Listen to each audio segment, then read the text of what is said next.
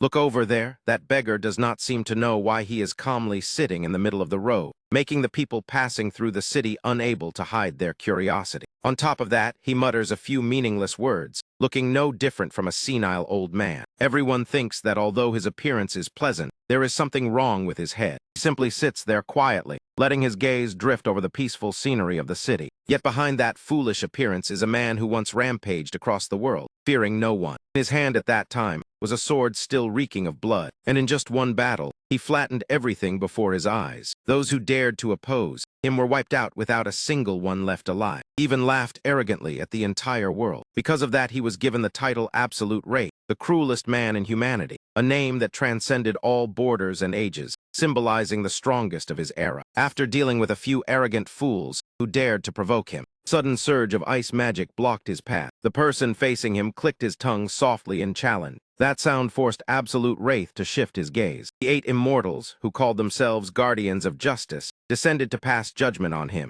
They declared that he must immediately receive punishment. They were astonished that no one among humanity could stop him. Therefore, they personally descended to the mortal world on behalf of mankind to deal with Absolute Wraith. Facing dozens of immortals, he remained calm without the slightest wavering, no matter how they exhausted themselves casting spells upon his body. In the end, they sealed him at the bottom of Dongting Lake. 1,000 years passed since the day he was frozen and imprisoned by the 8 immortals. He never thought he would be betrayed from behind by those wine-loving immortals of the heavens. He then told himself it was all because he had not been strong enough at that time. When the seal was finally broken, everyone he had once known had already turned to dust. For aside from him, no human could live through an entire millennium. Absolute Wraith simply kept walking without any destination, drifted like clouds and wind, trying to wear away the rest of his life, as if his soul were still bound by the shadows of the past. Perhaps the long years of imprisonment had changed his temperament, yet his fate eventually turned in another direction. From the moment he met that dying little girl, standing before such a fragile life, he was so curious that his eyes could not leave her. He even softened and crouched down to check her pulse to see her condition. The little girl dreamily opened her eyes. His heart suddenly stalled for a brief moment, because that face looked exactly like someone he once knew. A sense of guilt rose within him, and he decided to treat and save the little girl. Absolute Wraith realized she was not ill. She had only fainted from hunger. While searching, he discovered a few medicinal pills he had stored for 1,000 years without ever using. He thought to himself, at worst, a stomachache is better than dying here. The thought had just flashed through his mind when he stuffed a pill into the little girl's mouth. After that, he immediately turned and left. Before she could wake up and cling to him, the sky was high and crystal clear. Dry branches stretched upward as if touching the heavens. Jan was dozing beneath a great tree. Suddenly, a faint sound made him open his eyes. In front of him was a warm bun being held out. He silently looked at the little girl and the bun in her hand. Hoasomi lifted her sparkling eyes, full of expectation, toward him. Jan slightly frowned and indifferently asked, "What is that?" The little girl silently looked at him, then smiled brightly and replied, "Mantu." He stared at her intently while her eyes remained wide. "I am not asking what it is. I am asking why you are giving it to me." Hoasomi did not answer. She only smiled radiantly and held the bun out to him. He silently pondered, could it be that she wanted to repay him? The little girl's smile was as warm as the morning sun, both hands still holding the bun before him. He turned away coldly and said, "I do not eat," then thought to himself that this child was truly strange, not afraid of him nor resentful. The next day he still sat in the same place under the tree, and Hoasomi ran over again to give him a bun. Then on the following day, the little girl even sat on his lap, sharing the delicious bun together. Just like that, half a month passed. Every day she brought food, sat beside him, and he silently ate what she gave. Perhaps after 1,000 years of battles amid countless horrors, that innocent smile had become unfamiliar to him. Unfamiliar, yet not something he disliked. The scene shifted to a small street. That place was extremely crowded and noisy. A rude man shouted loudly, "Hey, brat." That sound immediately drew his attention as he stepped in. The scolding grew harsher. "How dare you steal from me? How many times have you repeated this? Today I will teach you a lesson." The curious crowd gathered around, and he also stood watching, the man yelling that the girl had stolen from him many times. "What are you going to do?" The little girl hugged her head and trembled. "I am sorry." The shout continued to ring out harshly. "How dare you take from a good man like me? You must repay it." He lowered his eyes to observe, silently pushing through the crowd to come closer. "A child like you dares to steal." As if realizing something, he slightly frowned. "So the things she gave me were all stolen food." When the man was about to strike, he quickly stepped in to stop him. A thief like you must be taught a lesson. Call your parents here. A surge of pain struck, causing the man's face to turn pale. The fault lies with me. The little girl had already fainted on the cold ground. The man screamed in pain, while he left with a heavy heart. How irritating. For half a month I lived on the food she brought. He walked quickly and wondered where she had gotten them. He recalled each bun the little girl had handed him every day. He had simply eaten to survive, never expecting that she had paid for it all with beatings. Dashed forward like the wind, grinding his teeth in anger. I hate this feeling. I hate everything. Why does my heart feel so heavy? Lost in his steps, he did not realize when he had wandered into the forest. Damn it, unconsciously I walked all the way out here. Looking at the scene before him, he was stunned to realize this place was. Before that majestic natural landscape lay the darkest place of his life. Prison that once held me for 1,000 years. Daunting Lake. He stood by the edge of the lake, feeling the wind brush past. To think that a man once called the martial god, like me, had slept at the bottom of that desolate place. He gently closed his eyes and sighed. I no longer have any connection to Daunting Lake. I just turned to leave when Hoasomi suddenly poked her head out from behind a bush. I found you, the little girl said shyly, her body covered in dirty wounds and scratches. He frowned in confusion. I only helped her once. Why does she keep clinging to me like this? Put on an arrogant air and asked, why have you come looking for me? Hoasomi hesitated slightly and stammered, ah. The girl ran over and hugged his leg tightly, pleading, I do not want to be alone anymore. Please do not leave me behind. He silently looked at the little girl. I have already chosen a life of solitude. Even another 1,000 years would be the same. Around them, there was nothing but desolate mountains and forests. Glanced down and asked, what is your name? The little girl quickly replied, Flower Hoasomi. Gently patted her head. If everything she endured was arranged by fate, then what about this child? He silently accepted her presence. Very well, I am Jiang Hyun. Follow me. In the wild forest, the flickering firelight illuminated Hyun holding the little girl in his arms. Sitting by the fire, Hoasomi slept soundly in his embrace. I told her to follow me, yet I do not even have a place to stay. Lowered his gaze to the little girl, I suppose. He sighed, holding the sleeping child and thinking, I must build a home. When I was young, I always dreamed of living peacefully in a house. Could it be that the dream has now come true? Sunlight gradually rose higher. The little girl rubbed her eyes awake, staring blankly at the house and the man before her, not understanding what was happening. His familiar voice sounded, you are awake. Little girl turned around asking, my lord has a house here, is that true? He continued repairing the house as he replied, was there none yesterday? It has been here since yesterday. I merely fixed it because it was too old and worn out. The little girl shook her head. No, yesterday there was definitely none. He looked at her and stated firmly, it was already here yesterday. Just those words were enough for the little girl to believe. He spoke so confidently. Perhaps I truly remembered wrong. Has no reason to deceive me. The little girl's eyes sparkled as she looked at the new house. Its rare red clay walls could not possibly have appeared overnight. He was overjoyed. The house was as spacious as an entire garden. He smiled proudly. I am glad you like it. I put quite a bit of effort into it. The little girl tilted her head and asked, built it? He hurriedly corrected himself. No, I mean I only repaired it. The little girl said admiringly that he was so cool. He softly sighed. She is still just a child. Hearing her say there was no fence, his brows slightly furrowed. The little girl sang and ran about, unaware that someone was silently displeased. Perhaps that was why this place had once been abandoned. Next day, a garden faintly appeared behind a veil of mist. The little girl both delighted and suspicious. There was none yesterday, and now there is. When she curiously played with the water by the lake, suddenly another new pond appeared behind her. He silently watched the little girl. Looking at that innocent face, he could not help but smile.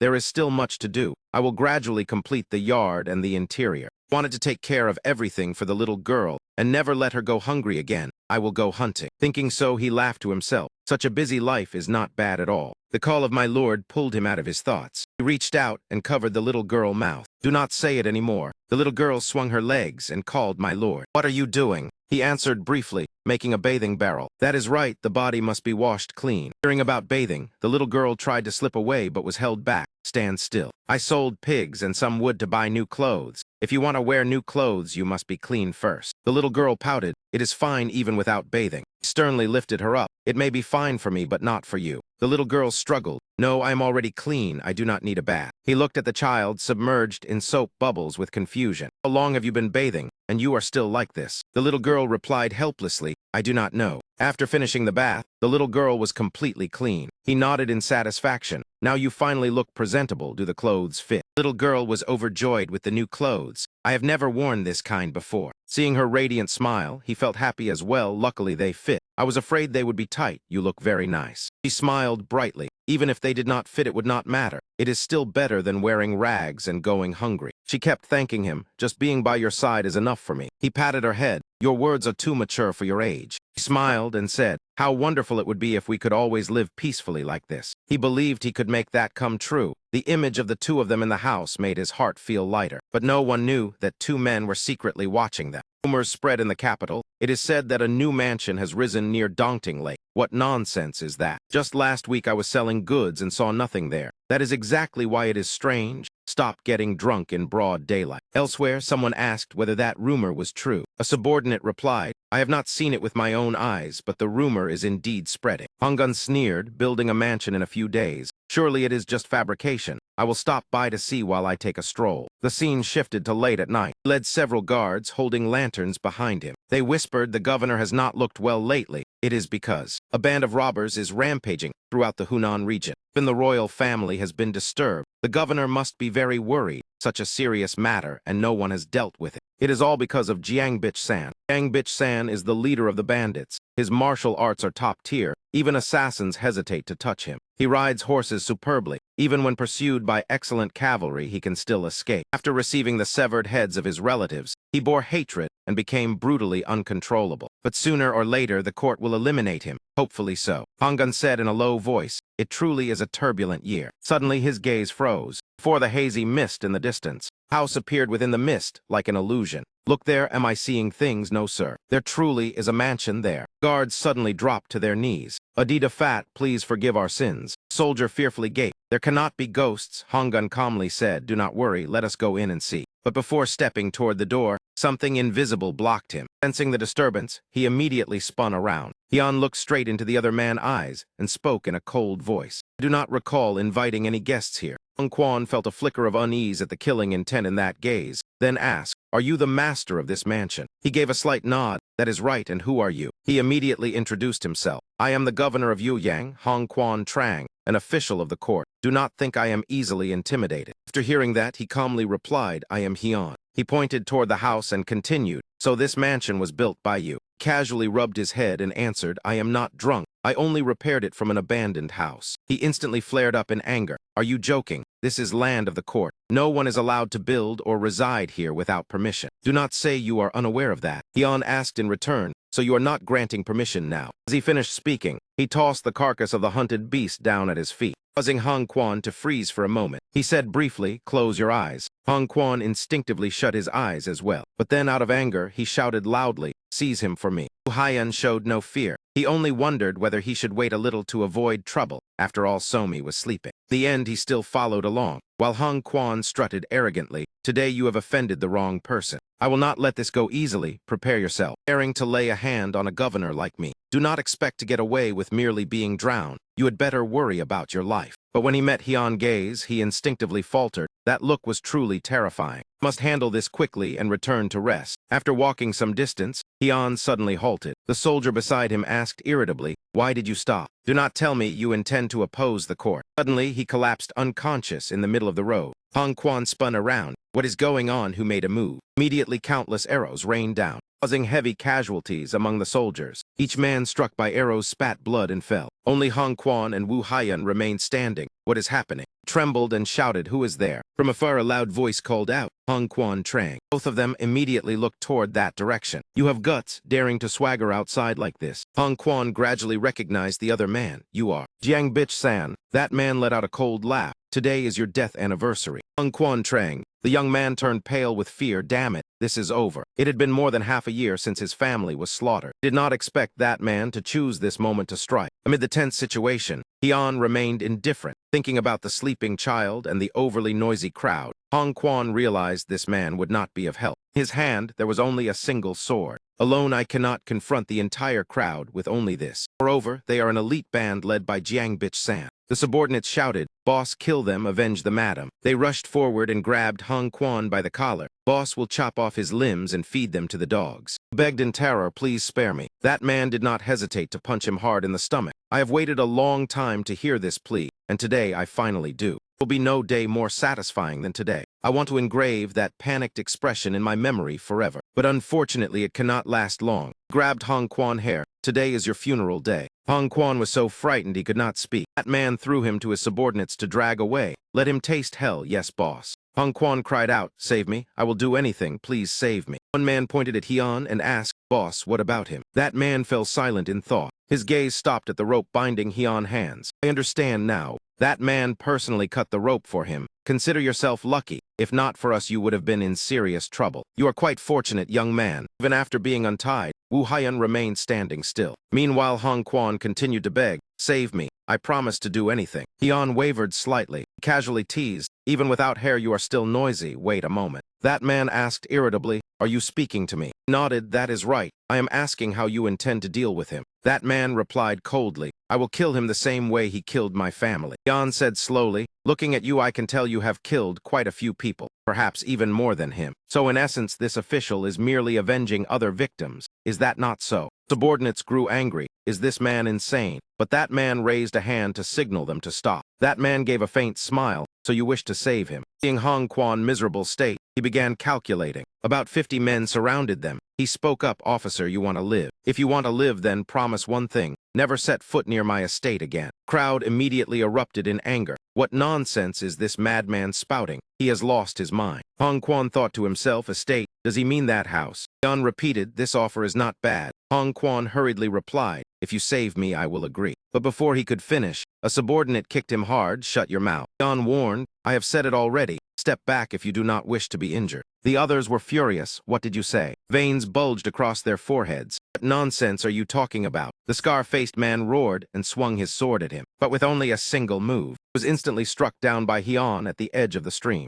Seeing him foaming at the mouth and lying motionless, the crowd rushed forward in panic, calling, Jiang Yu. Honggun widened his eyes in shock, nearly collapsing as he could not believe what he had just seen. The crowd trembled. What kind of madness is this? Jiang Yu is one of the 3 strongest experts on our side. Even he had to admit, I could not even see how he moved. How could someone like that allow himself to be tied up and surrender? That brat is likely even above me. Right now he is alone, while we outnumber him. I have faced many opponents stronger than myself before. Standing before such a terrifying opponent, that man broke out in a cold sweat. It is best to take him down immediately. With that thought, he gave the order, kill him. The crowd instantly surrounded Heon. Yang Bitch-san confidently thought that a single strike would be enough to end it. That man roared loudly, attack. They all leaped up and lunged at him at once. In that instant, a thought flashed through Heon's mind. His eyes turned icy. Should I slaughter them all? Taking lives required no effort. One move would be enough to send them all off. The thought of seeing blood again made him uncomfortable and hesitant. After that thought, he gently closed his eyes for a brief moment. And suddenly, he grabbed one man by the throat and split him in 2 in an instant. Jiang Bitch-san was horrified. He had not even blinked. How could this be possible? After letting the sword drop, Heon picked up stones from the ground as weapons. He hurled stones to break arrows and swiftly knocked down all of Bitch-san's subordinates. Jiang Bitch-san thought in terror. Ordinary people could not even see what he was doing. How can a human reach such a level? He stands in a completely different realm from any warrior I have met. Venge, if he so much as moves, I will die instantly.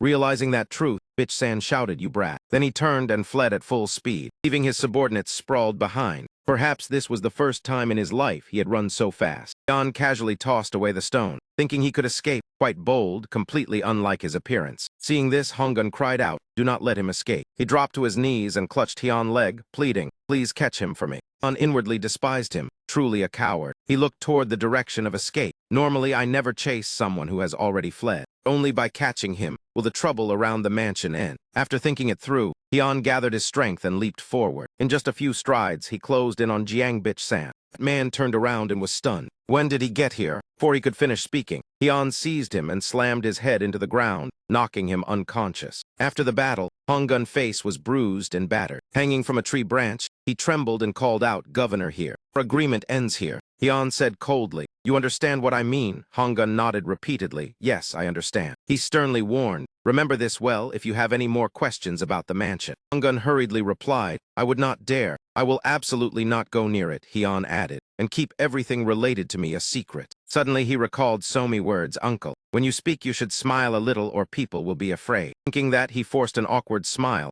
It is good that you understand. Seeing that smile, Honggun trembled even more. He is truly a monster. How can he exist here? I cannot oppose him. It is better to do as he says. Stay away from the mansion and the mountain as well. The Yujiang market in northern Hunan. Hian took Somi for a stroll through the crowd. The little girl excitedly watched the bustling scene. I heard the bad men in this area have been caught. I used to be very afraid when it was just the two of us in the forest. Unasked, even by my side you were afraid. Somi blushed and replied just a little. He reassured her. Now the bandits have been captured. Suddenly a sweet fragrance caught Somi's attention. Meanwhile Hian was still thinking about the bandits and the vanished mansion. He felt emptiness beside him. He looked down and the little girl was gone. It turned out Somi had been drawn to a candy stall. Her eyes sparkling, she ran closer. It looked so delicious, uncle. Only then did Hian suddenly remember. He looked at his own hand and thought, I forgot something important. Raising a child requires a great deal of money. He recalled his childhood when he was alone. Having something to lean against was enough to sleep, hunting to stave off hunger each day. He pondered, growing up that way, I never learned how to earn money, but raising another person requires money. Seeing Somi so cheerful, he blamed himself for realizing it so late. Without further thought, Hian called Somi.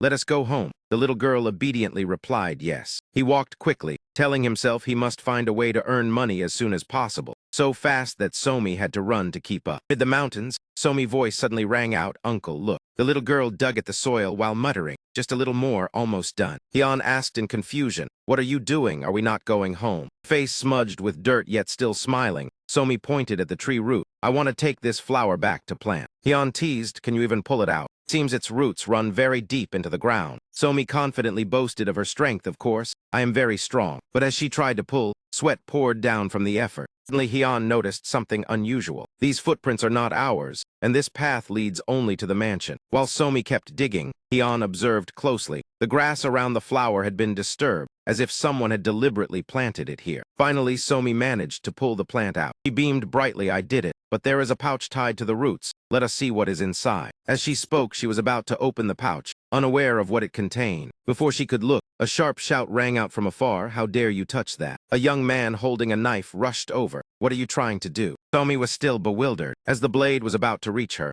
Hian swiftly seized the man's wrist, causing the weapon to fall, then demanded, what are you trying to do? The young man looked up in shock, thinking only, who is this man? Hian tightened his grip on the man's wrist until he trembled violently. What the hell is this? How can his grip be so terrifying? Hian immediately flung him away, sending that man flying and crashing hard onto the ground. Somi behind them widened her eyes, stunned by the scene. Suddenly, the little girl squeezed her eyes shut and fell backward. Fortunately, Hian reacted in time and reached out to catch Somi. Holding her in his arms, he worried that she had fainted from fright. He ground his teeth in anger and glared at the young man. I knew someone was watching, but why target a child like Somi? If they truly meant to harm Somi, that man would have been dead long ago. Perhaps they only wanted to scare her. Thinking that, he let out a quiet breath. At least they had not shown true malice. His gaze stopped at the pouch tied beneath the flower roots. What exactly is inside that they guard it so carefully? He cautiously opened the pouch. Immediately his lips curved into a calculating smile. So it is this. Hian slowly walked toward the unconscious young man. Hoisting him over his shoulder, he thought this one might still be useful. As dusk settled, the young man regained consciousness, groaned softly, and looked around in confusion. Where is this? Hian spoke. Awake already? The man frowned and asked, who are you? Hian replied briefly,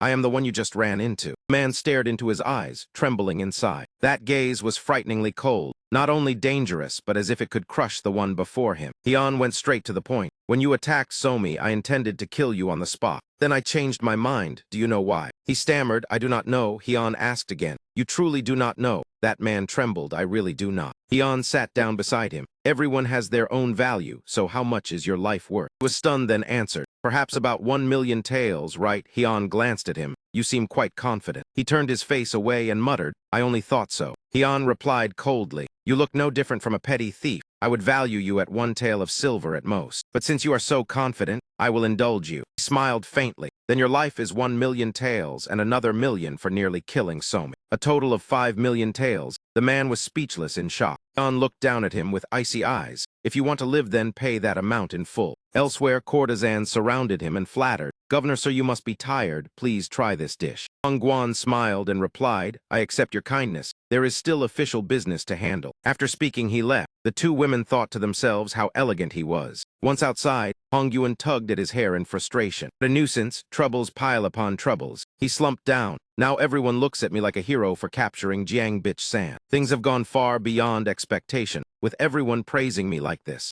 On top of that, news came from the palace that a golden Buddha statue had been stolen. It must be the work of a highly skilled thief. His superior whispered, "This matter must be kept secret. I hope you can lend a hand." Capture Jiang Bitch San alone? This should not be difficult. Hong Quan could only force a smile. The superior emphasized, "I believe you can do it." He stammered in reply, "Yes, please rest assured." Back to the present, Hong Yuan fumed. Why could that thief not be more discreet? Exposing it like this is pure torture for me. Why does the heavens keep pushing me into endless trials? Elsewhere, Samt with bruised face was sweeping the yard while lamenting the debt of 5 million taels. He sighed and looked at Hian standing nearby. Those eyes were not joking. Samt sprang up and pleaded, "I have no money. Next time I will definitely bring it." "Please show mercy," he said, and knelt to kowtow. "I will do anything you ask. Cleaning, washing, anything is fine." His mind was in turmoil. Why am I this afraid? If I take his words lightly, I will surely lose my life. I cannot die now. Samt hurriedly boasted that he could cook, which made Hian recall Somi once saying she was not hungry. Hian replied, "Then I will keep all your assets until the debt is paid." Samt was stunned. He warned, "If you dare to run, I will double the debt." Samt cursed inwardly, yet clenched his teeth and endured. A week passed. He was constantly ordered around like a slave. If not for that little girl, I would not have been caught and burdened with such a massive debt. Somi peeked from behind watching him, making Samt puzzled. "I must retrieve the item before the buyers reach the meeting point. It is the golden Buddha statue I risked my life to steal." The scene shifted to a lavish meal laid out before them. Samt looked smug while Somi drooled with desire. Seeing Somi eat happily, Hian praised his cooking skills. Samt smiled and asked if he was satisfied. Somi looked confused at the word thief. Hian immediately changed the subject. After chewing, Hian said, "It is quite good. I will raise your pay to 3 taels of silver per month." Samt thanked him outwardly, but cursed inwardly. He widened his eyes and surveyed the surroundings. "I have located where the statue is hidden. I only need to wait for the right moment to retrieve it. It is on the beam." Hian set down his bowl and asked Somi if she had heard that story. He told the tale of Sun Wukong unable to escape the Buddha palm, then glanced at Samt. Samt replied he knew it, but inwardly felt annoyed, thinking without the headband it would be different. He continued diligently cleaning. Resentful inside, "I was not born to do such chores. I am a renowned thief who once entered and exited the imperial palace. I am unparalleled. If I truly wished to flee, who could catch me?" He threw down the rag, thinking angrily, and wondered why he was working so dutifully. 3 more days passed. If I arrive late at the meeting point, I will likely lose my life. If I hide in this estate, perhaps I will be safe. I am a thief, not a servant. Suddenly a voice called out, startling Sam. He hurriedly replied, "Master, I am here." Hian said he would go fishing with Somi and told him to watch the house. Samt realized an unexpected opportunity. It seems he has grown careless after several days of good meals. He smiled ingratiatingly. "Please rest assured I will guard the house carefully." Hian tilted his head and reminded him, "Remember my words. If you run, the debt doubles." Samt hurriedly swore he would never dare disobey. He calmly continued, "I do not care whether you flee or not, but sooner or later you will understand why Sun Wukong could never escape the Buddha's palm." Samt gave a sly smile as if he already understood. Yes, of course. He turned away, thinking silently. Goodbye, finally leaving, farewell. Somi asked in confusion, but he had already urged her on. Why are we suddenly fishing like this? There is still plenty of food left. Bent down to pick up a branch, drawing a circle as he replied, "It is nothing. Just keep fishing. I have something to take care of." The little girl looked at Han and asked, "Uncle will come back soon, right?" He smiled reassuringly, of course. Somi happily jumped up and asked curiously, "We just need to stay inside this circle, right?" Han smiled gently and praised, "That is right. Very smart, kid." He understood clearly that he was about to set up a formation to guard against wild beasts or strangers discovering the child. He added, "I will be back soon." The little girl nodded obediently. Yes, Somi will catch lots of fish. He smiled and replied, "I am looking forward to it." After that, Hian teleported to where Hongwon was scratching his head in frustration, wondering what he could do. "I did not capture Jiang Bitch San. This burden feels like it is suffocating me." Just then he stood behind him and gave a light cough, jolted and turned around asking, "Who are you?" Crossed his arms and smiled meaningfully. "I have a good opportunity for you. Do you want to try?" Meanwhile, Sam was looking for a way to slip away as far as possible. At a large courtyard on the hilltop, A golden Buddha statue was placed on the table. He declared loudly that he wanted to sell this item. Shop owner stroked his beard and appraised it. This is only worth 200 nyang, no higher. It is hard to sell.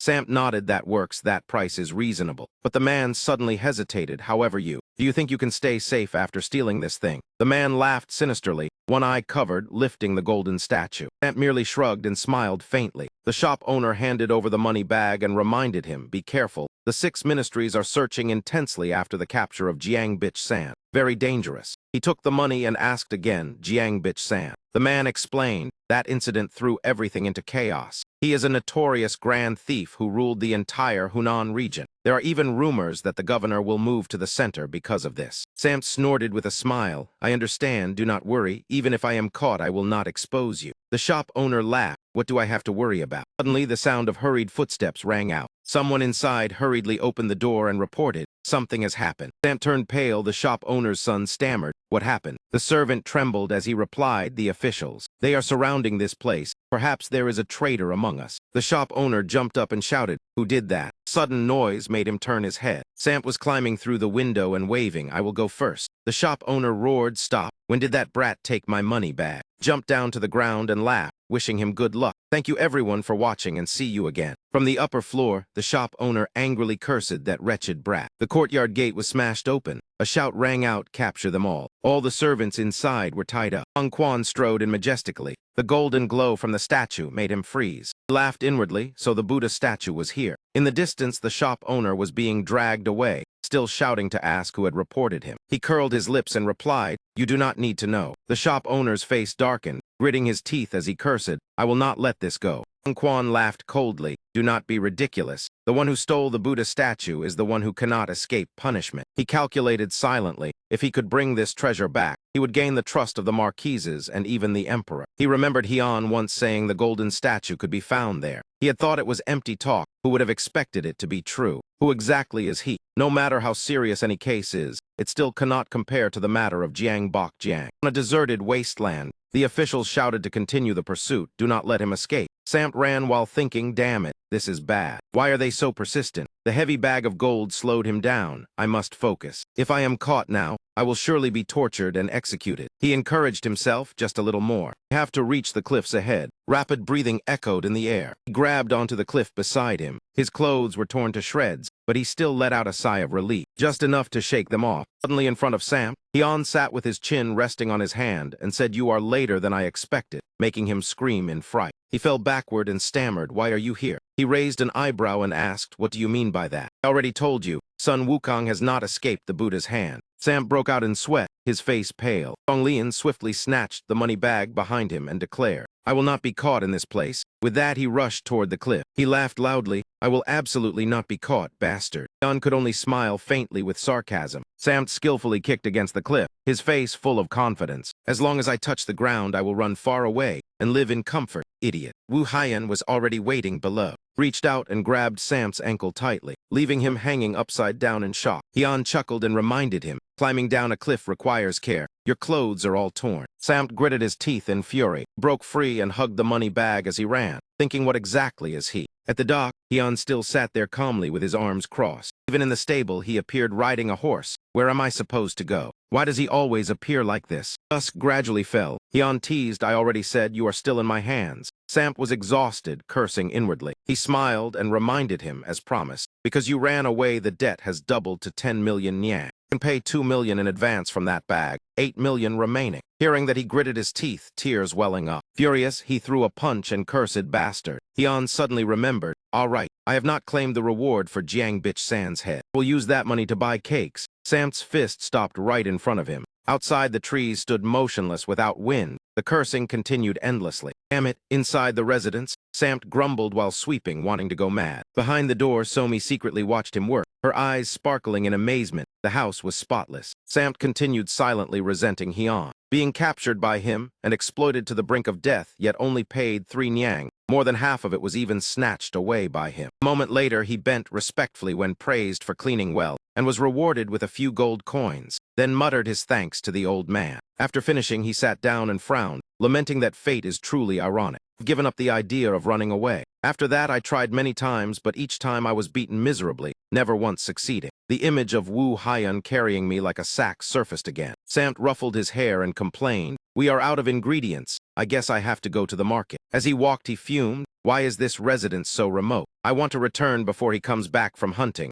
but even using lightness skill, I only make it just in time." Suddenly, Samt halted, his gaze turning cold as he glanced back, a thought flashing through his mind. That little brat, too. Somi had been secretly following behind. When she saw him stop, she hurriedly hid behind a large tree, flustered to the point of nearly being discovered. Before she could speak, a voice came down from above. "Hey, little girl, why do you keep following me?" Samt had already quickly stepped in front of Somi. Little girl widened her eyes, about to explain that but then she only forced a smile, saying nothing more. It only made Samt more irritated. He snapped coldly, "Stop smiling and stop following me. Go back now. If something happens to you, my head will be hard to keep." After saying that, he turned to leave, but his sleeve was tugged by a tiny hand. Somi murmured pitifully, "I do not like being alone," then rubbed her face against him. Still indifferent, Samt pried her hand away and asked, "Do you know where I am going?" Her small hand still reached for him as she answered without hesitation, "To town." Samt sighed and closed his eyes as he explained, "Yes, I am going there, but sorry, I cannot take you into a crowded place. I already said if you are in danger, that bastard will not spare me." The sparkle in Somi's eyes dimmed with sadness, her small voice lowering, "But I will stay close to Uncle." Samt softened at her weak and adorable appearance and stood in silence for a long while. He was about to return from hunting, but leaving the child alone was not right either. Besides, there were wild beasts everywhere around here. Afraid of being left behind, Somi hugged his leg tightly and refused to let go. In the end, Samt helplessly carried her onto his back and warned, "You must stay close to me, understand?" Somi nodded obediently, yes. On the way, Somi excitedly pointed and exclaimed, "There is fruit over there." And they were chased by several wild boars. The little girl clung fearfully to Samt's neck, while he could only run as fast as he could. After escaping the boars,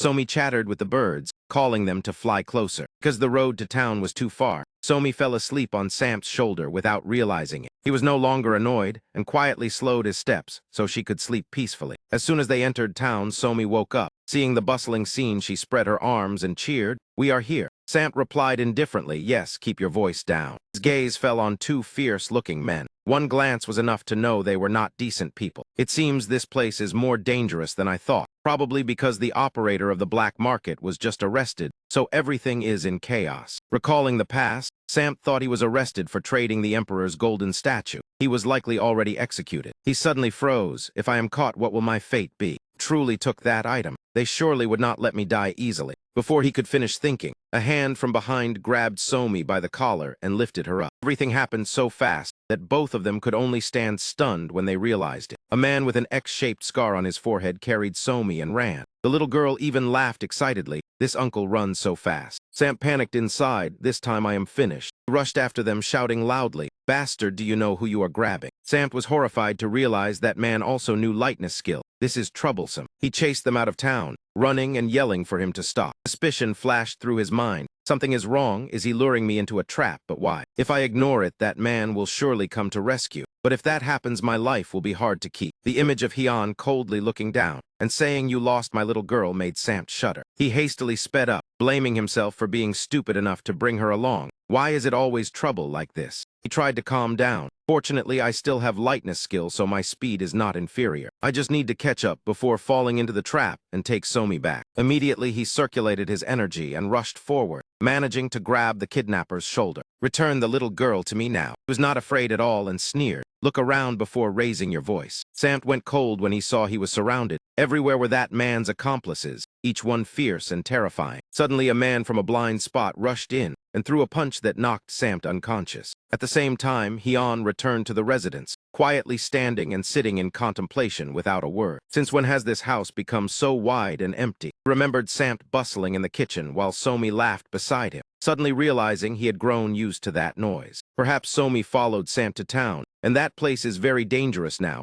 I must go find them. On the other side, Samt tried to hold Somi tightly in his arms to shield her. Even though he was beaten until bloodied and bruised, he did not let go and only focused on protecting that small body. Group grew tired of beating him and stood looking at him, annoyed, saying, "Why has he still not let go?" One stepped on him. The stick-holding man wearing a hat, who seemed to be the leader, judged that man risking his life like this proves the girl is very important. He ordered them to pull the child away. "I will torture her in front of this bastard." Samt lifted his head and looked at him as if at a demon, and lowered his head again to look at Somi, unsure whether she had fainted from fear. image of his younger sister from years ago resurfaced, the gentle girl calling, "Big brother, what are you doing?" Samt had once looked at her as his only treasure, smiling as he said, "I am counting today's goods. I am calculating the things I just obtained." The girl looked at the pile of items with bright eyes yet worried. "So many, it must be dangerous." Samt gently patted her head. "Why worry? I will be fine. Our parents are gone. From now on I will protect you. You just need to live healthily. Even when you grow old and weak, I will still care for you. Children are truly easy to coax." Hearing that, the girl smiled brightly and said yes. He tried on the brand new outfit and praised it as beautiful. Samt felt delighted hearing that. He told her it was the most valuable item taken from a wealthy merchant on the street. Then he pulled the outfit down and explained, "But those men are very vicious. Sorry you cannot wear it for at least 1 or 2 months." Girl puffed her cheeks in displeasure. Samt coaxed her, "Wait until they leave before wearing it." The girl still insisted on showing it off immediately. Samt joked he would hide it carefully. But that night she did not return. After he searched the entire town, he found her lying in a deserted alley. Perhaps she had found the outfit and worn it outside. Holding her cold body, Samt cried bitterly, his world collapsing at that moment. That day, I hated children because they do not listen. Yet now he was willing to risk his life to save the child in his arms. One man impatiently shouted, "Because of the item you sold, my boss was executed. To take revenge, we can do something even more cruel." Then pulled Somi from his hands. Somi cried out, "Let me go." He shouted back, "Stop struggling." Suddenly Samt grabbed him. Even though he could not stand, he still clutched him tightly and asked, "What are you planning to do to the child?" He kicked him hard in the face. "Let go, trash." Somi cried out in panic, then bit hard into the hand holding her. He screamed in pain and threw her to the ground while cursing. Even though she was thrown hard, she did not cry, but stood up and spread her arms to shield Samt. Samt exclaimed in shock, "What are you doing?" Red-haired man who was bitten angrily drew his sword, gritting his teeth and shouting, "The brat dares to bite me." Samt yelled for her to run. Somi only answered no. He saw his sister's figure again, turning back with a smile. Samt pleaded desperately for her to listen, or both of them would die. The little girl still shook her head, saying, "If I run, Uncle will be left alone." Samt was stunned when he heard those words come from the mouth of such a small child. The reddish-brown-haired man was furious to the point of madness, immediately lunging towards Somi and shouting that brat still dares to put on an act. "Go die." Sword had just slashed down when it was blocked as Hyun appeared in time. He tightened his grip on the man's wrist, preventing the blade from falling, then snapped the opponent's arm in an instant. Seeing the blade fail to reach her, Somi looked up with wide, round eyes and called out in surprise, "Uncle." Right after that came Woo Hyun's decisive strike. Alone, he knocked the entire group down. He curled his lips in a cold smile, his sharp gaze sweeping over them. "It seems you will not die peacefully." Image of his sister flashed through his mind, pulling Samt into old memories. Perhaps back then his little sister also hated being left alone waiting in that shabby house.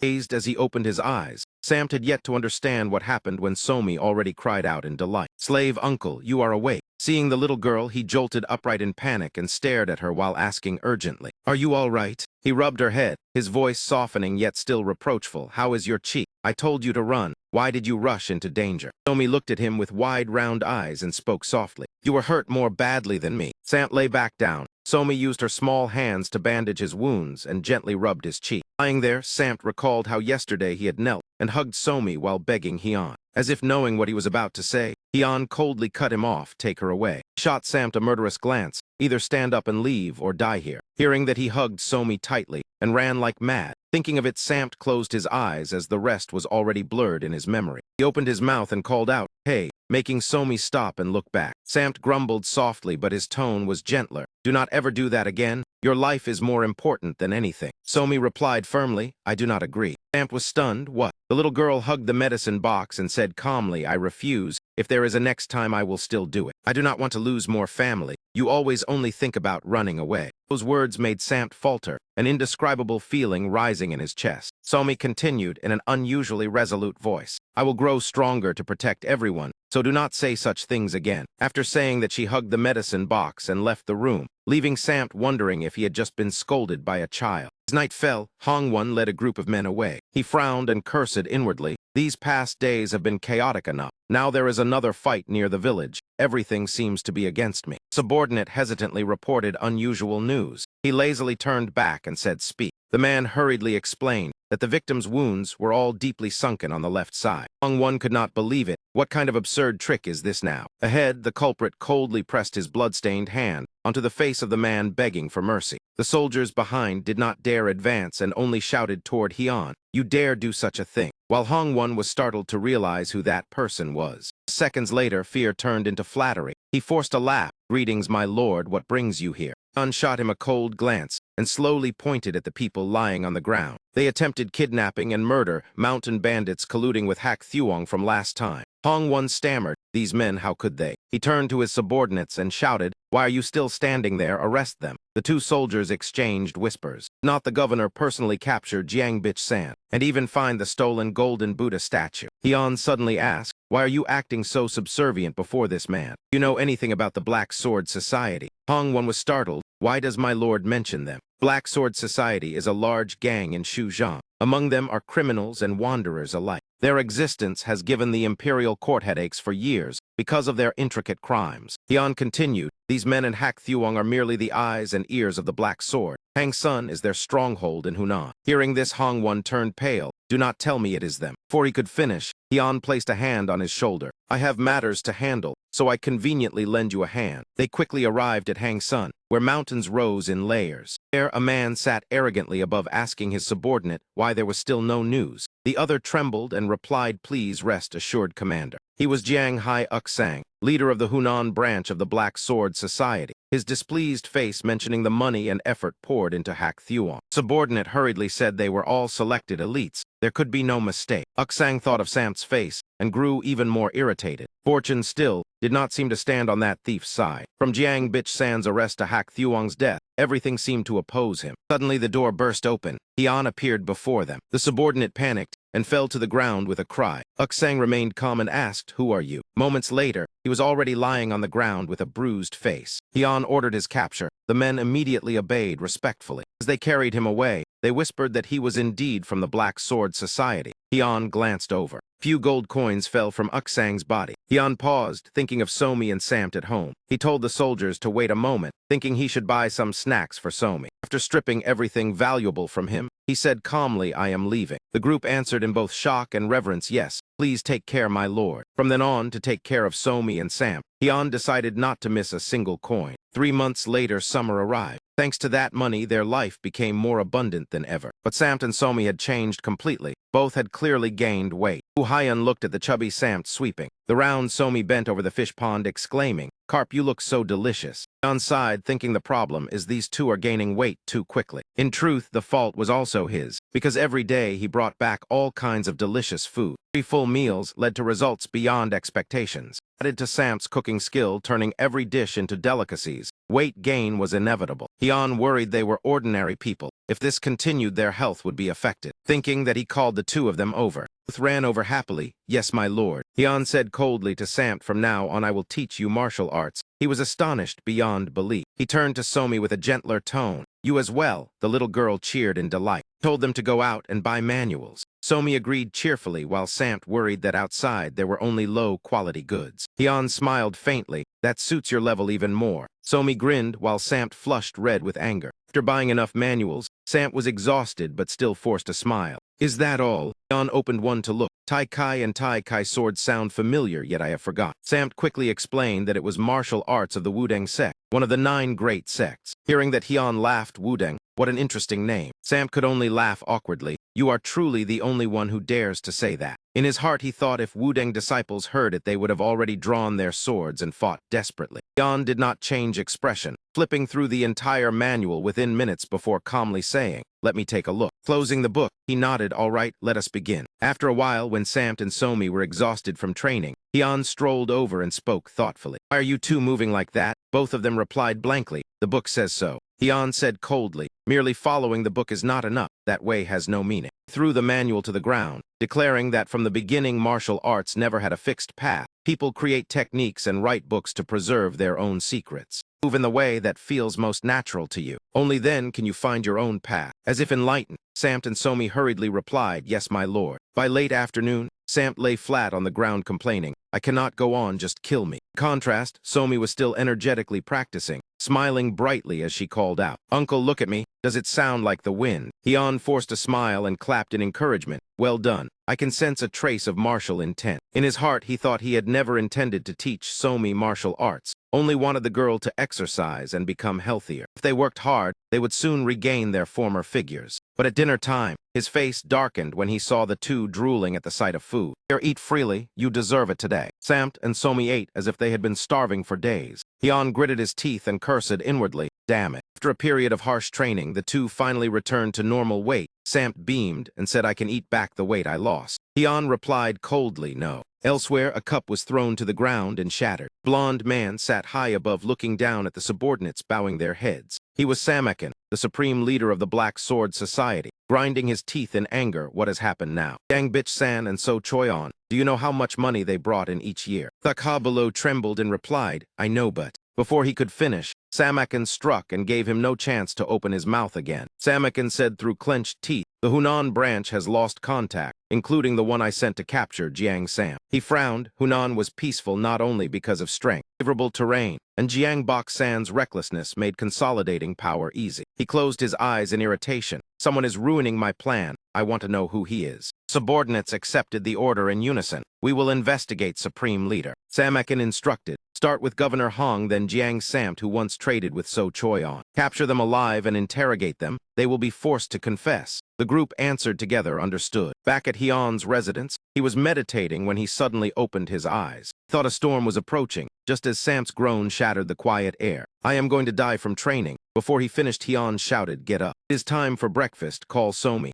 Samt struggled to sit up, his body heavy. I am exhausted. Can I not rest a bit? Seeing Hyun's fist tighten, he quickly scrambled up. I am going at once, my lord. Beneath a large tree, Somi was meditating, small birds surrounding her. Hyun looked at her, thinking the girl has entered a state of concentration. He said, wake up, wash and eat breakfast. Somi immediately ran over and hugged him. My favorite food, he could only sigh. Along the way, Hyun kept a cold expression that made Samt curiously ask. Something wrong, Hyun replied. The wind is strong today. Samt mumbled yet remained doubtful inside. What is he talking about? Hyun suddenly said, Jiang Samt, go see if there is anything unusual in Yuyang. He was startled, but I have not eaten breakfast. Hyun's gaze was sharp as a blade. Go immediately. Samt muttered curses as he walked. At least let me eat first. In Yuyang, south of Hunan, Gok, leader of a Black Sword Society branch, was eating heartily. After eating, he even licked his lips, as a subordinate behind reported. Governor Hong will escort Jiang Bok-san to the Imperial Palace tomorrow. His eyes darkened so soon. Detaining him for 3 months was already strange. Perhaps the governor wants to torture more information out of him. The Black Sword Society does not yield easily to a mere governor. He rested his chin on his hand, thinking, if he is taken to the palace, it will be troublesome.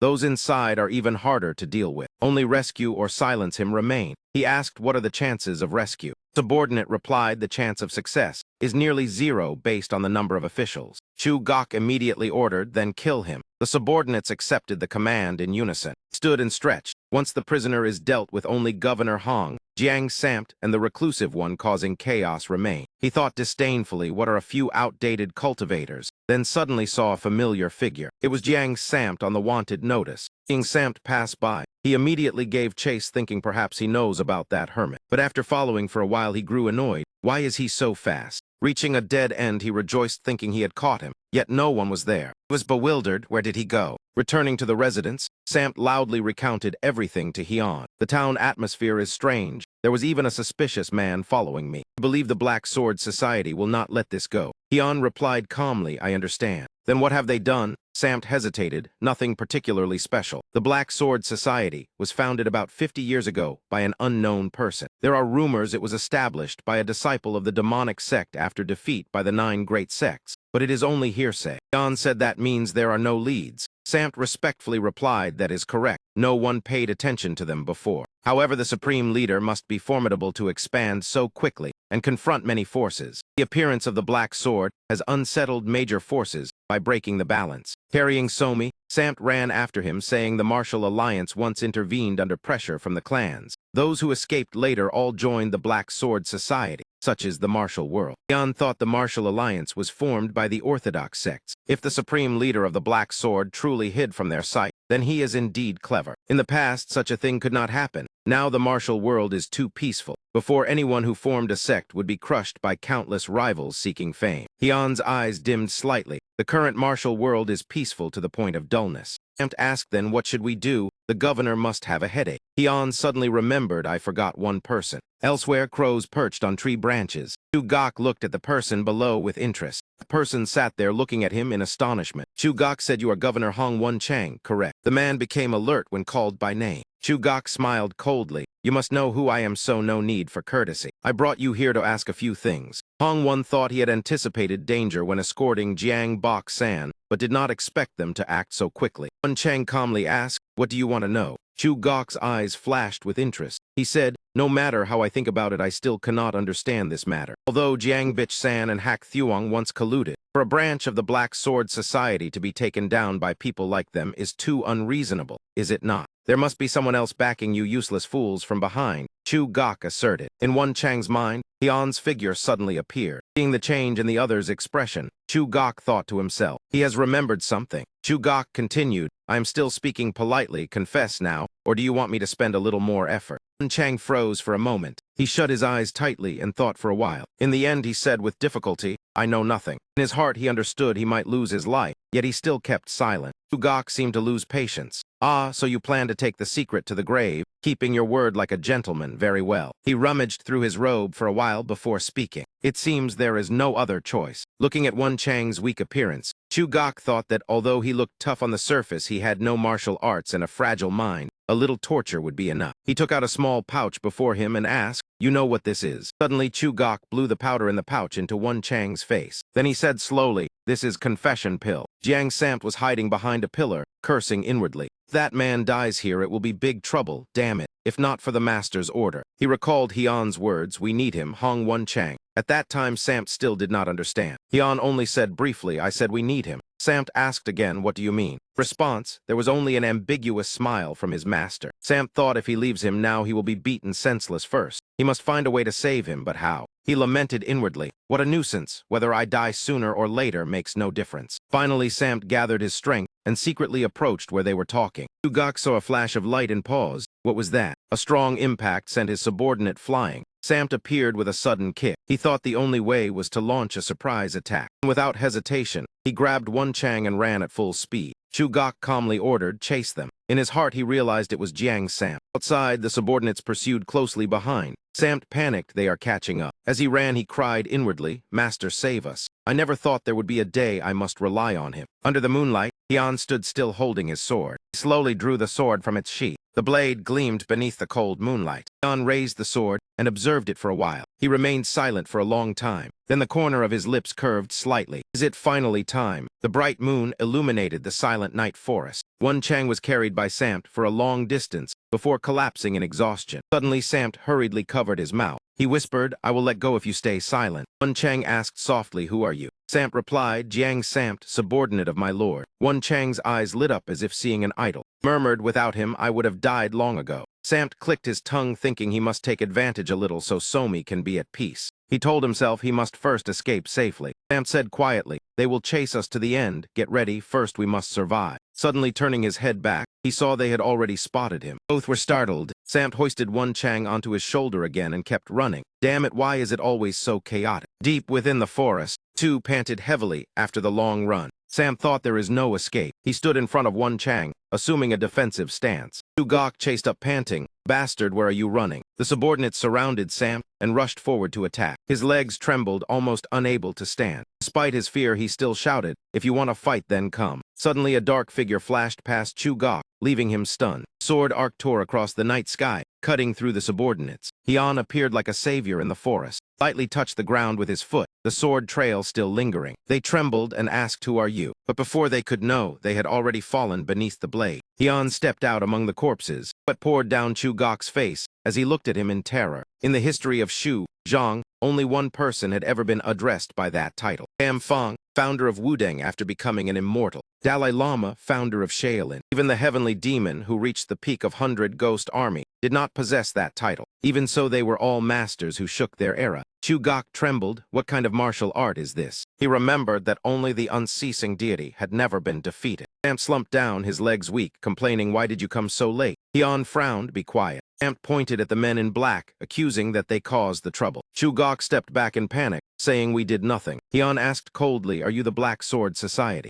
Gok trembled and admitted yes. You still dare to interfere knowing who we are. Hyun stepped forward, gathered trash, and it is still trash. Gok retorted, we are not useless. Hyun cut him off, you talk too much. His eyes flashed with killing intent. If you are dissatisfied, then prove it. Gok froze at those words. On the other side, Won Chang inwardly marveled that he is truly a hero. He remembered every sword movement of Hyun. With just a few strikes, he had defeated the opponents. In Won Chang's eyes, that was a rare display of bravery. Amid the quiet forest, Samt muttered, what greatness. He is a monster, not a human. Won Chang was astonished. You dare speak of your master like that? Samt replied calmly, I even criticized the emperor behind his back, so what? Won Chang glared at this commoner. The two grabbed each other's collars and argued. Samt shouted, what commoner? Have you forgotten who saved you? Won Chang retorted, yes. A slave dares to slander his master. Truly deserve a lesson, Sam. I have never seen anyone so petty and talkative as you. Suddenly Hyun's voice rang out, causing both of them to stiffen and instantly fall silent. Then Gok's bruised face appeared right before their eyes. Hyun maintained a calm demeanor with a trace of hesitation and casually said, let us go back. Early the next morning, before dawn had fully broken, the officials were already thrown into chaos.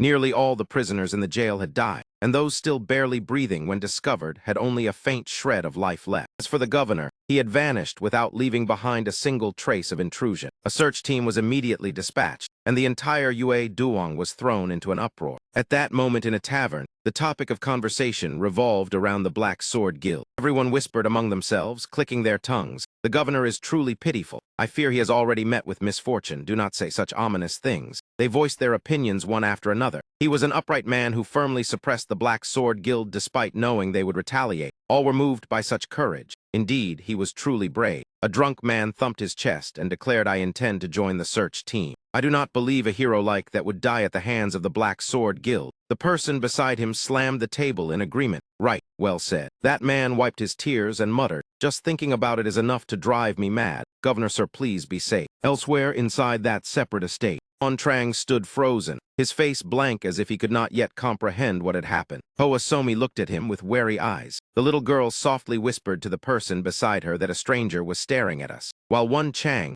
unaware of the full situation, continued observing the child in Wu Hyun's arms, thinking she must be the benefactor's daughter. After a while of watching, he told himself they did not seem that similar. The little girl appeared somewhat timid. Only then did Somi timidly speak. Hello, I am Hoa Somi. Won Chang happily replied, I am Hong Won Chang. I also have a child about your age. When you are free, come and play with her. I believe the two of you will get along well. Somi, slightly flustered, repeated, friends. Over there, Wu Hee-hun was chatting with the child, saying if you feel bored you can leave, making her giggle non-stop. While Won Chang dreamily thought the girl is truly adorable, if only she could become my daughter-in-law in the future. Hyun seemed to sense something, and immediately shot a cold glance toward Won Chang, causing him to hurriedly lower his eyes to avoid it. At another location, communication had been completely cut off. The subordinate reported in a trembling voice, yes, master. Samakin frowned in confusion. Did you not say all the prisoners had been dealt with? He ruffled his hair in irritation. The governor has disappeared. I do not believe they could have failed like this. The subordinate quickly explained, yes, we have searched everywhere but still found no clues. Samakin narrowed his eyes coldly and asked, do you think they are all dead? Subordinate replied that possibility is very low. Once they completed the mission, the most important thing would be to return. Samakan interrupted, but we cannot be certain that mysterious martial master or someone else did not make a move against them. Subordinate stammered. Their last message did not mention anything like that. Moreover, if there truly was a mysterious expert, it would be difficult to kill all the prisoners and abduct the governor in silence.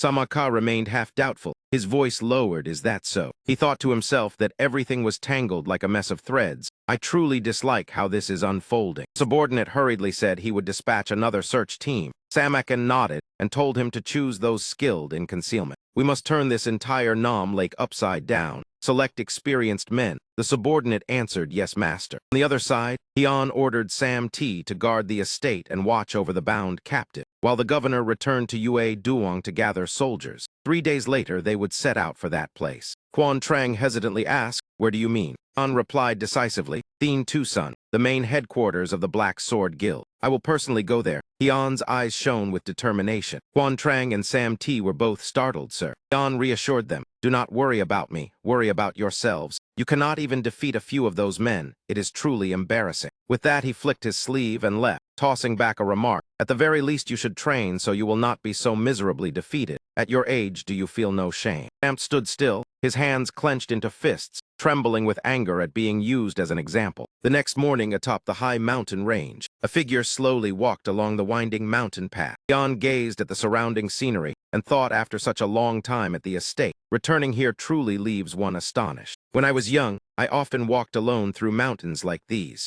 Then my mind held nothing but martial arts. He recalled the hands he once clenched tightly in his thirst for power, and lowered his head to look at his present hand. Why was I so stubborn in pursuing power back then? Inadvertently thought of Sumi and Sam. His current life also brought its own joys. Suddenly a shout rang out, cutting through his thoughts. Hey, you there. A group of men appeared blocking the path. This mountain is under my control. This tree was planted by me. If you want to pass, leave your belongings behind. Hian looked at them, slightly surprised as it had been a long time since he encountered such a situation. He calmly asked, what if I have nothing? They sneered and mocked him. Stop joking, hand over your things at once. Before they finished speaking, another voice rang out filled with anger. You scum. So it turns out you are the bandits causing trouble in this region. The voice was so resounding that the robbers had to cover their ears. A pair of steady legs appeared. You are many bullying a thin man and feel no shame. Girl stood on a tree branch with her hands on her hips looking down at them as if at despicable thugs. She was Nam Gong Sohi of the Nam Gong family, one of the 8 great families, and affiliated with the Martial Alliance. So he shouted loudly, it is hard to believe that strong grown men would bully the weak. You should feel ashamed. The bandits looked at one another in confusion. Who are you to meddle? Why is there a woman here? Or do you wish to face us alone? Hian behind her silently observed her with focused attention. Immediately afterward she leaped down. So he charged straight toward the bandits at lightning speed. Under Hian's calm gaze,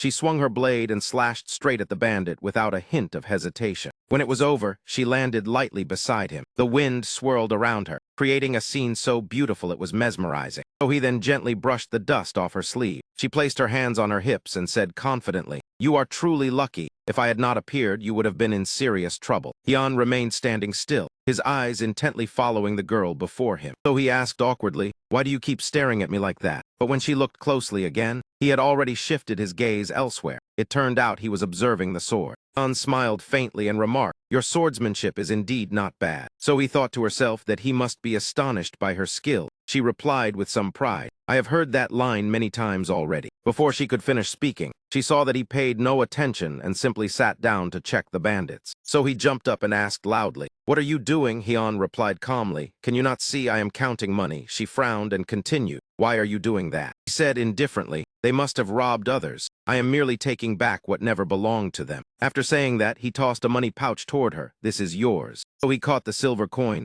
and felt unsure how she should react. She looked at him for a moment and thought to herself, is this man not also robbing the robbers? Suddenly she shouted, hey. So he strode forward aggressively until she stood right in front of him. She held out her hand as if it were only natural and said, give me more. Hian closed his eyes and replied briefly, that is all. So he stomped her foot angrily. You are lying. I saw you gather a whole pile of money. I did all the work and you take everything. That is too much. She pouted while holding the silver coin. What can 1 nyang of silver possibly do? Hian's eyes flickered with scrutiny. Only 1 nyang of silver. It seems you live quite comfortably. So he did not notice that look and said cheerfully, I have never known hunger. Hian murmured softly. So that is how it is. He spoke with hidden meaning. That is why you swing your sword so arrogantly. So he froze. What did you just say? A sudden strong gust of wind swept past, forcing her to shut her eyes tightly. When she opened them again, his figure had vanished. What? So he stared blankly. Where did he go? He frowned in confusion. What on earth is going on? In another place, at the foot of the mountain, there was a small village that looked rather desolate. Inside a noodle shop, a voice called out, boss, 1 bowl of noodles. The server responded at once, right away. Jan looked at the bowl of noodles before him and thought, how troublesome. No, I have just gotten involved with a troublesome person.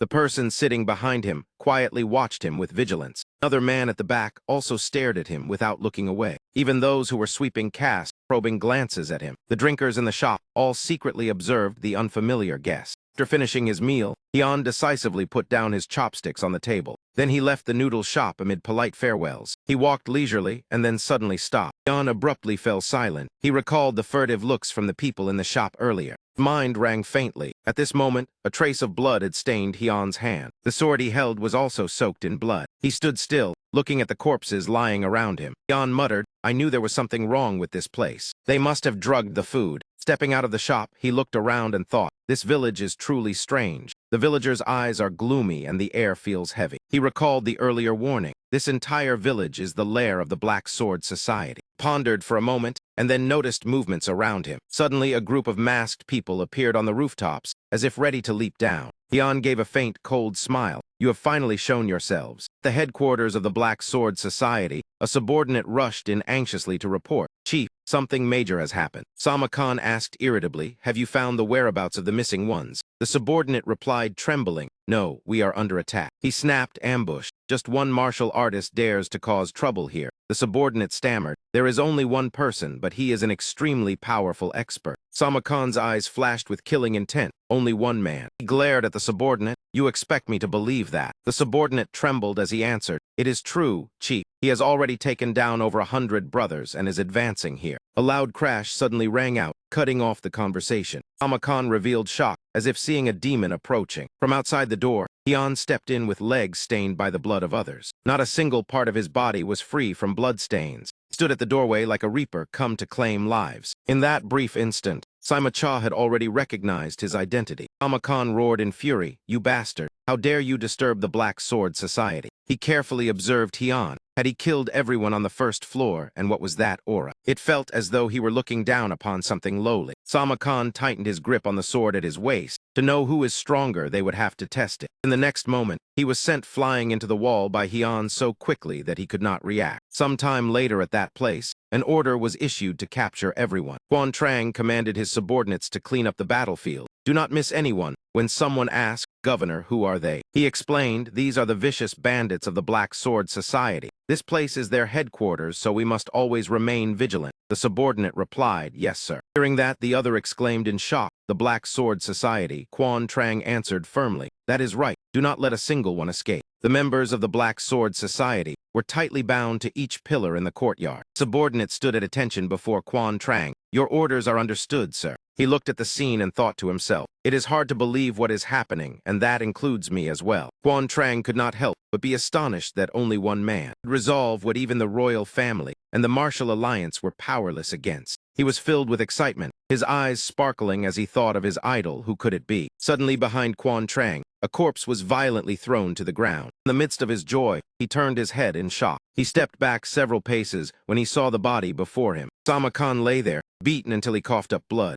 Quan Trang stood stunned. This is. Voice rang out, the chief of the Black Sword Society. In his eyes at this moment, it was as if countless flowers were blooming when he saw the great hero. Hyun stepped forward with his blood-soaked body and said with a smile, things here are considered settled. I must go. I promised Somi I would return early. Wan Chang repeatedly bowed respectfully. Understood. Many thanks, sir. After handling everything, I will come to pay my respects. Hyun glanced at him and replied, very well, remember that. Quan Trang answered with slight awkwardness. Yes, what do you wish to say? Suddenly recalling something, he smiled brightly. Yes, I will certainly keep this matter a secret. Hyun's gaze swept over him coldly like a warning. That is not it. He said calmly, I am referring to the bounty on those men. Wan Chang was stunned for a moment before replying. Yes. Not long after, all members of the Black Sword Society had been tightly bound. The surrounding villagers cheered excitedly. At last, the villains are caught, hurry down to hell. Everyone chattered noisily, unaware of the figure above. Who would have thought the Black Sword Society would be wiped out? This time the governor has achieved great merit. He will likely be summoned to the palace. So he stood on the rooftop deep in thought. Something feels wrong. She analyzed each point. He found the headquarters at Thien Tu Sun, something even the Martial Alliance could not manage. It is impossible for mere government troops to defeat the experts of the Black Sword Society. She closely observed Quan Trang below. In her heart she was certain. There must be a master behind this, but who is it? The Martial Alliance? Nam Gong Chun spoke to Yigan Un. Perhaps the news of the Black Sword Society being destroyed is not a rumor. He assessed, there must be a formidable martial master assisting that governor. Yigan Un pondered. This merit far exceeds the ability of an ordinary official, does it not? Nam Gong Chun nodded. I think so as well. After consideration, he ordered, dispatch the leader of the Phoenix team to investigate. Carry it out immediately. Understood. Calculated inwardly. If there is a hidden master, we must find and recruit him at all costs. The martial world is about to be in turmoil. Yigan Un suggested, if she truly meets that martial master, we should prepare a plan to invite him here. Nam Gong Chun thought for a moment before replying. We do not yet know his temperament. We must first learn more. In a corner of the training yard, everyone was busy with their own tasks. Among them was someone clutching her stomach in discomfort. Nam Gong, so he sighed.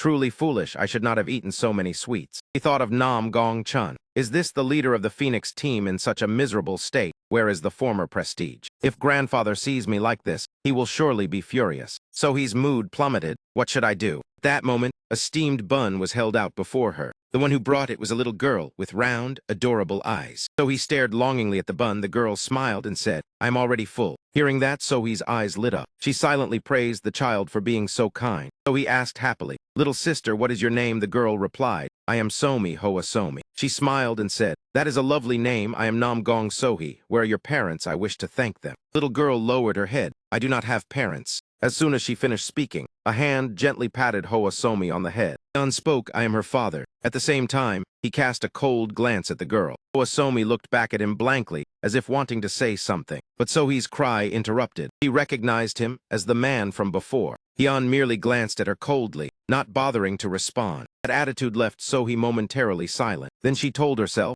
I am certain I am not mistaken. A thought flashed through her mind. Perhaps the heavens sent him to help me. Thinking so, she became enthusiastic. Perhaps fate arranged for us to meet, but he replied indifferently, It has nothing to do with me. Being ignored, Sohi grew irritated. I have not even spoken yet. Hyun remained cold. It has nothing to do with me anyway. He pleaded, Help me just once, he replied. Why should I help you? Sohi hurriedly said. I once saved you from mountain bandits. Hoa Somi softly called Hyun. He suddenly remembered that he had just claimed to be her father. Hoa Somi gathered her courage and tugged at his sleeve. He said timidly, She looks very pitiful, let us help her. Hyun looked at the child with scrutiny. The little girl blushed and softly called, Father. That call made Hyun's heart tremble slightly. In his mind, only the word father echoed. In another place, a shout rang out. Hurry up, are you planning to wash all day? The steady sound of pounding clothes echoed.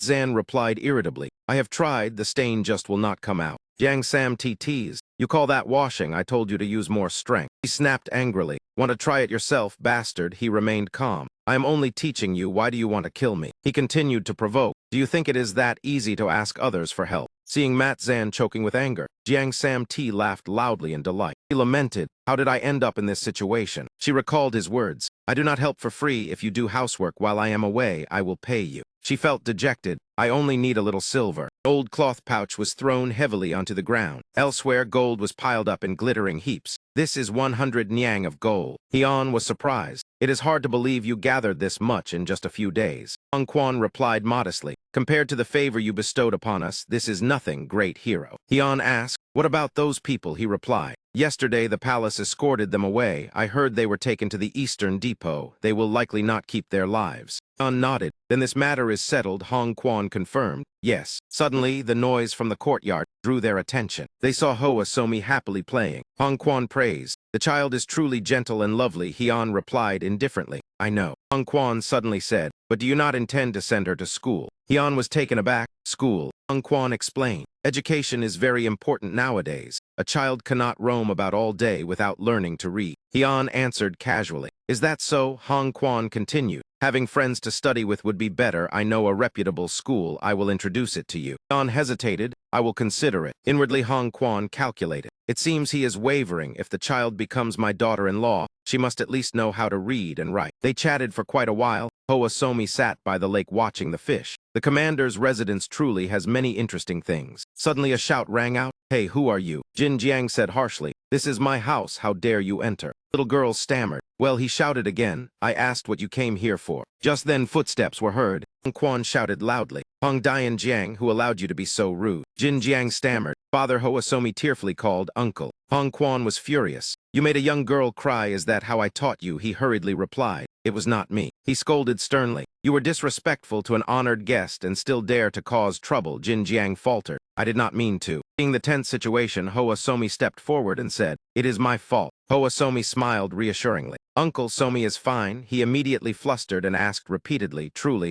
are you really all right? He replied softly, I am fine, just a little startled. And is this the friend you mentioned before? Yes, it is him. Right after that he shouted irritably, Why are you still standing there? Hurry over and greet her. Jin Jiang trembled inwardly. Why is this happening? Could not understand why his father treated that little girl more gently than his own son. Then he burst into tears and ran off. Father, I hate you. A while later the two fathers and daughters left. Hoa Somi curiously asked if that boy was Uncle Hong's son. He replied perhaps, then asked if she wanted to be friends with him. Recalling Jin Jiang, Somi nodded. I will try to become good friends with him. He then asked, what about going to school? Hearing that place mentioned, Hoa Somi looked blank. School, can I really go? He smiled, of course, if you wish. With his approval, the little girl was overwhelmed with surprise. Then she cried out happily, I want to go to school. He laughed as well. Then it is decided. Night fell once more. In the courtyard, music blended with the sound of the wind. Nam Gong, so he hesitated. Is this really all right? Tung Thur School is renowned throughout Nhak Duong, he replied indifferently. What of it if it is renowned? He even asked what was truly special about that place. She sighed. You understand nothing. The more prestigious the school, the more arrogant the students. He asked again. It sounds like you are quite familiar with this, so he admitted. You could say that. He recalled how she once changed her name and transferred schools. It had indeed caused an uproar. But in the end, I still taught them a lesson. Even so, he remained confident. Somi will be fine. She is stronger than you think. If there is something she cannot handle, I will handle it for her. So he asked, because you are her father, he nodded. Yes, because I am her father. She warned, if you encounter power and authority, are you confident you will not retreat? Inwardly, she thought that aside from strong martial arts and this estate, what else does he have? So he wondered whether he could stand against noble families and officials, yet told herself it had nothing to do with her. He replied calmly, I have already considered it. I will protect her to the very end. He declared, even if the whole world becomes my enemy. Hearing that, she shuddered unconsciously. She turned and asked, did you sense that strange aura earlier? Answered indifferently, I noticed nothing. So he became even more certain of her speculation. That killing intent could only be sensed by an expert like me. It seems the one who destroyed the Black Sword Society is nearby. Just wait, I will find you. The next morning, Hoa Somi hummed softly. So he asked with shared joy, are you that happy? Somi smiled brightly and replied, yes. She remembered his words telling her not to worry about Somi. Just let her attend school. You still have matters in Nhak Duong. So he thought he was truly irresponsible. Yet the affairs between father and daughter were not something she should interfere in. Then said Somi would surely make many good friends. The little girl said eagerly, I hope so too. So he added, if anyone bullies you, just fight back. Somi obediently replied, I understand. Yet in her heart she remained worried. Could this gentle child endure it? Seeing the girl's expectant smile, so he could not bear to say more.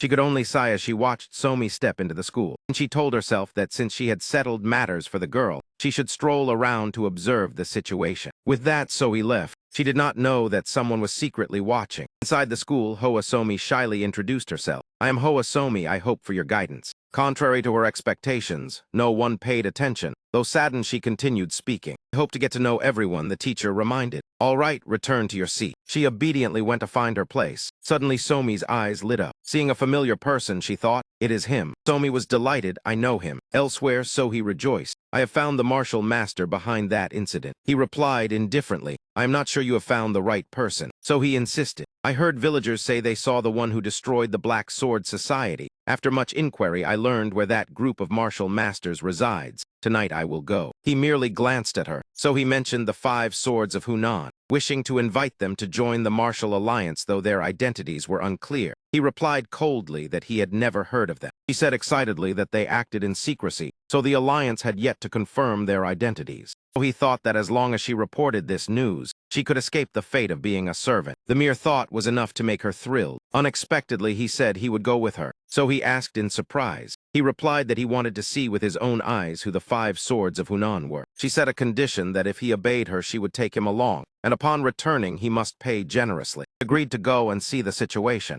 That evening, Somi happily recounted that she had learned the basics of the heavenly text today. He said with a smile that though she did not understand everything yet, it was very interesting. He smiled and replied that was good. Somi also boasted that she had learned to write characters and held a brush for the first time. He nodded as he listened. He kept talking without pause and gradually grew tired. Before long, she fell asleep. So he spoke. It seems she truly likes the school. She asked further, did you not notice anything? He asked, what is it? So he said that Somi spoke about her studies, yet did not mention any friends. That made him consider the possibility that she was being isolated. Even so he reassured him. Today was only the first day. Then she changed the topic. I will go to the 5 swords of Hunan. Are you truly coming along? He answered firmly. He said they would depart right after putting the girl to bed. Soon after, the two set out into the night. The darkness was still, with only the rustling of the wind. So he stepped lightly across the grass, declared that they were the 5 swords of Hunan, who had destroyed the Black Sword Society. The other side feigned ignorance. We do not know what you're talking about. So he asserted that she had thoroughly investigated, and that they had backed the governor and wiped out the Black Sword Society. He sneered and told her not to believe baseless rumors, and invited her to leave. She proudly introduced herself as the leader of the Phoenix Army of the Martial Alliance, Nam Gong Sohee. She added that the alliance leader wished to meet them, and that there was a bounty related to the Black Sword Society.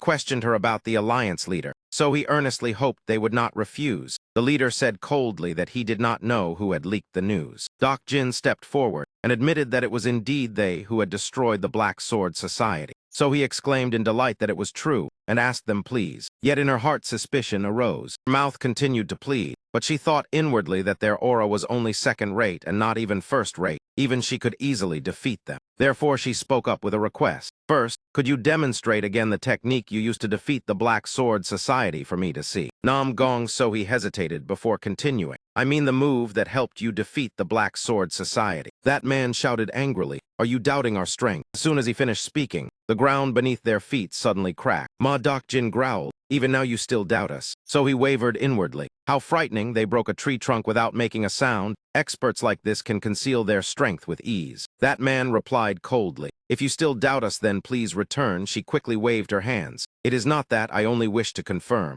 Dokjin said firmly, forgive us, please head back. So he flustered. Wait. Meanwhile, he observed the broken trunk, its surface smooth without the slightest flaw. At the same time, at an inn, someone mentioned the name Five Swords of Hunan. Ma Dok Tran said that after the Black Sword Society was destroyed, rumors spread that they had secretly aided the governor, and that man had appeared unexpectedly. He frowned, I have never heard of that title. Quan Mujin replied calmly, this subordinate has never heard of it either. As soon as he finished speaking, he was suddenly struck with a painful blow. Ma Dok Tran shouted loudly, do you think I came here to hear such useless words? Quan Mujin stammered, this subordinate apologizes, he said in a low voice. In any case, the possibility that the Five Swords of Hunan wiped out the Black Sword Society is very high. Seeing the other fall silent, Ma Dok Tran snapped. Do you dare ignore your master's words? Coldly gave the order. I will verify it myself. Follow them, the subordinates answered in unison. Understood. In his heart, Quan Mujin suddenly thought that if he could choose another master, he told himself he would never be loyal to someone like that. The scene shifted to a garden of deep purple lagestromia. Small birds perched on branches listening to a farewell. So he said sadly to He, what a pity I cannot personally bid farewell to Tiu Mai. She sighed, but I must bring the Five Swords of Hunan back to the Martial Alliance as soon as possible, he replied. I will convey your words to Tiu Mai. Tossed Zoe a cloth pouch, making her curious, he said, take it. So he opened it and was stunned. I thought it was only a few silver coins, who would have expected it to be all gold. Seeing the glittering gold, she instantly beamed. Today you look more pleasing to the eye than usual. He could only look at her helplessly. So he turned away but still waved her hand. In any case, thank you for everything during this time. After a few steps, she added, Heon, take care. The scene shifted to He holding Hoa Somi's hand. She looked up and asked, in the future will Tiu Mai never see her sister again?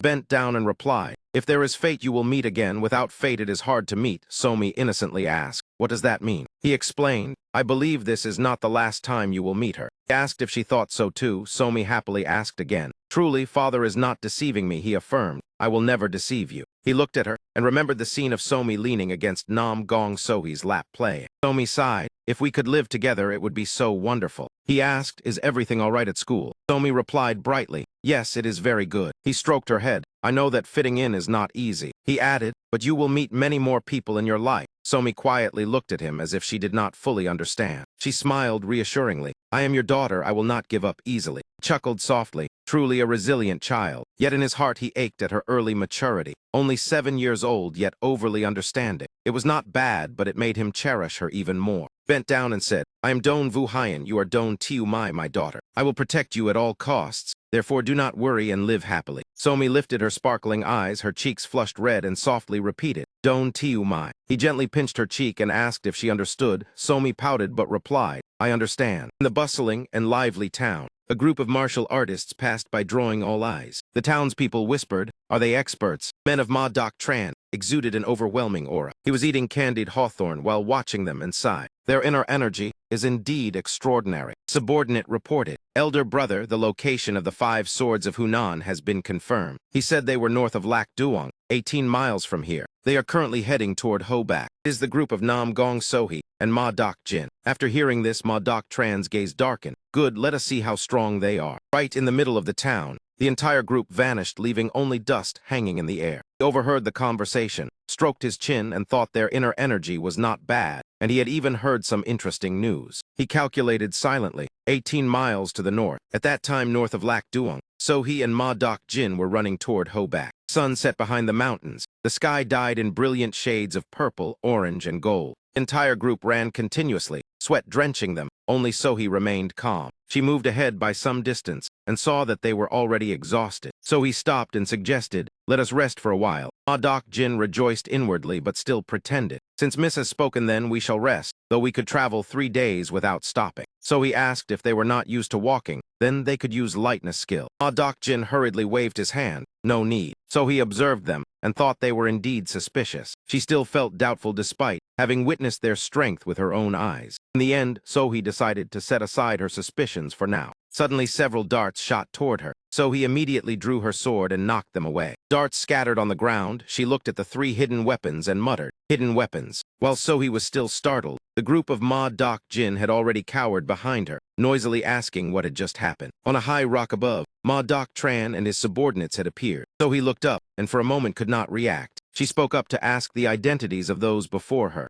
Ma Doc Tran replied briefly, "People of the Hong Vo Dai." Sohee immediately recognized him as Ma Doc Tran, ranked in the top 50 of Hong Vo Dai. She respectfully greeted him. "It is an honor to meet Senior." He crossed his arms and smiled coldly. "It seems the junior knows my name." Only then did Sohee notice the person standing beside him. Beside Ma Doc Tran were Kim Soo Kui and Mao Tran and Quan Mu Din. Ma Doc Tran looked at the people behind her and asked whether they were the ones who destroyed the Black Sword Society. The question sparked hope in Sohee. If she let them confront this master, perhaps she would still have a chance to win. As Sohee was about to speak, Ma Doc Jin interrupted and declared that they were the 5 swords of Hunan. Hearing that boastful tone, she thought today might be her final day. A few days earlier, Ma Doc Jin had told his subordinates this was a great opportunity for profit. Even if the opponent was the Martial Alliance, he claimed himself invincible and never defeated. He even planned to claim the reward for destroying the Black Sword Society and then flee west. One subordinate cautiously reminded him that the opponent was the Nam Gong family. He snorted coldly and ignored it. He concluded with inciting words about challenging even the Martial Alliance. The subordinate sat in silence, not daring to refute him. To that man, accidentally crossing paths with Nam Gong Sohee on the road was merely coincidence. But to us who understand why she came to Lac Duong,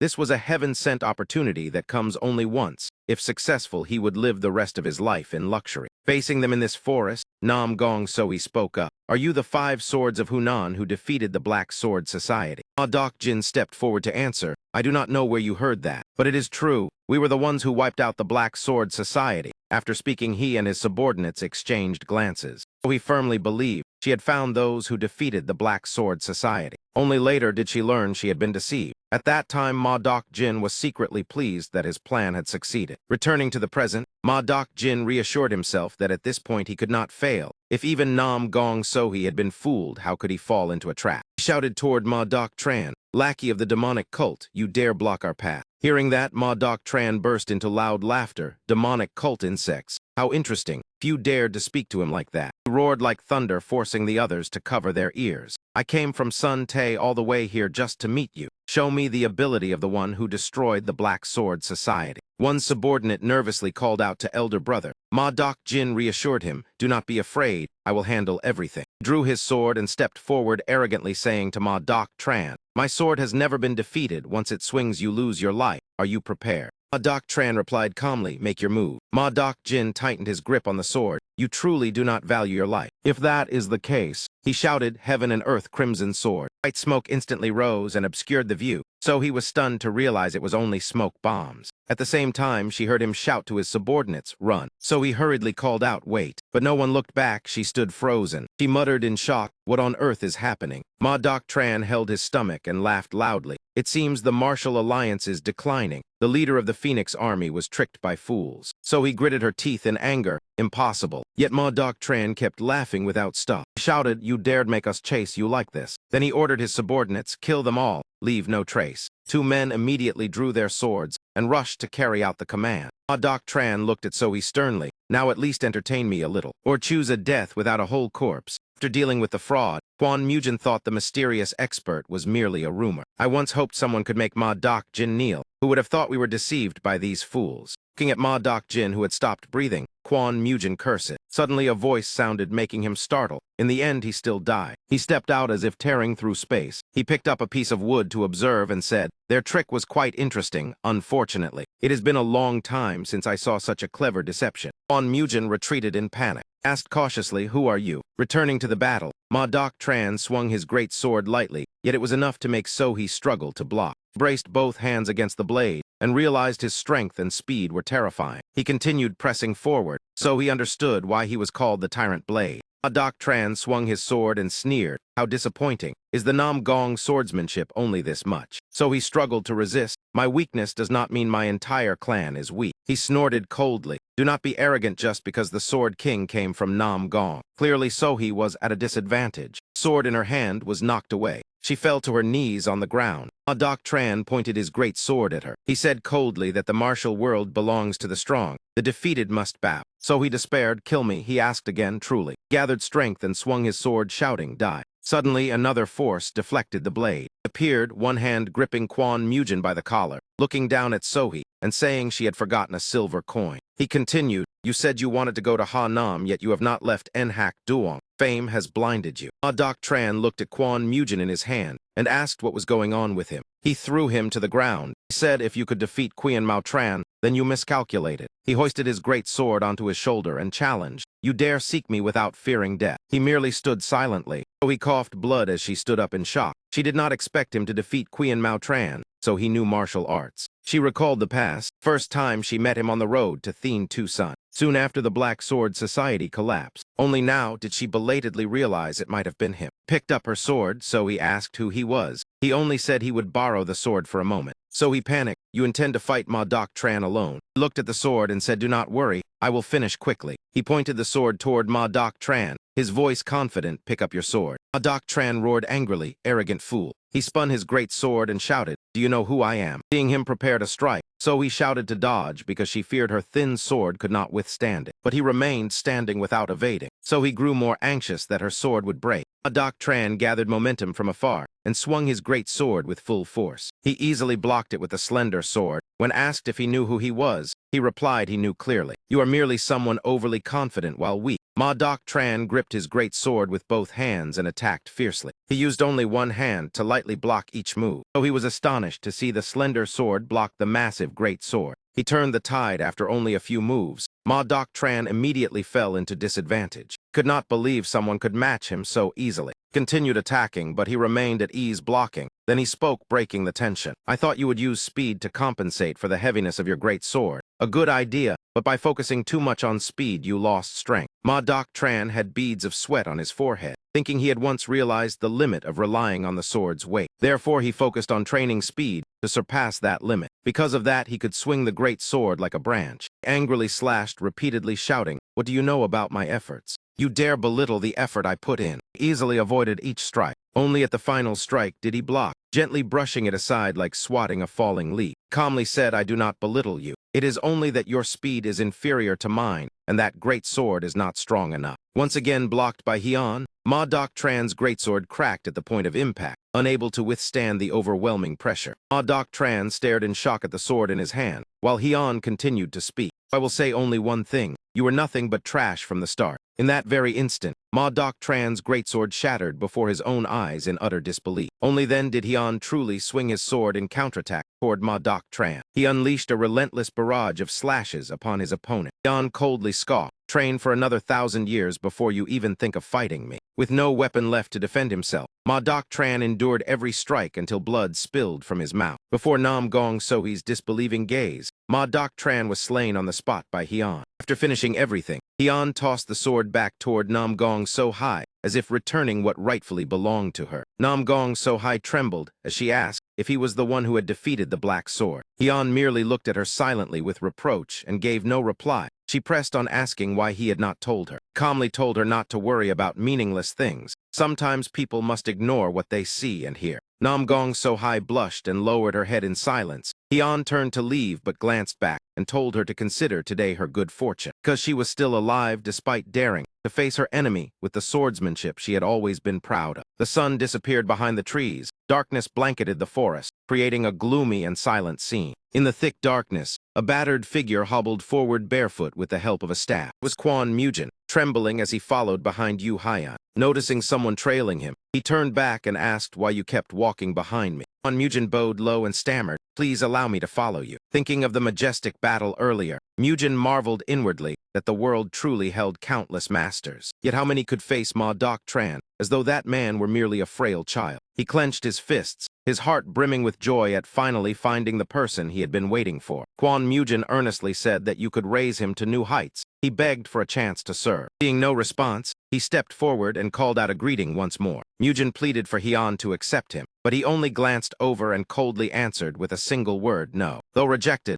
Kwon Mujin refused to give up and continued to beg. He implored to be allowed to follow, but Hyun firmly repeated that I already said no. Even so, Mujin stubbornly declared that even if refused, he would continue to follow. During that, he simply stood still and looked at him without replying. Gathering the last of his strength, he stepped forward and said that if you would not accept him, then at least give him a chance. Before he could finish speaking, Woo Hyun struck him hard in the stomach, causing him to collapse. The kick sent Mujin crashing to the ground, leaving him unable to stand. However, he silently admitted that this brat had considerable courage for his age. Looking into those determined eyes, Hyun realized they were filled with hatred. He frowned slightly, for that image reminded him of his former self. Such unyielding persistence, and that burning gaze showed he was ready to do anything to rise. Yet Hyun still refused to help, for to a martial artist pride was crucial and excessive hatred only made a person more dangerous. If he could not control his emotions, that man would not survive for long. Despite some lingering concern, Hyun decisively turned his back and left. His heart still lingered on the events of today, because Mujin's action stirred memories of the martial world from Woo Hyun's past. After thinking that, he leapt away from the area. Some time later, Mujin was tied up and doused with water to wake him. Seeing him open his eyes, that man immediately asked if he was awake. Ma Doc Tran's subordinate stared at him, as water still dripped from his body. Mujin had no idea what was happening. Without further explanation, that man kicked him hard and shouted that he was a traitor. They beat and cursed at him, saying they had seen everything and accusing him of ingratitude for turning his back after being saved. Despite the torment, Mujin sneered and asked who had raised him. Was it you? He bitterly accused that man of abandoning him like a dog and envying him because his reputation had surpassed that man's. Struck at his sore spot, Ma Doc Tran roared in anger. How dare you defy your master? Mujin replied with contempt, Master, I spit on that. You are worse than vermin for wanting to kill your own subordinate. Unable to endure the insult, that man grabbed his weapon and advanced, cursing his foul mouth. He pointed the weapon at Mujin and declared he would grant him the most painful death. Unexpectedly, the ropes binding Mujin snapped apart on their own. The moment he was free, he immediately attacked the nearest person. That act enraged Ma Doc Tran, who charged forward shouting that he was about to die and still dared to struggle. He rushed in, but Mujin had already activated his skill. Told himself to stay calm, because the opponent had internal injuries and would move slowly. Realizing the opportunity had come, he decided to act at once. Without hesitation, Mujin thrust his sword straight toward Ma Doc Tran's eye. The blade immediately pierced deep into that man's eye. The stab made him scream in agony, as his eye was grievously injured. After striking, he immediately retreated and sought a path to escape. Seeing Mujin flee, Ma Doc Tran furiously ordered them to chase him and bring back his head. He did not forget to hurl an insult, calling him a mongrel. Mujin managed to escape, but his body was nearly drained of strength. Staring at the blurred road ahead, he told himself that even if his eyes remained open, he must not stop. Though his body was exhausted, he still poured out every last ounce of strength, for he could not die here. With his final breaths, Mujin thought only of surviving. In the end, he collapsed to the ground, still holding the desire to become the strongest. The next morning on the street, Somi cheerfully asked everyone where they would go today. She smiled brightly and said she was happy to be friends with Jayak, receiving the reply that I am too, Somi. Suddenly Somi tugged at a sleeve and acted spoiled upon seeing something. Giggling as she called Jin Rang,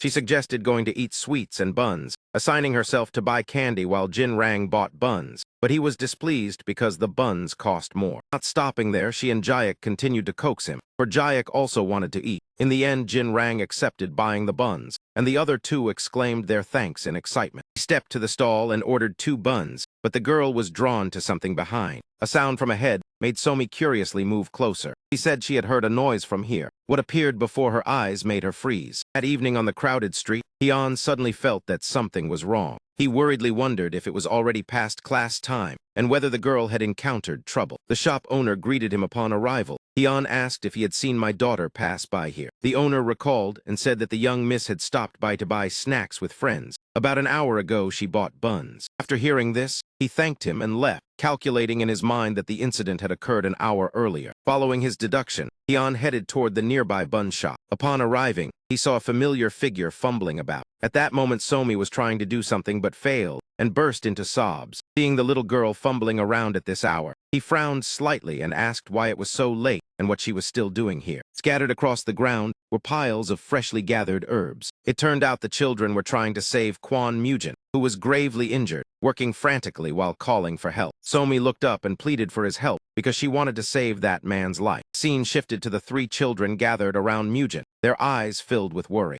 Somi anxiously asked what to do since they had used up all the medicine, and his condition had not improved. Jin Rang worried and grumbled that he did not understand how a martial artist could be so severely injured, and the braided girl quickly told him to stop talking. Crouched down to examine Mujin's body, but found no encouraging signs. Jiang even reached out to touch his forehead and face, yet the result did not change. Seeing the urgency, the girl suggested calling the authorities because she feared he would die if this continued. But Jiang helplessly said that conflicts between martial artists were not something the officials would interfere in. At that moment, only Somi quietly looked at Mujin with a thoughtful gaze. She suddenly recalled her own past and thought that this person resembled who she used to be. Suddenly, Somi spoke up, causing the other 2 to turn and look at her in confusion. She smiled gently and said that she wanted to save this person. The scene shifted. After waiting too long, Somi fell asleep beside Mujin, and Hyun quietly stepped forward. He looked at the young man lying there and suddenly remembered that man's identity.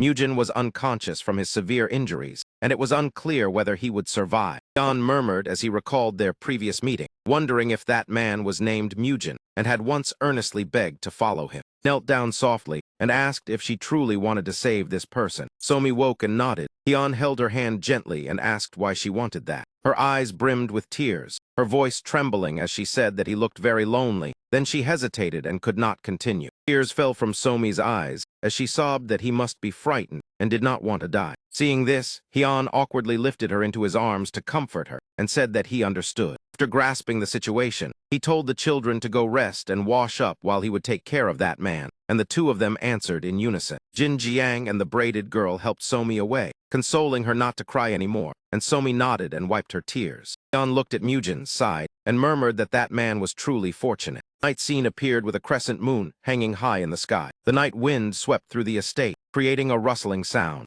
Somi sat in Hyun's lap looking troubled. He asked why she seemed so worried. She softly asked whether he could be saved. Hyun slowly replied that he was not certain because he had done all he could. He gazed into the distance and said that whether he survived depended on that person's own will. Somi was still uneasy and only hoped that Mujin would pull through. Hyun gently reassured her that since she had cared for him so devotedly, he would surely be fine. Hearing that, Somi happily asked again, and he nodded in confirmation. Suddenly her body emitted a faint golden glow, making her appear like a little angel in Hyun's eyes, and he said she was a child blessed with great fortune. Somi asked in confusion what he meant by fortune, and Hyun only smiled and told her not to worry about it. She immediately stood up excitedly and said she would continue taking care of him. Jiang Sam, overhearing the conversation, asked whether if that man died she would not feel even more heartbroken. Hyun looked at the severely injured Mujin and replied that although she would be sad, perhaps he might survive and make her smile again. Hearing that, Jiang Samt blurted out that if that man lived, he would offer up all his assets. Hyun immediately asked if he was serious, startling him.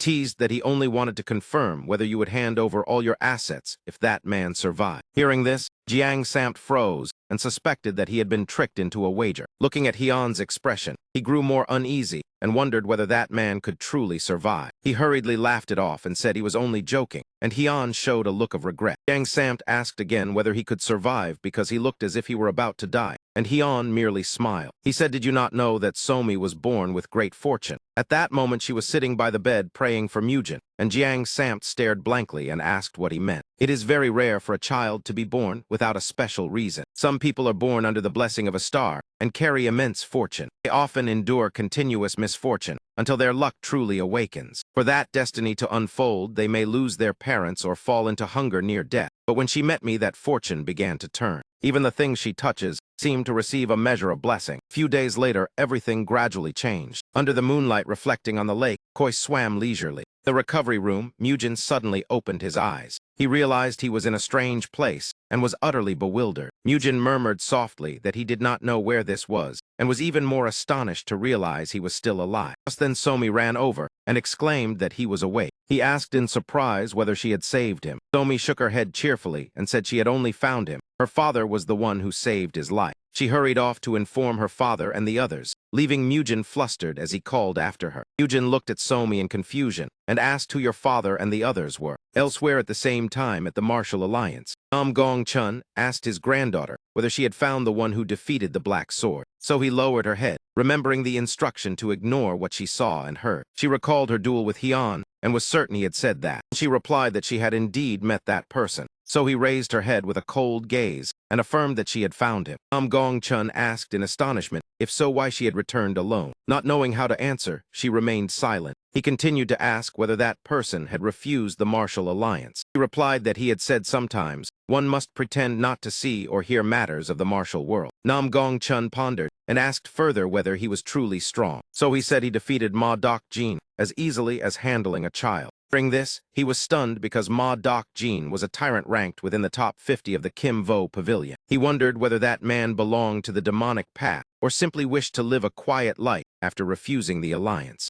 After a while so he spoke, interrupting that train of thought. He recounted that Hyun had remarked her swordsmanship was full of arrogance. Hearing that, Nam Gong-chun grew so angry that he clenched his fists tightly. He was furious that that man dared to speak that way to his beloved granddaughter. After the surge of emotion, he calmed down and admitted that since that man had found what she had yet to reach, the matter became even more interesting. He told her she had done well and should return to rest, and so he obeyed. In the dim lantern-lit room, a bandaged hand stirred slightly with the faint thought that he was still alive. The young man remembered lying motionless thinking he had died, and now he exhaled in relief as if a burden had been lifted. He clenched his fist and told himself that as long as he lived, he would train to the highest level. Hyun stepped to the bedside and asked if he had awakened. He observed him and said it seemed he was much better. The young man stammered in surprise and asked whether he was the one from the other day. Hyun introduced himself. He said he was the father of the girl who had saved him, and outside in the garden Somi was digging for herbs. Mujin tried to sit up and asked whether he had saved him, and Hyun said he should thank Somi because without her he would have died. Hearing that, the young man weakly nodded and said that he understood. "Many thanks I owe you for preserving this life. Judging by the wounds on your body, it seems the one who struck you was your own companion." Hyun's words left the young man stunned, yet he continued that the martial world forces people to do anything to survive, even betrayal. Hyun advised that if it were them, he should not cling to hatred, because could you be certain you would not do the same? The young man lowered his head and said he understood. Forget it all, because when your heart is filled with hatred, your blade will be stained with it as well. And swords born from resentment are often the easiest to break. The young man sat upright and solemnly said he would remember the lesson. Seeing that, Hyun turned away and told him to stay and recover, because in this condition going outside would only bring trouble. His stern gaze warned that there would be no idling here. If you wish to stay, you must give your utmost effort. The young man sitting on the bed bowed in gratitude. As soon as Hyun left, he immediately lay back down on the bed. Flood of thoughts came. Had Hyun and Somi ever been treated with such kindness by anyone before? Suddenly noise erupted from the front yard. Wait a moment, Jiang Samt shouted loudly toward Mujin. Mujin raised a stick in response, why not? Jiang Samt snapped that washing like that would tear the clothes apart. Mujin irritably told him to mind his own business, and Jiang Samt said his task was to watch over him. Jiang Samt even puffed up and claimed he was the superior. He muttered that since the girl left he had to do all the housework, so he had once been glad to have someone to share the burden. But this guy had been washing clothes for an hour and was still not done. Two argued noisily, and Jiang Samt even threatened to run and report to Hian. The master does not know how to deal with this stray he picked up. That man even tried to kill me. Hearing that, Mujin flared up and chased after him with a stick. Just as he reached the gate, Jiang Samt stopped short upon seeing a familiar face. It was Lord Hong. Why had he appeared here? Hong Wen-chang wasted no words and held out a wanted notice bearing Yu Haiyan's portrait, demanding the criminal be handed over. Elsewhere, Lin Kan presented the governor with this month's list of wanted criminals. Hong Jun pulled out a sheet and sighed that the Black Sword Guild had disbanded and the bandits had scattered. So who was it this time? Suddenly he froze when he saw that the portrait on the notice was Jiang Samt. Hong Jun exclaimed in shock that it was him. He clenched the paper tightly and swore in anger that this time he would not let that man escape. Hong Wen led soldiers rushing toward Jiang Samt and kicked the door open as he entered. He pointed straight at Jiang Samt and ordered that this criminal be seized. Jiang Samt nervously thought he might be arrested for his past as a bandit, so he tried to calm himself and feign innocence. He shouted loudly, asking what he was talking about. Hong Jun roared to stop pretending, because you had caused enough trouble. He drew his sword with cold eyes and declared that today he would end it. Before he could act, Hian appeared and struck Hong Jun hard on the head, sending him face first to the ground.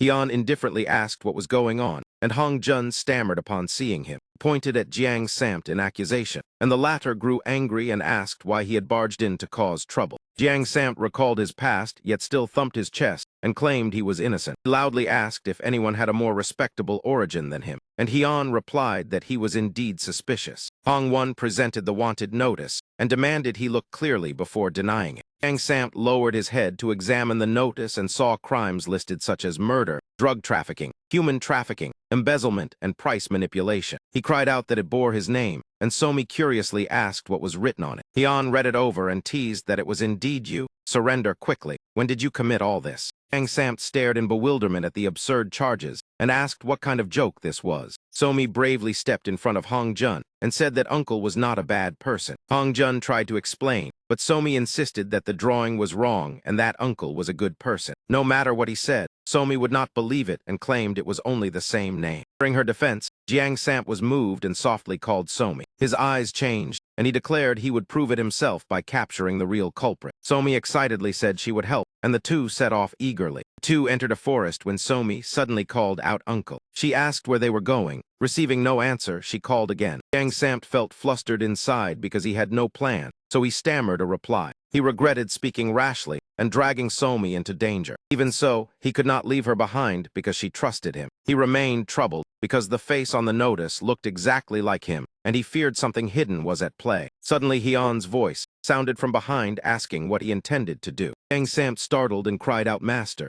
Hurriedly said he would check places like gambling dens first. Hian stared at him and asked why he had brought Somi along. Somi innocently asked whether she was not allowed to go. Hian told Mujin to carry her down and said she could come along when she was older. He suggested that when they went to Yuyang he would take Somi along, and she happily agreed. Somi even asked to eat buns, and Jiang Samt nodded. Seeing Hian's stern gaze, he quickly insisted that he had not done those things. Hian smiled faintly and said, "I know you do not have the nerve to do that," leaving him bewildered and asking why it still looked like him. Hian joked that he was only teasing, and Jiang Samt muttered angrily. He asked why he was thinking so much. Hian reminded him that the notice listed drug trafficking and human trafficking. Jiang Samt asked in confusion whether those were not bandits. Hian replied that they were a mountain bandit group once hunted by the court and forced into hiding. His eyes turned cold as he asked where they would hide. The scene shifted to Mount Yahello. Hian leisurely advanced into that mountain area. He observed his surroundings and remarked that this place was more beautiful than expected. He even joked that building a house here would be lovely, prompting Jiang Samt to mock that this was a bandit lair. Hian glanced at him and asked whether he was being sarcastic. Jiang Samt trembled and admitted he was afraid. He burst out in anger and fear that he had to enter a bandit cave to clear his name while he was only a third-rate martial artist. He continued complaining that all the housework from cooking to washing to cleaning to caring for Somi was done by him, while Hian only paid attention to Somi and Mujin. Hian listened and smiled, realizing he was jealous, and praised that he was always diligent. He asked what he truly wanted. Jiang Samt hesitated and said he also wanted to become stronger.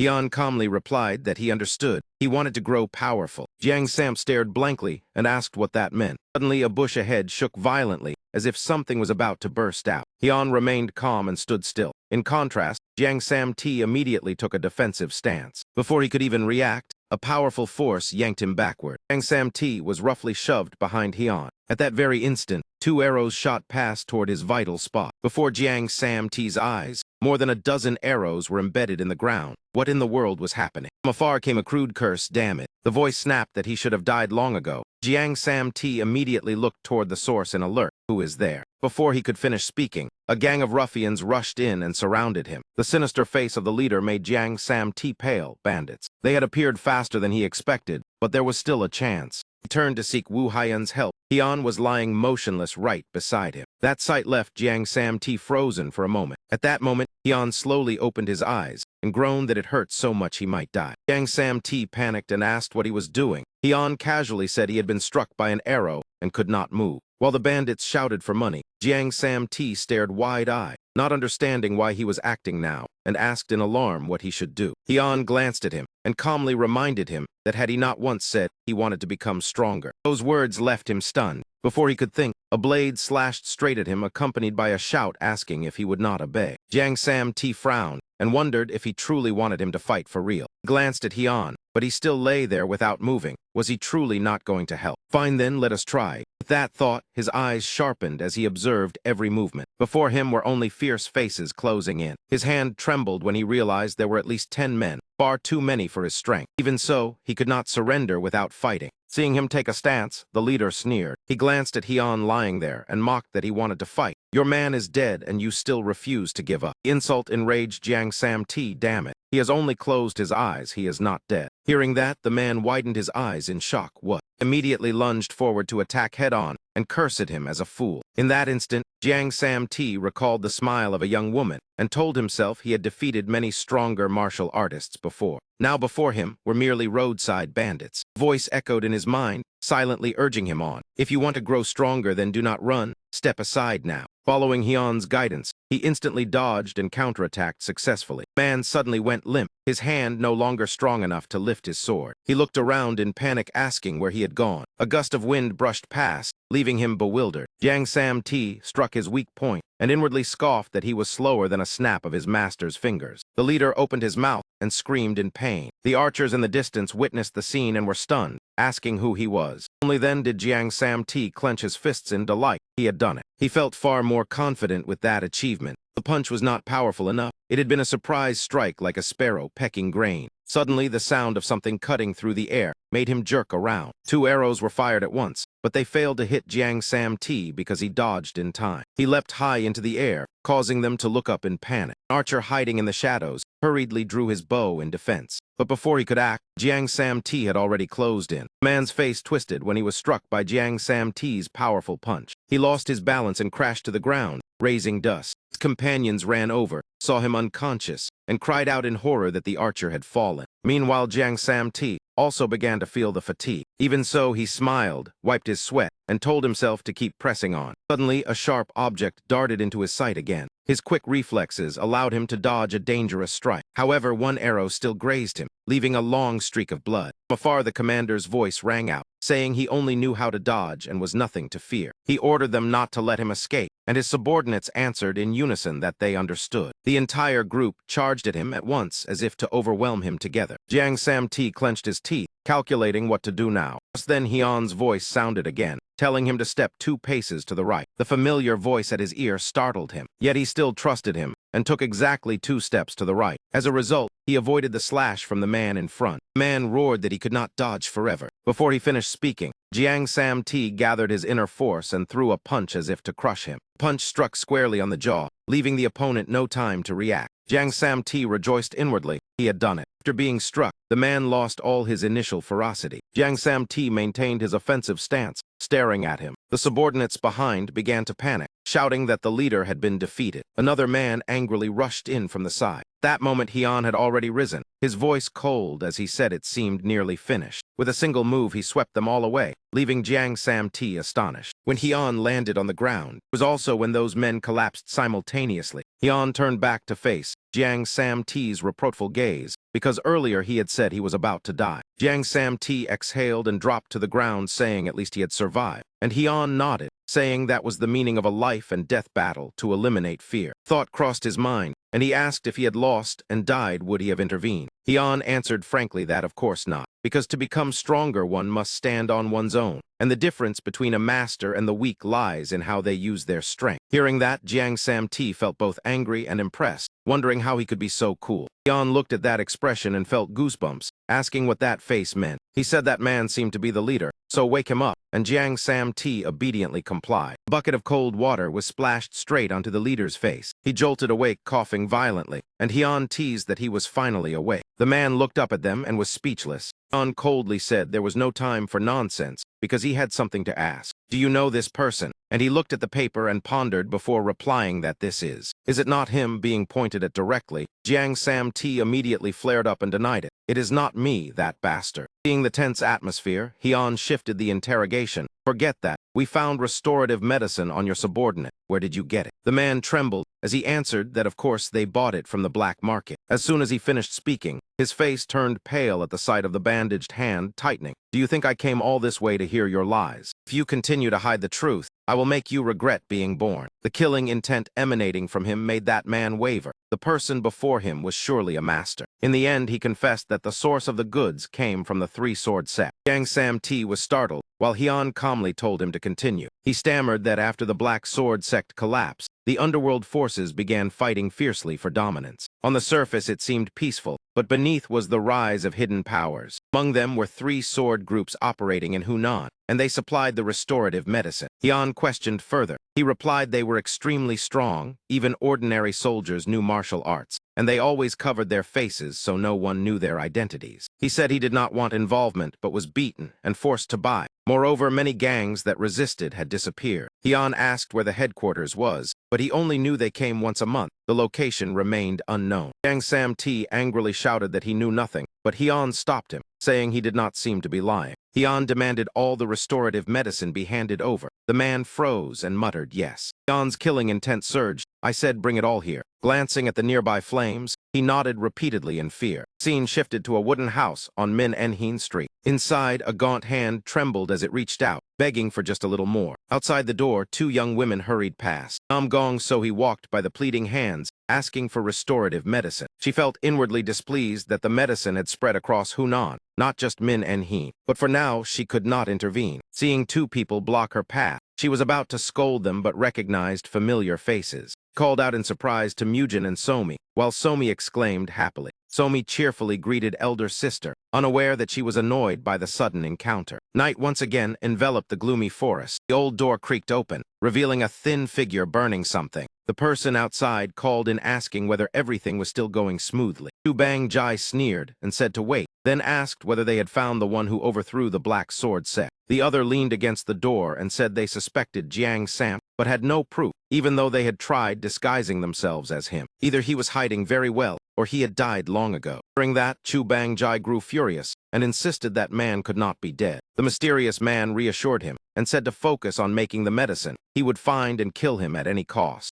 Chu Bang Jai growled that was the reason for their cooperation and urged him to capture that man and bring him here. The other sighed and added that officials had confiscated the restorative medicine from the bandits. Chu Bang Jai sprang to his feet upon hearing the bandits had been taken down by officials. The mysterious man said he heard the medicine was being secretly transferred to the imperial palace. Chu Bang Jai fumed that if investigated thoroughly, his identity would be exposed. The mysterious man showed annoyance, but still decided to let his subordinates handle it. Elsewhere, dozens of people with necrotic bodies lined up waiting. Hyun silently observed without saying a word. Nam Gong Sohee pulled aside the bamboo curtain and sighed, not understanding how she had ended up in this situation. She recalled half an hour earlier when Somi had dragged her away. She was surprised to see Hyun again, while Somi chattered endlessly. Somi said she met elder sister on the street and brought her here. Hyun bluntly asked why she had returned here, so he replied irritably, and then asked him in return. He pointed at Ma Dok Jin's subordinate and demanded to know why he was with him. Hyun calmly said that man was now family, making her suspect he belonged to the demonic path. Jiang Sam T blushed upon hearing the word family and retorted that he was no longer part of any demonic sect, Do not speak nonsense. Yan mocked her, asking why when she was here he became righteous, but when that man was present he became demonic. He cut her off and demanded she answer the question. She sighed and agreed to explain. He recounted that while tracking the producer of the restorative medicine, they discovered the source came from Hunan. Further investigation revealed the situation here was extremely serious. Many small and large villages had people addicted to the restorative medicine. Yan concluded that was why she came to Hunan, and so he confirmed she was searching for that person. This was a major matter that should have been handled by the sect managing the territory, but many small sects had collapsed because of the medicine. He said the Three-Sword sect claimed their leader used disguise techniques, but a shout cut her off. Jiang Samti appeared, surprising them both. He rushed forward saying if that man knew disguise techniques he could transform into him, and Hian calmly replied that he already knew. Jiang Samt's face immediately darkened with disappointment. Why did you not say a single word to me? Hian replied indifferently. He saw no reason to explain. Nam Gong so he stared at his back and demanded an answer. That hateful man. Do you know something? Hian crossed his arms and turned around, calmly saying that someone was using his name to trade asylum medicine and was even involved in human trafficking. This is exactly the kind of asylum medicine that man is selling. The moment she took the medicine pouch, she realized it was not ordinary asylum medicine, right? He explained that it was refined in a very different way. Its addictive level far higher than the normal kind.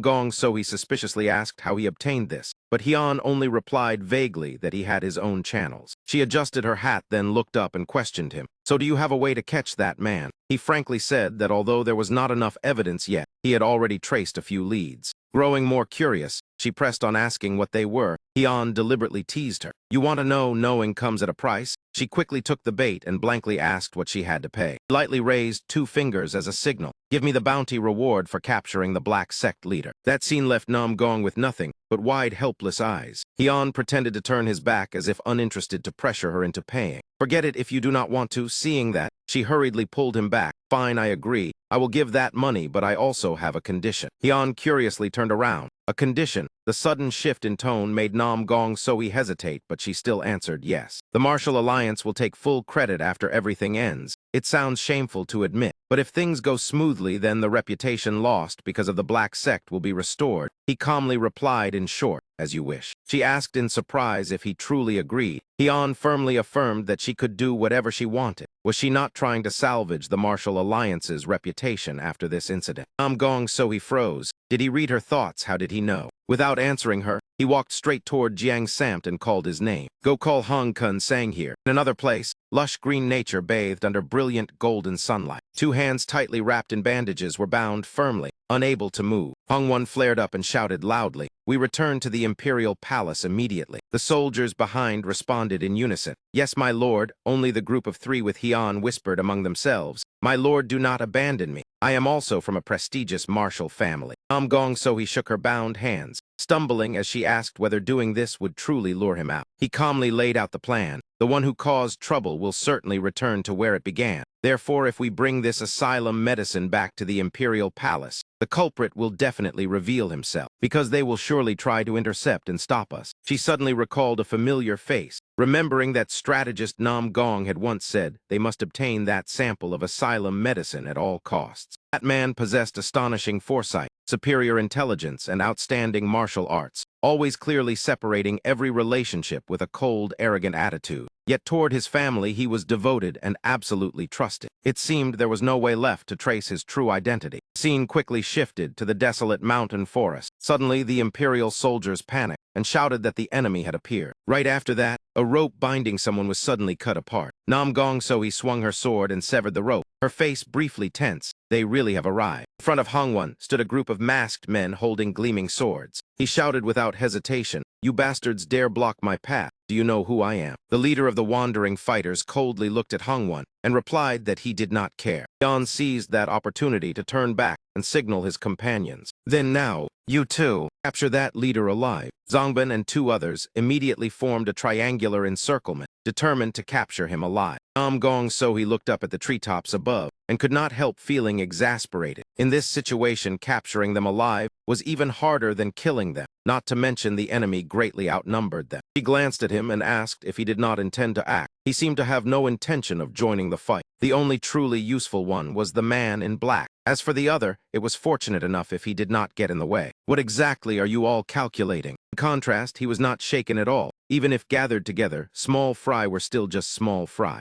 As soon as the words ended, Dongbin had already charged straight forward. The other two were completely stunned by that overwhelming exchange. Before their eyes, an archer had fallen from a hammer-like punch. The next man was also knocked down in an instant. The final two masked men collapsed after a decisive sword strike. Dongbin merely curled his lips in a smug smile at his achievement. Meanwhile, Nam Gong Sohee and Jiang Samt on this side were so angry they nearly burst into flames. He reluctantly spoke. Is it not enough to leave a few for interrogation? There was no need to capture them all like this. She was even more agitated as her aura surged violently. I cannot lose. At the very least, I cannot lose to him. Do you know that a person can still live even after losing an arm or a leg? As long as there is still a mouth to speak, that is enough, right? Nam Gong Sohee immediately rushed off, leaving Jiang Samt behind shouting loudly, "Wait for me." He stood frozen, staring at the two of them. Was it truly like that? After a while, the space gradually returned to its original silence. He slightly narrowed his eyes as he observed the entire scene that had just unfolded. All three had tied up the bandits, but Jiang Samt lay face down on the ground, lamenting that he had almost lost his life. The other two ignored him and turned to report to He whether this was satisfactory. Heon glanced over and remarked that it was enough for interrogation. Suddenly, Hongwon appeared as if trying to claim credit. Fine, remove their masks. His soldiers immediately stood at attention and obeyed. Yes, my lord. One man quickly grabbed the cloth covering a face, but when the cloth was pulled down, the guard was stunned by what appeared. Before everyone was a terrifying, deformed face. What is this? Nam Gong Sohee saw that sight and was speechless in horror.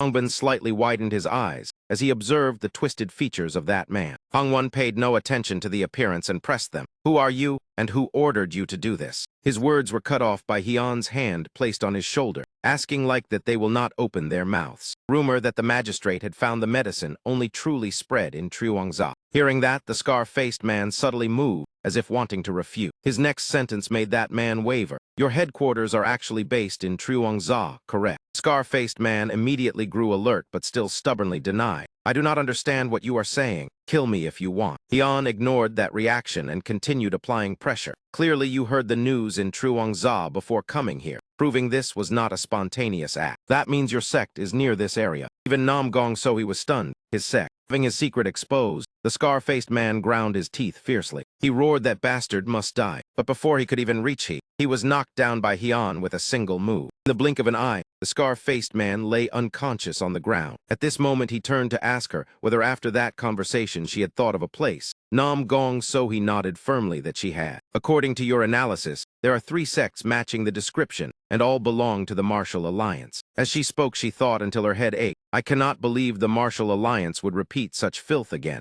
I only hope this time it is not the truth, but why do I feel everything is collapsing? Nam Gong Sohee's silence made Heon waver. Fine, this time I will help you. She still half believed and half doubted, as she asked again if it was true. However, Heon's softening quickly came with a condition. Of course, do not forget the price you must pay for this help. Nam Gong Sohee blushed in embarrassment. I understand it is money, right? Thank you. In the end, Nam Gong Sohee could only let out a soft, helpless sigh. He silently followed the 3 men into the forest path, softly saying, then let us depart. Elsewhere, the bald man was losing patience, irritably growling, what the hell is going on? Men were sent long ago, so why have they not returned yet? Uncle Bang Dai maintained his assured demeanor, reassuring that they could not possibly fail. Just wait a little longer. Hearing that, the bald man frowned even more. We understand that as well, but how could those carefully trained men fail because of a few insignificant soldiers? He coughed lightly a few times, then reassured, calm down. They were raised on the medicine I concocted. They will surely return soon. At that point, the bald man deliberately increased the invisible pressure. Uncle Bang Dai, it is not that I doubt you, but sound from the doorway immediately drew both of their attention. When the figure appeared, all of them were stunned. You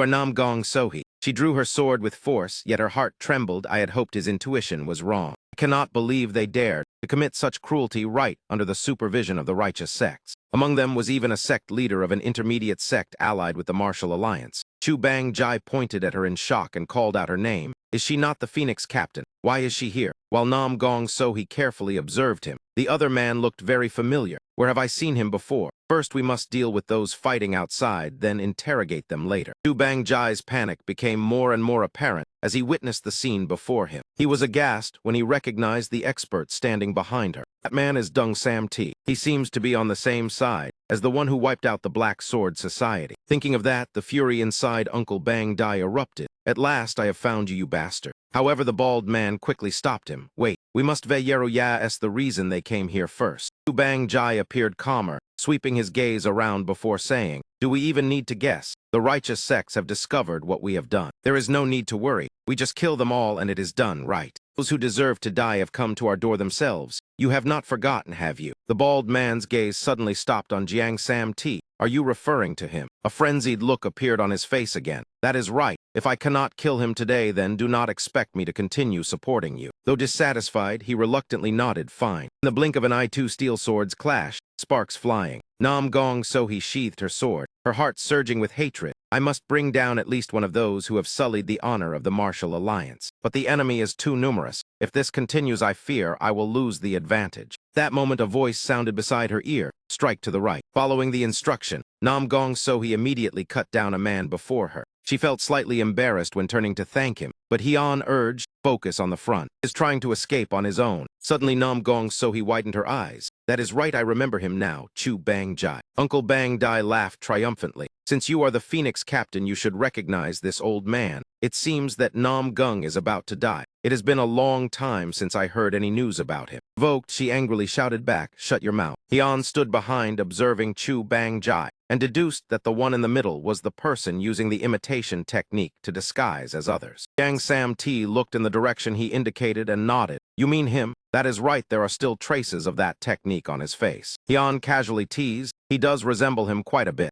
Jiang Sam T looked at the wound on his face with discomfort. It is truly irritating. Without hesitation, he quickly assigned tasks. First, we must capture that man. You handle the one on the left. Jiang Sam T stared blankly and pointed at himself, asking me. Even so, he quickly changed to a determined expression, because Hyun's icy gaze was fixed firmly on him. Jiang Sam T turned away, muttering irritably, there are so many people, yet you keep ordering me. How annoying. Hyun reminded carefully, look closely. The one on the left is your target. His legs are extremely strong, which is why he is confident in his lightness skill. Do you see that? But in terms of lightness skill, after me, you are the best. Can you do it? Those words echoed in Jiang Sam T's mind. After me, you rank second. Because of that, his steps became more resolute. Jiang Sam T rushed forward with determination. To capture the imposter, I will give it my all. He glanced over and felt reassured. Good, that side is under control. His gaze shifted to the figure standing above. How should I deal with that bastard? Uncle Bang Dai witnessed that and went mad. So it was you. No wonder Jiang Sam T obeys you like that. You are the one who destroyed the Black Sword Society,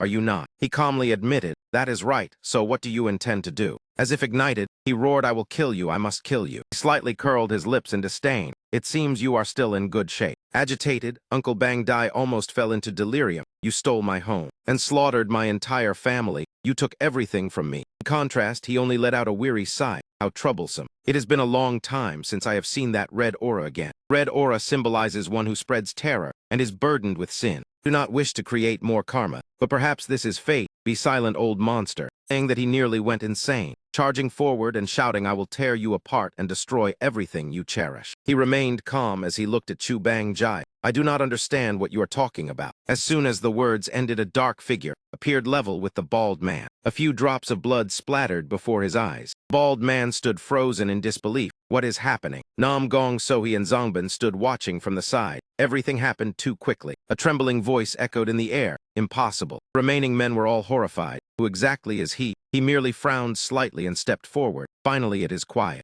Nam Gong Sohee was still shaken by the twisted corpses. I have witnessed many deaths, but never such a horrifying sight. He fell silent, recalling. I saw the entire process with my own eyes. Nam Gong Sohee could not believe what she had seen. The image replayed in her mind. They were so terrified they could not stand. Their dantian twisted, causing their inner energy to backlash and explode from deviation. Perhaps due to the effect of the medicine, they were far stronger than ordinary martial artists. Suddenly, Nam Gong Sohee noticed the person beside her. He left only a cold glance before departing. The rest is for you to handle. In a distant place, someone was struggling with all his strength to climb upward. It was north of Hunan, Junshan Island in the middle of Dongting Lake. After a long, arduous effort, that person finally reached the destination. He collapsed to the ground, panting from the difficult climb. That was the hunter Si Du Kai Ung. Si Du Kai Ung raised his head to admire the majestic scenery before him. For 1,000 years, no one has set foot here, so I came, but I do not know whether we will find what we see. Suddenly the ground caved in, forming a deep pit, and he fell straight down.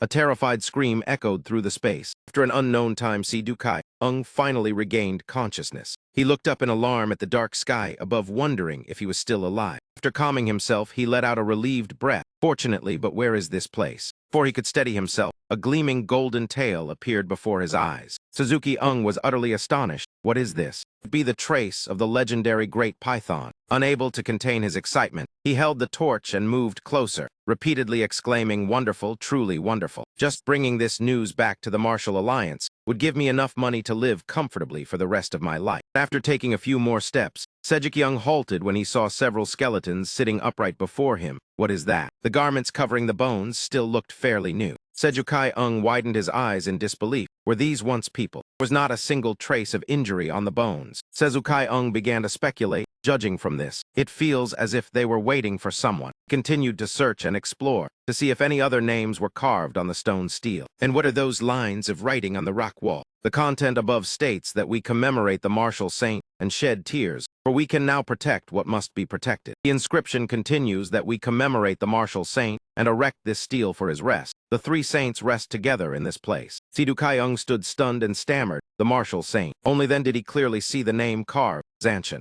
Elsewhere the sky was clear, but the sunlight was scorching and blinding. Hoasomi lay sprawled on the ground complaining, "It is too hot. I cannot endure it anymore." Beside her Jiang Sam, and the others were still diligently hoeing the soil. How troublesome. Gong Sohi, who was snacking, turned back and asked, "In this sweltering weather, why are you digging? If you have money, just hire someone." But he only glanced at her disdainfully as if to say, "Did you think I did not know that?" Jiang Sam T declared loudly that we were assigned this task. Zongbin also asked in confusion why you are not coming down to help. She calmly replied, "Because it is too hot." Then Gong Sohi turned to invite, "Somi, come sit beside me where it is cooler." Though exhausted, Hoa Somi still shook her head. "No, father told me I must work." He watched the scene and wondered if he was training everyone after the Three-Sword Society incident. But Somi is still young. Is he that strict? Suddenly a voice sounded. "Do you not know the saying that martial arts are not taught idly?" He stood there with arms crossed and reproached her. "Somi is more diligent than you. You are not even equal to a child." Gong Sohi continued eating leisurely. "Do not appear so suddenly like that." She boldly declared, "I have already paid. I'm a guest here." But he only coldly repeated, "A guest." He suddenly suggested, "How about a contest to see who hoes faster?"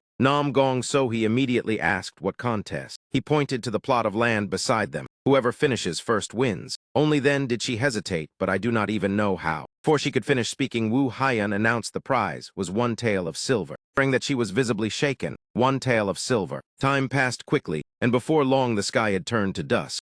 Gong Sohi worked hard at hoeing, muttering, "I must win." Jiang Sam T watched the scene speechless. She is truly easy to bake. At the same time, at the Martial Alliance, a voice exclaimed in shock, "Is that true?" Subordinate respectfully reported to Gong Chun that they had discovered the secret activities of the Martial Saint on Junshin Island. He immediately understood, so it is there. The other hurriedly confirmed that is correct. There are relics of the three saints. They were legendary figures. The three saints were Truong Tam Fong of Wudang, the Shaolin monk, and the heavenly demon of the demonic cult. No martial artist was unaware of them. They were called the Three Saints because no one reached their realm. Yet countless mysteries about them still remained in the martial world. He said worriedly that if this matter spread, the entire Central Plains would be shaken, from the righteous sects, the evil sects, the demonic cult to the neighboring nations. Suddenly someone spoke up, causing Gong Chun to be surprised. It seems the Wudang sect must personally go there. He turned to look at the elder. If it is truly Tai Kong, then the benefactor of Wudang, then they must go.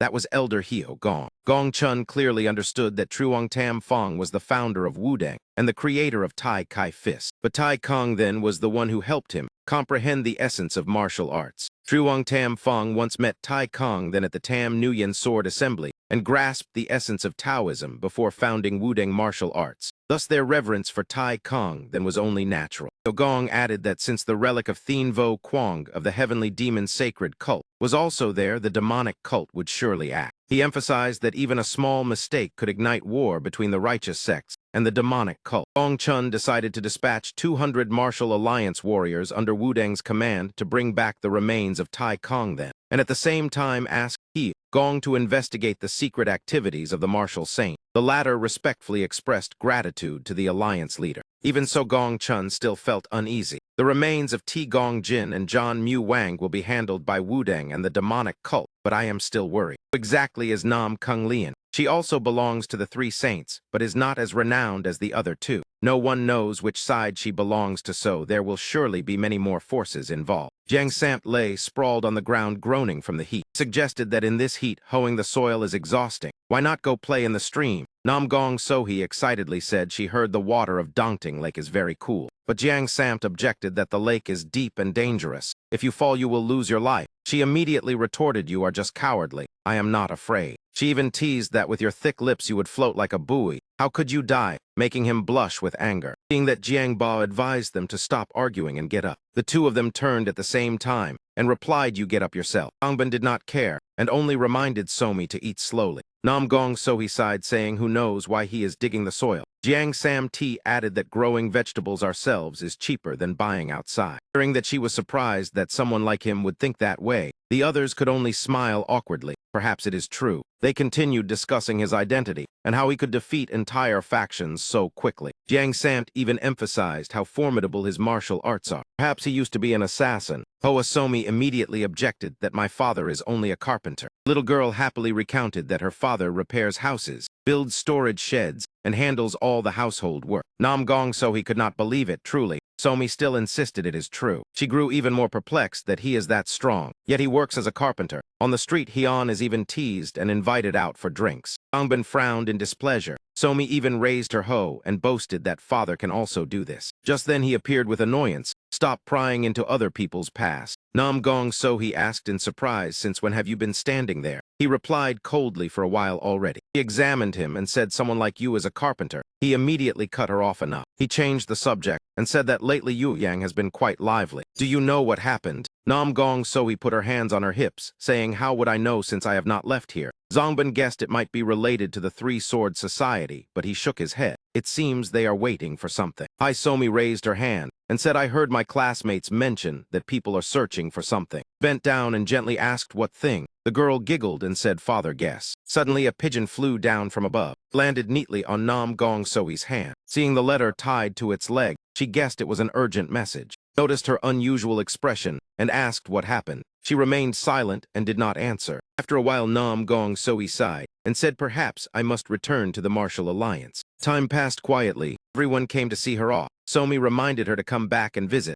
Nam Gong Sohee cheerfully replied, of course, Somi. Jiang Sam Ti felt a little regretful. Is she really leaving? It seems the matter is serious. But right after that, he was startled when he assigned him the task of going to investigate the situation. Though reluctant, he still had to accept. Once again, it is me. On the road back, Nam Gong Sohee's figure sped forward like the wind. Her mind was in constant turmoil. Traces of the martial saint. I once heard legends about him, but it is hard to believe that the martial saint's mysterious cave and the remains of the three saints have been discovered. Dongbin's voice rang out in astonishment. The secret cave of the martial saint. Jiang Sam Ti nodded and continued. From her expression, I knew this was no small matter. Even Hong Gong personally confirmed it. Only after hearing that did he truly realize this was a major event. The martial saint in legend was also called the absolute heavenly demon. No one knew whether 1,000 years ago he truly existed or was merely a fabricated tale. Zongbin said fervently, we must go. That is proof of the martial saint's existence. Perhaps we might even obtain a treasure. Jiang Sam Ti agreed. Master, this is a rare opportunity. But he remained indifferent. I also heard the news at the academy. And what is this secret cave? Hisami innocently asked if it was food. He simply continued to inquire. Where exactly is the martial saint's cave? Everyone knows that the martial saint, or absolute heavenly demon, is tied to countless rumors. He once slaughtered many lives across the Central Plains. Not only was his martial art profound, but he was rumored to be immortal, surviving every peril. Yet in the end, it was said he died at the hands of the three immortals. Thinking of the possibility of finding the cave of a figure who existed only in legend and witnessing the true relic, Zongbin wondered, was this not something that would shake the entire martial world?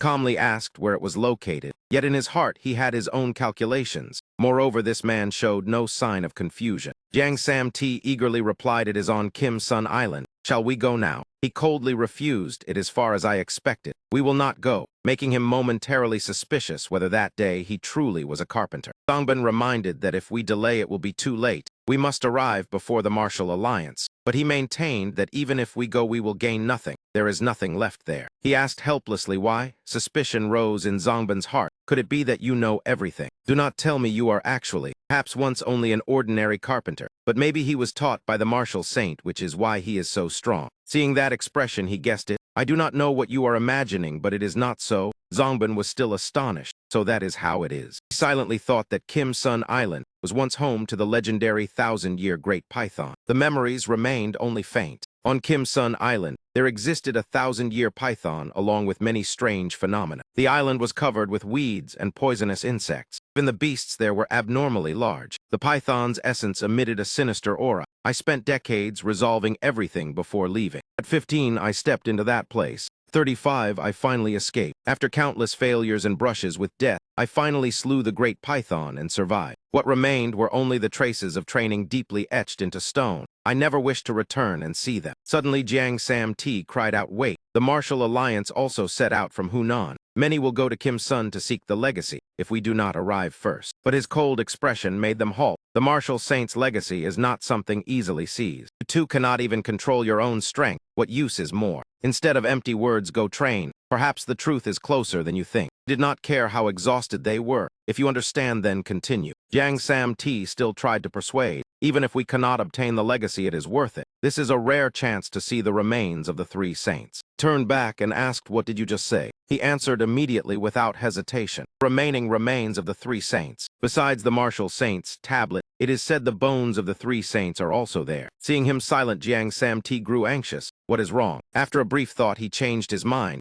Very well, we will go to Kim Sun. On the island, the scenery was peaceful, the clear blue water enchanting. He stood at the bow, observing ahead. Beside him, Hung Yuan sobbed softly. I know nothing of the martial world, why must I follow here? Jiang Sam Ti steered the boat and said respectfully, we have arrived. It set foot on Kim Sun Island. Nam Gong So he saw them and was startled. You. She asked rapidly, why are you here? And where is Somi? He replied calmly, the child is playing at Hong Gun Sang's house. An Duck was surprised to meet her here. Nam Gong So he awkwardly said, you must have heard the rumors. He said indifferently, I am not very interested. She was annoyed, not interested, yet you still came all this way. Truly a lie. But he continued, I am more concerned about the remains of the three saints. He asked in surprise, not the martial saint's legacy. You came this far just for that. He answered calmly, so what? He added that she must have searched already. Nam Gong So he sighed. The one called the Dark Lurker destroyed every entrance to the cave. Now it cannot be entered. Heavy rain has made the soil unstable, and it may collapse at any time. He asked, so you have not found the entrance yet? She admitted she had not. He proposed to meet the Dark Lurker. She sighed, he is dead. His body was torn apart. Without the trim of his robe, he would be unrecognizable. He said the first discoverer is often the most noticed. Jiang Sam Ti looked around and realized the place was strangely quiet. Nam Gong So he explained this is the martial saint's shrine, and also the resting place of the three saints, so no one dares cause trouble. He looked up and chuckled softly, a shrine.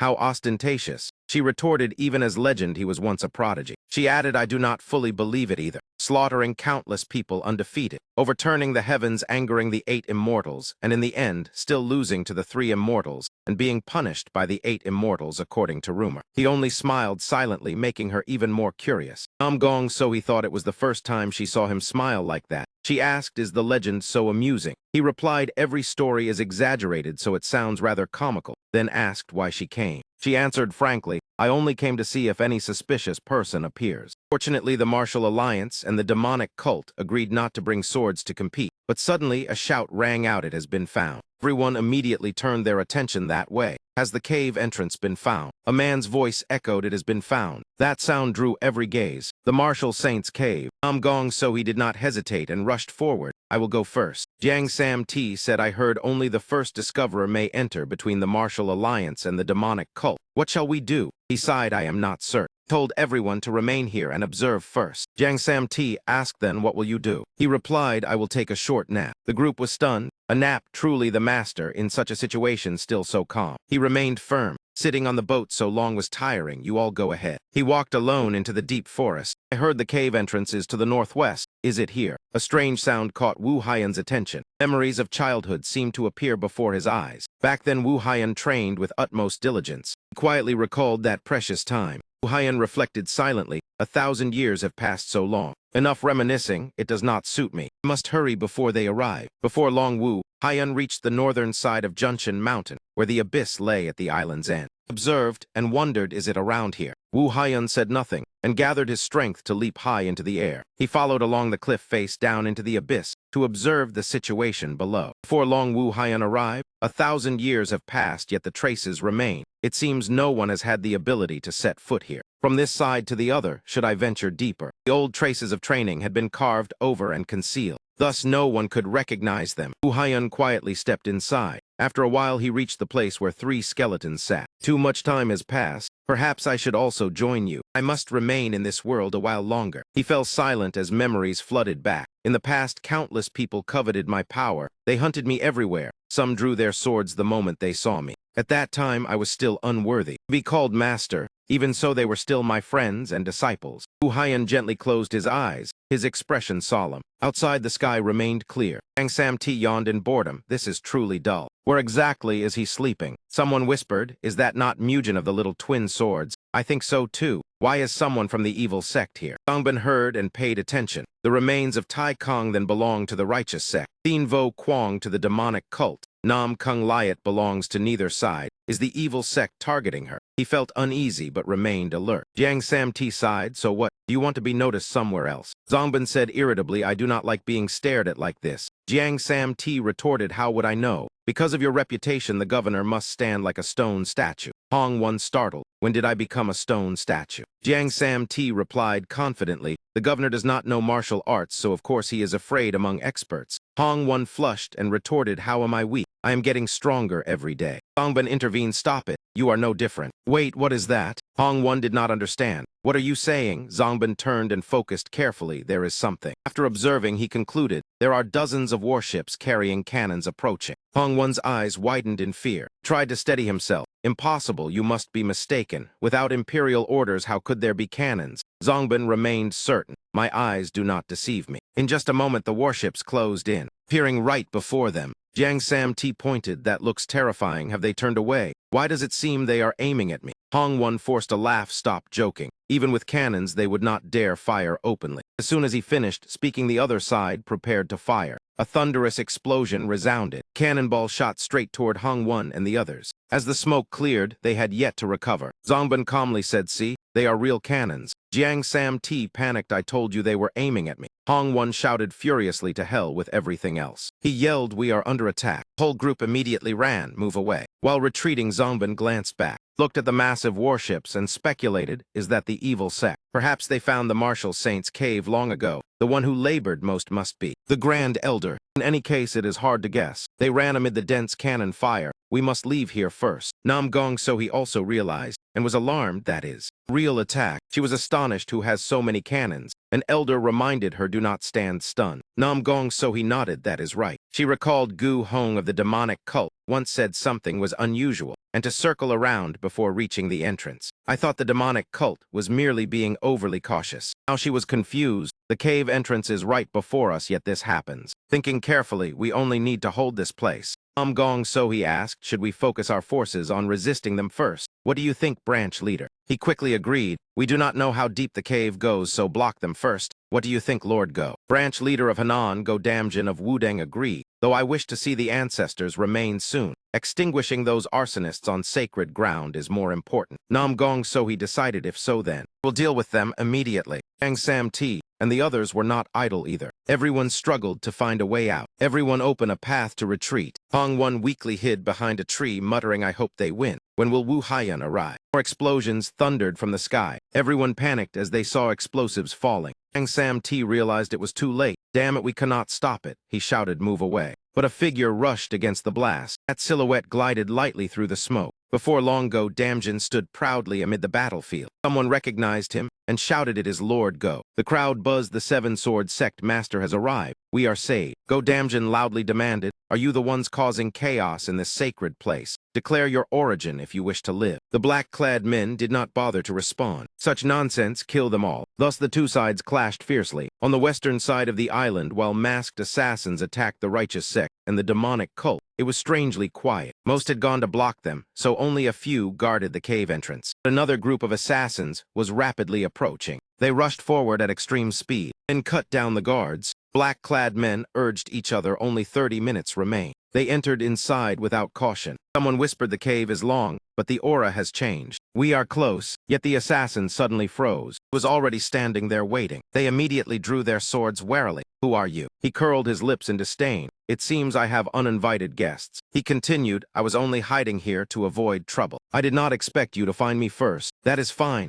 Thanks to you, I need not worry about certain matters. I was just planning to deal with you for the cannon attack that caused chaos earlier. Hian stood there in silence, calmly sweeping his gaze over each person before him to assess the situation. Their stances were extremely steady, just like the seasoned assassins who had appeared years ago. He suddenly felt an unusual surge of excitement, letting out a faint sneer as he said they truly had some skill. But setting foot here meant they had chosen the wrong path. The assassins lost patience and charged forward at once, shouting noisily that they would take his life. All of them immediately focused their full attention on him. They quickly formed a tight encirclement around Hian. He merely glanced at them and remarked that their formation was decent, even superior to the Arhat formation of Shaolin. One of them secretly evaluated that his aura proved he was a master, but their combined formation had once defeated even a supreme expert of the martial world. That man carefully observed even the slightest movement. That man had absolute faith in the strength of the group. Since no one had ever survived their joint assault, this time would be no different, and he prepared to launch a sneak attack on Hian from behind. That man roared with fury, died. Yet Hian remained as calm as ever. He simply flicked his hand lightly. Terrifying force erupted instantly, sending the assassin flying. That man crashed heavily onto the ground, clutching his chest and groaning in pain. Another saw this and immediately heightened his guard. His companion had been defeated too quickly. Though the technique was unclear, it was obviously far from ordinary. The slightest mistake would be enough for that man to expose a weakness. The entire group surged toward Hian like a rising tide. He leisurely mocked them, want to die together. How foolish, charging recklessly without knowing yourself or your enemy. It reminds me of a certain idiot. If only you had thought more carefully, you might have prolonged your lives. As he finished speaking, his figure vanished like the wind. Hian moved like a flash among the crowd, dealing with them one by one as if savoring a game. Fresh blood splattered everywhere. In mere moments, all the assassins had fallen. At this point, only one remained, barely clinging to his last breath. Hian held his blade and said coldly, having strength does not guarantee victory. What matters is wielding the blade with precision like this. That man screamed in panic, who exactly are you? He did not bother to answer,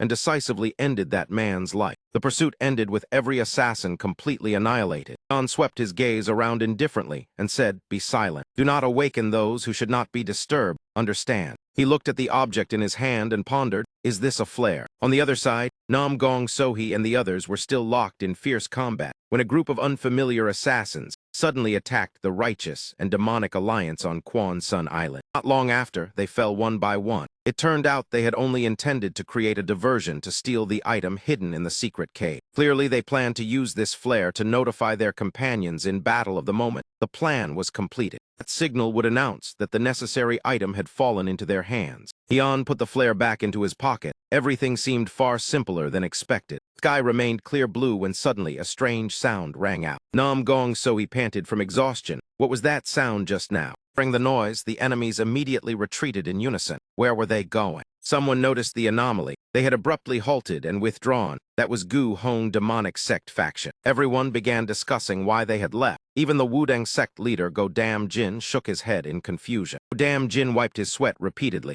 This is bad. I still do not know who is behind this. Those captured all swallowed poison to kill themselves. They are certainly not ordinary fighters. Suddenly someone spoke up, saying he had heard a sound before they retreated. He suddenly understood. That sound was very loud, like a warning signal or a flare. The entire group immediately rushed off. They had to reach the secret cave at once. Everyone ran forward with all their strength. Yet when they arrived, all of them were stunned. How could this be? Nam Gong Sohee's face turned pale. The secret cave of the martial saint was completely empty. Dam Jin collapsed to his knees in shock. He blamed himself endlessly. Damn it, we were deceived by such a simple trick. Gu Hong hurriedly reassured him. This is not the time for regret. Quickly chase after them. Everyone immediately agreed. Go Dam Jin immediately regained his composure, Miss Nam Gong. You stay behind in case they return. Nam Gong Sohee looked around and saw she was alone, a trace of bewilderment crossing her face. I was really left behind. She sighed helplessly. Lately nothing has gone smoothly at all. Suddenly something caught her attention. Nam Gong Dahyun stepped closer to examine it more carefully. Only then did she realize it was a stone steel. Nam Gong Dahyun seriously lifted it to observe. She muttered softly, how cunning. Meanwhile, Yu Hyan had boarded a boat and left with 3 skeletons and Gu Hyan. Gong Chun stood inside the cave, looking at the remaining traces on the rock wall. It was a long while before he finally spoke. In the end, it is still the same. Disappointment was evident on his face. Not knowing who had acted nor who had dealt with the corpse, the branch leader immediately bowed his head to apologize to the alliance leader. Gong Chun pondered. Not only had the body of T. Gong Jin disappeared, but even the relic of the martial saint left no trace. Considering the effort and money invested, this ambition had proven futile. He had not expected it to end in a dead end like this. Gan Un suddenly spoke, but there is one thing we are certain of, Gong Chun immediately asked. What is it? He reported that this assassination was not carried out by the unorthodox faction. Since they had monitored them from the beginning, it was very likely the culprit was a mysterious force or foreigners. Gong Chun thought for a moment and said, we also cannot rule out the possibility that it was the demonic sect. Gan Un and the branch leader were astonished. How could that be? You mean the demonic sect? He calmly explained, I am only speculating. Do not rush to believe anything you have not seen with your own eyes. I have reminded you many times to be cautious with every hypothesis. Gan Un frankly admitted his fault. Since we had never discussed the demonic sect before, I did not consider it. I will continue investigating this direction. The man in white was Nam Gong Chun,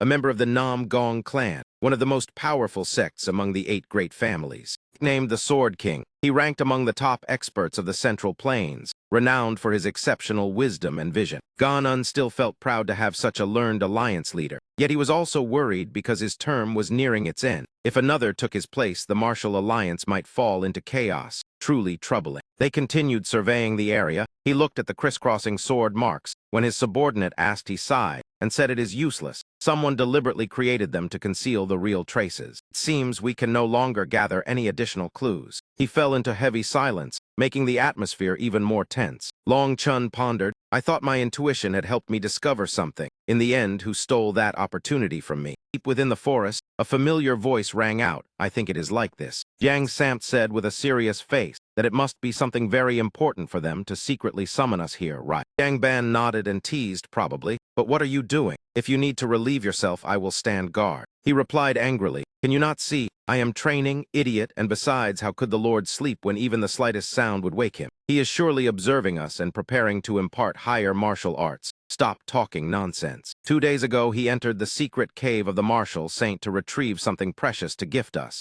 When he returns here, I will have a present for you. Hearing this, Jiang Ban merely gave a polite smile. Is that so? We should still work diligently. Suddenly a voice sounded from behind. You have arrived. They immediately ran toward Hian in delight. Yes, Lord, we have been waiting for you. He spoke to apologize for making them wait because he had matters to resolve. Jiang Ban was inwardly astonished. He had not expected him to apologize so easily. Hian removed the bag from his shoulder and threw it onto the ground. Open it and see. Jiang Samt eagerly stepped forward. It has finally appeared, his heart filled with anticipation for something momentous. Yet inside were only 2 ordinary flutes with nothing special about them. The 2 stared at each other wide-eyed, completely at a loss for words. After a while, Jiang Samt cautiously asked what this thing was for. Hian replied calmly that it was a shovel. Had they never seen one before, he stammered that was not what he meant, only why he was giving them this. Hian ignored the question and coldly told them to start digging. The 2 were bewildered and did not understand. He patiently repeated once more, I said dig down.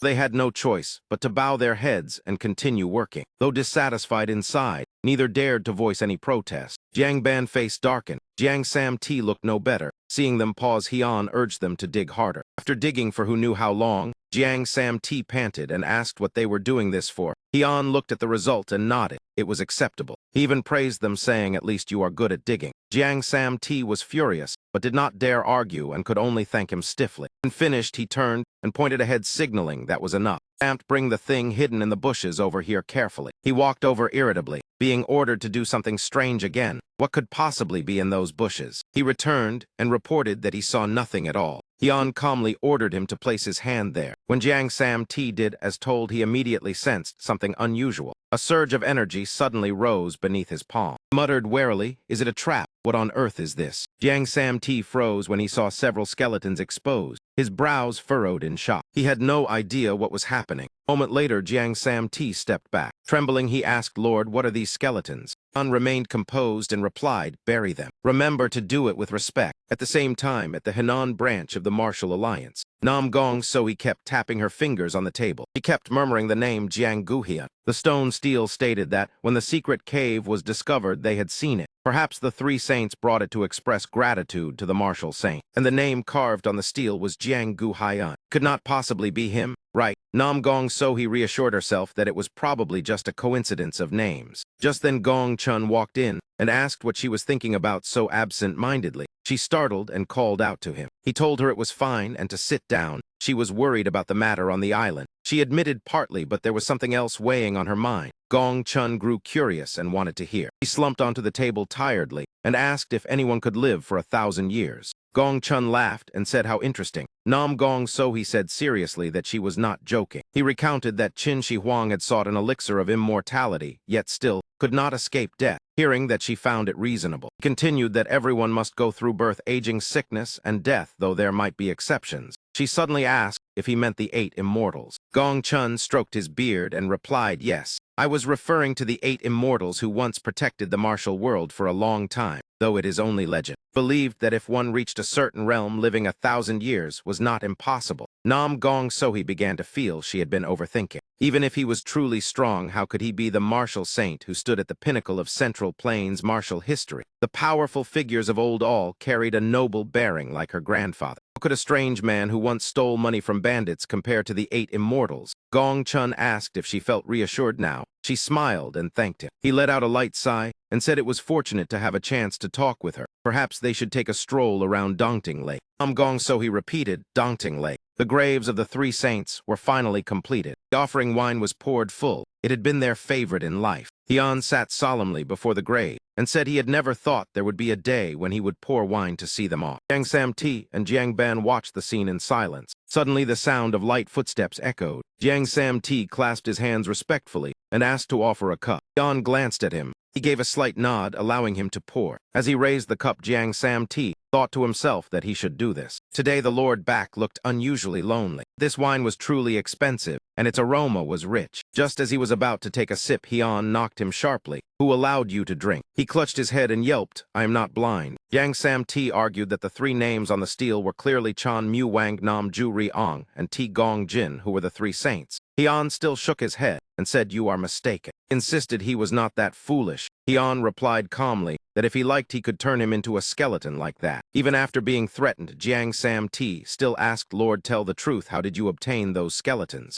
Hian remained firm and said, I already told you they were not. He continued, trailing behind, pleading. Jiang Ban shook his head and told him to stop or he would anger him. Suddenly a childlike voice called Uncle Servant. Jiang Sam-ti was startled and asked what was wrong. Somi whined that her ball was lost and asked him to help. He still stubbornly wanted to question the Lord, but Somi dragged him away, refusing to let go because of her ball. In the end, he followed the little girl and said, all right, Uncle will get it for you. Somi happily thanked him. Hian understood that there was no ball in the house and subtly reminded her. He said lying was not good, but sometimes a harmless lie could be accepted. Somi obediently hugged her father and said she understood. He patted her head and praised her as truly his daughter. She then curiously asked another question. Somi hugged him tightly and asked how Sister Sohi was. Hian replied that he did not know either. In his heart, he thought that perhaps the Martial Alliance had returned empty-handed and was angry. Just then, there was a knock at the door. Hian carried Somi and said she was probably busy. He opened the door with a smile. It seemed there were guests. Unexpectedly, the one standing outside was Nam Gong So.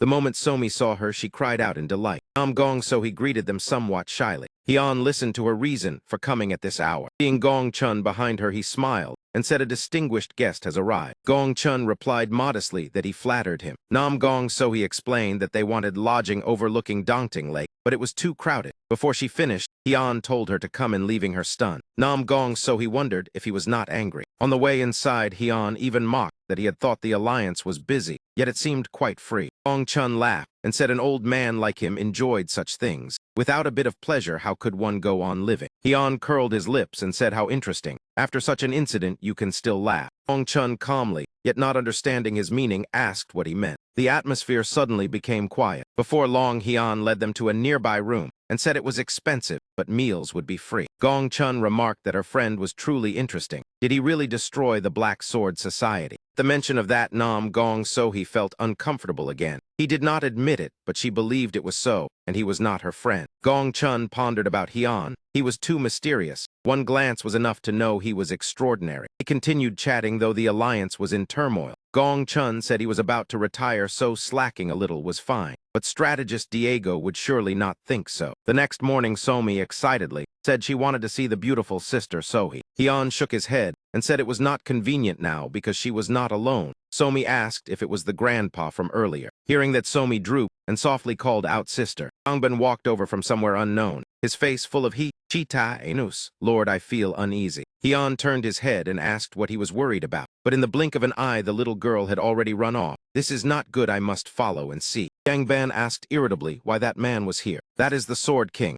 Jiangban bluntly revealed Gong Chun identity. Hyun paused slightly, the Sword King. Jiangban nodded and added that he was also the martial alliance leader, ranked among the kings of the unorthodox faction, those nearly invincible. Hyun merely nodded lightly. So that was the Sword King Nam Gong Sohee always mentioned. He recalled the fervent look in her eyes when she spoke of her grandfather. Not just anyone could be honored as the Sword King. His bearing was indeed different from ordinary martial artists, but that was all. I do not sense true sharpness. It seems he has not fully comprehended his own martial path. Jiangban curiously asked if they came because of Quan Sun Island. Hyun shook his head. If that were the case, it would not be this quiet. Whatever the purpose may be, Hyun kept his eyes on Isomi. Let things follow their natural course. Next morning, the sound of rustling leaves echoed. Brilliant sunlight filled the space. Gong Chun sat leisurely by the lake fishing. The surface of the water rippled gently. Someone approached and asked, "It seems you truly enjoy fishing." Seeing Hyun, he laughed loudly. "When I was young, I could fish all day without boredom.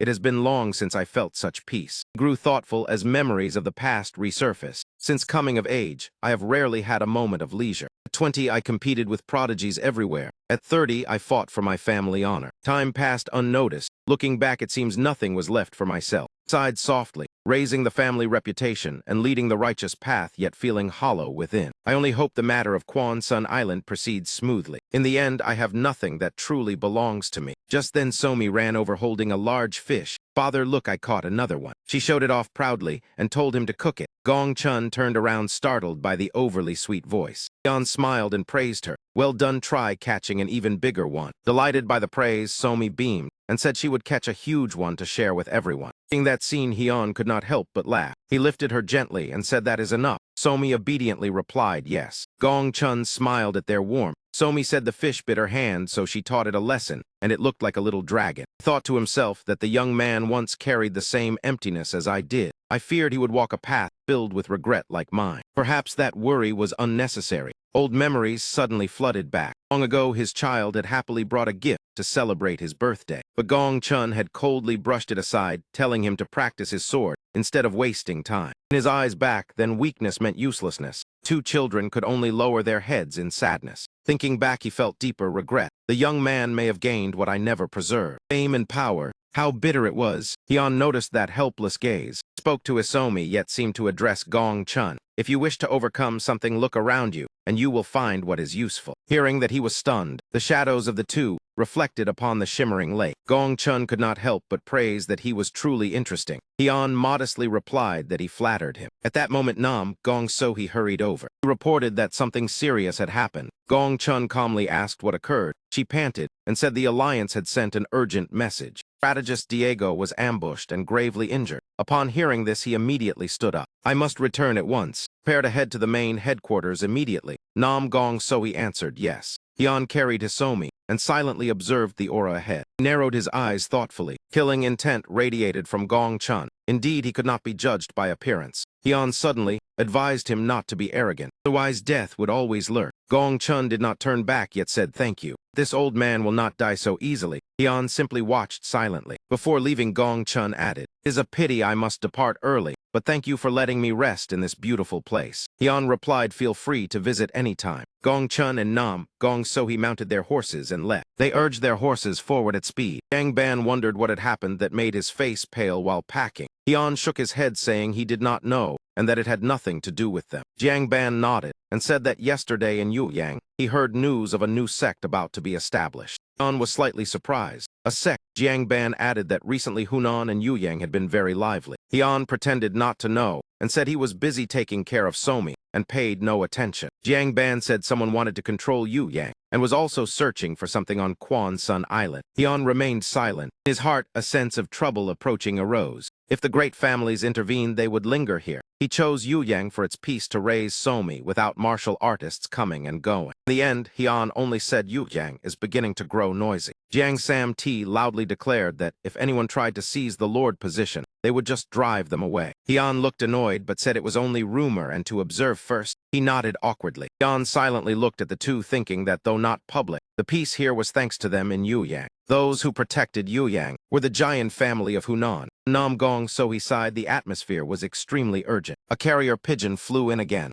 Gong Chun asked what news there was. She read that they were pursuing the one who ambushed the strategist toward in Huang and had clashed several times. He frowned. It seemed the opponent was far from ordinary. The sound of hooves suddenly halted. Gong Chun assigned the task. I will head straight to Huang while you go to the local branch. Nam Gong, so he worriedly asked if he would be all right. He laughed and said, do you fear I am old? Yet she was still uneasy because one who dared fight him must be very strong. Even so, she obeyed and said she would visit the strategist and hoped he would teach them a lesson. Gong Chun reminded her to be careful. He silently watched his granddaughter figure fade into the distance. Gong Chun stood still for a long time without saying a word. Only after a while did he urge his horse forward and leave that place. Time passed quickly. The scene shifted back to the sect. Nam Gong, so he hurried back in great haste. Maid saw her and called for the captain, but she had no mind to listen. Where is strategist Diego? Upon hearing the answer, she halted. He is in the main hall. Someone else stepped forward and asked Captain what happened. He did not bother to respond and immediately pushed the door open.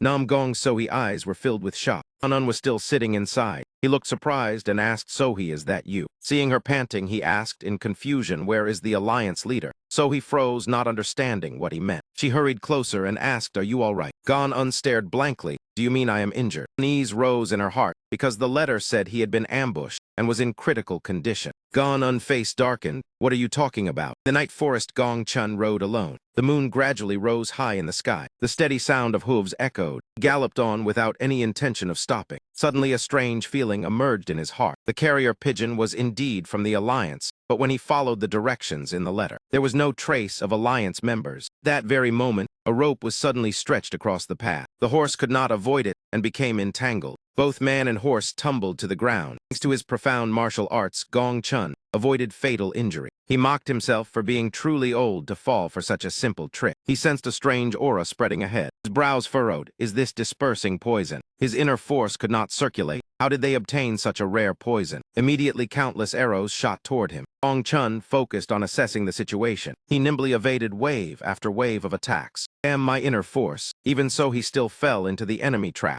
Arrows pierced into his body one after another. A cold laugh rang out. The Sword King has lost all his strength and still dares claim that title. Gong Chun, blurred vision, saw the men in black and recognized the familiar voice, but his sight had already dimmed. They declared this place would be his grave. He cursed those scoundrels in anger. He understood from the start that their target was him. Even wounded, he raised his sword and said, I will not die so easily. He knew he could not fall because if he died, the martial alliance would descend into chaos. Alone, he faced the entire group charging at him. The next morning, he went to the lake early and watched a luxurious boat gliding over the water. He murmured about sailing on Dongting Lake. He crossed his arms while sitting on a rock and wondered if Somi would like it. He decided to find a boat for the little girl to experience for fun. Deep in the forest, urgent hoofbeats rang out along with shouts to find the alliance leader. A group was searching in haste. Their horses galloped like the wind through rugged terrain, disturbing the once quiet forest. They searched everywhere, Sohei among them with a tense face, thinking she had been lured away. She stared ahead, wondering who was behind it. One man suddenly dismounted. He discovered dried bloodstains and reported to Gan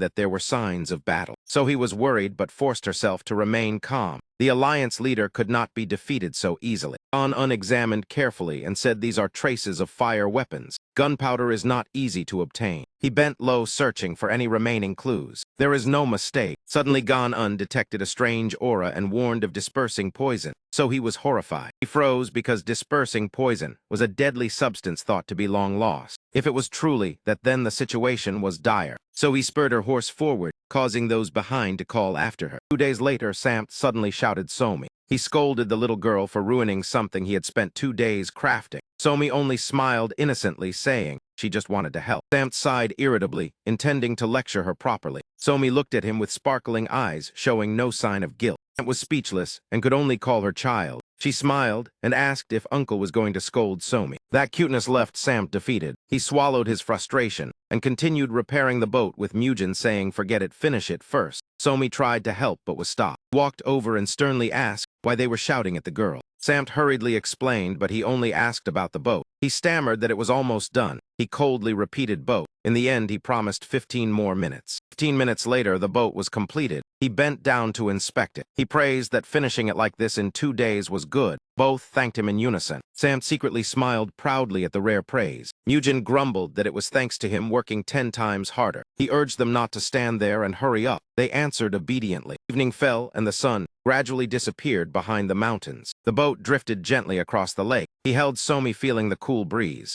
Dongting Lake stretched endlessly. Perhaps such a peaceful life was worth something. After so many blood-stained years, he had never believed in happiness. Suddenly Somi pointed ahead and cried, "Father, look." The boat approached a waterfall. He smiled and praised the scenery, while Somi cheered excitedly. Suddenly the boat jolted, causing Mugen to lurch forward. Samp hurried to check. Somi clung to him in fear, saying the boat was shaking too much. Eyes turned cold. "I said we would meet again if you were still alive." Dark red streaks of blood spread across the surface of the lake. Nam Gong Chun body floated upon the water, gravely wounded. He curled his lips faintly. "I did not expect we would meet again in such circumstances." Nam Gong Chun. Elsewhere, after 2 days of searching without result, though it was late at night, a few people still gathered to discuss. Truly, they could not find even the slightest trace. Ganon, with a stern expression, said there were too many who wanted to eliminate the martial alliance leader, from the imperial court to various sects. Yet after more than a month and a half, they still had no clue. Suddenly another voice rang out, causing Ganon to pause. "It is regrettable, but too much time has passed. Perhaps it is time to stop." Representative of Engia Ukmon, the second most powerful family of the empire, folded his arms and sneered that the matter of Quan Sun Island had already spread. The alliance had endured enough humiliation. Did he still want the world to know the leader was missing? Those words made Gon unslam the table in anger. Ukmon reminded him that the Nam Gong family had already sent people to search. For now, the priority was to maintain the alliance stability. Gon unsighed and decided to hand the search over to the Nam Gong family. He himself would return to the alliance first. After the discussion, Ukmon went to Sohi's room and knocked, but there was no reply. Opening the door and stepping inside, he saw Sohi still awake, holding a blood-stained cloth in contemplation. "Why are you not asleep yet?" Her face was filled with sorrow. "Father, could it be that grandfather?" Ukmon gently patted her shoulder to comfort her. "Your grandfather will not die so easily." Her eyes were moist, yet her voice remained firm, recalling memories of being doted on by her grandfather. "Father, you are right. I will do everything to find grandfather, no matter the cost." On another day at He residence, dusk slowly descended. Nam Gong Chun slowly opened his eyes and groaned softly as his wounds still ached. He looked at the ceiling in astonishment. "I am still alive." He recalled the night of battle, after being struck by dispersing poison. Though surrounded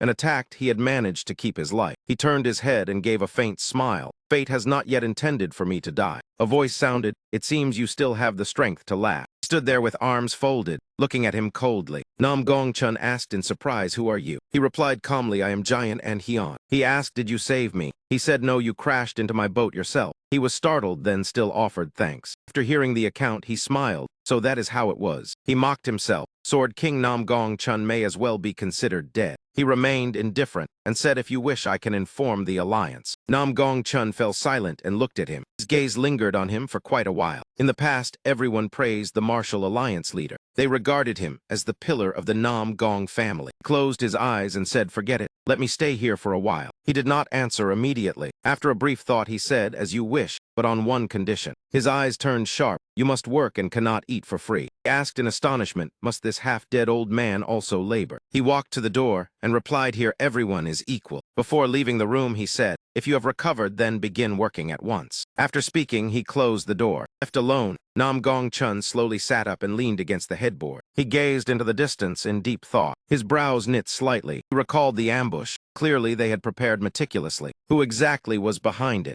The assembly to choose a new alliance leader was approaching. Those with motive. Could it be an insider? Thinking this, he laughed bitterly. At such an old age, yet still entangled in schemes. Next morning, Sohi and Ukmon returned to the forest where he had vanished. She lightly touched the damp mark left on the ground. Ukmon concluded that the ambush had been arranged tightly. So he stood up, her voice heavy. first father and now grandfather. She bit her lip in unwillingness. Akmon affirmed that he was still alive, so he turned abruptly and asked then the situation is very dangerous. He nodded in confirmation. He clenched her fists and said, as long as I find grandfather, I will do anything. Suddenly, a servant reported that there was blood here as well. Akmon and Sohee rushed over. He crouched down to examine it. The bloodstains were still fresh. He asked where they led. Servant replied toward Inhuang, where the stream flows into Dongting Lake. Akmon's eyes brightened, and he immediately ordered them to depart. He thought to himself that the Sword King was the symbol of the Nam Gong family. But if his inner force had dissipated, would he still wish to appear at the assembly? Following the blood trail, they stopped by the lakeside. The traces ended here. Akmon ordered everyone to search the surrounding area thoroughly. He suddenly remembered and asked Sohee, what about strategist Diego?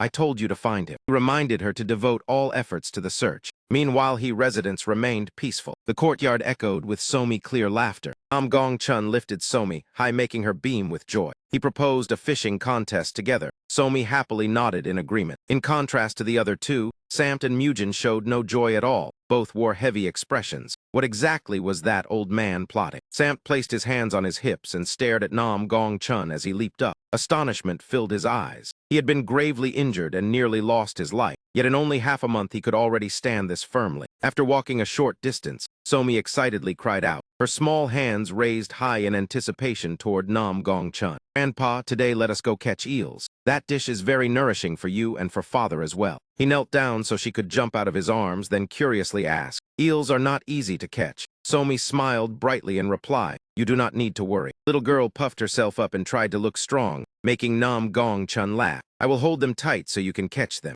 Suddenly Somi remembered something and called out loudly, Grandpa. In her mind appeared the image of Nam Gong Chun effortlessly reeling in one after another. With his super strong right arm, no fish could escape. Somi held his finger and asked in an innocent voice, that is right, is it not? Hearing that, he suddenly paused. Nam Gong Chun silently glanced at his missing arm. A moment later, he led Somi through the forest before reaching the lake. Suddenly asked, Somi, do you feel any inconvenience? The child looked at him blankly and asked again, what do you mean by that? Nam Gong Chun looked at her and explained, this residence is far from the streets and the study hall, and there are no friends your age beside you, is that not so? The sharp little girl countered, do you feel uncomfortable after losing an arm? Pondered before answering, perhaps a little. In his heart he thought, is this child worrying about me because of my lost arm? Somi lifted her head to look at him, her voice young yet firm, even if this place has nothing at all. I still do not feel sad. There are not many friends here, but I have father and everyone else. At night I sleep. In the morning I go to the study hall to learn and still meet my friends. When school ends and I return home, my family is always waiting for me. So I have never thought living here is miserable. Grandpa, even though you no longer have your left arm, but you can still use your right hand to hold mine and walk like this. After saying that, Somi smiled radiantly, her cheeks adorably flushed. Those innocent words made Nam Gong Chun fall silent in contemplation. He looked up at the sky, a gentle breeze brushed past as leaves swept across his face. That is right, she is not wrong. Time passed swiftly, before long dusk had fallen. That day the grandfather and granddaughter had a great harvest. The basin was filled to the brim with eels they had caught together. Samt took the chance to tease Somi, the two of them noisy and lively. The girl cried out, this portion belongs to Somi. Meanwhile Nam Gong Chun quietly held his sword with his remaining arm. He remembered her words from the morning. I do not feel uncomfortable at all. Somi's gentle smile seemed to comfort him. He still had his right arm. He thought to himself, he had not expected that one day he would learn something from a child. He gathered strength into his right arm and tightened his grip on the sword hilt. In his mind, he had already made a decision. That is right, he still had his right arm. Nam Gong Chun began to swing his sword as the sky gradually sank into darkness. But with his current body, holding a sword was far more difficult than before. His arm trembled uncontrollably. He refused to give up and tried to tighten his grip even more. He opened his mouth and drew in a deep breath, then slowly exhaled to steady his mind. He swung his sword again, this movement faster and more concise. Nam Gong Chun trained without pause. Large drops of sweat ran down his face. He was so absorbed that he forgot the time. When he realized it, the sky was already pitch black. The next morning he rose early, went out to the grassy field with his sword and prepared to continue training. His face was solemn, his eyes clearly showing iron will. Pivoted his foot and swung the sword, carving a sharp arc. As time passed, each strike of Nam Gong Chun became more agile and fluid. Suddenly the sword slipped from his hand and fell to the ground. The following day he sought out Hyun. Yes, you were right. He held a wooden sword and pointed it at him, speaking seriously. Therefore I wish to ask you to spare some time to train with me. Hyun looked at his severed arm and coldly asked, with that condition. Nam Gong-chun shrugged. You can hold back. In any case, I have gradually grown used to it. During that, Hyun rested his chin on his hand and pondered. This matter seemed to bring him no benefit. He thought to himself, even if he cannot use sword aura, his foundation and style are still the heaven and earth crimson sword, completely different from Mujin and Sam. In the past, he had witnessed Nam Kung's swordsmanship through Nam Kung So High. Now the Sword King will display that very martial art before me. Thinking that, Hyun smiled and nodded. Very well, I agree. Nam Gong-chun immediately expressed his gratitude. Many thanks to you. In the days that followed when, after learning of it, Sam, Mujin and Somi secretly followed to watch. The three hid behind bushes as if spying on a secret. Mujin asked Sam, who do you think will win? He answered firmly, of course the Lord of the Residence. The Sword King has only one hand, it will be difficult for him to win. Mujin lifted his head and looked ahead. It should be that way regardless. At this moment, Hyun and Nam Gong-chun had already taken their stances. He tilted his body while holding the sword, his gaze filled with determination. Hyun appeared more at ease, calmly tightening his grip on the sword hilt. Even though it was only training, both were extremely serious. The other three remained hidden in the distance, watching attentively. After one exchange, Hyun coldly asked, why do you not use your full strength? Immediately, Nam Gong-chun pushed forcefully off the ground. He rushed forward at astonishing speed, ready to face Hyun. Those words rang like a warning, reminding him of the moment he had been struck down by a fatal blow. He gathered momentum and shot upward, his figure unbelievably swift. He gritted his teeth, resentment surging. Nam Gong-chun tightened his grip on the sword hilt, pride boiling within him. The sword was knocked from his hand, to the astonishment of the Sword King. His eyes widened in shock. Before he could close in, Hyun had already sent his sword flying. The sword flew backward. The dry sound of metal striking the ground rang out. The three onlookers stood frozen at the sight. Hyun narrowed his eyes slightly. It seems I was mistaken. He beckoned with his hand in provocation. Use all of your strength. He stood rooted in place, his body stiff. He sank into thought. I am the Sword King Nam Kung-chun, once believing I had touched the supreme realm. But it turns out, the two continued to charge at each other. The sharp clang of colliding swords rang out repeatedly. One attacked, the other immediately blocked. They continuously neutralized each other's attacks. The battle evenly matched. Nam Gong-chun's eyes burned with determination, while Hyun gradually fell into disadvantage, yet his face remained cold and expressionless. Suddenly, Nam Gong-chun poured his strength into a strike and knocked Hyun's sword away. From afar, Samt carried Somi on his back, arms crossed as he muttered, what is going on? If it were me, it would have ended long ago. They have been fighting for an hour as if playing. At this moment, Nam Gong-chun was nearly exhausted. He collapsed to his knees and panted. Could not believe it. It cannot be. His hand trembled. How could I end up like this? He silently evaluated Hyun. This person has far surpassed the concept of ordinary strength. Hyun lowered his gaze and asked in an icy voice, so it ends here. Nam Gong-chun forced himself up and replied stubbornly, not yet. I can still continue a little longer. He charged forward again with all the will he had left, shouting loudly. His eyes blazed with determination. Immediately after came a thunderous explosion. Birds nearby panicked and scattered in all directions. A long while later, Nam Gong-chun regained consciousness and found himself lying on a bed in his room. He stared blankly at the ceiling, wondering if he had truly been defeated. Just then a voice sounded beside him. Senior, do not be too discouraged. Samt sat by the bed and said with a grin, facing that man and still keeping your life is already a miracle. Nam Gong-chun glared at him. What did you just call me? An old man, of course. Samt pointed straight at him. If not that, then what should I call you?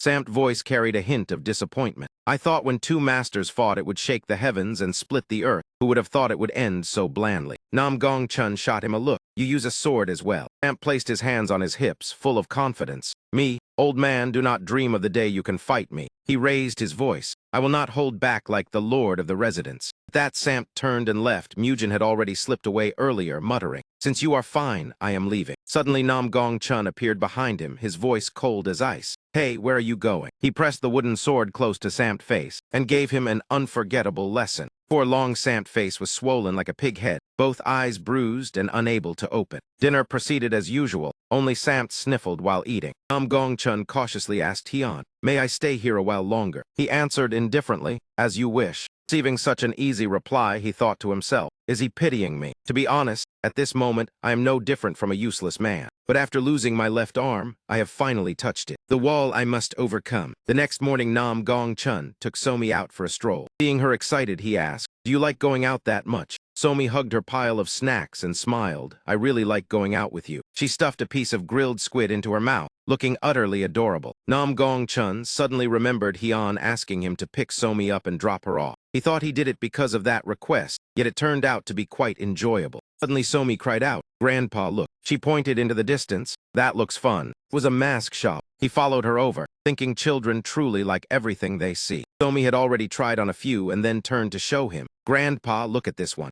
She pointed at a mask. "Please try this one." He held the mask up, her eyes shining. "This is the super cool Quan Sun Sword Master mask." Nam Gong-chun took the mask. He looked at it for a long time with an indescribable expression. The mask shop suddenly grew lively. Children crowded over to try and look. Nam Gong-chun put on the mask, thinking that such a thing exists in this world, Quan Sun Sword Master. He asked the shop owner, "Who is this mask based on?" The owner hesitated and pointed across the way. He pointed to the other side of the street. "You see that? There is a puppet show there. This mask belongs to the main character. That character is a warrior named Quan Sun Sword Master, very popular with children." After hearing this, Nam Gong-chun could not help but be stunned. That title had even been turned into a puppet play. Suddenly a child shouted from behind, "Look, Quan Sun Sword Master." The others also rushed over and surrounded him. Surrounded by the children, he grew flustered. "Quan Sun Sword Master is so mighty. You are the best." Children showed immense admiration for that character. Seeing Somi gaze at him with sparkling eyes, Nam Gong-chun decided to buy the mask. The shop owner cheerfully saw them off. "Thank you, please come again next time." Somi held his hand and smiled. "It suits you very well." He smiled in reply, yet thought to himself that 1 silver coin for this, raising a child, is truly costly. Before long it was noon. Somi ran to Hyun with the mask in her hand. "We are back." He nodded. "Good girl." A trace of surprise flashed across his face. Woo Hyun immediately noticed the mask. He lifted Somi and asked gently, "So you finally bought it?" Nam Gong-chun stepped closer and asked, "You knew she wanted to buy it?" He replied, "Of course." Woo Hyun always paid attention to every little thing, especially regarding Somi.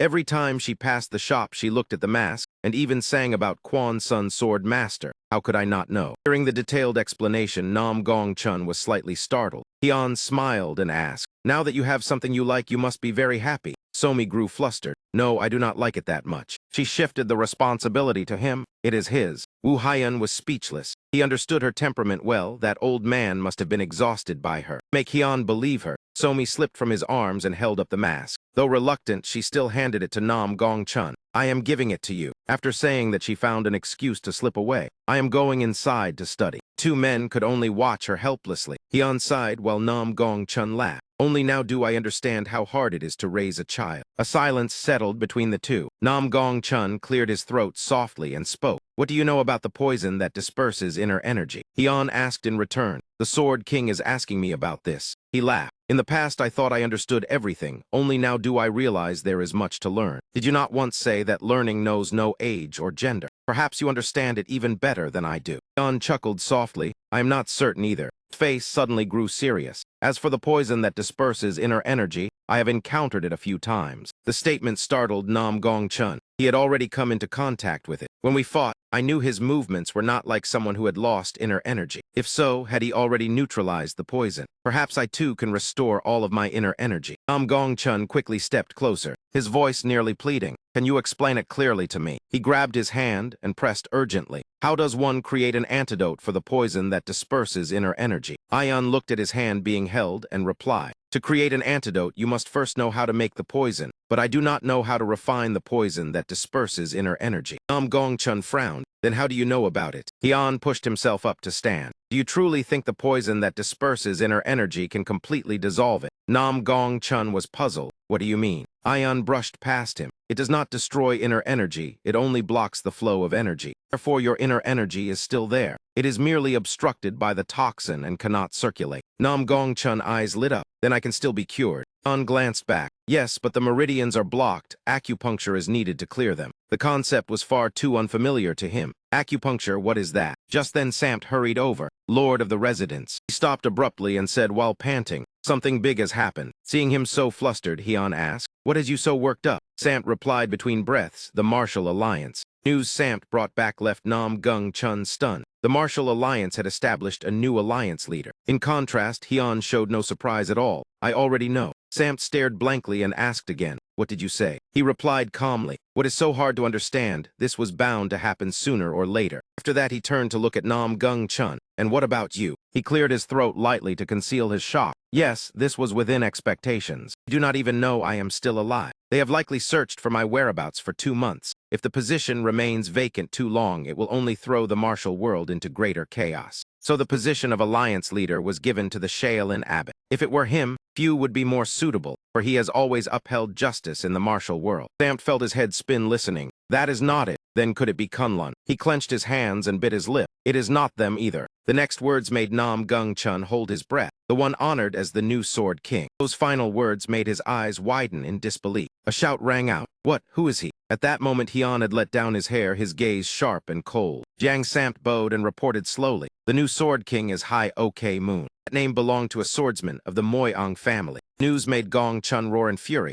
Hai Ok Moon. He grabbed Sampt by the collar. Are you telling the truth? Did Diego unapprove? He stammered, that matter. Sampt continued. The strategist of the martial alliance resigned as soon as he returned to Ha Nam. The one who replaced him is Man Ho Jiang. Gong Chun cried out in shock. Man Ho Jiang. Names flashed through his mind, such as the Shaolin abbot, the Kunlun sect leader, masters of Wudang, people he once believed qualified in both martial skill and character. Blurted out, no matter how strong Hai Ok Moon is, he is unworthy of being alliance leader. And though Man Ho Jiang is skilled in commerce, his eyes are filled with ambition. Sampt listened in silence. If this becomes reality, the alliance treasury will fall into the hands of the Moyang family, no different from handing more power to Man Ho Jiang. Gong Chun's expression grew heavy. What are the others doing to let the alliance be overturned so quickly? Suddenly he seemed to realize something, his eyes widening. Could it be they have been waiting for this moment for a long time? An stood beside him, still deep in thought. The estate remained bathed in sunlight. Hai Ok Moon brutally cut off a flower branch. Blossom fell to the ground.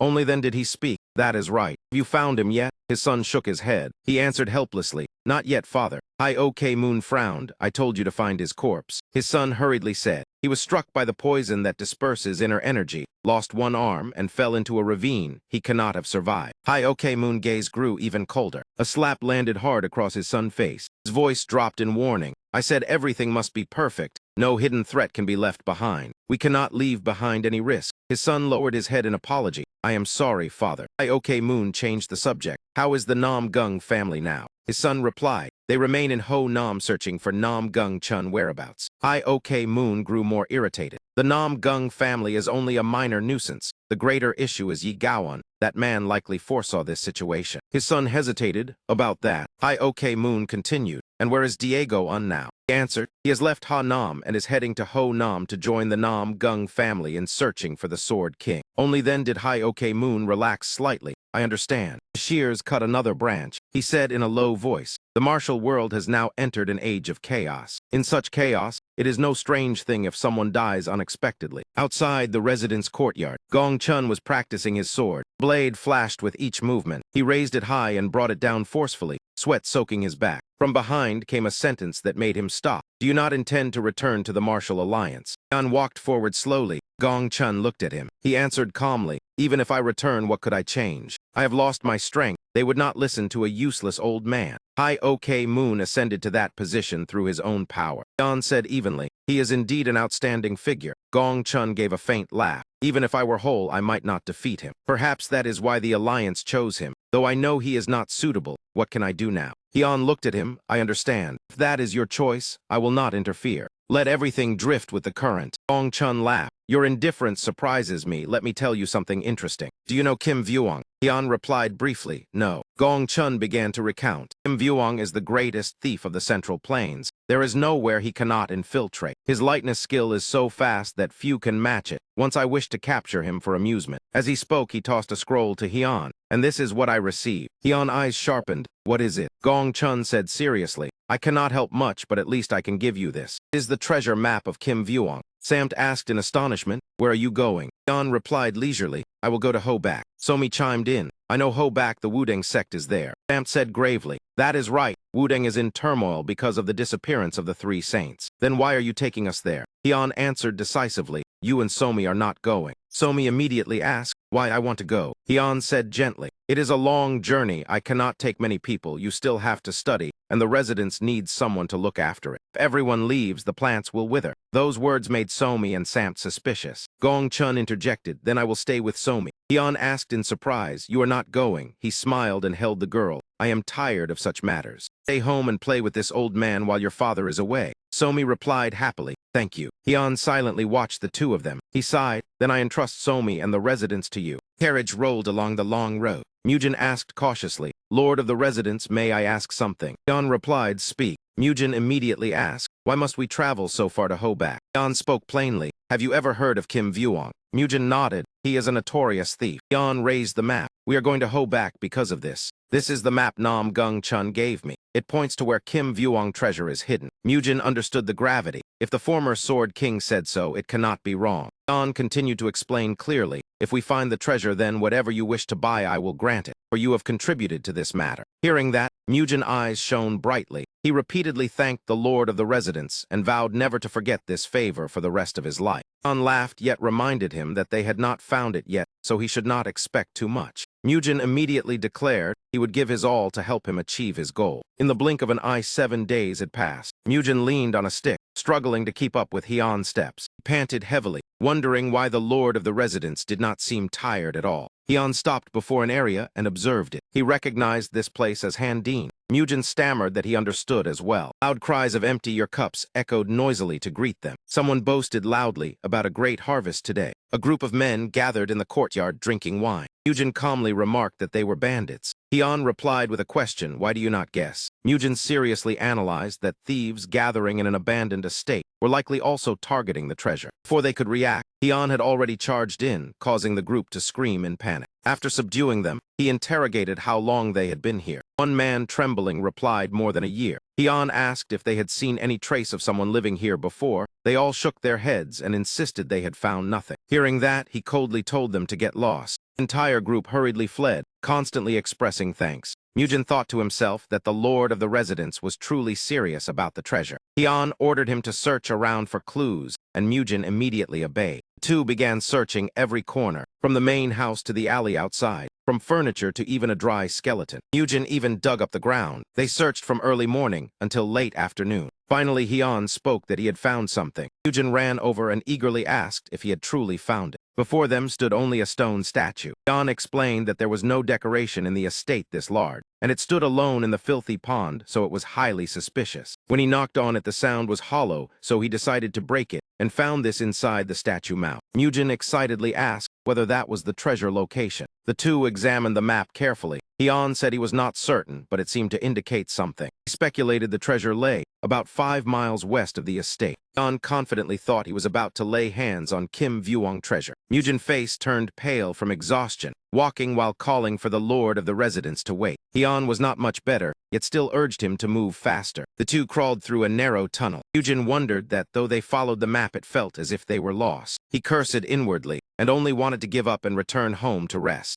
That moment, Hyun said they were perhaps close. Mujin cried out in hope. Something strange appeared before them, carving etched into the stone, as if pointing the way. Mujin sensed something ominous. He feared the Lord Patience was about to run out. Hyun tried to remain calm, handed the torch to Mujin and told him to hold it. When asked what he intended to do, he calmly replied he would destroy it. Mujin asked in shock whether he would break it right here. He worried the cave might collapse. Hyun created a massive explosion. He walked calmly through the smoke and dust. Mujin's mouth hung open when he saw the cave had not collapsed, but had been blasted open. He noticed something and stammered, Lord of the residence, what is this? The object ahead gradually became clear. Mujin suddenly realized they seemed to have returned to their starting point. Hyun growled for him not to say another word. Mujin obeyed. He cursed inwardly, realizing they had been led in circles by a fake map. Even so, Hyun still noticed a stone lion statue. He examined it carefully, then suddenly created another explosion. Mujin was horrified to see him smash the stone statue with a punch. He stammered that even if he was angry, he should not destroy everything. Immediately after, Mujin stood frozen. Inside the lion statue,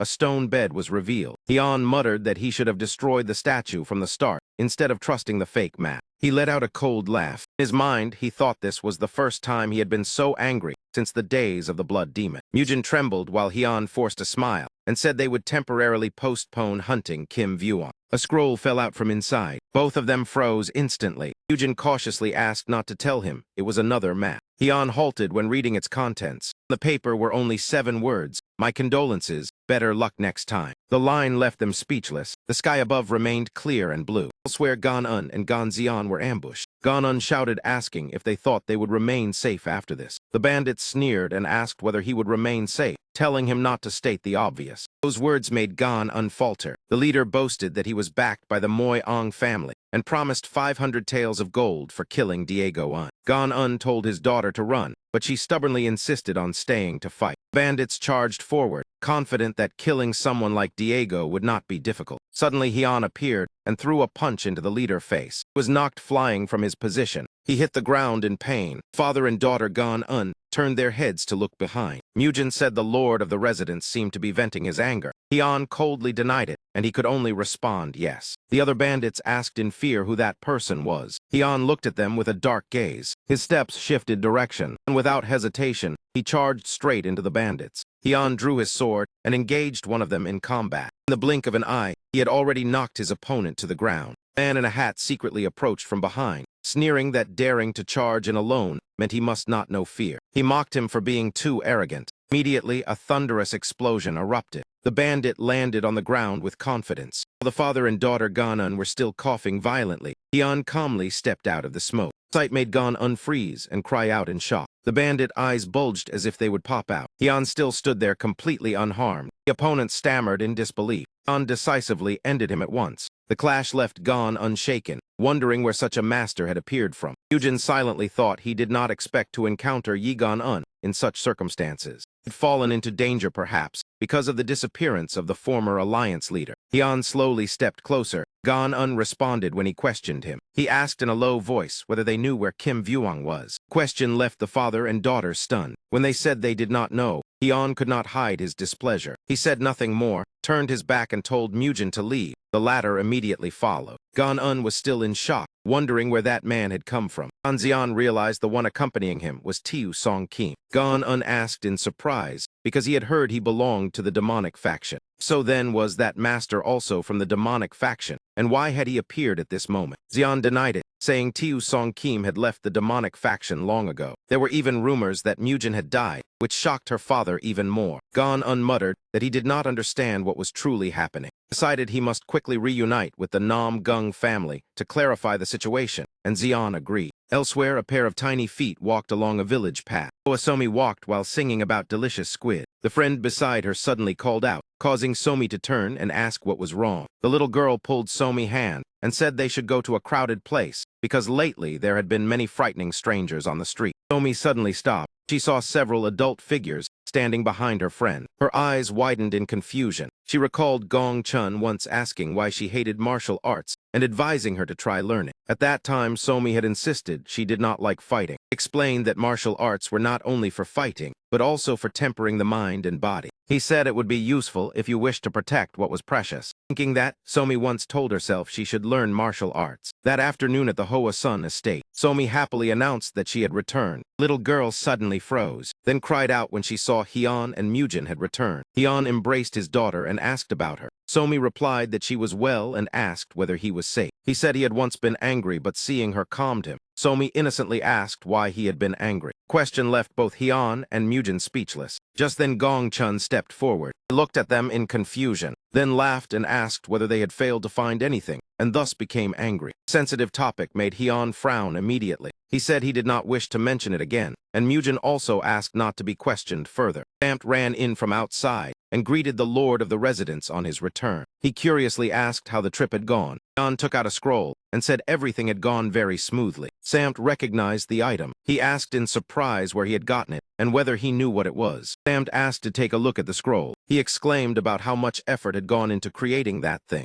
Hian frowned and asked what he meant by creating. Samt explained that in his band, there was a rule of making fake maps to deceive others. That treasure map had been made by him to lure greedy people. He had even planned to put something filthy inside the stone statue, but could not endure the smell, so he abandoned the idea. While speaking enthusiastically, he suddenly realized something was wrong. He asked why the lord of the residence was holding that map. In his hand was undeniable evidence. Amp broke out in cold sweat. then immediately tried to find an excuse to run away. Hyun calmly ordered him to be caught, and Mujin responded. Sam's screams rang out loudly. The scene shifted to a waterfall. A deep voice asked whether it had been found. A subordinate replied that he had questioned the boatman and learned the lake here was the deepest in the region. The man then asked about nearby residences and was told there was an estate. He showed interest in that information. He analyzed that this region belonged to the royal family, so the presence of an estate was suspicious, and mentioned the rumor that the martial god was sealed beneath the depths of Dong Din Lake. At first it had only been legend, but traces of the martial god appeared on Quan Sun Island, so he came to Nhak Duong, his identity being the sect leader of the Fong Kim sect. He believed that if he found the martial god, his sect would unify the 9 great sects and become even more glorious. He ordered preparations to meet the lord of the residence, and his subordinates answered in unison. After the trick of the century, Samp was beaten until his body went limp. Hyun read a book while asking what he intended to do. Samp hurriedly denied any intention of running away. He complained that he had not expected the map to fall into the lord of the resident's hands, and defended himself that it was not his fault, but because someone had been greedy for treasure. Suddenly Samp heard a sound outside. He reported that there were guests visiting,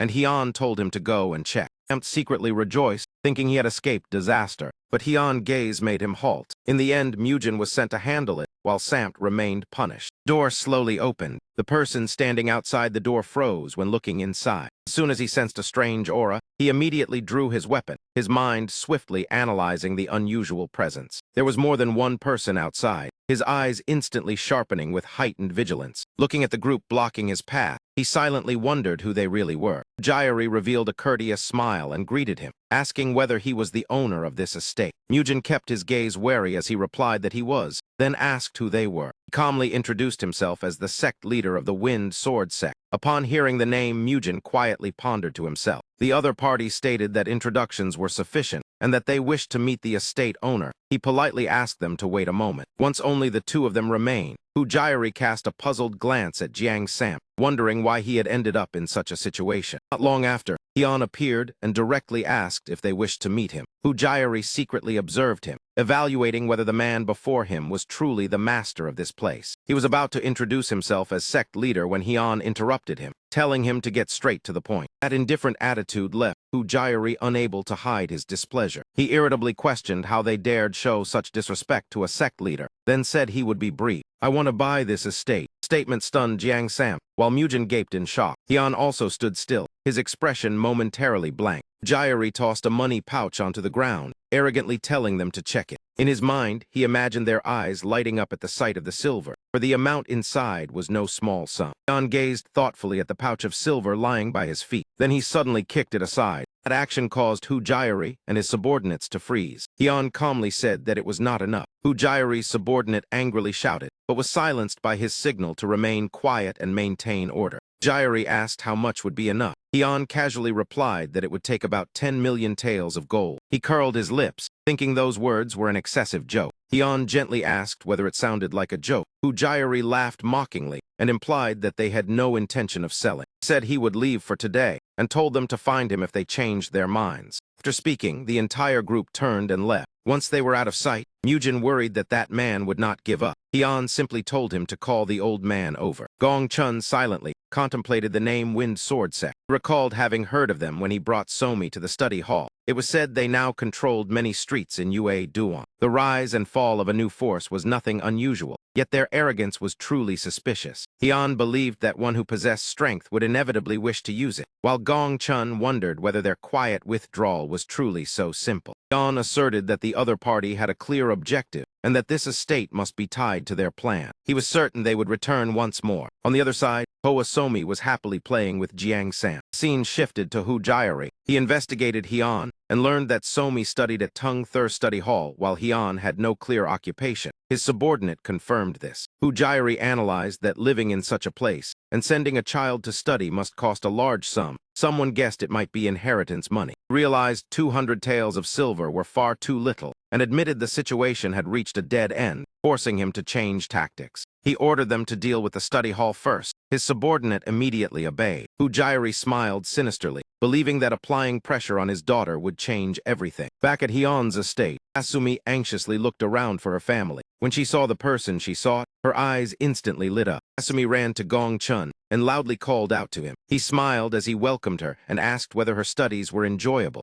Somi eagerly replied that they were. Suddenly a sound rang out, drawing their attention. From a corner of the room, a teacher stepped forward and asked whether he was Somi's grandfather. Gong Chun immediately became vigilant upon sensing something unusual. He followed the man into a private room. As soon as he entered, he asked the reason for the meeting. The teacher smiled and requested that he consider a certain issue. He believed that Somi's recent behavior was negatively affecting the study hall. Gong Chun asked in surprise how it was affecting it. The teacher explained that Somi had been sitting on the ground to eat. His eyes widened, unable to understand how that was a serious matter. Teacher said he might think it was merely a small habit of the girl. Yet it was spreading quickly like a bad trend, causing many other children to imitate her. Somi had unintentionally become the center of attention. Gong Chun said irritably that if it was a minor fault, a simple reminder and discipline would suffice. The teacher continued to emphasize that the children of officials and prestigious families studied here, so the parents were expressing concern. Gong Chun directly asked what they truly wanted. The teacher hesitated before speaking.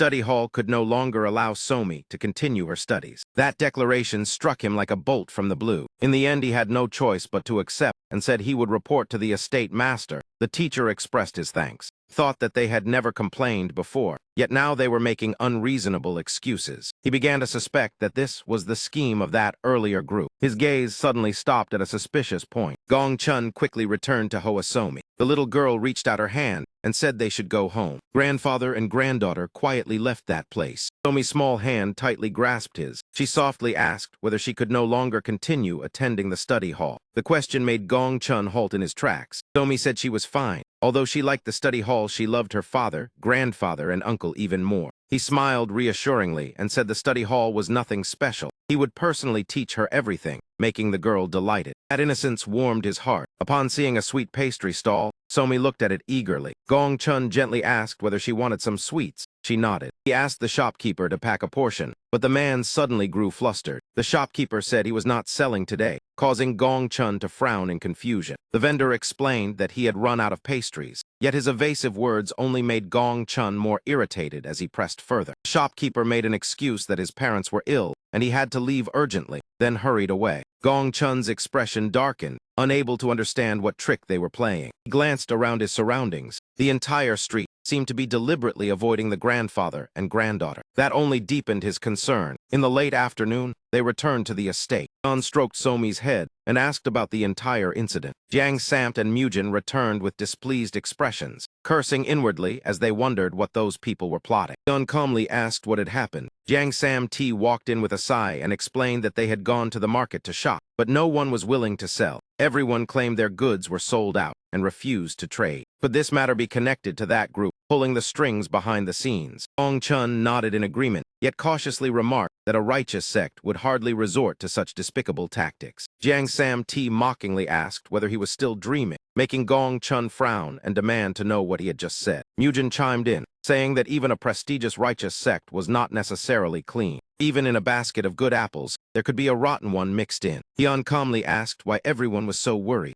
Jiang Samt replied indignantly that if this continued, what would they eat and where? Hoa Somi gently raised her hand and said it was all right. She suggested that she could sew clothes herself and go hunting for food as before. John smiled in approval of the idea and said nothing had really changed. Jiang Samt coldly declared that he would take care of everything, making Somi cheer that her uncle was the best while he awkwardly apologized. Samt still worried about where they would get spices and blankets, while Hyun carried Somi away and said the discussion was over, leaving him shouting after them. Gong Chun laughed and suggested they go fishing. Then everyone followed along, leaving Samt behind yelling for the estate master to wait. The scene shifted to another building. Inside was a lavishly decorated and luxurious room. The master of that place sat in contemplation, feeling that everything was truly strange. He had used his authority to drive Hyun's daughter out of the study hall, intimidated merchants and commoners alike, yet the other party had not come to bed. He wondered whether they had already packed up and fled when a subordinate brought news. They were still living as usual without needing money, and were catching fish at Dong Din Lake for food. They even sewed blankets and clothes from the hides of hunted animals. They even grew their own food, The report left Hujayari stunned as he asked whether such people truly existed. His subordinate could only nod in confirmation. He then asked about the deputy governor he had bribed and what his situation was. Subordinate replied that the guards refused to cooperate because they regarded that estate master as divine and advised against provoking the estate. Hujayari merely snorted coldly, finding it ridiculous. It seemed he would have to personally take action. He ordered his men to disguise themselves as guards and head to the estate. Subordinate posing as the deputy governor raised his voice to assert authority. He ordered them to leave the estate before tomorrow. The estate was bathed in the blazing midday sun. That man repeated the order, demanding that they move out. Jiang Sam-Ti scratched his head and asked who he was, making him furious as he declared himself the deputy governor and questioned how they could not recognize him. Yan stepped out and asked what was happening. Sam-Ti complained that a madman was forcing them to leave, causing that man to turn pale. Yan calmly asked whether he had not heard any news from Hong Wen-chang.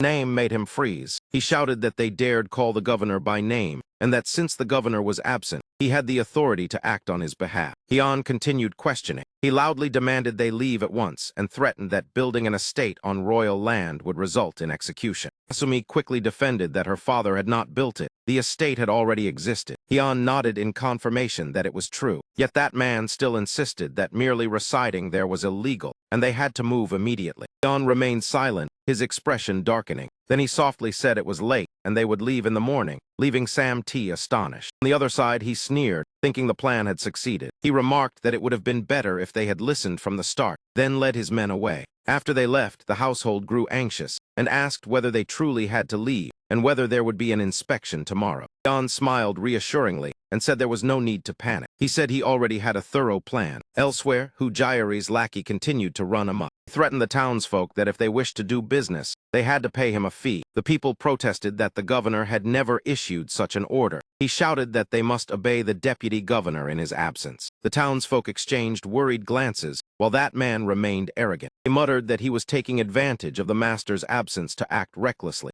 Everyone only hoped the governor would return soon, as he had currently been summoned to the palace. Back at the residence, hearty laughter rang out. The wine-serving girls asked why the deputy governor was in such high spirits. He replied that of course he should be delighted. He boasted that he had secured strong backing and would soon hold countless riches in his hands. Having just taken office, he had encountered a golden opportunity thanks to the Wind Sword sect forming alliances throughout Yue Duan. They had even promised to deal with the current governor. At that time, the position would naturally belong to him. The only condition they demanded was that estate, and he believed everything was settled. A girl asked whether he had heard the recent rumors about the Western estate. They were whispers about a strange manor. Upon hearing it mentioned, he shuddered briefly yet still feigned disdain. The girl said that a hermit resided there, and that many mysterious events surrounded it. It was rumored that the estate had appeared in a single day, and since its emergence, many forces such as Jiang Bok-san and Hak Kim-hoi had vanished. Because of that, no one dared provoke the place. She also said that the governor periodically offered tribute there every half-month. He only scoffed, dismissing it as absurd.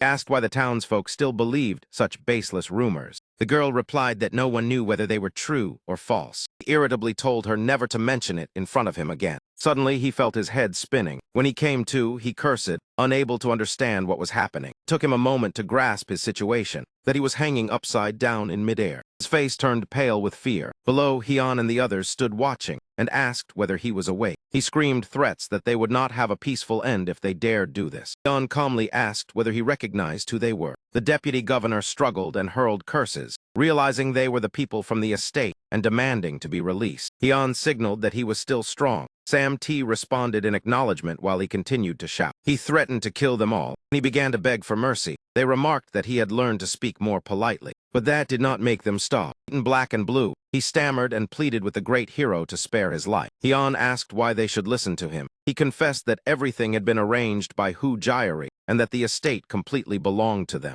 Hian said he did not know which estate he was referring to and thanked him. Gong Chun broke into a cold sweat, thinking the plan was truly bold. Even so, the feeling was extraordinarily satisfying. Hian asked whether he wished to continue, making Sam-Ti burst into laughter. The deputy governor panicked, hurriedly expressing gratitude and calling them great heroes. Jiang Sam-Ti spoke up, saying he would handle this matter.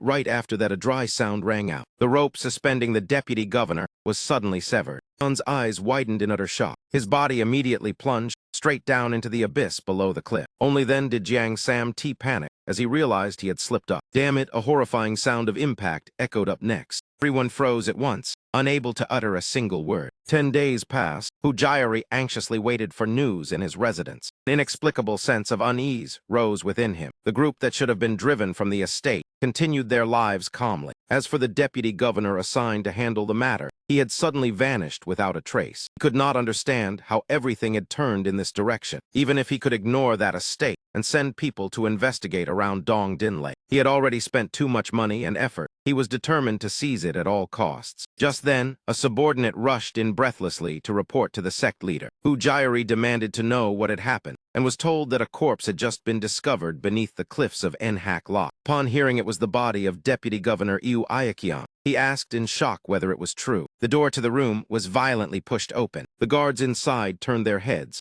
Seeing Hujayari enter, they asked what business had brought him there. He directly questioned them about the deputy governor's death and was told the body had been found today. Hujayari asserted that he knew the culprit, but the official stared in astonishment and said the deputy governor had committed suicide. He widened his eyes and retorted how a healthy man could take his own life. The official stated that a conclusion had already been reached. Hujayari loudly insisted it was murder, prompting the other to ask for evidence. The official angrily told him to stop fabricating stories and ordered him out. Hujayari furiously demanded if he knew who he was. At that moment, Hong Guan appeared and asked what the commotion was about. A familiar twig was still clenched between his teeth. The official hurriedly complained that Hujayari was unreasonably accusing someone of assassinating the deputy governor. Hong Guan smiled and said he too wished to know who the culprit was. Hujayari stepped closer and asked whether he knew of the estate by Dong Din Lake. He replied that he did. He sternly accused the people there of being the perpetrators. The accusation made Hong Guan pause for a moment. Hujayari declared himself the sect leader of the Wind Sword sect, saying he would not let it go and would even report to the king. After speaking, he stared intently at Hong Guan. Hong Guan calmly returned the gaze. He leisurely said he had heard recent stories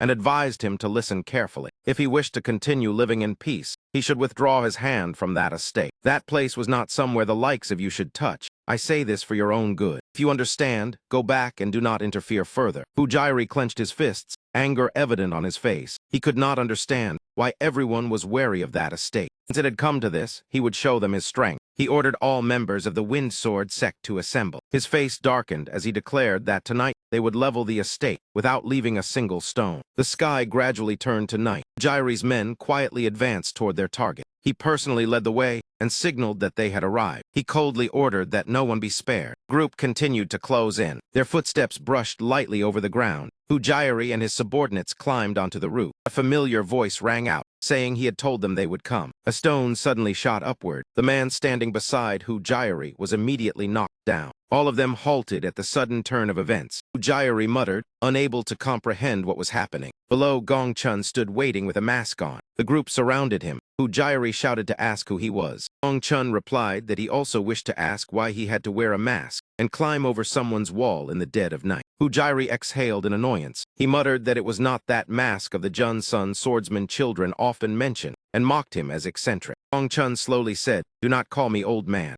Hujayari frowned and asked what he had said. Gongchun drew his sword, preparing for battle. He declared that he was the Junsun swordsman, leaving them stunned. The group stared at one another wide-eyed, and they burst into loud laughter. Hujayari let out a disdainful sigh. His hand rested on the hilt of his sword as he said that since the old man had lost his wits, he would send him on his way. He shouted, "Kill." Gongchun calmly replied, "Very well. We'll show you Junsun, try low." Hujayari ordered the attack. Gongchun repeated that he would let them witness that ultimate technique. Sword in his hand moved with masterful grace. He was ready to unleash Junsun, try low. Subordinate mocked that he was nothing more than an old actor in a play. Gongchun's gaze swept across each of them. They charged forward all at once. He remained standing still, not rushing to react. He recalled the earlier discussion about what if they dared to bring forces here, and he had once affirmed he would handle it himself. After all, they belonged to the martial alliance and should not be so shameless. When Heian had asked what if they truly did so, he had replied that he would resolve it. Heian had even asked with one arm and a frail body. Hujayari lunged forward, shouting for him to die. Gongchun's eyes sharpened in intense focus.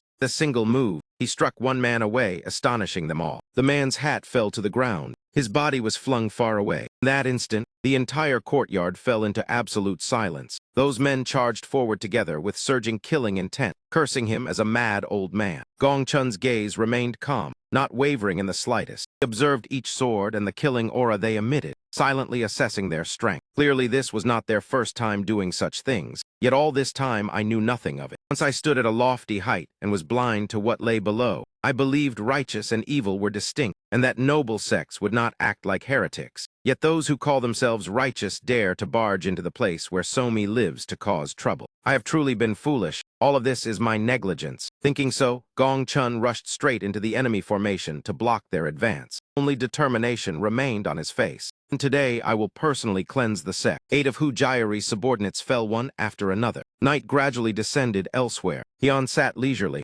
letting Somi sleep soundly on his lap. He slept so deeply that drool seeped from her lips. He lowered his gaze to look at her. Meanwhile, Gong Chun's battle grew fiercer. Each slash of his sword claimed another life, yet the enemies were countless. Hu Jiari grew more furious at the sight. He shouted that the opponent had only one arm, so they should focus their attacks there. The subordinates answered in unison. They surged forward once more. Gong Chun's aura suddenly changed. The sword in his hand moved with fluid agility. A flash of sword light took 3 lives in an instant, but Hu Jiari seized the opening and slipped behind him. Gong Chun's eyes widened as he sensed the danger. Coldly slashed down and uttered words sending him to the coffin. Mujin anxiously asked whether the estate master would be all right fighting the sect leader without inner power. Hyun calmly replied that he was wagering his life. He asked Mujin whether he knew the difference between one born at the finish line and one who had to walk the path himself. Mujin hesitantly guessed that it was effort. Hyun shook his head and said it was instinct. Mujin asked in confusion, instinct. Hyun nodded in confirmation. Talented martial artists, even when driven to a dead end, rely on instinct to find a way through. A drop of blood fell onto the cold ground. Gong Chun panted heavily, his body covered in wounds, softly lamenting to the heavens. It truly was not easy at all. Jiari pointed his sword at him and mocked that, after a few moves, he thought himself a master. He admitted that his swordsmanship was not bad, but death was already near. 2 immediately lunged at each other. Sword light and the pressure of their clash spread across the courtyard. Jiari sneered that this was the difference in level. This old man had good foundations, but was merely a beginner, knowing nothing of inner power. The light from their 2 swords intertwined in midair. As Hu Jiari pressed in, he believed he could not possibly lose to such a man. Gong Chun stubbornly blocked each strike, though blood had already splattered across his body. He was forced back step by step. Fresh blood spilled from his mouth. His body was nearly in tatters. Hu Jiari arrogantly asked whether he still wished to stand in such a broken state. He looked down in disdain. Gong Chun understood he had no chance of winning without a cultivation method. Once he had called himself Sword King, now he struggled. Yet this feeling was so familiar. It was just like when I was young, when I had to face something far beyond my ability. The desire to defeat it at any cost. I thought I would never taste this exhilaration again. Thinking so, he provoked Hu Jiari, asking why he was still standing there. Come again. That attitude displeased him. He decided to let him die sooner, and warned him not to regret it. Above, the sky remained clear. The estate was tranquil, as if no battle had ever occurred. Only Gong Chun was covered in wounds. He pushed the door open and stepped inside. Mujin and Ion were already waiting within. Gong Chun returned victorious, though his body was drenched in blood. He softly said, "I have returned." As soon as he finished speaking, he collapsed to the floor. Mujin was horrified, unable to believe he had won without a cultivation method. Hyun merely smiled and said he must have comprehended something more. Told him to report to the authorities. Mujin immediately went to do so. All subsequent troubles were handed over to Hong Guan to handle. Those men were escorted to the Ministry of Justice. Curious townsfolk gathered and whispered among themselves. They heard that the group had been arrested for killing innocent civilians. Many felt gratified, having long suffered under their hands. Somi lifted her bright eyes and asked grandfather who he had fought. Gong Chun smiled and denied fighting at all, though she looked suspicious. Somi pouted and said he was lying because fighting was bad according to what father had taught. Gong Chun, Mujin, and Sam T all froze. Somi turned to Hyun and asked if that was true. He nodded and said fighting was not good. Sam T cut in jokingly that the estate master had never fought. He only beat others alone. Immediately received a warning look. Hyun said the matter of the Wind Sword sect was considered resolved. Sam T added that the governor had arranged the scene, so news did not spread. Eugen still reminded them not to be careless.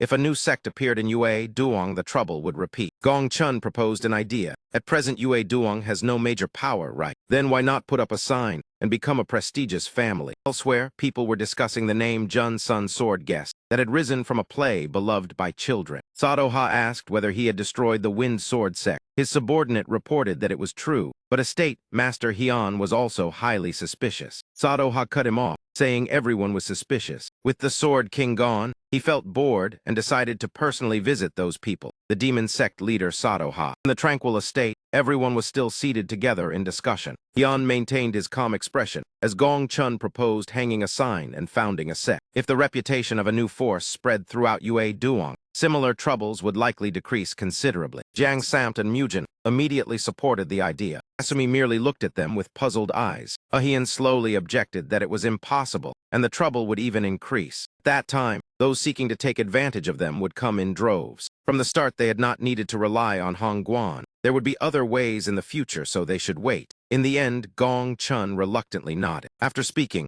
Hyun carried Somi away and ended the topic there. Gong Chun watched him leave and wondered what if the estate master did not wish to establish a martial family. Kasumi turned to look at him with innocent eyes. Gong Chun smiled, thinking at the very least he should guide Somi onto the path of martial arts. The afternoon gradually faded. Gong Chun told Somi about the long history of the Central Plains. She curiously asked how long it had been. Proudly said more than 1,000 years. Somi widened her eyes in astonishment. His voice grew solemn as he said the current history of the martial world originated from a very distant past. The pioneers were the martial god, the three saints, and patriarch Bodhidharma. Somi immediately asked about the three saints. He explained that the three saints were three outstanding figures with profound influence, and to this day, only 3 people were worthy of the title saint. Somi then asked if the three saints were so formidable, how powerful was the martial god? Gong Chun replied that the martial god was a legend beyond time. Even after 1,000 years, no one had surpassed that shadow. Somi gasped in admiration. He said that with a single slash of a sword, one could cleave the heavens, with one kick shatter the earth, and even facing 10,000 people remain unharmed. Somi asked in surprise how such a person could exist. Gong Chun laughed and said if he had lived in the same era, he would have wanted to take him as master. Suddenly, a voice responded that he had no intention of accepting the old man. Those words made Gong Chun pause. He asked who said he wanted to be a disciple. Hyun asserted that even the martial god would not accept him, leaving him bewildered as he asked how he knew. Hyun simply replied that he knew. Somi asked again if the martial god was the strongest. Was he the supreme one? Gong Chun nodded, but Hyun denied it. Gong Chun irritably asked why he kept interrupting. Hyun said the strongest was not necessarily the supreme. He guessed whether it was a Shaolin high monk. Hyun shook his head. The question was raised again who exactly it was. The wine cup in Hyun's hand shattered. The atmosphere suddenly turned silent. Hyun slowly spoke. He said the one called Blood Ghost was the true supreme. Night fell in another place. Gong Chun sat on a rock behind the estate savoring wine, thinking it was his first time at such a beautiful spot. But his heart was heavy with contemplation. Hyun's words about Blood Ghost lingered in his mind. Looked up and wondered why Hyun knew even things he himself did not. Who exactly was he and why did he hide himself despite possessing such strength? Gong Chun's hand unconsciously clenched. He decided he should not sit and think any longer. After a few steps, he suddenly stopped, because before him stood 3 unfamiliar graves. He approached and wondered why newly erected graves had appeared here. Ah Kong then,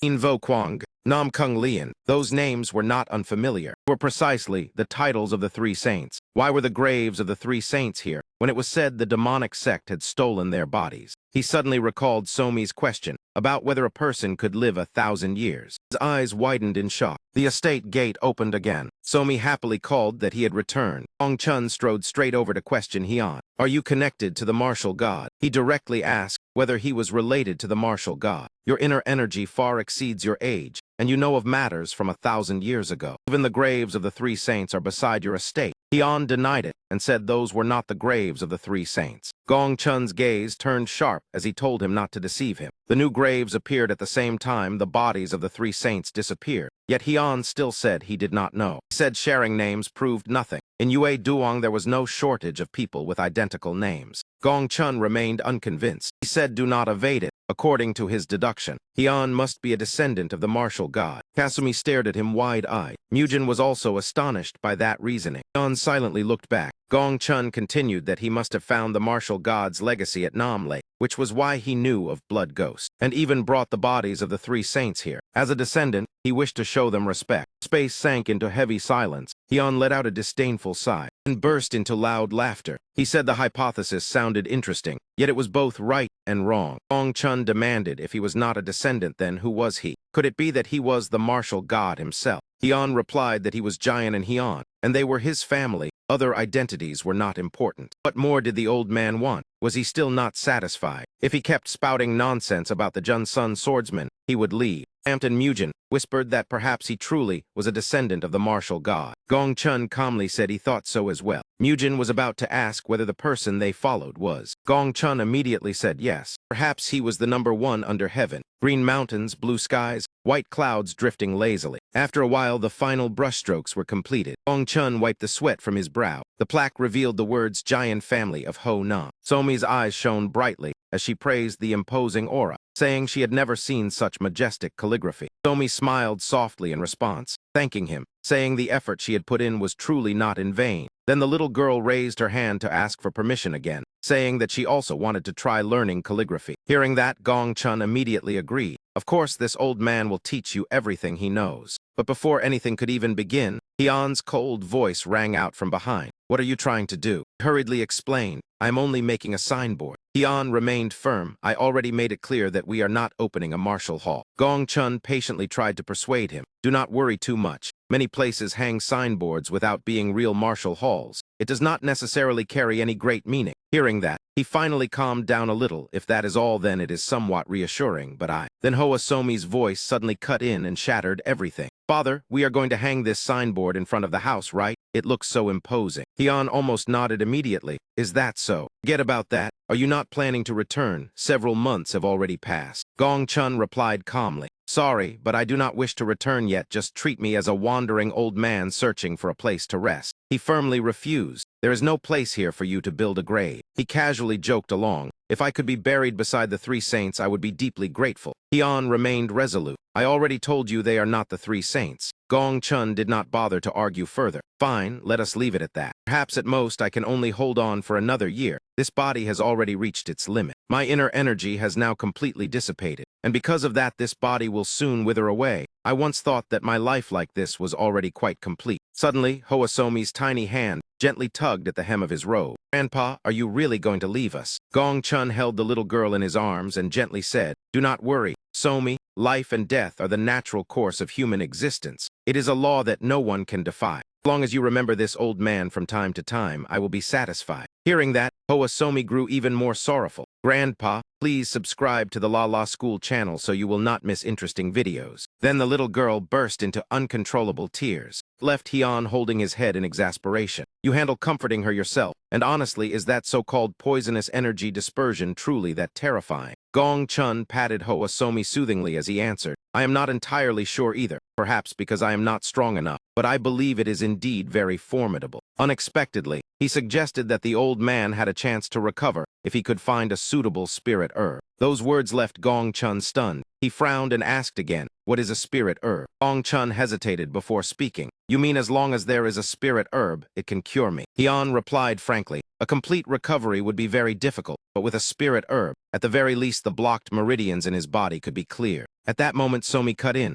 her eyes still wet with tears. Father, what is a spirit herb? Hyun patiently explained that spirit herbs were plants that absorbed the spiritual energy of heaven and earth. Gong Chun asked which kind was needed, but the answer came casually. Any kind would do. It was not too important. Gong Chun was still uneasy and asked whether spiritual medicine could replace it. The Nam Kung family had azure essence pills, but Hyun immediately stopped him. They should not covet something that already belonged to others. Spirit herbs that grew naturally in the wild carried similar effects. Hearing that, Gong Chun could only sigh. This time it was truly a difficult task. Spirit herbs were extremely rare and precious. Even with a house full of gold and silver, one might not be able to buy them. The only way was to search personally. But where could he search to even have a chance of encountering a spirit herb? Without luck, it would likely be impossible to find one. Wasumi had finally stopped sobbing by then. A new morning began once more. Samt and Mujin groaned in unison after being called up so early. Gong Chun slowly told the two of them to follow him quietly. There should be spirit herbs on this mountain. The mountains were treacherous, and few herbal gatherers dared to set foot here. A single glance was enough to sense the danger. It was highly likely that spirit herbs would grow in a place like this. They set Somi down on the ground. They told Somi not to run around because the surroundings were full of danger. The girl happily replied that she would only stay in a safe spot. Gong Chun looked at her in surprise. "You are going to look for spirit herbs as well?" Somi obediently answered that she wanted to help him. He was moved by her sincerity. The child was truly kind-hearted. Mujin, I leave Somi here for someone to watch over. Mujin replied briefly that he should rest assured. Somi waved her hand and wished him good luck. Time passed quickly. In the blink of an eye, it was already late afternoon. Jiang Samt sighed in frustration. Several watches had passed, and there was still no sign of a spirit herb. Gong Chun also shook his head. He knew this would be difficult, but had not expected it to be this arduous. Grumbled that he had known from the start it would not be easy. Even expert herbalists who gathered year-round only found a few plants. Letting out a long complaint, he said that at this rate they would gain nothing. Why not ask the Nam Kung family for help? Gong Chun immediately rejected the idea. He had already severed ties with the family and could not turn back. Jiang Samt shook his head, saying that the righteous sect world was truly hard to understand. Recently, many strange rumors had spread, prompting Gong Chun to ask for details. He said it was about Kim Trike, the current martial alliance leader. Gong Chun continued, "What about Hai Akmon? What has he done?" Jiang Samt recounted that it was said he neglected official duties, abused his authority, and forced more than 100 merchants to hand over money to the martial alliance. Hearing that, Gong Chun widened his eyes. He exclaimed in shock that it was impossible. Jiang Samt replied calmly that it was only a rumor, but many believed the Mo Dung family had grown wealthy because of it, and even shaken the royal court. Gong Chun fell into deep thought. In another place, the story continued. Yujin pointed in another direction and told Jan Somi to sit still and wait. He would search over there. The girl obediently nodded. Mujin left that spot with peace of mind. The little girl remained alone. After a short while, she rubbed her belly and complained that she was hungry. Somi's gaze settled on the bushes in front of her.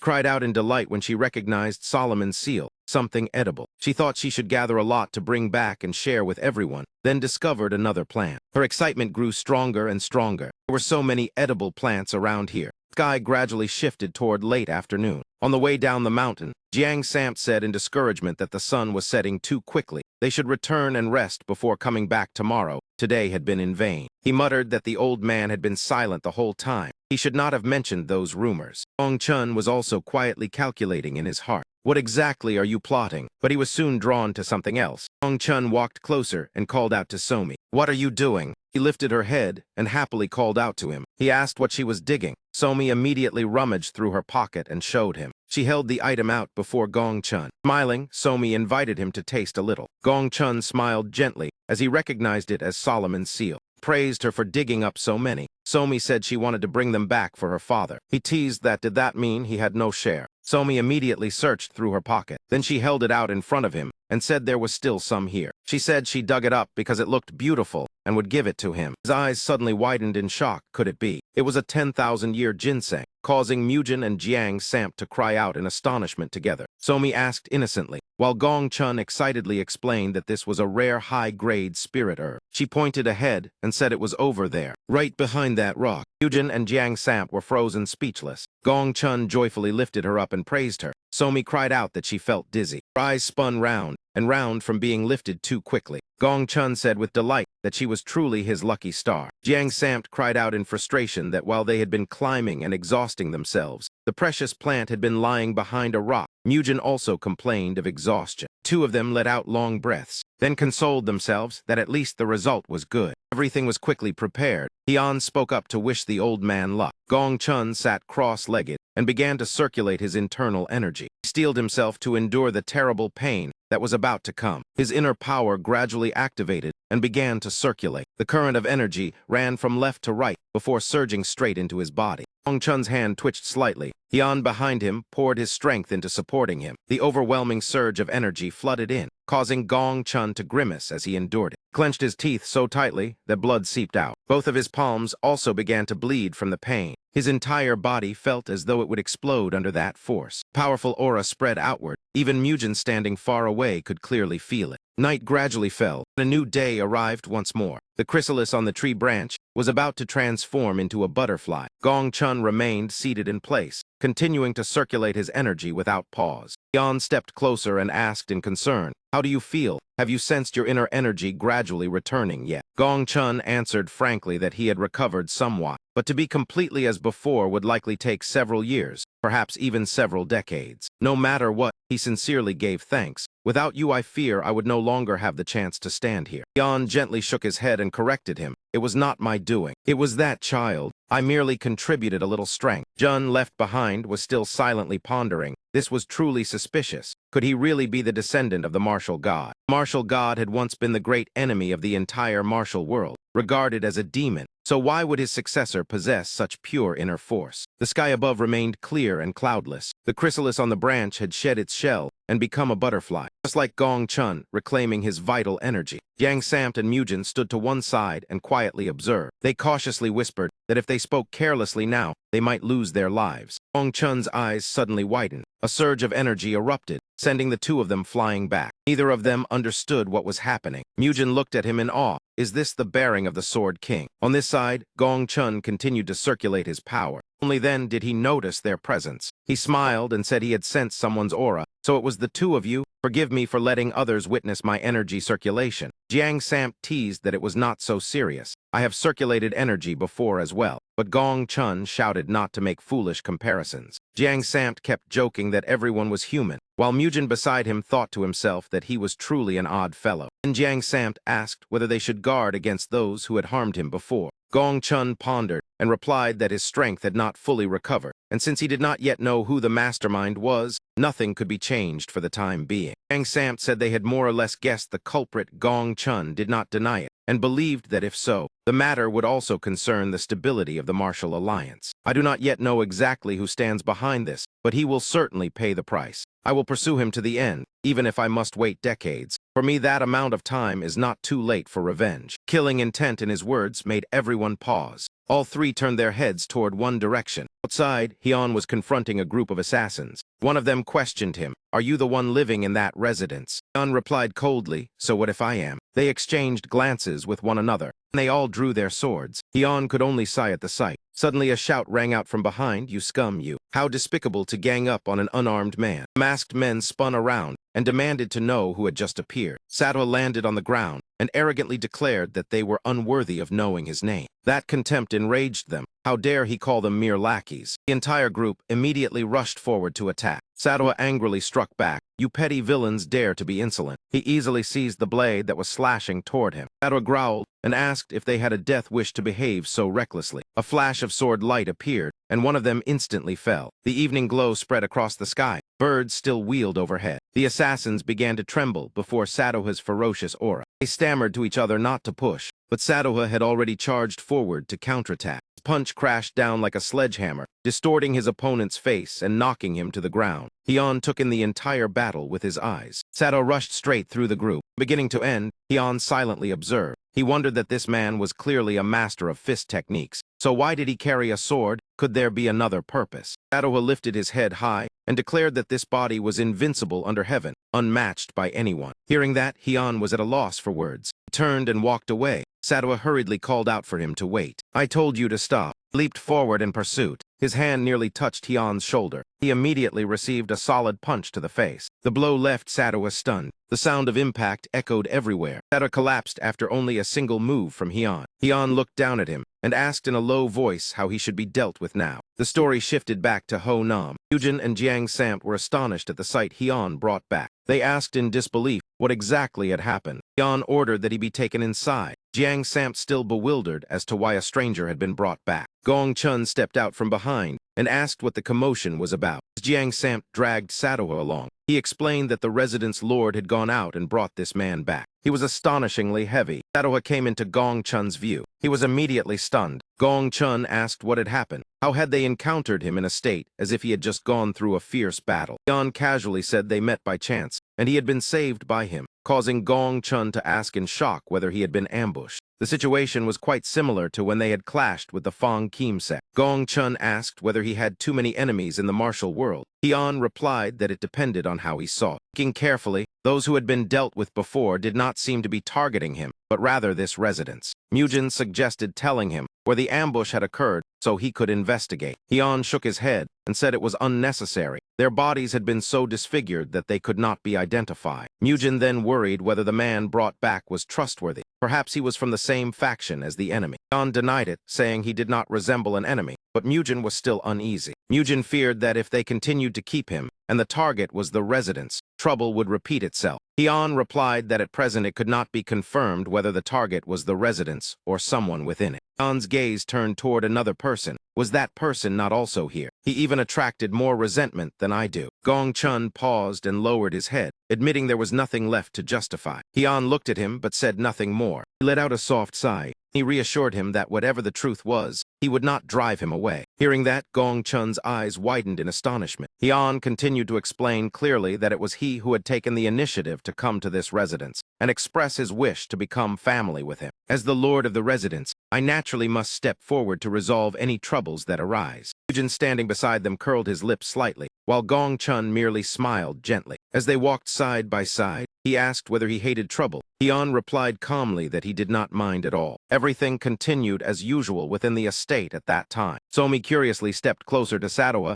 and sniffed a few times. Then she quickly retreated. Gong Chun laughed and asked whether he smelled that bad. Somi nodded frankly. She asked if he was a beggar. Gong Chun gently replied that he did not know, but at a glance it did seem so. Somi eagerly suggested they should feed him first. As long as he was full, he would recover just like she once did. She suddenly remembered that Jiang Samt had gone out to buy things. Thinking of that, she drooped because he was not home. Gong Chun smiled and said he was not needed. That man would surely eat everything she brought. Somi excitedly asked for permission to go to the kitchen to cook, and he affirmed of course she could. He happily ran off, promising to return at once, leaving Gong Chun alone with Sadoha. He watched Somi's figure disappear from the room. The gentle smile existed only while watching her leave. When his gaze lowered to the man lying below, that smile immediately vanished. He spoke mockingly. How long do you intend to keep pretending? Lie there any longer and you might die of embarrassment. You feel humiliated, do you not? Defeated in just one move. If that were not the case, how could you be so miserable? If it were me, I would not dare lift my head. Bearing the title Ghost King, yet collapsing from a single strike, Sadoha angrily sprang up and argued that he had only been caught off guard. Only then did he realize he had reacted too strongly, while Gong Chun frowned as he looked at him. Sadoha awkwardly avoided that gaze, but Gong Chun continued to observe him closely. He dropped a mocking remark that it was truly pathetic. Sadoha looked at his hand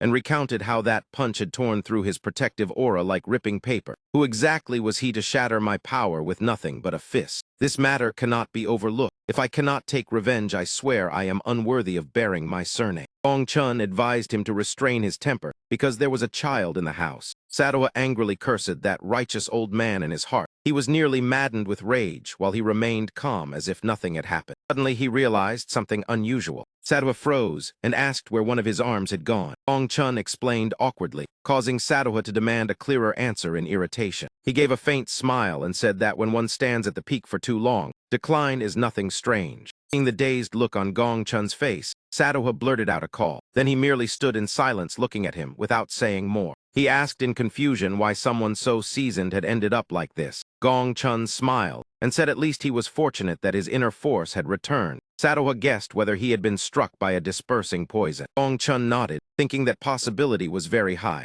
Sadoha excitedly said he wanted to meet the one who had reduced the renowned Sword King to such a state. But that could be settled later. For now, there was something more urgent to handle. Then tell me where the bastard who struck me is. Gong Chun warned that if he continued to provoke matters, great disaster would follow. At that moment, a teasing voice sounded from outside the door. I thought you would have to lie in bed nursing your wounds for a few days. Sadoha immediately turned back warily. He was astonished to see Hian appear. Sadoha drew his sword, intending to attack. He gathered momentum and lunged forward. As the blade had just swung out, Hyun had already leaped aside to evade it. Sadowa spun around to search for his position, but before his eyes, there was no longer any trace of him. That sight left him in disbelief. Suddenly a child's voice called out "Uncle," startling Sadowa. He saw Somi approaching with a bowl of soup. She smiled gently and invited him to taste it. Sadowa silently stared at her. Hyun calmly said, "Drink it all. Consider it punishment for daring to swing a sword in my house." Somi quickly protested that it was not punishment at all. The soup was very delicious. She said she had already tasted it. Sadowa also realized he should not brandish a sword before a child. He softened his voice and asked whether she had cooked it for him herself. "I'm very happy, thank you."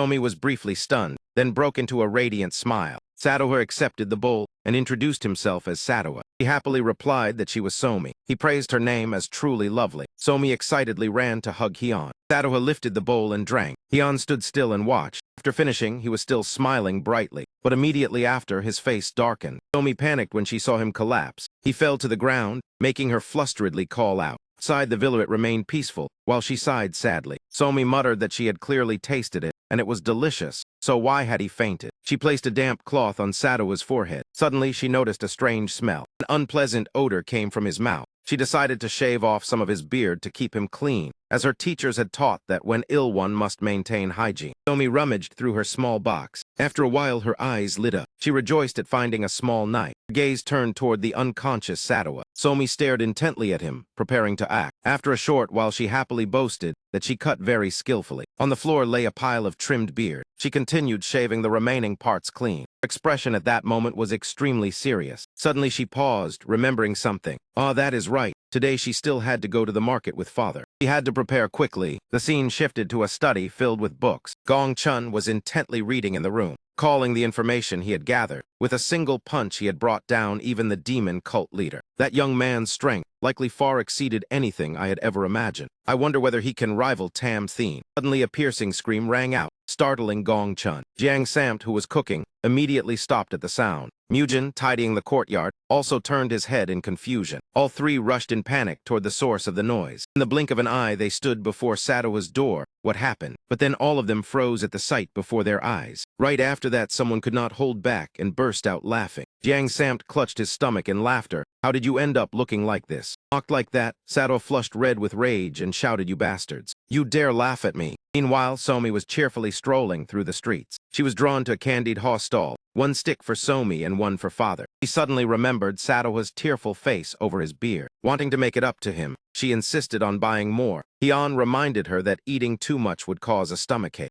Somi quickly explained that she would not eat alone, but share with him as well. Hyun grew even more puzzled at that, yet still indulged her. The vendor thanked them repeatedly. Time passed quickly, and the sky turned toward late afternoon. Somi hummed happily while hugging the bundle of candied haw. Hyun curiously asked why she bought so many. She innocently replied it was to apologize to him, which only deepened his confusion. Somi excitedly rushed into the house, calling uncle. Hyun watched her figure and wondered what she meant. Somi's loud call startled him. "Father." He asked in confusion what was wrong. Then the two of them walked inside together. Inside was chaos with shouting. Sadowa swung his sword, wildly yelling, "Who dares lay a hand on me?" He slashed recklessly around him. Seeing the danger, Somi pulled Hyun to move quickly. Gong Chun guessed the issue and advised him to calm down. Losing that ugly beard was no great matter. Sadowa roared in fury. "Do you know how much effort I put into caring for that beard?" Gong Chun still dismissed it. "It is only a beard, why be so enraged?" Those words only made Sadowa burn with more anger. Brimming with killing intent, he demanded to cut off Gong Chun's head. Gong Chun calmly waved his hand and told him to wait. Loud bang echoed as he sighed and said, "This is serious trouble." Jiang Samt fled in panic. Mujin was so frightened he froze. At that moment, Hyun stepped forward and sternly asked, "What are you doing?" Hearing his voice, all four of them paused. Jiang Samt and Mujin ran to Hyun, calling for help. Hyun stood in front of them and demanded to know the whole story. Sadowa looked at him, judging him no ordinary figure, and challenged him this time, "Do not even think of attacking by surprise." Hyun calmly replied that he must be punished for damaging the residence. Sadowa angrily asked, "Do you know who I am?" Hyun coldly said, "I do not need to know. What I care about is this residence." Jiang Samt chimed in, saying, "Do not touch our residence, Lord." Sadowa silently observed that resolute attitude, then suddenly raised his hand. He extended his thumb and launched an attack. Powerful force shot straight toward Jiang Samt. Hyun immediately raised his hand to block it, saving him at the last moment. Jiang Samt escaped disaster and collapsed onto the ground. He still did not understand what had happened. Hyun merely coldly remarked that his temper was excessive. Refusing humiliation, Sadoha charged forward. Hyun mocked that a weak martial artist like you dares to boast. Sadoha sneered and asked, "Do you think you can withstand my power?" His smile turned sinister. Hyun confidently replied, "Try it, and I will teach you a lesson." Jang Samt and Mujin were stunned by that intensity. Gong Chun remained silent and observed. Sadoha unleashed a surging aura. In the blink of an eye, he vanished from sight. Hyun seemed to have anticipated it. Sadoha rushed forward, shouting that you told me to strike first. He thought he had gained the upper hand. Believing his opponent was afraid, but suddenly he was counterattacked and coughed up blood. His heavy body crashed to the ground. Hyun looked at him and said, "You must be very surprised. But this is only the beginning." Sadoha discovered Hyun standing behind him and ground his teeth in fury. Hyun said, "You must repair this residence yourself, so I will not cripple your limbs." Explosions rang out as the two figures clashed amid thick dust. Sadoha gritted his teeth and drew his sword back, preparing a fierce strike. The blade slashed down, creating a violent shockwave. Hyun gently closed his eyes and used two fingers to clamp the tip of the sword. Seeing him so indifferent, Sadoha grew even angrier and asked, "Do you look down on me?" Hyun opened his eyes and coldly replied, "It is not disdain. It is simply." Calmly said, "You are too weak." Sadoha's eyes widened with hatred. Hyun countered, causing a violent explosion between them. Fresh blood sprayed into the air. Sadoha shut his eyes in pain and spat out a mouthful of blood. He clenched his teeth unwillingly. He stomped his foot, cracking the ground apart. Demonic energy erupted around him, sending stones flying. The heavenly demon swarm steps was unleashed. Mujin tightly hugged Somi, terrified by the scene. Gong Chun raised his hand to shield his eyes, yet still closely followed every move. Hyun stood within the demonic aura, without the slightest wavering. A streak of sword light grazed his cheek, leaving a thin line of blood. Sadoha's eyes flashed as he lowered his sword before his chest and praised that you truly possess admirable skill. He slightly sidestepped, then swung the razor-sharp blade straight toward Hyun. Hyun remained motionless, his indifferent gaze following every movement. Immediately after, Woo Hyun executed a movement technique and shot forward to counterattack. Doha stared at him with widened eyes, his mouth open as he roared in fury. In contrast, Hyun merely observed silently with a cold gaze. The sword tore through the air, carving a long trench across the ground as residual spiritual force rose faintly. The two turned their backs and faced each other, maintaining just enough distance. Hyun's eyes remained as indifferent as ever. He slowly closed them. Swift as lightning, Hyun spun and unleashed a decisive strike straight at Doha. Doha immediately drove the tip of his sword forcefully into the ground. His body staggered and swayed. He gritted his teeth and tightened his grip on the hilt to brace himself, refusing to collapse. His breathing grew ragged. Doha rasped that he had lost. As the words fell, he collapsed before Hyun. Silver moonlight blanketed the once magnificent residence, now scarred by battle. Gong Chun stepped closer and asked whether he was all right seeing the residence in ruins. Hyun replied bluntly that it was not good. He sighed and said that was why one must know restraint even when provoked. Hyun gazed into the distance, his voice lowering as he said, "That man dared to threaten my kin. I cannot ignore it." His eyes suddenly widened, as if realizing something. Noticing that strange expression, Gong Chun asked what was wrong. Hyun took a few steps and stopped before a footprint deeply imprinted on the ground, crouched down and coldly remarked that it seemed more guests had visited. Gong Chun examined it closely and was astonished that it was an unfamiliar footprint. He asked whether he intended to pursue. Hyun stood up and replied that it was already too late. His hand clenched into a fist, yet he said that if they dared return, he would show no mercy. Hyun drew a deep breath and affirmed that for now they must repair the residence. Lamplight cast its glow into a room within the residence. A simple teacup rested upon the wooden table. Hejiang raised his hand and lifted the cup, tilted his head back to take a sip, then lowered it. Hejiang asked the masked man about the situation. Sweat beaded on his forehead as he said they had lost contact with all subordinates. He set the teacup down heavily and asked whether the Sword King had acted. The masked man replied that after inspection it was not the Sword King's technique. He recalled the blood-soaked corpses and said they had all been killed with extreme brutality. The Sword King would not do that. The masked man mentioned the headless body and asserted that based on traces of dark arts, it was the work of the heretical sect. Hejiang propped his chin in thought, wondering whether the heretical sect leader was hiding in that residence. His voice rang out asking whether they had dealt with everyone in the residence. The masked man hesitated, saying they had not yet investigated their backgrounds and thus had not acted. Hejiang stared at him and asked, "So in the end, you still have not eliminated them?" He closed his eyes and lowered his head, pleading guilty and awaiting punishment. Hejiang gently shook his head and said the initial order had only been to eliminate the Sword King.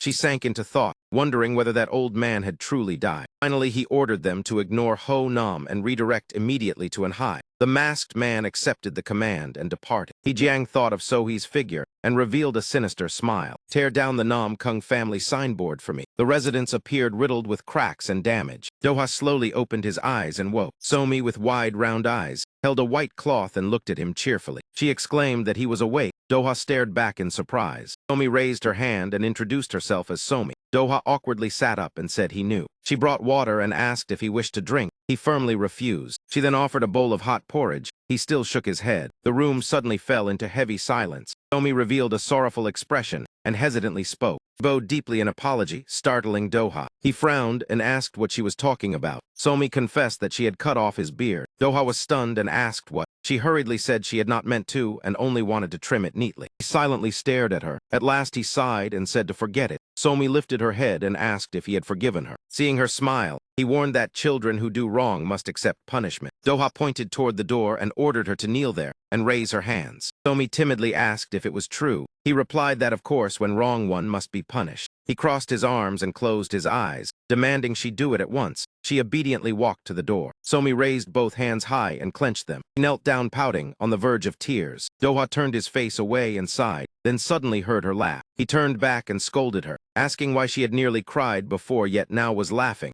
Somi giggled in response. He said no one had ever punished her like that before, so she found it amusing. Doha clicked his tongue and said everyone spoiled her too much. Who knew what she would become when grown? Somi's eyes sparkled. As she replied she would become a beauty. During that, Doha threatened to punish her further if she continued joking. The sky was dyed orange, casting its hue over the residence. Inside the room, silence filled the air. Doha and Hyun sat facing each other in tension. Unable to endure it, Doha spoke and told him to say something instead of remaining silent. Seeing no reply, he pressed on, asking who he was and from where such a master had come. Hyun smiled faintly and said the place he came from was both his past and his present. Doha angrily shouted that he was mocking him. Hyun opened his eyes and looked at the sword at Doha's feet. He carefully examined that sword. Then he clicked his tongue in praise that it was a fine blade. Doha lifted the sword proudly and said it was the heirloom blade of the sect leader. He was about to continue when Hyun interrupted, saying it was the sword of Tam Than. Doha's eyes widened as he wondered how he recognized this ancient blade. Hyun stood up and said to forget that, focus on healing and then repair the residence. Doha watched his departing figure and muttered that clearly he was the one who caused the destruction. Before leaving,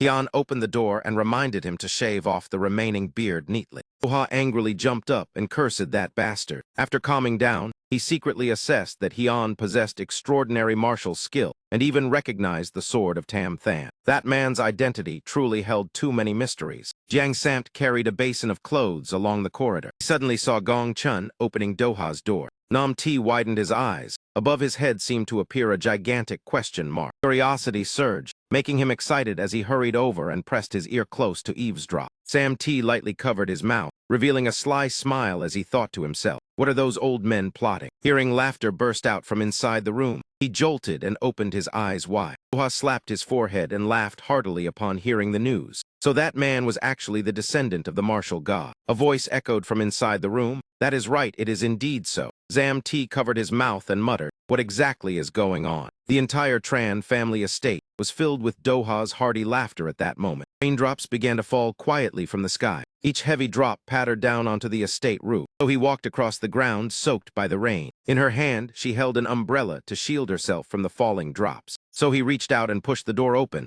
stepping inside. Her gaze swept across the group of men drinking in front of her. When the attendant tried to stop her, she raised her hand to block him and affirmed, it is fine. Then she approached the horn-haired man and asked in a low voice, is it him? The man burst into laughter, revealing sharp teeth as he licked his lips greedily. It is an honor for me to meet the #1 beauty of Anhai. Who would have thought I would have such a chance? Before he could finish speaking, Sohee swung her sword and slashed across his wrist. Her eyes flashed with coldness as she stared fixedly at the horn-haired man. A stream of bright red blood dripped onto the ground. The man threw his head back and laughed madly, tears seeping from the corners of his eyes. Do you not even understand what a joke is? He narrowed his eyes at Sohee, saliva trailing down his chin as he spoke dangerously. What a dull woman. He silently observed the subordinates who were mocking and laughing. A leader is that the truth, being captured for ambushing Nam Kung and still finding it amusing. What else are they plotting? Hearing the attendant call out, she immediately turned around. Miss. He braced himself against the door, panting as he spoke. There is big trouble, the family head. So he stepped forward and asked anxiously. What happened to father? He hesitated before answering. The family head. After hearing it, she recalled the man's back and widened her eyes. He has been taken away by a group of men of unclear origin. So he shouted in shock. What father has been kidnapped? Chilling intent erupted around her. Have people been sent to pursue them? The attendant trembled as he replied. The clan leader and the elders have already led a team to set out. So he tightened her grip on the sword hilt in her hand. She frowned and turned back to look at those people, suspicion rising in her heart. Could their composure be related to this matter? The horn-haired man laughed mockingly. I never expected someone would dare to capture the Nam Kung family head. I do not know who it is, but it is truly admirable. So he pressed the sword tip close to his face, causing him to fall silent at once. Her gaze was terrifying, her voice resolute. I will not spare you. He curled his lips into a smirk. Do you still have the mind to worry about that? The entire family has gone out to search for your father. Is this place not left empty?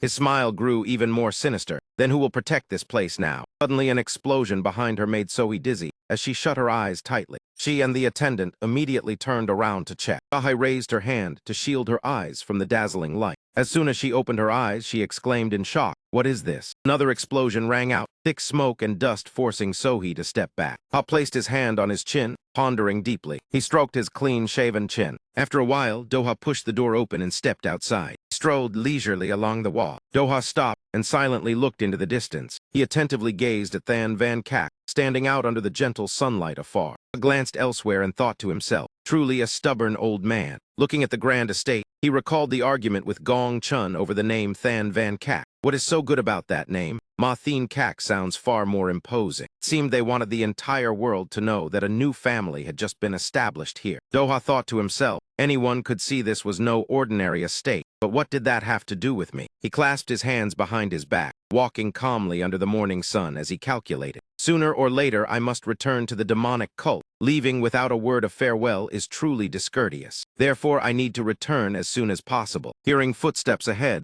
Doha halted and lifted his head. Zamti was stunned by his leisurely demeanor and jumped up. Who are you to dare enter here? You must be a thief. Doha replied calmly. What nonsense are you spouting? How can you call a guest a thief? Zamp pointed a rice ladle at him and shouted loudly. Stop pretending we do not have any guests. Do you still want to deny it? Doha sighed, half closing his eyes as he said, Child, stop causing trouble. Samt angrily rushed forward. Very well, I will teach you a lesson. In less than 2 minutes, he was sprawled on the ground, his body battered. Gong Chun ran over from afar and called out, Sir. Doha glanced at Samt and explained to Gong Chun. Do not misunderstand, he was the one who caused trouble first. Gong Chun did not pursue that matter and asked about his identity. Are you truly Doha? He answered firmly. Of course it is me. Who else could it be, picking a fight with me early in the morning? Gong Chun looked at his clean face and laughed loudly. Without a beard you look much younger, you should have shaved earlier. Doha was annoyed. Be quiet, that beard was my pride. Samt lay on the ground groaning, it hurt so much. Wu Haiyan stepped forward and commented briefly, You look fine. Somi ran over happily and praised, You look much more dashing like this. Receiving praise, Doha cleared his throat softly and asked again, Really, does this look better? The little girl chirped. Yes, you looked good with a beard, but I like you more now. Tommy looked around and asked, causing his face to flush slightly red.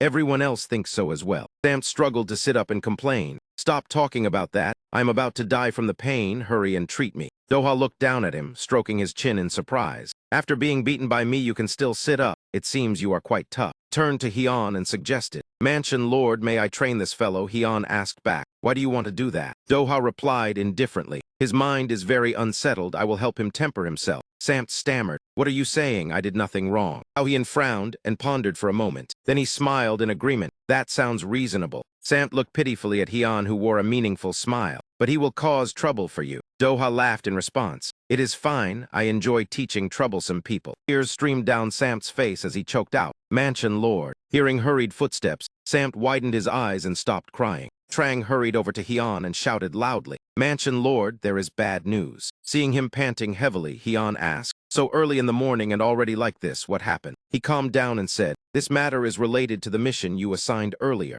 Hyeon asked, The matter of monitoring and high. He wiped his sweat and panted, Yes, it is related to the Nam Kung family. And Trang reported, I heard that the Nam Kung family has been exterminated. Gong Chun was horrified. What? Two birds on a tree branch opened their beaks and cried out incessantly. Ho Jiang clenched his fists tightly, walking with anger. Each forceful step startled the crows into scattering in panic. Sweat ran down Ho Jiang's face as he silently lifted his head. A cold voice rang out. "The Lord summons you. Why do you hesitate?" he replied softly. "Yes, my lord." Ho Jiang awkwardly stepped toward the half-closed door, looked inside in astonishment. Ho Jiang bowed with clasped hands toward Hayat Ma in the middle of the great hall. "This subordinate greets the Lord." Hayat Ma did not respond to his greeting. Ma remained silent, saying nothing as he slowly turned his head to look behind him. Hayat Ma still stood motionless without turning around. His icy voice rang out. "Did you come here merely to ramble?" Ho Jiang trembled as he bowed with clasped hands and respectfully replied, "No, my lord, this subordinate came because of the Nam Kung family."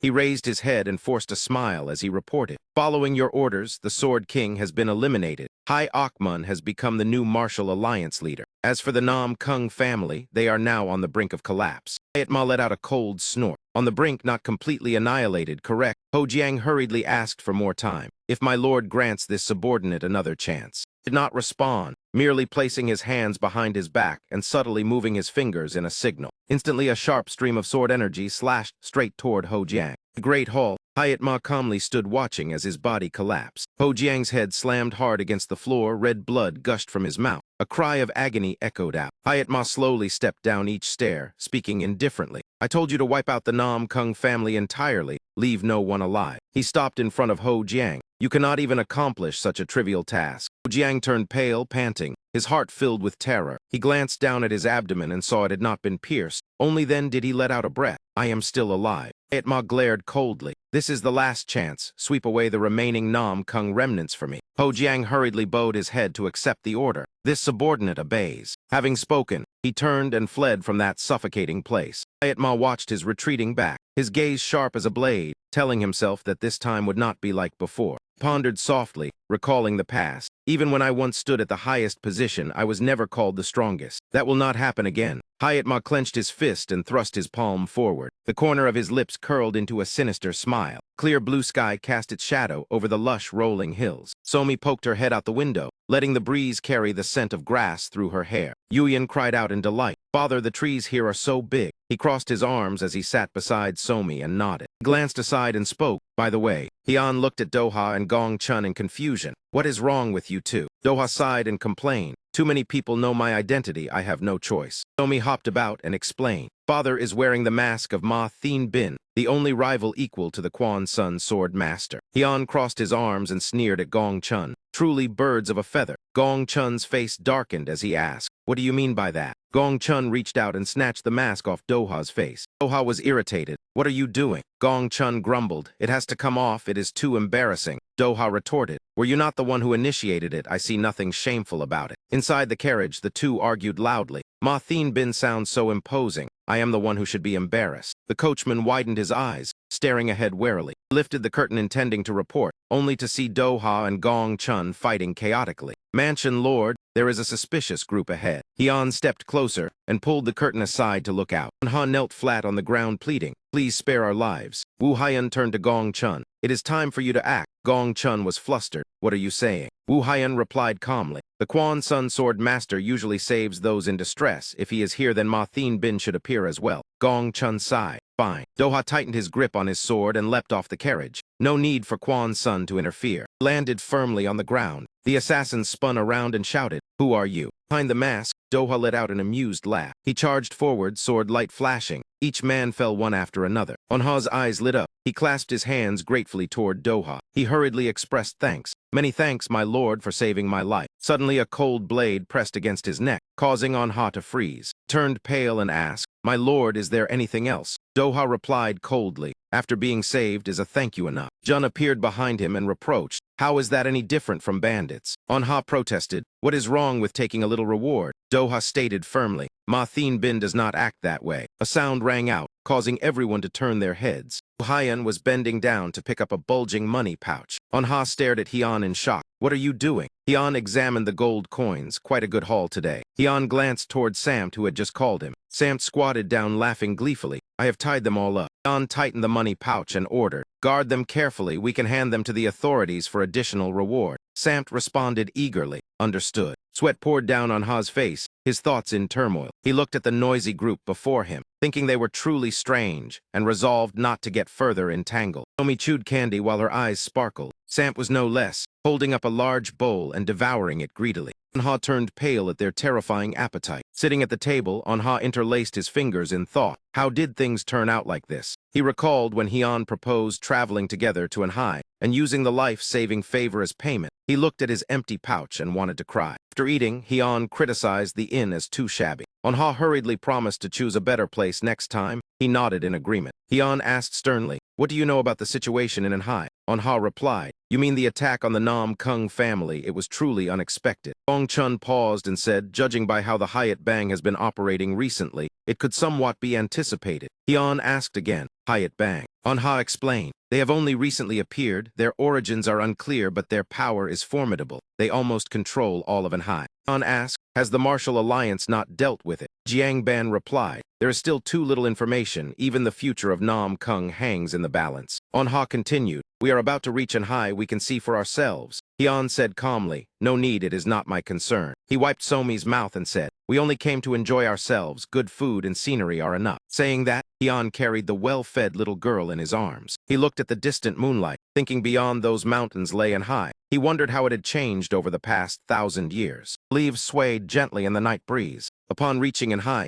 Manhwa bowed his head in farewell. He was overjoyed to finally be leaving them. "I shall take my leave." Without waiting for a reply, Manhwa had already run off without a trace. Doha watched his departing figure, disappointed. After treating him so well, Hyun remained calm. "Do not worry, we will meet again soon." Doha was surprised. "Meet again, can you foresee the future?" Hyun replied, "Not heavenly secrets, just the wind telling me." Doha grimaced at that answer. Doha asked Gong Chun, "Did you hear the wind speak?" He laughed. "I have never heard it," Doha concluded. Then he was speaking nonsense. Somi spoke seriously. "It was not nonsense. Whatever father says is correct." The little girl insisted, "If father says someone will die, that person will die. If he says a dog is a cat, I will believe it. Even if he says dog dung is divine medicine, I will believe it." Doha and Gong Chun were left speechless at the words dog dung. Hyun shot them a sharp glance and asked, "Do you want to try it?" Samp stammered that if it was the mansion lord's order then. They became furious upon hearing that. "Have you truly gone mad?" In the twilight, Hyun laughed it off. "Just joking, let us find a place to rest. It is getting late." He glanced into the distance, thinking that tomorrow would surely be busy. Gong Chun suggested arranging food and lodging until morning. He slowly walked along the stone-paved road. As he walked, he said, "I know a rather decent place." Night fell, the lights along both sides of the street gradually shone brightly. Someone's eyes sparkled with anticipation as they looked ahead. A little girl waved her hands and cheered before a large inn, eagerly asking everyone, "Are we really staying here tonight?" Lanterns hung high, casting a gentle golden glow over the soft silk curtains. Light slipped through the window frame, illuminating the finely carved wooden table and chairs. Hong Chun led everyone inside and explained, "This is the #1 inn in Anhai. I know the owner here." Doha, standing behind, teased, "So what if you know him? You might not even get a word in." A lamp in the corner quietly shone, casting light upon the wall behind. The man in white smiled brightly, clasping his hands before his chest as he spoke enthusiastically. "Welcome, honored guests." Hong Chun slightly raised his hand and asked, "Do you have vacant rooms for us?" The other replied politely, "What type of room would you prefer?" Placed a few silver coins into his hand and said, "If there is a secluded suite, that would be best." The man's eyes widened at the amount of money in his hand as he stammered, "If you offer 5 taels of gold for the outer pavilion, then." The man in white trembled, sweat pouring down as he could not finish his words. Gong Chun placed a hand on his shoulder as a gentle reminder.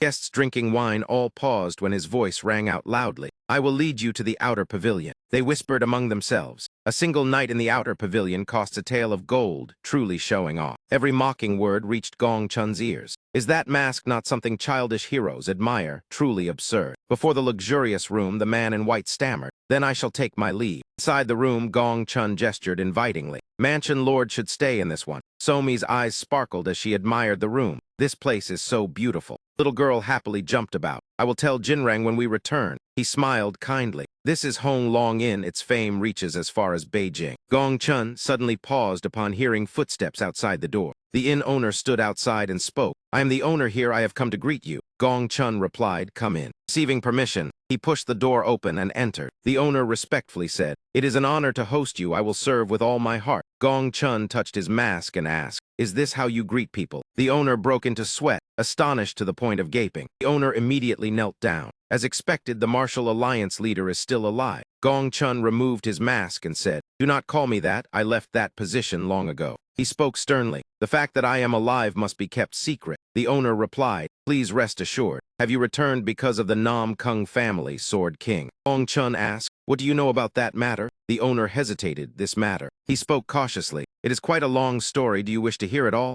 He nodded. "Go ahead." He lowered his eyes and began to recount. It all began 2 months ago. In the quiet setting, the tale echoed. So that is how it was. Gong Chun fell into thought. Hyatt bang. He asked further, "Is there any way to find their stronghold?" The man replied, "This humble one truly does not know. Please forgive me." Gong Chun smiled. "It is fine. I should not have asked that." Two stood up. Gong Chun said, "I have troubled you. Go rest." The owner replied, "Yes, I shall take my leave." From afar, a man silently observed every movement. He remained quiet, as if calculating something. He lowered his head and saw that the little girl had awakened. Somi looked at him with shining eyes. He gently asked, "You have not slept long and you are already awake." He suddenly cast a cold glance in a certain direction. Then he spoke firmly, "Everyone get some rest." Continued, "I will take Somi out for a short walk." The little girl's eyes lit up at once. Someone behind asked to come along. Another youngster squeezed in, "Me too." But his foot was immediately stepped on by someone. Pain nearly brought him to tears. That person asked coldly, "Where are you going? Stay put." He was bewildered. "What?" He was instantly shouted at. What, kneel down." Someone else said, "Stop pretending to be weak." The young man knelt while sniffling. One big and one small strode forward. The three leisurely strolled around the peaceful market. The young man behind muttered, "It is too quiet." He remarked, "Not a trace of bustle. Perhaps the place once trusted has truly declined." Somi innocently said, "Father, everyone carries swords." He held her hand. "Martial artists are everywhere. You have seen many in Enhak Duong before." Somi replied, "But not this frightening." Someone asked, "Are they wandering swordsmen?" He answered, "Perhaps, perhaps not." He speculated that with the fall of the Nam Kung family, many had flocked here seeking opportunity. Kasumi listened quietly. Suddenly the little girl's eyes sparkled. She exclaimed, "Look, a Ma-Thin Bin doll."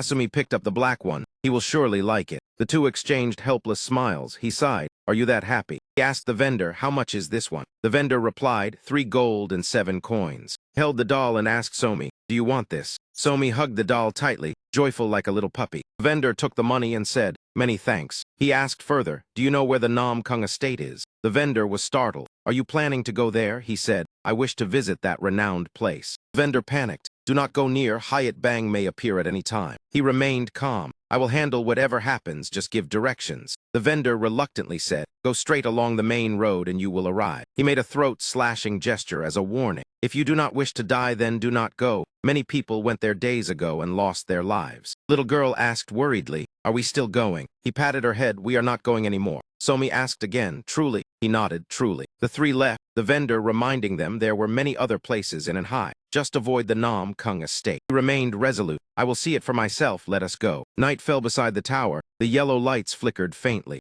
Somi lay asleep on the bed, drool at the corner of her mouth. Gently tucked the blanket around her. He quietly stepped outside without making a sound. A young man and Gong Chun were discussing matters seriously. Upon seeing him, they stopped. Gong Chun asked, "Is Somi asleep?" He replied, "Yes, Samt and Mu Jin are watching over her." He asked again, "Are you truly going?" He answered firmly, "Yes." He decided to head toward the Nam Kung estate. Elsewhere, a young woman was running at full speed. She glanced back, thinking she was fortunate not to be pursued. Nam Kung so high was filled with anxiety. Martial Alliance should have dispatched forces by now. Yet there was no news. Perhaps they were deliberately turning a blind eye. She suddenly understood. There was a traitor within the Alliance. She stood still in contemplation, forgetting her surroundings. Going to the Alliance for help would be no different from delivering herself to death. She had to find another place, a safe place to preserve her life and plan for the long term. "That is right. Why did I not think of it earlier? I should go to Enhak Duong." A man in black knelt and reported, "We have captured the entire Nam Kung family,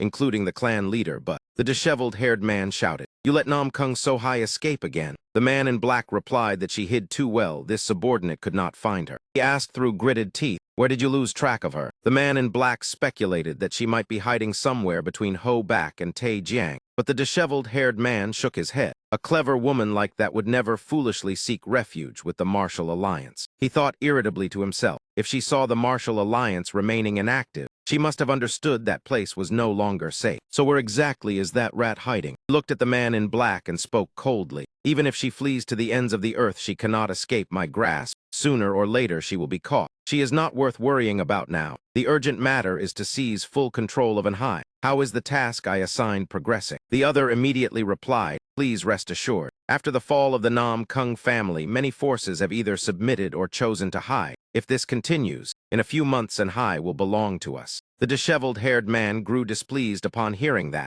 A few months, too slow. No one knows what unforeseen changes may arise. We must accelerate the pace. The other hurriedly bowed to accept the order. He sipped his wine and asked, is there any other news in Anhai? The subordinate replied, a group of strangers has appeared recently. He frowned, a suspicious group. The man continued, they are staying at Hong Long Inn. Among them are two wearing masks. The disheveled-haired man asked, what masks? He replied, the masks of Quan Sun, Sword Master, and Ma Thien Bin. Upon hearing this, the man snorted in confusion. Suddenly he burst into laughter. Could they merely be a troupe of clowns? The corner of his lips curled upward with calculation. After a moment he slammed the table and ordered, investigate them. He instructed, those who hide their faces are always suspicious. Monitor them discreetly. Do not expose yourselves. He continued, the Nam Kung family has been destroyed. If further turmoil arises, it will drag in the 10 great sects. The other quickly accepted the command. He spoke sternly, go and return at once. It is time to use the captured Nam Kung members as hostages. The other bowed and left. Before long, he exited the room, leaving only the disheveled-haired man behind. He continued drinking wine, as if it were plain water. Then suddenly he stopped and revealed a strange smile. He pondered, the annihilation of the Nam Kung family was precisely that Lord's will. Anyone who dares obstruct that Lord has only one ending, death. The scene shifted to the villa at dusk. Inside lay ruins in chaos like a battlefield. He observed and said, truly tragic. The enemy was numerous. They not only used explosives but also had experts. He thought for a moment and asked, was it Hyatt Bang or someone else? Hong Chun replied softly, I am not certain either, but clearly this place is worse than I imagined. Suddenly Gong Chun noticed something. He hurried over, then carefully lifted a wooden plank, examined it closely, and gave a faint smile. He and the other did not understand what he had discovered. The young man standing nearby also looked puzzled. Meanwhile, surveyed the surroundings. He approached a bloodstain and said, fortunately not all of them are dead. Gong Chun asked in surprise, how do you know? He pointed to the ground. There are drag marks. Gong Chun nodded. This blood trail proves it. Then suddenly, the sound of hurried footsteps echoed. The black-masked man immediately sensed the disturbance, turned and spoke softly, guests have arrived. All three looked upward. An old man wearing a red mask asked coldly, what are you doing here? He thought to himself, red mask, the mark of Hyatt Bang. Before he could answer, Gong Chun stepped forward, countered, then why have you come here? The red-masked group was stunned. Killing intent immediately flashed in their eyes. The leader said, if you refuse to answer, then we will use force. He instantly assumed an attack stance. The blades met, sparks burst forth. The three of them also drew their swords to engage. The black-masked man sneered in provocation. Chun was ready to charge as well. He said calmly, let me see how interesting this battle can be. The other two responded, a one-sided fight is too dull. Make it more entertaining. Remember to leave them alive. 8 swords pointed straight at them. The group charged forward like lightning. Gong Chun and the black-masked man counterattacked simultaneously. The clash grew fierce. The opponents held a clear advantage in numbers. They attacked in relentless succession with well-honed techniques. In the blink of an eye, their figures suddenly vanished. That left Gong Chun and the black-masked man astonished. The two pondered, could it be Shadow Step? Suddenly, a red-masked man appeared behind Gong Chun. He reassured himself, there is nothing to fear from a one-armed cripple. Then he swung down fiercely. He thought it would end in such a dull manner. Suddenly, the red-masked group panicked. A shadow flickered in and out. Before he understood, his body was already severed. The others saw this and grew fearful. Gong Chun declared boldly, even with one arm, I still have more than enough strength to exterminate vermin like you. He swung his sword, forming a stream of blue light, reminding the other two to be careful. The black-masked man also unleashed a series of rapid strikes. But he still glanced toward Gong Chun. He thought to himself, this old man is truly strong. Even with one arm, he might not be inferior to me. Black-masked man yanked off the face covering of one of them. He asked, Shadow Step is the footwork of the long-vanished hack Kim Hoi. What connection do you have to them? The man laughed arrogantly. Do you think I would confess? As he was about to kill him, a shout rang out. Wait. He said, at least leave one alive. Gong Chun laughed and asked, so we cannot kill them all? He replied, if you still wish to find your family, then do not act rashly. Hearing that, he said, it seems I have no choice. Red-masked group stared at the three of them. The two sides locked eyes for a long moment. A sword plunged into the ground. Gong Chun placed a hand before his chest and said, before we continue, allow me to introduce myself. He spoke sternly, I am merely a rustic old man known as the Quan Sun Sword Master. The others sneered, Quan Sun Sword Master. What nonsense are you spouting? The others kept mocking the senile old man, but Gong Chun merely said calmly that my sword has always been exceedingly ruthless. During that, the masked men exchanged glances and changed their tone. If that is so, then we can only be ruthless as well. One masked man tore open his shirt, revealing bulging muscles. The rest followed suit in unison. Seeing this, the black masked man frowned. What trick is this now? The masked man's body began to swell abnormally. He observed and concluded, it is a body-strengthening martial art. Turned to ask Gong Chun, though it is not yet perfected, can you handle it? He replied indifferently, I have no idea what that thing is. The man charged forward to attack. Gong Chun remained calm and said,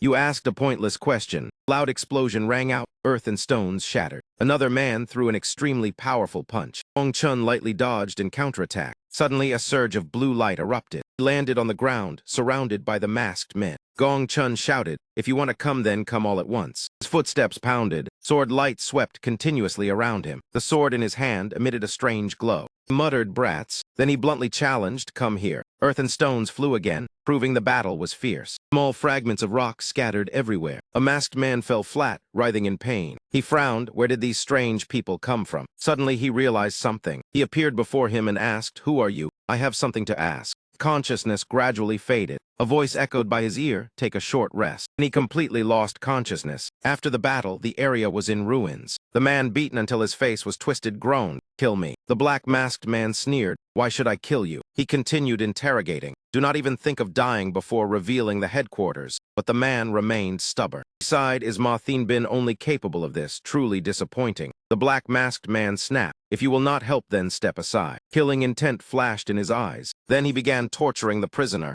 Endure it if you can. He laughed coldly. Let us see if you remain stubborn after losing a few more fingers. The scene shifted elsewhere. Footprints covered the ground. The fire had gone out. Gong Chun asked, did he confess that this is the place? He was deep in thought. He looked around, though it was only a small mountain. Many people passed through, yet they dared to set their base here, truly bold. Gong Chun also felt uneasy. This does not look like a hiding place. Perhaps we were deceived. He shook his head. No, we cannot see it because there is an illusion technique. Gong Chun asked again. First body strengthening, now illusion technique. He said, first let me ask you this. Have you ever seen illusion techniques or talismans? Gong Chun replied, no. The black masked man was the same. The black masked man said, are talismans not used to exorcise evil? He explained, illusion techniques are martial arts that disturb the mind. Combined with talismans, they can create corpses or summon evil spirits. Thus, in the past, they were regarded as heretical arts to be eradicated. The black masked man was astonished. Eradicated. Gong Chun asked, are there other disciplines? He replied, there is also chi cultivation. Gong Chun grew curious. What is that? He said, it is the release of internal energy without weapons. Many have tried, but none have reached the peak. The black masked man admired. You truly know a lot. He replied, it is merely a bit of knowledge. Gong Chun felt displeased, meaning we know nothing. He said there was a time when such knowledge was commonplace. He reminded them, let us go, enough talking. Suddenly he thought of something. He looked around and murmured, it is nearby. Then he channeled his sword. He suddenly slashed into empty air. Sword light flashed as if shattering an invisible glass. Space before them cracked. The red masked group revealed themselves. He reminded them, there are quite a few of them. Jun looked at him, are you a monster? Black masked man thought, calling him a martial god would not be excessive. He silently stepped forward. He said the Nam Kung family is inside. Gong Chun fell into thought. The black masked man laughed with delight. He said, then let us clear this place out. Ground trembled. The illusion technique began to collapse. The red masked group panicked. Has the barrier been broken? They hurried to check. The subordinate acknowledged the order. The leader's footsteps slowed, rushed toward the source of the disturbance. Seeing the scene before him, cold sweat streamed down. He was stunned. They broke straight in here. Shouted, what are you standing there for? Seize them. He roared, cowards. Gong Chun glared at him. He immediately froze. Gong Chun advanced like an Asura. The leader ground his teeth. Jun had silently slipped behind him. He trembled, cold sweat pouring down. Voice echoed by his ear. You are tired of living to dare touch the Nam Kung family. The black masked man sneered, merely a swarm of ants. The others clenched their teeth in fury, but did not dare resist. An instant, his expression darkened, becoming gloomy and unfathomable. He coldly pointed the tip of his sword straight at the opponent. I do not know who you are, but clearly you do not value your own lives. Hearing that, the man in the black mask curled his lips into a faint sneer. truly ridiculous. You cannot even see the situation before your eyes. On this side, after hearing those words, they cautiously swung their swords and charged forward. On the opposite side, the man wearing the black mask revealed a smile filled with amusement. At the same time, Gong Chun quietly ventured deeper into the cave alone. It seemed the people of the Nam Kung clan were inside. What he ultimately intended to do remained unclear. Naturally, he would continue forward. One hand gripped his sword tightly. This cave, I will personally step into it. Inside the cave, the sound of footsteps echoed without end. Gong Chun pressed his palm against the cold stone wall, silently sensing every vibration transmitted through his fingertips. He lowered his head to look at his hand covered in dust and grime. Gong Chun pondered deeply. Could it be that those children were imprisoned in this very gloomy place? He understood clearly that for those bearing injuries, this place was the most cruel prison of hell. Suddenly, a figure lunged from behind in a sneak attack, causing Gong Chun to frown slightly in irritation. I originally intended to remain calm, but the scene before my eyes makes it hard to endure. In just a moment, that person was about to touch Gong Chun. Instantly, a part of the man in black was cleanly severed by him. Inside, the burly men roared like they had gone mad. He pressed in rapidly, step by step tightening the encirclement around Gong Chun. Glanced around in annoyance. I do not know what body strengthening technique is, but now these creatures no longer resemble humans. Chun lightly flicked up his sleeve, drew his sword, solemnly raising the blade before him. Immediately, the muscular men charged toward him in a frenzy. As they rushed forward, they screamed loudly. Chun darkened his face and coldly declared that you will certainly pay the price. He tightened his grip on the sword hilt, his icy gaze fixed straight ahead. With a single move, he swept them all away for the sins they had committed. Suddenly, something quietly appeared behind Gong Chun. He immediately turned around, his gaze sharp as steel. I will not spare any of you. Right after that, a loud explosion echoed throughout the space. On this side, Black Mask directly stomped hard on the faces of the muscular men. We stepped over them and continued moving forward. Black Mask curled his lips in disdain. Body strengthening technique or something similar. As he walked, he mocked them. Is this all the ability you have? He plunged into relentless slaughter, even relying on that sinister art. Black Mask swung his sword. A streak of purple light suddenly flashed brilliantly. Another explosion rang out. The bodies of the muscular men were blasted in all directions. At this moment, the leader finally revealed himself. Seeing that scene, he frowned and angrily demanded, "Who exactly are you to dare block our path?" A thought flashed through his mind. Lord granted me enough power to crush the Nam Kung family. Then who are these people that force me into such difficulty? I cannot be defeated. I must find a way to turn the situation around. To one side, Hyun silently observed the entire development. His face was stern, as if calculating something. Suddenly, the leader came up with an idea. That is right. If I cannot win, then I will just take that one as a hostage. He immediately gave the order. Capture that man for me, understood. A muscular man hurriedly charged straight toward Hyun. The leader laughed maniacally, blaming you for standing there motionless and becoming the target. Group rushed at Hyun, yet he remained calmly standing in place. Black Mask glanced over and asked, "Are you serious?" Hyun only responded with a faintly contemptuous smile. He lightly waved his hand, and all of them were instantly blasted far away. "You are quite crafty." The leader witnessed it and fell into extreme panic. He gaped in shock. His eyes widened in disbelief. Seeing severed limbs scattered across the ground, he cried out in a daze, "What is this?" Looked at Hyun with disbelief. This cannot be happening. Looking at the corpses lying everywhere, he screamed hysterically, "This cannot be." He clenched his fists and thought, "I have obtained the power I always dreamed of," and was about to grasp everything in my hands. Yet it all collapsed in the blink of an eye. I absolutely will not accept this. Seeing that, Black Mask let out a scornful laugh. Hyun silently observed the person before him. He coldly concluded, he has truly lost his mind. It is the side effect of the body strengthening technique. Even capturing him for interrogation now would be useless. He said indifferently, "Then let us end everything here, T." Enhan quickly stepped closer to Hyun. Ground around them began to tremble and shatter again. Hyun still stood firm like a statue, without the slightest movement. A gigantic hand reached toward him. The leader had appeared behind him at some unknown moment. But immediately after, he took a thunderous punch head-on. And Hyun sent him straight to the underworld. Even Black Mask could not help but become wary at the sight.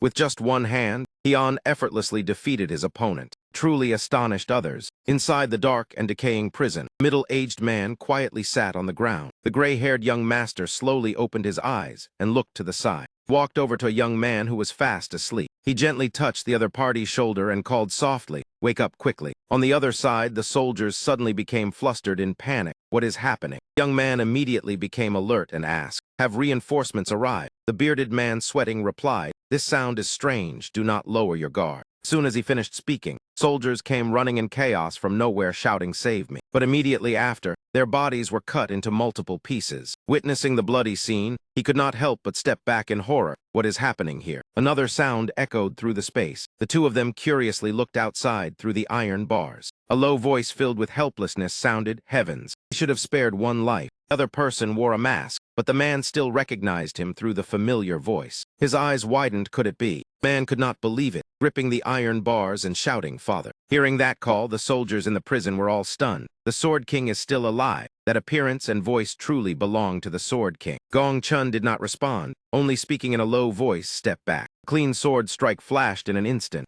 Iron bars of the prison shattered into pieces. The cloud of dust gradually dispersed. Gong Chun's figure radiated an overwhelming aura. As soon as he stepped out of the cell door, the man rushed forward and embraced him. "Father, your arm." He gripped Gong Chun's shoulder tightly without letting go. His voice trembled with both joy and worry. "Father, do you know how long your son searched for you in despair?" As he spoke, his gaze unconsciously lowered, and he realized that the left sleeve of the other party was empty, with nothing covering it. His brows knitted tightly in pain. "Father, who on earth caused your arm to end up like this?" Before he could finish speaking, Gong Chun calmly brushed his hand aside. He gently patted the other man's shoulder and said indifferently, "I am not your father. I am merely an old man known as the Sword Wanderer of Quan Sun." The man widened his eyes in confusion and stammered, "Father, what are you saying?" Before he could finish, another person cut in, "I am Elder Nam Kungjin. Do you truly not recognize us?" Yet Gong Chun only replied coldly, "I have made it clear. I am the Sword Wanderer of Quan Sun. I only happened to come and rescue you." Two exchanged glances, their eyes filled with unease. The middle-aged man thought, "Father devoted his entire life to the Nam Kung family. How could he now treat us like strangers? Could it be that he is heartbroken over the family decline and thus chooses to deny us? Perhaps he wishes to use this as an excuse to withdraw from the martial world." Just as he was about to call out "Father" once more, the other man silently turned and walked away. Seeing that, he cried out in panic, "Are you truly going to leave everything behind and go?" A loud noise suddenly rang out. The sound made Gong Chun stop and turn his head. He saw the man drop to his knees, earnestly pleading, "Please do not leave, stay with us. This family still needs the Sword King." The others all lowered their heads heavily. The surrounding space fell into sudden silence. After a moment, Gong Chun let out a soft sigh. He spoke slowly, "Stand up. If the Sword King were here, he would surely scold you for being too weak. You have lived well until now. That alone would ease his mind." As for the Nam Kung family, he continued, "What is broken must be repaired. What cannot be repaired must be rebuilt. As long as you strive forward, the tragedy will not repeat." Behind the mask was the gentle smile of an old man. Perhaps that was what the Sword King truly wished for. The man fell silent, only staring at him intently. He drew his sword and answered solemnly, "Yes, we understand." Others also tightened the bandages on their hands. In the end, everyone steadied their spirits. He said to Jindung, "Elder, first leave and find a place to hide. I will join everyone in dragging the one behind this into the light." Elsewhere, Doha irritably threw a book down. "These people hide well. I searched for so long and still found no clues. If you had not killed the leader, things would not have become so tangled."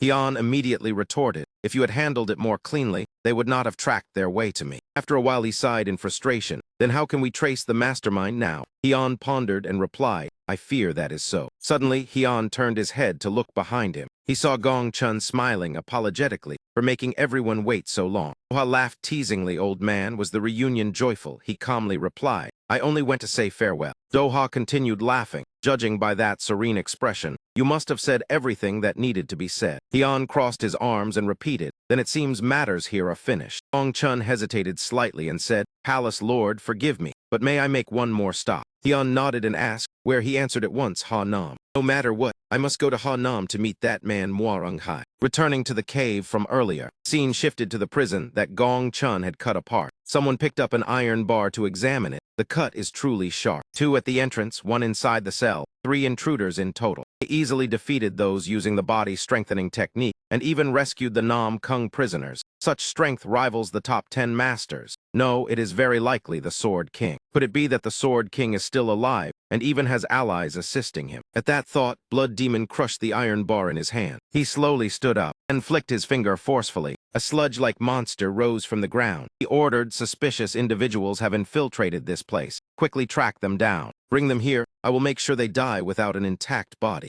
Inside the eatery, someone raised a hand and called out, "Waiter, 2 more plates of steamed buns." The dining hall was crowded. Fragrance filled the air. "We will take 3 plates as well." The owner standing behind the door thought to himself, So many customers ordering steamed buns today. Looked elsewhere, heavens, that little girl eats heartily. Just watching makes one hungry. A tiny hand clutched a piping hot steamed bun. In front of Somi were plates piled with buns, her eyes shining brightly with delight. The owner laughed and walked over. So the culprit is this little girl. Seeing him approach, Somi greeted happily. You have arrived, sir, he replied kindly, yes. Are the buns delicious? The girl nodded vigorously. Yes, the owner recalled how she had looked dejected earlier. Now she was completely radiant. At that time, Somi had sat with a pout and said, Father and grandfather left Somi behind. The owner quickly comforted her. Do not be sad. They will return soon. You slept too deeply so they could not bear to wake you. Somi puffed her cheeks pitifully. Did everyone find Somi troublesome and leave me behind? The owner immediately changed the subject. Do you like steamed buns? At the mention of food, Somi's eyes lit up. Steamed buns. That was how it happened. After eating another one, Somi cheerfully said the buns here are 100 times better than those in Acjiang. The owner laughed loudly. 100 times. Thank you for the praise. Suddenly the door was shoved open with a loud bang. A cold voice rang out. This place is quite lively and warm. A group of fierce martial artists pointed around. If you have time to play with the little girl, why not lead us in? There are no seats left and we have to stand here. Who do you think we are? Other customers panicked. Is that not Ma Jiankang? Look at that sword. He is Nang Vuong Ma Jiankang. The owner hurriedly said, apologies everyone. But this child is the daughter of a distinguished guest, so she cannot be treated the same. Yet they shouted back, are you looking down on us? You dare treat us like weeds? While they were still shouting insults, a commanding voice sounded enough. Yang Kang, with a ferocious expression, told them not to cause further commotion. The man who had been aggressive immediately lowered his head and apologized. He said nothing more and walked towards Somi. One big, one small stared at each other without blinking. After a moment, Jiang Kang slowly extended his hand. The owner turned pale and shouted, wait. But there was no bloody scene. He merely gently wiped crumbs from the girl's cheek. After wiping them away, he asked, you have something on your face? The girl smiled brightly and replied, thank you. The owner remained pale and thought, could it be that the arrogant Ma Jiankang actually has a fondness for children? The tall man introduced himself, I am Ma Jiankang. Are the buns delicious? The girl also stated her name, I am Somi, Giant Somi. The buns here are very tasty. The air around him seemed to soften, I understand. Another knock on the door resounded. The owner startled and turned toward it. The three finally returned. Why does the atmosphere feel strange? Is something wrong? Seeing them, Somi happily ran over and called out, Father. Father and daughter embraced tightly. The owner awkwardly explained nothing happened. Have you finished what you needed to do? Gong Chun smiled and replied, it is done. Thank you for your help. Someone will bring a few things to this inn. I trouble you with it. The owner bowed respectfully and answered, yes, please leave it to me. Wu Haiyan lifted Somi up and hugged her tightly into his arms. The guests who had just entered the inn paused for a moment at the sight before them. Someone curiously asked in a low voice, who are those people? Jiang Kang rested his hands on his hips and replied, who knows? I have never met them. He simply watched the four figures leave the inn. Inside the room, Hian slightly frowned and repeated the name Ma Jiankang. He asked, is it the one carrying that great sword? Mujin nodded in confirmation. That is right. He is Nang Vuong. Hian said calmly. Nang Vuong, the title sounds interesting. Could they be the successors of the Black Guild? He shook his head in rebuttal. I do not think so. I heard that in Nangan he is famed for righteousness, but his appearance here is indeed suspicious. Hian closed his eyes and said, as long as he does not obstruct us, it is fine. What needs to be done is finished. Prepare to leave, yes, Palace Lord. Night fell in silence. Uck had found the whereabouts of a certain man. Hian stood on the corridor and looked up at the moon, pondering the demonic art that had vanished after the purge of the clans who cultivated it. Who still knew of its existence? It should have disappeared completely. So why has it resurfaced now? Could someone have recreated it? Though burdened with many concerns, he found the matter somewhat intriguing. The thread between me and the martial world that seemed severed now appears to be tied again. Very well to Ha Nam. The next morning on the carriage, Nam Ti grumbled. Why suddenly change direction to Ha Nam? I want to go home. Mujin replied coldly. That is the Palace Lord order. We have no choice. The conversation temporarily ended. Suddenly he widened his eyes in surprise. That is. Not far ahead appeared the familiar figure of Ma Jiankang. As soon as the carriage stopped, Sam T shouted, why are you blocking the road? Do you want to be run over?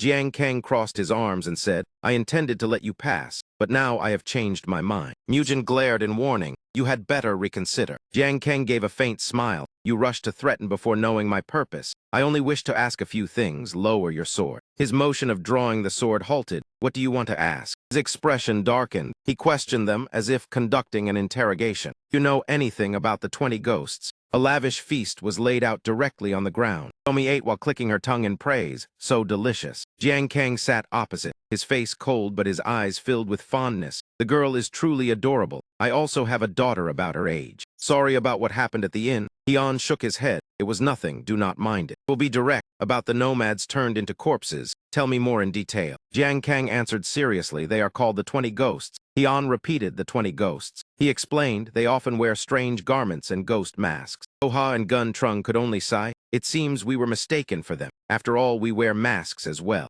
Jiang Kang laughed lightly. But speaking face to face like this, I believe you are not them. Doha snorted coldly, then many thanks. Hyun pondered. Corpses turned into walking dead. Could it be related to the devouring demonic art? Samt asked while eating. Is there truly a technique that turns people into walking dead? Hyun stroked Somi's head and replied, yes, it is a type of demonic art. Hearing those words, Doha was startled. Demonic art. Our demonic sect does not possess such a thing. Hyun nodded. It once existed in the past but vanished long ago. He recalled and continued. It is a demonic art capable of devouring inner power, belonging to the Black Wind divine demon, the one who battled Heavenly Ghost for 3 days and nights. Able to fight one of the 3 supremes for 3 days and nights. I have never heard of this. Gun Chun added, it is hard to believe such a figure once existed, yet strangely many mysterious martial arts have appeared recently. Jiang Kang stood up. It seems you know nothing about the 20 ghosts. Hyun looked at him. Then we will take our leave. Jiang Kang turned and waved. Thank you for your time. He silently watched them depart. His gaze gradually darkened. Hyun suddenly said, I have something to attend to.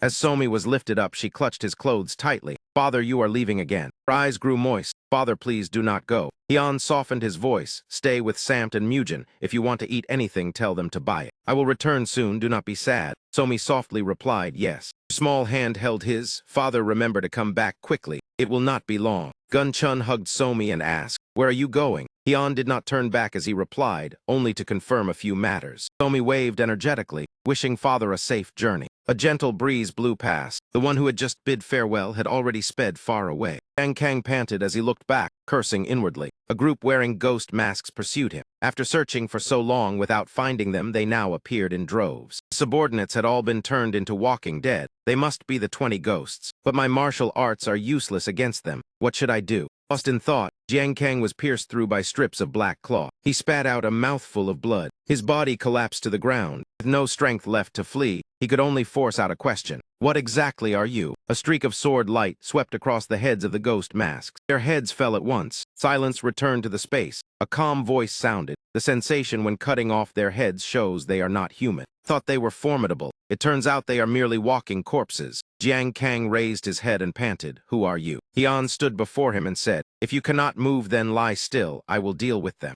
Corpses using the devouring demonic art. I do not know who stands behind it, but they are indeed formidable. Hearing that, despite the pain, he struggled to sit up. What do you mean corpses using the devouring demonic art? As soon as the words ended, Hyun was again pierced by the black strips of cloth. Blood slowly dripped onto the ground. A ghost-masked figure lunged forward. In the darkness, Hyun stood alone surrounded by the ghost masks. Jiang Kang forced himself to grip his greatsword and thought, if this continues, he will die. I must help him escape. On the other side, Hyun shifted his foot slightly, then gathered his strength to counterattack. The ground beneath his feet burst apart. A voice praised, not bad. Hyun tightened his grip on his sword hilt. Jiang Kang stood stunned like a statue. He was struck yet still stands firm. Fragments of stone scattered everywhere. The ghost mask's vision was obscured. Hyun immediately made his move. On a tree branch, someone observed silently Tusk. Hyun swung his sword and cut one down. The other panicked and fled. Who is he to defeat the 20 ghosts so easily? I must report back at once. But as he turned around, he saw Hyun smiling and asking, where are you hurrying off to? In the blink of an eye, he had appeared behind him. His face was drenched in sweat. You are the one controlling those corpses, are you not? Hyun delivered a heavy blow that made his opponent cry out in pain. He said coldly, before my patience runs out, speak and reveal the one behind you. Hearing the reply, Hyun's eyes grew even more icy. He frowned in warning, otherwise I will let you taste ultimate agony. Do not dream of escaping. Air thickened. He pressed closer with a frigid voice, body-strengthening technique, devouring demonic art. Corpse-refining art are all heretical methods beyond this era understanding. Who exactly are you? Under that pressure he stammered. I truly do not know. Suddenly Hyun glanced down at the weapon in his hand. Clear Teiji symbol was engraved on it. He instantly guessed the origin and asked in a low voice, Shaman, is it not? With his secret exposed, he frantically sought a way to escape. Damn it. The thing I most wanted to hide has been discovered. Thinking so, he swung his weapon at Hyun to distract him. Hyun tilted aside and avoided the strike in an instant. The moment he finished attacking, he turned and fled. As he ran, he calculated, if I cannot win then, I must preserve my life and seek another chance later. His heart suddenly tightened. Before he understood what happened, his body had already dropped straight down. His body slammed against a rock and rolled onto the ground. Trembled as he thought, I cannot move. Before he could comprehend, a terrifying force crashed down upon him and the pain knocked him unconscious. That surge of power was so violent that even Ma Jiankang felt inwardly horrified. Unbelievable. He had not even touched the opponent yet ended in such misery. After the battle left the land in ruins, Hyun stood upon a tree with his back to the corpses. That sight made Ma Jiankang realize that some people in this world are unfathomable. When it was over, Hyun went to the riverbank to wash away the blood and dust. Sitting by the water, he wrung out his clothes and sighed. It feels like returning to the old days. His body covered in wounds, he dressed again and tidied himself in the silent night. He pondered, I killed them all yet none would open their mouths. No further information was gained. He considered, among them was a sorcerer using demonic arts combined with body strengthening, devouring demonic art and corpse refining. Recalling the sorcerers he had encountered, he wondered if they were descendants of the blood ghost. Whoever it is, if it involves sorcerers, then going to the martial alliance may yield answers. Hyun lowered his head and sighed. I only wish to travel, yet have drawn more trouble upon myself. Suddenly a voice called from behind, You are here. Hyun calmly asked, Who are you? The sturdy man stepped forward and introduced himself. I am Ma Jiankang. Dropped to his knees and bowed until his head touched the ground. He pleaded, Please allow me to serve you. Hyun smiled and asked back, Serve me, are you serious? Ma Jiankang said earnestly, I have searched my entire life for a leader. Perhaps fate allowed me to meet you so that I may serve. Hyun assessed him. A robust physique, yet his strength is only on par with Mujin. I have no need for a second Mujin. He turned away decisively and said no. Jiankang hurriedly said, Sir, you are heading to Ho Nam, are you not? Hyun replied, Yes. He said confidently, Then let me follow you to Ho Nam. I will prove my worth. Hyun thought for a moment. In the end he nodded, Fine, only to Ho Nam. If you are useless, you will withdraw on your own. Ma Jiankang replied joyfully, Yes. Hyun thought inwardly, I hope he does not cling like Mujin, that would be troublesome. Instead he excitedly ran after him, saying, A word once spoken cannot be taken back. I will keep my promise, Hyun calmly said. Lead me by the shortest route to Ho Nam. Along the way he enthusiastically pointed directions. Beyond this mountain range we will arrive. Hyun replied indifferently, I know. On the other side, Nam Gong Chun asked, Why did the palace lord leave alone? Black Monster Demon Lord replied, Who knows, he is always mysterious. Nam Gong Chun sneered, If he left Somi behind then it must be something serious. Black Monster Demon Lord said angrily, Old fool.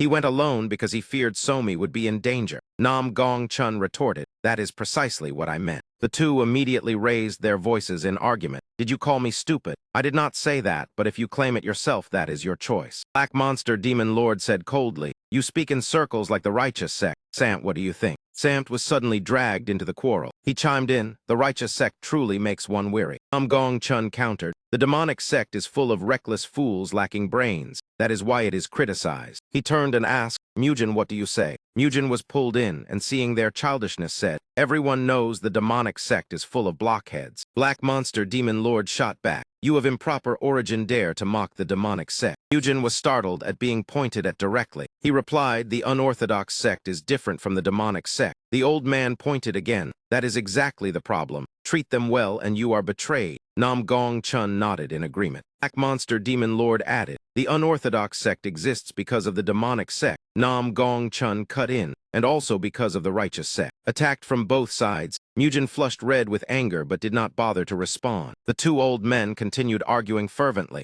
It is rare for us to agree like this, indeed. Mujin gritted his teeth and thought, These old men are truly troublesome. Suddenly Somi appeared with hands on her hips, loudly telling everyone to stop arguing. He threatened, If anyone keeps arguing, I will tell father. The two old men immediately awkwardly apologized. Somi turned to Mujin and said, Uncle, you should stop too. He smiled brightly and suggested, Let us prepare dinner. Mujin softened and replied, All right. At the gate came panting along with a bewildered voice, Is no one here?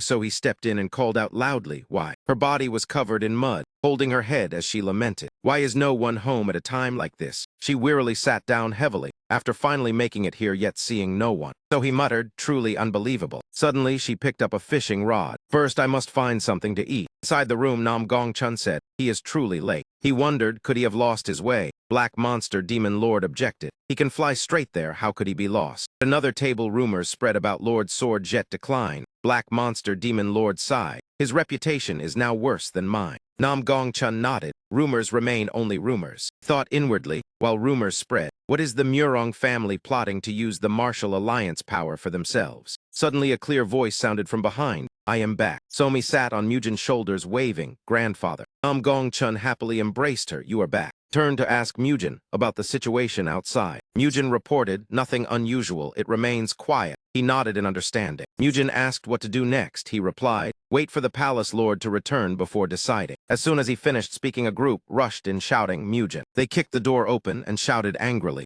Three tall men holding swords pointed straight at Mujin. We have finally found you. Black Monster Demon Lord asked, who are these people? Mujin said calmly, I have no shortage of enemies. Seeing their ferocity, Somi worriedly called out uncle. Nam Gong-chun reassured her. Do not be afraid, he will be fine, yet Somi still worried. He intended to carry her outside, but Somi had already jumped from his arms. One of them shouted, get out now, today we settle the score. Somi spread her arms in front of Mujin and shouted, you cannot harm uncle, they growled. Do you know who you are protecting? The girl answered firmly, whether I know or not does not matter, uncle is still uncle. The thug flew into a rage, drew the sword from his back and growled a threat. If you want to live, then get lost at once. Before he could finish, he took a full punch to the face. The force was so great that he was sent spinning through the air. A cold voice rang out, you dare touch my people. Jan stepped forward with overwhelming killing intent. He stressed each word, you dare raise your voice at my daughter. Somi widened her eyes in astonishment. The people standing outside immediately began whispering among themselves. Mujin appears so openly, yet the martial alliance does not intervene. If he does not publicly issue a challenge, then by their rules they will not concern themselves with an unorthodox martial artist. Someone doubted, I heard he was already dead. I heard rumors he was seen in Hanam, so he is still alive. Hyun looked around and said, it seems everyone has gathered nicely.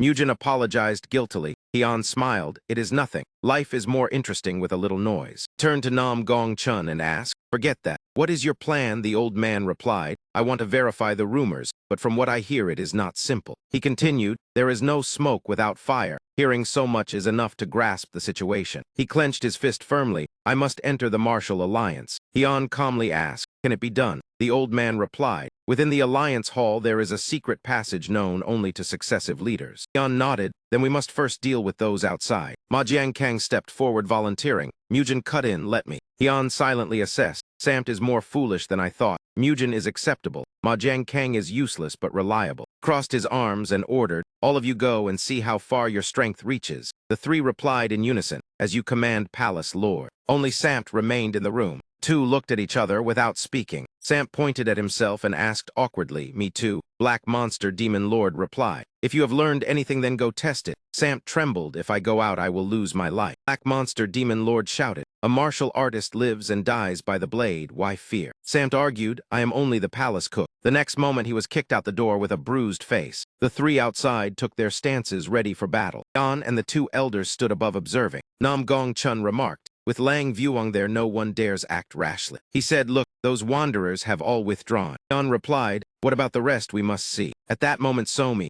who had been playing with a stuffed bear, ran over as well. She clung to the railing and looked down curiously. Hyun's voice still rang out. How strong are those who remain? Suddenly a shout echoed. Who allowed you to cause trouble here? Mu-ho stepped forward to mediate. Have you forgotten this is the territory of the martial alliance? Ringleader explained that Mujin was an unorthodox martial artist hated by many. Mu-ho clasped his hands and said, if you act merely for personal grudges, then I must stop you. Turned to the crowd. Whoever has grievances with him, step forward and I will judge. The ringleader ground his teeth in anger. Thugs had no choice but to slink away. Mujin gratefully expressed thanks. Mu-ho looked at the three and commented, this combination is quite strange. Lang Vuong traveling with Tiu Song Kim. Remaining one I do not recognize. It seems you are not particularly close. Mujin asked, did you come because of us? Mu-ho shook his head. I simply do not wish for conflict at the foot of the martial alliance. Moreover, I heard Tiu Song Kim once aided the righteous path. To arrest the innocent would be unreasonable. Mu-ho looked around, said there was nothing more to do and turned away. This poor monk takes his leave. This place is protected by the martial alliance and Shaolin. I hope you will not cause trouble. Above, Hyun crossed his arms and remarked, an interesting junior. Eugene stepped forward and said, his aura is indeed extraordinary.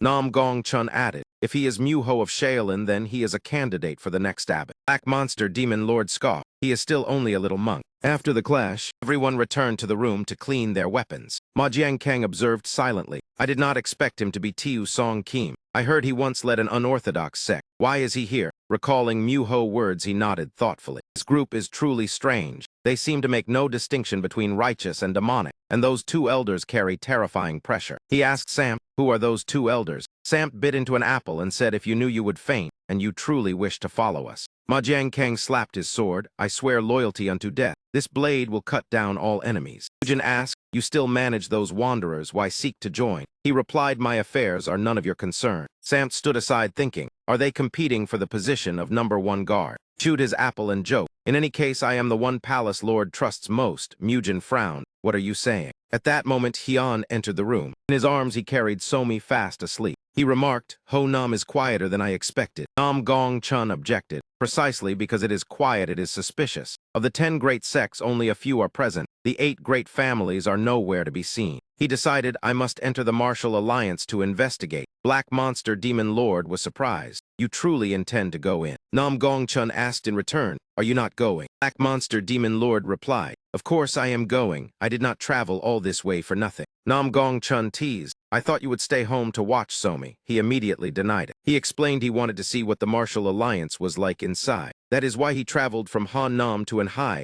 and then Ho Nam. Nam Gong Chun asked, was not Anhai your idea? He snapped, it does not matter, I have come this far. He added, if the rumors about moi on Hai Ukmon are true, I want to see how you handle it. Nam Gong Chun sighed. Stubborn as you are, it will be hard to keep peace. Black Monster Demon Lord patted his back and laughed loudly. Indeed, how could you be without me? After speaking, they suddenly realized. Strange, we have spoken so loudly, yet Somi still sleeps soundly. Nam Gong Chun looked at the child and said she must be tired. Hyun replied, I sealed her acupoint so she would sleep. Everyone was astonished and asked why he did that. Hyun laid Somi on the bed and covered her with a blanket, saying tonight will likely not be peaceful. At that moment, a violent sound rang out, causing Nam Gong Chun to become alert. He rushed to the door and asked what was happening outside. A loud explosion echoed over. 2 elders looked toward it gravely and said it seems to come from the direction of the martial alliance. The reverberating sound shook the air. Hyun Moon ran out in panic. What is happening? He asked his son, what is going on? He stammered, it seems the 10 great sects intend to seize the martial alliance.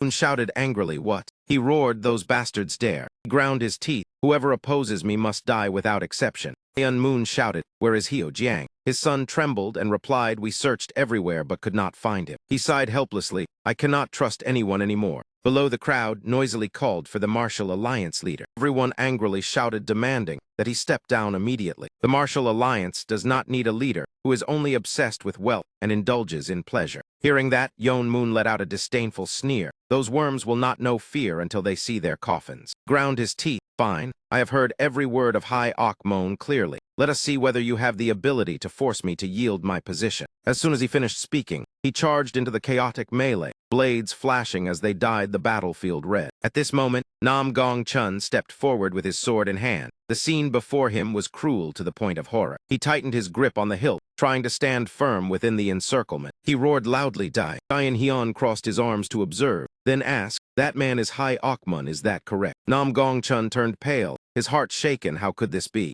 Memories of an unhappy childhood flooded back. The image of his father gradually fading in his arms. Father, please open your eyes. Do not leave me behind. Facing the present reality, he wondered why the martial alliance had fallen to such a state. Battle continued fiercely. Before the sight of the desperate girl calling for her father, Hyun Moon did not hesitate to swing his sword. Since it hurts this much, then go down to hell with him. Suddenly, a blade tore through the wind straight toward him. Hung Nam Gong Chun immediately rushed forward. The young man leapt up in time to block the strike completely. Hyung Mun pointed his sword threateningly and asked coldly, who are you to dare aim your sword at me? Do you even know who I am? He replied calmly, I am the swordsman of Quan Sun. Hearing that voice, Hyun Moon paused. Wait, this voice. There is no way I would not recognize the one who always blocked my path. This aura and bearing are far too familiar. He suddenly understood. It could only be Nam Gung Chan. There was no mistake. The strange man behind burst into laughter. After great difficulty escaping death, you now seek it yourself. If you insist, then I shall indulge you. Receiving no reply, he anxiously shouted, old man, can you handle it? Nam Gong Chun immediately said, I must end this with my own hands. Please do not let anyone interfere. No one expected the martial alliance, symbol of righteousness, to decay to this extent. In the name of the swordsman of Quan Sun, I cannot stand by and watch. Hyung Mun sneered, Are you wearing that mask to amuse me? From behind came a shout, "Father, be careful, he." Before he could finish speaking, he received a crushing punch to the jaw. Giant Hyun standing beside them spoke indifferently. Such an exciting match. Outsiders should not interrupt. And thus the true confrontation erupted. Moon said with contempt, "Do you think you can defeat me with only one hand?" Nam Gong-chun answered briefly, of course. In his mind flashed the mocking expression beneath the mask, as if reminding him that from childhood until now I have never surpassed him. He charged forward with iron determination. This time the outcome will certainly be different. The two officially clashed. Throughout Hyokmon's relentless attacks, Nam Gong-chun merely quietly evaded each move. That patience gradually caused Hyokmon to lose his composure. Accelerated his assault like a storm. "You have no way to retreat." The sympathetic gaze of Nam Gong-chun only enraged him further. "Do not look at me like that. I am not so weak that I need pity." Nam Gong-chun said slowly, "Your heart has already rotted. I fear there is no path back for you." Hyokmon ground his teeth. "Are you trying to lecture me again?" He drew his sword filled with killing intent, gathered power to the limit, and shouted, "Let me teach you a lesson first." The blade swung up with a ferocious roar. "You dare say my heart is rotten?" The sword thrust straight toward Nam Gong-chun. He yelled, "Look at yourself.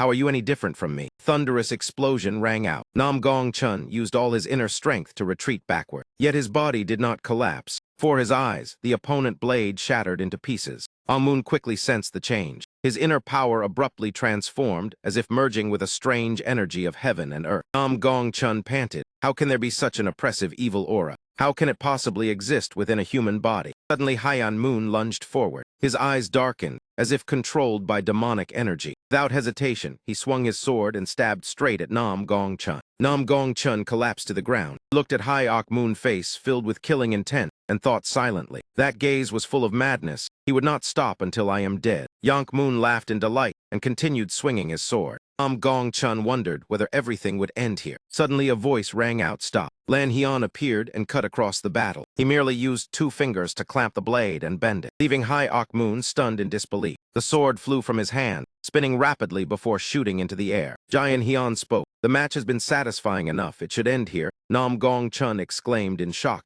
However, Hyokmon seemed unwilling to stop. He immediately assumed a stance. "Stop." He stepped forward, snatched a sword from a corpse nearby, and shouted loudly, "Who are you to dare command me?" Hyokmon said blindly, "I cannot miss this once-in-a-thousand-years opportunity because of an unknown nobody." After saying that, he rushed straight toward Giant Hyun. Sword swung fiercely as he shouted, "Die." Unexpectedly, in that frenzied instant, Heap Huang transformed into a man. Hyokmon was immediately struck straight in the face. Though it was only a bare fist, its power was astonishing and sent him flying far away. Everything did not end there. Giant Hyun continued to press forward, unleashing relentless blows that gave his opponent no chance to breathe. Hyokmon panicked. How can this be? He gritted his teeth and thought, not a single sword strike of mine can touch him. This is absurd. Even the Sword King might not be able to do this. Suddenly Giant Hyun raised his hand to cut him off. "You are overthinking it," he continued, moreover. As soon as he finished speaking, he rushed in and delivered the finishing blow to Hyokmon. "Your moves are too monotonous and dull." Another resounding crash echoed. The young man immediately ran to his father's side. He dropped to his knees and shook his father. "Father, are you all right?" At that very moment, Hyokmon suddenly sprang back to his feet. An unprecedented evil aura enveloped him. The young man fell to his knees in fear and called out, "Father." Giant Hyun looked at him and asked, "That sinister aura just now came from you? Who passed that thing to you?"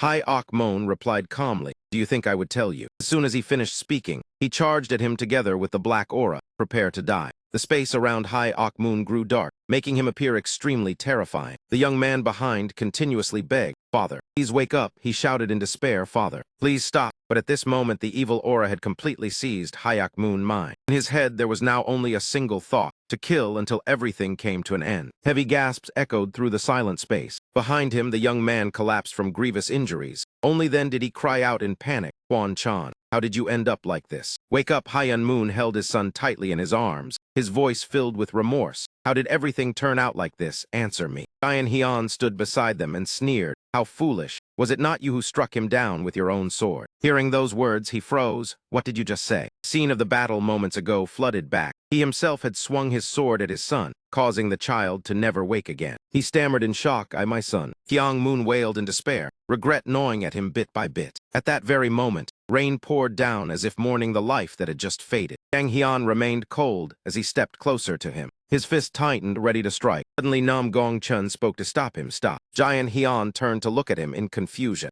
Not killing him anymore. Nam Gong-chun forced himself up and replied, enough, we are leaving. He looked at Hyok-mon with eyes as cold as ice. Let him live in torment, that is worse than death. The strange man finally spoke. As expected, you so-called righteous sects are no better. Giant Hyun clasped his hands behind his back, silent. He looked at Hyung-mun lying on the ground and said, I also wanted to finish him, but let it be. He no longer has the ability to cause harm. In the end, Giant Hyun withdrew his hand. We returned. The sky gradually darkened. The moon flickered behind black clouds. The rain fell heavier and heavier. Beneath the curtain of rain, the man carried his son corpse on his back, walking away in heavy silence. His breath came in ragged gasps, each step splashing into puddles with a sound full of sorrow. At last he collapsed to the ground in exhaustion. Amid the torrential rain, Hyok-mon laid his son's body down and sat there blankly. Kill me as well. Nam Gong-chun, why did you not finish me too? That cheap pity only makes me more humiliated. Do you think I have lost everything? Recalled the moment he once struck Gong-chun with his blade. No, I still harbor killing intent toward you.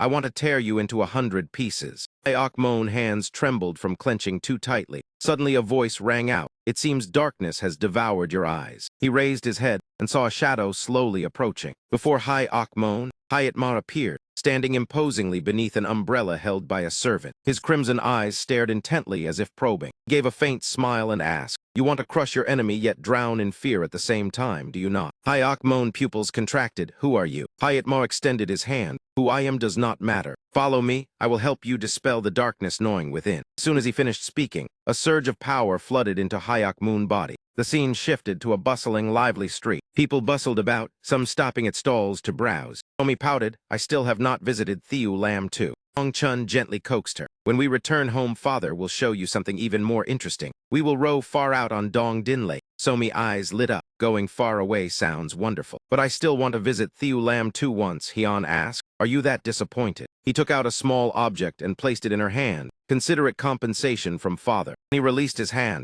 A miniature pagoda appeared, making Somi squeal in delight. The little girl raised it high to show, look, it is Thieu Lam too. Lohak curiously asked where he bought it. Hyun replied calmly, I made it myself. He was stunned. What? Hyun repeated, I made it. Do you not believe me? Lohak hurried after him begging for one as well. Hyun bluntly refused. No, why, it is troublesome. He merely shrugged, showing no interest. Lohak gritted his teeth. After everything we have been through together, you still refuse. Sant leaned close and whispered, I have a way. After hearing it, Lohak was still doubtful. Will it really work? Sant nodded firmly. With no other choice, he sighed and rummaged through his belt. Then Duhak stepped forward before Giant Yu Hyun. He proposed, sell it to me. I will pay 10 silver coins. Hyun immediately nodded, fine. I will make one for you later. Duhak wondered why it was so easy. 10 silver coins quickly fell into Hyun's hand. Even after paying, he still felt reluctant. How can a martial master care so much about money? Hyun gave a faint smile. Without money, how would I raise my child? Duhak could only nod. Over there, Somi was handed a candied horse skewer, and she happily said thank you. Samt suddenly asked, has the matter you said needed completing been finished? Since last night you two stayed to guard Somi. Nam Gong-chun replied calmly,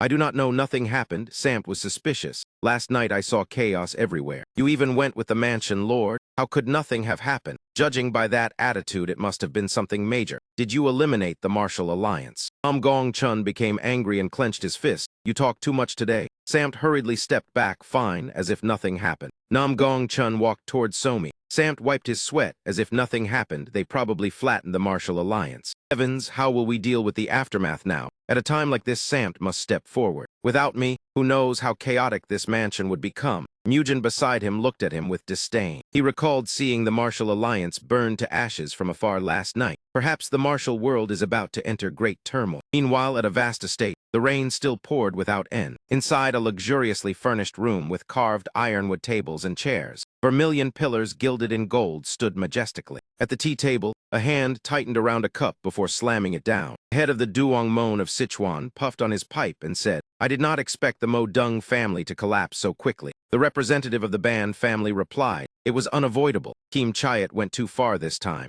With the Hong Fu family added in, sending Ku Fa Bang to attack the alliance leader was a mistake. Another person said, now both the Sword King and Kim Chiat are missing. The martial alliance is shaken severely. Duong family asked, what about the Rakat family? Someone answered he is still searching for the Sword King. Letters were sent, but he refused to attend the discussion. It will be difficult for him to stand on our side. The Yen family laughed. It seems from now on only the 5 great families remain. The martial world is in chaos, so we gather to stabilize the situation. The Duong family continued. Ku Fa Bang dares to disregard us and even intends to depose Kim Chiat. We cannot ignore it. Everyone listened attentively and nodded in agreement. It was considered that all had reached a consensus. Today, we abandon the decayed martial alliance, and under the name Thien Dao Hoi establish a new alliance. High above, an eagle spread its wings, a letter tightly bound to its leg. A carriage raced beneath. Someone exclaimed in astonishment, Thien Dao Hoi. Nam Gong Chun read the letter in anger. What exactly are they trying to do? Lo Hak explained, the righteous path is now split in two. Those aligned with the 8 great clans call themselves Thien Dao Hoi.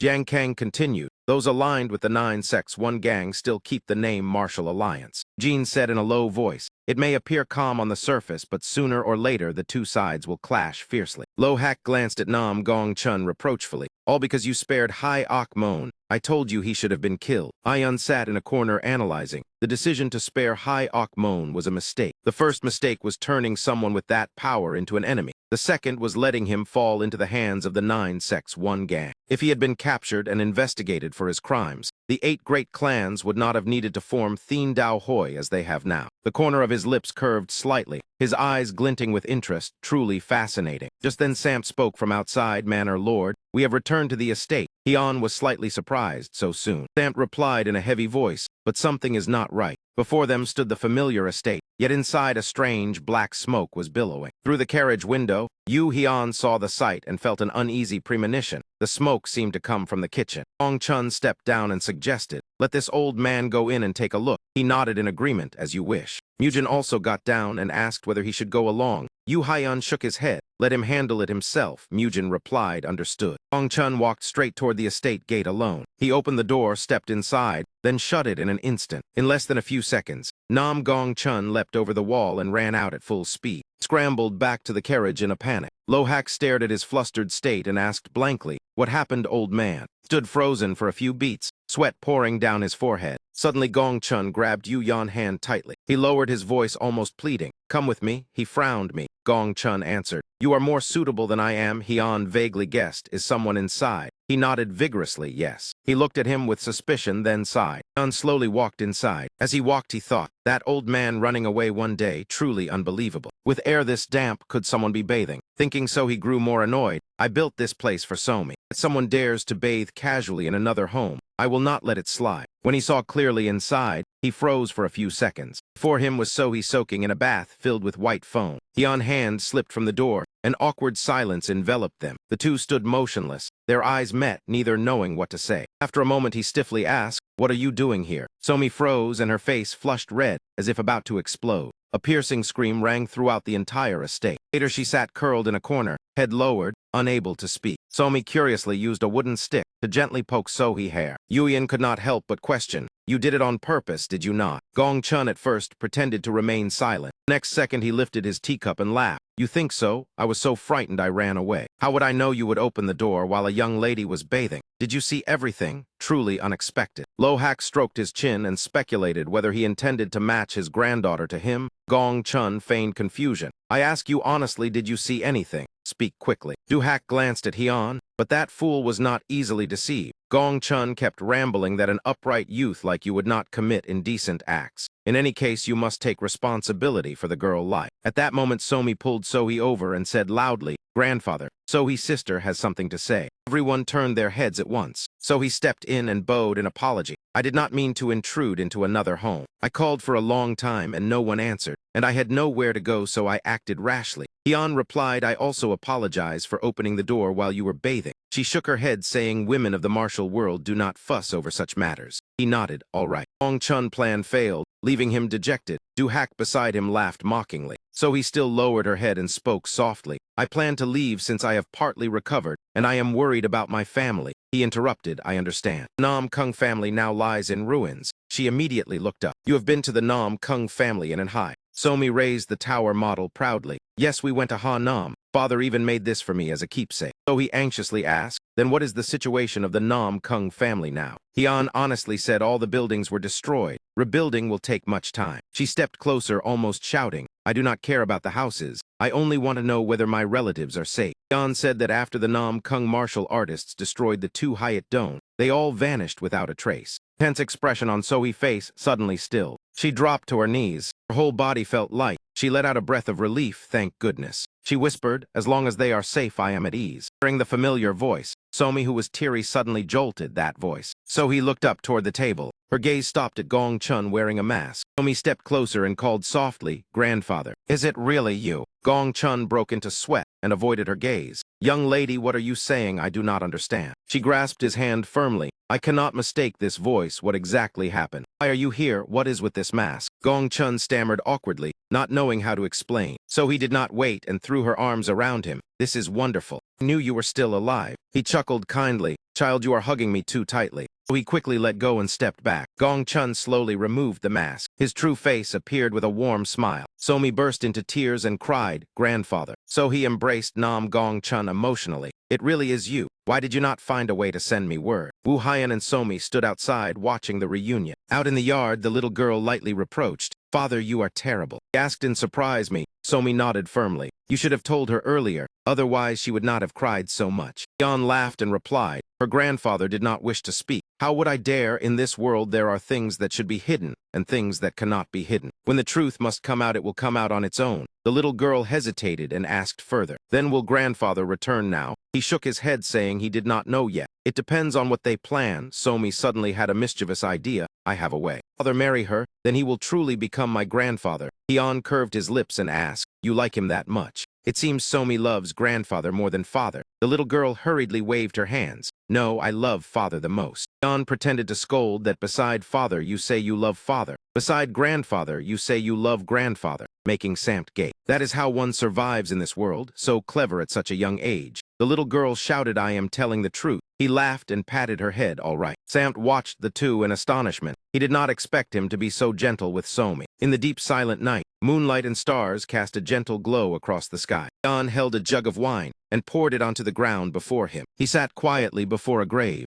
Wind rustled, leaves scattered in all directions, making his back appear even more lonely. In Hyan's eyes was an unmistakable solitude. He recalled a distant memory from when his face bore no scars. At that time, someone begged for mercy. He pointed his sword at her and sneered. When you called me a demon head, why did you not think of today? That girl was Zorian, knowing she could not escape yet still clinging to hope and begging because she did not want to die. In Hyan's heart suddenly rose a trace of compassion from one who once carried a sword through the martial world. For a martial artist, nothing is more humiliating than begging for mercy. Yet for some reason, the young woman before me trembled as she pleaded to live. At that time, I found the sight both amusing and strangely intriguing. Nam Georian, who later stood among the 3,000 and was honored as Sword Heaven. After sparing her life, I gave her the name Nam Kung because we first met south of the city gate. I never expected she would keep that name, and it would later become part of the Nam Kung family. Turning to the present, he took a sip of wine and smiled faintly. Fate is truly wondrous. Even after 1,000 years, that thread has not broken. Nam Georian and the Nam Kung family. Xiao Hak, true disciple of Thien Vukwang Ti Gong Jin, the one who created Vodang, that trace still remains to this day, along with the ultimate art of Hak Feng Then Ma, sorcery, body refinement, defying heaven methods, and demonic absorption art. If anyone had the audacity to pass on those techniques, only one person comes to mind. In that case, it is very possible his descendant still exists, and that old bond continues to this day. No matter how carefully concealed, it cannot escape destiny. Perhaps I must return to the central plains once more. The next morning, early sunlight gilded the curved tiles of the estate. Samt asked blankly, what do you want me to do? He held a sword standing opposite Sohi, who also held a sword. Wu Haiyan crossed his arms observing, making the air tense. He said calmly, what else fight? Samt widened his eyes. For real, you will not kill me, will you? So he said irritably, he has barely practiced martial arts for long, how can he fight me? The one I want to spar with is you, not this weakling. Hearing that, Samt bit his lip in anger. He sighed, a martial artist must not be careless. If you cannot use what you have learned, arrogance will make you lose to the one deemed weak. Those words sobered her, her gaze gradually sharpening. Hyan spoke sternly and signaled. Gin, as soon as he finished, both ignited with fighting spirit. An hour earlier, Somi had bowed earnestly, asking to spar and seek guidance. Sincere posture showed genuine longing. Hyan remained silent for a few seconds looking at her. Then he turned his back and refused bluntly. I do not think you would learn anything from me. She angrily asked, are you planning to avoid it? He replied indifferently, think as you wish. So he continued provoking. Are you afraid of me? He remained calm. I do not care what you think. She followed, insisting on a duel. He lazily replied he did not want a meaningless fight. If you want to spar, then ask your grandfather. So he said the gap in realm between me and grandfather is too great. He suddenly stopped to think then, said he could arrange for her to fight someone else. She frowned, asking who here is capable. Hyun smiled meaningfully. Of course there is. Back to the present, that person is Sam, and thus this match takes place. So he looked at him, puffing her cheeks angrily. Does he look down on me? I make me spar with someone who has studied martial arts for just over a year. Hyun spoke as if reading her thoughts. I am certain you may not defeat him. She was stunned. What? He explained that appearances deceive and the boy's strength is not low. Santa Cross raised his sword and shouted, begin. The challenge enraged Sohee, seeking death. You just watch and tremble. He declared she would not hold back. Hyun reminded lightly not to go too far. As soon as it began, Sohee rushed forward, attacking first. At the same time, on a small boat was Gong Chun. Omi caught a big fish, full of excitement. Time passed quickly. Sunset dyed the horizon red. Sam panted, sweat dripping. Opposite him, Sohee was also weary, her sword hand bleeding from scratches. She braced her sword against the ground to steady herself, unable to believe it. I should have defeated him long ago. Yet until now I have not even touched him, and his strikes are loose. Unwilling to accept it, she gathered strength and charged again. She dashed forward swift as the wind. I cannot lose like this. The two blades collided with a piercing sound. At this time, Nam Gong Chun and Hyun also arrived to observe. So he attacked repeatedly, but Samt awkwardly managed to block. Hyun looked and remarked, she is starting to lose composure. Nam Gong Chun chuckled softly, carefully watched every expression of his granddaughter. Then he asserted Sam is the girl nemesis. Despite relentless attacks, Sohee still could not break through Sam's defense. In her heart rose unwillingness, after years of bitter sword training. How can I lose to a newcomer? That thought only intensified her suppressed anger. So he unleashed a cunning strike aimed straight at him. Samt hurriedly tilted to evade. Blade brushed his shoulder, only tearing his clothes. Her eyes flashed with killing intent. Samt panicked and ran toward Hyun, shouting, I almost lost my life. Omi exclaimed in surprise, I still have not struck him. Samt asked irritably, are you really trying to kill me? Is that fair? Hyun praised you dodged well and you are still alive. Samt asked blankly, are you serious? So he gripped her sword hilt tightly, realizing she had poured all her strength into that last move. Hyun, reassured that was not enough to kill anyone, and considered the first match over. So he staggered, then collapsed before them. She thought miserably, that was my final strike. Someone like Samt should not have been able to dodge. Why did it turn out this way? Hyun added, he is even more shameless than a tam-dang warrior. Samt widened his eyes and cried out, Manor Lord. Hyun turned his back and said, if so, then do not think of sparring with me again. So he do whatever you must. Samt, go prepare breakfast. He hurriedly replied, yes. I will go at once. On the training ground, only Sohee remained, grinding her teeth in resentment. And Samt, the one who had won still, did not understand what had happened. At night, pale moonlight cast a faint glow over the swaying treetops. On the ground, the evil sect strategist Dong Fan Gu held a torch, examining the corpses. He frowned strange. There are no signs of battle. A subordinate replied, indeed no clues were found. Dong Fan Gu lifted the dried hand of a corpse to inspect. Pondered nearly 20 shriveled bodies like mummies. Most were evil sect experts and first-rate warriors. At first I thought they were ambushed, but there are no traces on the ground. It is as if their hearts suddenly stop. I must find the culprit before the sect leader returns. Matters are already chaotic, with Hai Akmon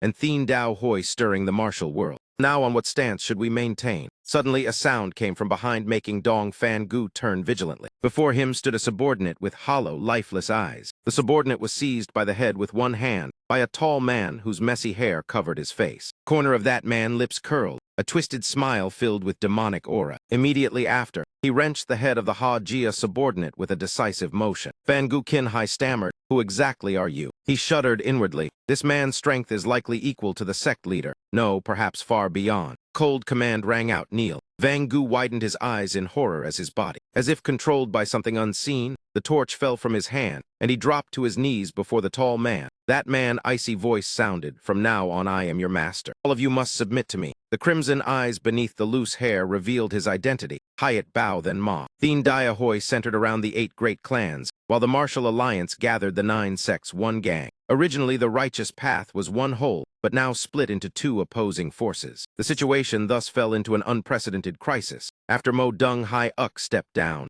Huyen Than Ti Ong Jin became the new alliance leader and sought to end the chaos. He sent envoys to Thien Dao Hoi proposing unification, but the heads of the 8 great clans firmly refused, deepening the conflict. That confrontation caused many martial artists to leave the martial alliance. to join Thien Diahoy. Thien Diahoy influence grew larger, while the martial alliance gradually weakened. Taking advantage of the situation, a secret force hidden near Hoa Sun sect quietly waited for the chance to strike. It was the group of evil faction masters called Mu Hong Tian. This time Somi and her friends were eating skewered rice cakes, while Wu Haiyan stood behind a tree watching quietly. In the estate, Gong Chun suddenly asked, "Are you still angry?" Sitting beneath the tree, Sohi lowered her head dejectedly. After a long while she spoke softly, "I am sorry I lost. Why did it happen? You are from the Nam Kung family." Gong Chun looked at his granddaughter and said slowly, "Martial arts rely not only on strength but also flexibility. Your sword play and footwork do not suit countering Sam. Sohi, your sword is very fast and pleasing to the eye, but that is only what you learned through observing and imitating me. No matter how fast, it is useless if you meet someone even faster.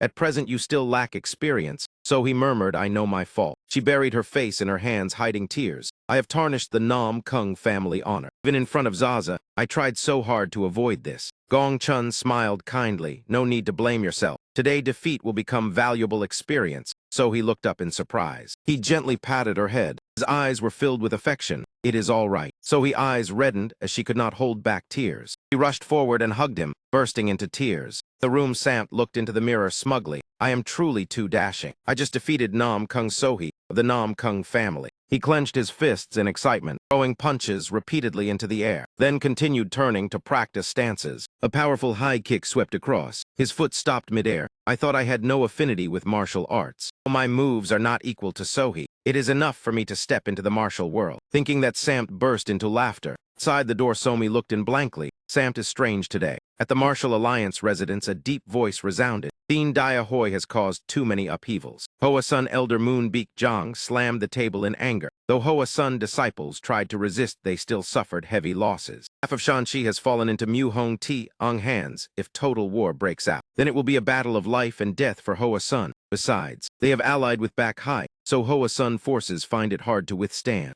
Vo Dang Elder sighed. Hoa Sun's situation is dire, but Vo Dang must guard against the demon sect, so it is hard to send aid. In Hebei, Vo Dang's situation is no better. Martial alliance influence declines, and Luke Lam Dao has begun to stir. At present, perhaps only Thieu Lam maintains stability. The Ongjin of Thieu Lam frowned and asked, "Has Thien Diahoy made any moves?" Beek Zhang replied in a low voice, "Nothing clear yet. Lacking leadership, they struggle to unify." He stroked his beard, thinking, "Have you found the whereabouts of Ji Gon family yet?" "They're searching in Ho Nam." Ongjin analyzed, "If Ji Gon family can be drawn in, perhaps the situation can change, because their wisdom may reconcile the 9 sects and 8 great clans." Finally, Jin said, "Thieu Lam will send people to support Hoa Sun." Beek Zhang bowed in gratitude. Returning to the estate, so he asked doubtfully, "Are you truly not returning?" Gong Chun raised his teacup and smiled calmly. He said he had decided not to return because he is no longer Sword Emperor nor Alliance leader. So he still tried to persuade that if he were there, perhaps Thien Diahoy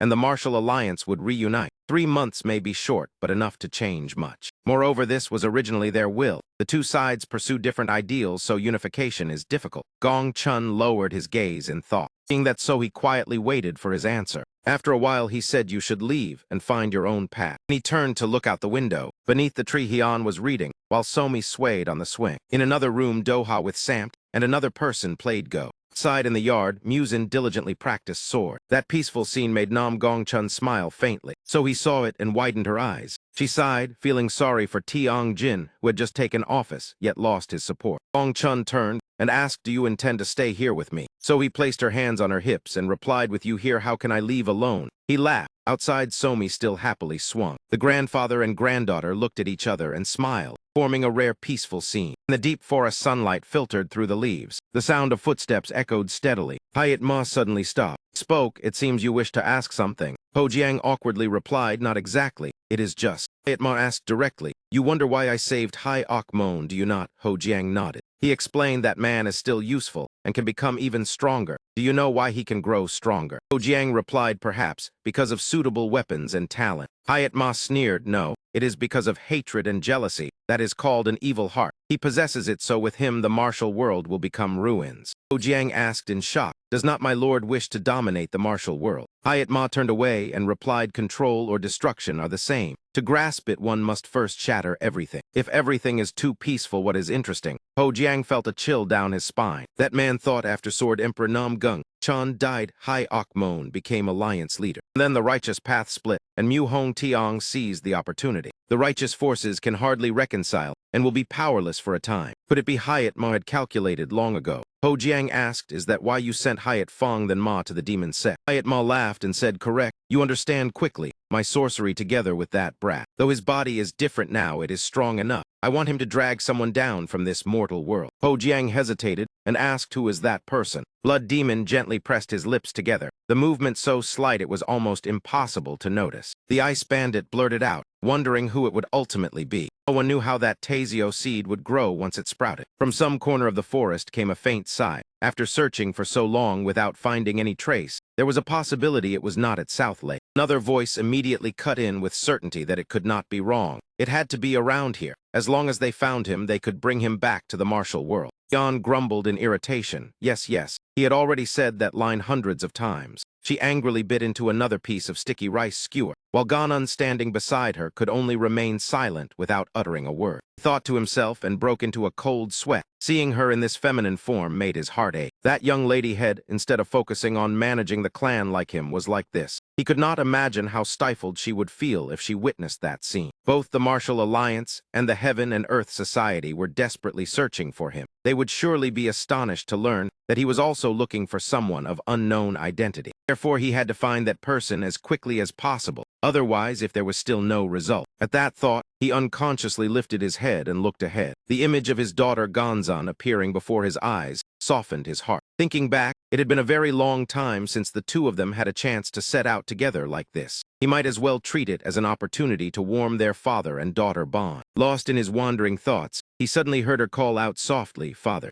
Anan gave a slight start and came back to his senses. Is something the matter? Gon Zion looked at him with a probing gaze. Could it be that he intended to avoid this trouble? He hurriedly waved his hand in explanation. No, that is not it. Thank you everyone for watching and see you again. She stepped closer, her sharp eyes seeming to peer straight into his heart. He was thinking of giving up, was he not? And even planning to use this chance to nurture their father and daughter affection. He felt uneasy, wondering who this girl took after to be so perceptive. Just as the atmosphere became tense, an unexpected sound rang out, drawing both of their attention. On the opposite bank, a large fish was being pulled up from the surface of the lake. Gon unsecretly marveled. It was truly big, absolutely gigantic. Wait, could there be someone else nearby recently? Why had he not sensed even the slightest trace of aura? Before him and Gonzan was the sight of Somi struggling to pull the fishing rod, just a small child. Suddenly, the little girl let go of the fishing rod. Her tiny body immediately plopped into the water. In the blink of an eye, Somi sank into the stream, water splashing everywhere. Xian cried out in panic, "Little one." Gon-un did not hesitate and leaped into the stream to search. Are you all right? That very moment, Somi unexpectedly surfaced behind him. Hearing the movement, Gon-un instantly turned around. Seeing the girl drenched from head to toe, he anxiously asked, "Little one, are you hurt anywhere?" Somi scratched her head and smiled awkwardly. It failed. Looking at the pile of fish in the water, Gon-un suddenly doubted life itself. Failed, yet she had caught that many. The little girl honestly said she had not caught much today. He suspiciously looked down at the basket of fish. Then what about this? Somi nodded in confirmation. Yes. Gon-un burst into laughter and praised her. At such a young age, being able to do this was already very impressive. Somi puffed her lips in a sulk. Father and grandpa say the same, but they never fish with me. Silently understood. Adults losing to a child would surely be embarrassing. Suddenly Somi curiously asked, were the two of them planning to visit her home? Hearing that, Gonzian could not help but be startled. She asked in surprise, there is also a house here. Somi innocently replied, yes, this is my home. Un widened his eyes in confusion. All he had seen around was nothing but water. Could this child be living nearby as a wanderer, making a living by fishing? It sounded like the burden of an adult. How could anyone let such an adorable child endure that kind of life? Thinking of that scene, he clenched his teeth in anger. His hands clasped behind his back, his voice became stern. Little one, where is your home? I need to speak with your father. Somi was startled by his imposing aura. Yes. He bent down and took the girl's small hand. Somi awkwardly asked if she had done something wrong. Gon-un gently reassured her it was not her fault. She had already tried her best. If adults treated a child like that, they were the ones to blame. Lead us back to your home. Somi innocently nodded without much thought. Then follow me. Before long, the girl led the two of them to a grand and magnificent estate. Inside the room, Wu Haiyan seemed to sense something. He raised his head and looked outside. It seemed there were guests visiting. From the courtyard came a cheerful voice. "We are back." Jiang Kang hurried out to greet them. "Young Miss has returned." He looked at the two guests accompanying her and asked in confusion, "Who are these two?" Masumi smiled and replied, "They are guests." The little girl eagerly introduced, "Please come in. This is Somi home." Ganon smiled faintly. "Is that so?" The two of them followed the small footsteps inside. Jiang Kang walked ahead to lead the way. Ganon slightly frowned. Why did he sense the aura of a master from that man? It felt as though he had met him somewhere before. He cast his gaze around. What exactly was this estate? His eyes rested on Somi, who was also addressed as young miss. It seemed she was not abused at all. Perhaps he had misunderstood. Even so, the unease in his heart did not fade. This place was likely not simple. He glanced at Samt, who was sweeping the yard, silently assessing his strength. Even the servant exuded the air of someone trained in martial arts. He muttered, if only steamed buns could be eaten endlessly. No, having money would be better. After thinking that, he shifted his gaze elsewhere. He saw someone staggering toward them. Ganon frowned. Who was that person? Why did the back look so familiar? At that moment, a deep, cold voice rang out. "Who are you people to enter my home without permission?" He startled and turned around. Before him stood Hian with a stern expression. He told himself it was this man. In an instant, memories flooded back when he once called out, "Let us go, Mugen soldiers," and the boy back then hurriedly followed and replied, "Yes, yes." Ganon's expression suddenly changed. He emotionally pointed at him. It truly was him. Xian stepped forward and softly reminded Father. Hian looked at them coldly and asked, "Do you know me?" Ganon secretly sighed. As expected, he had forgotten him. Too much time had passed. He awkwardly said, "I am from Zegon." He looked straight at Hian.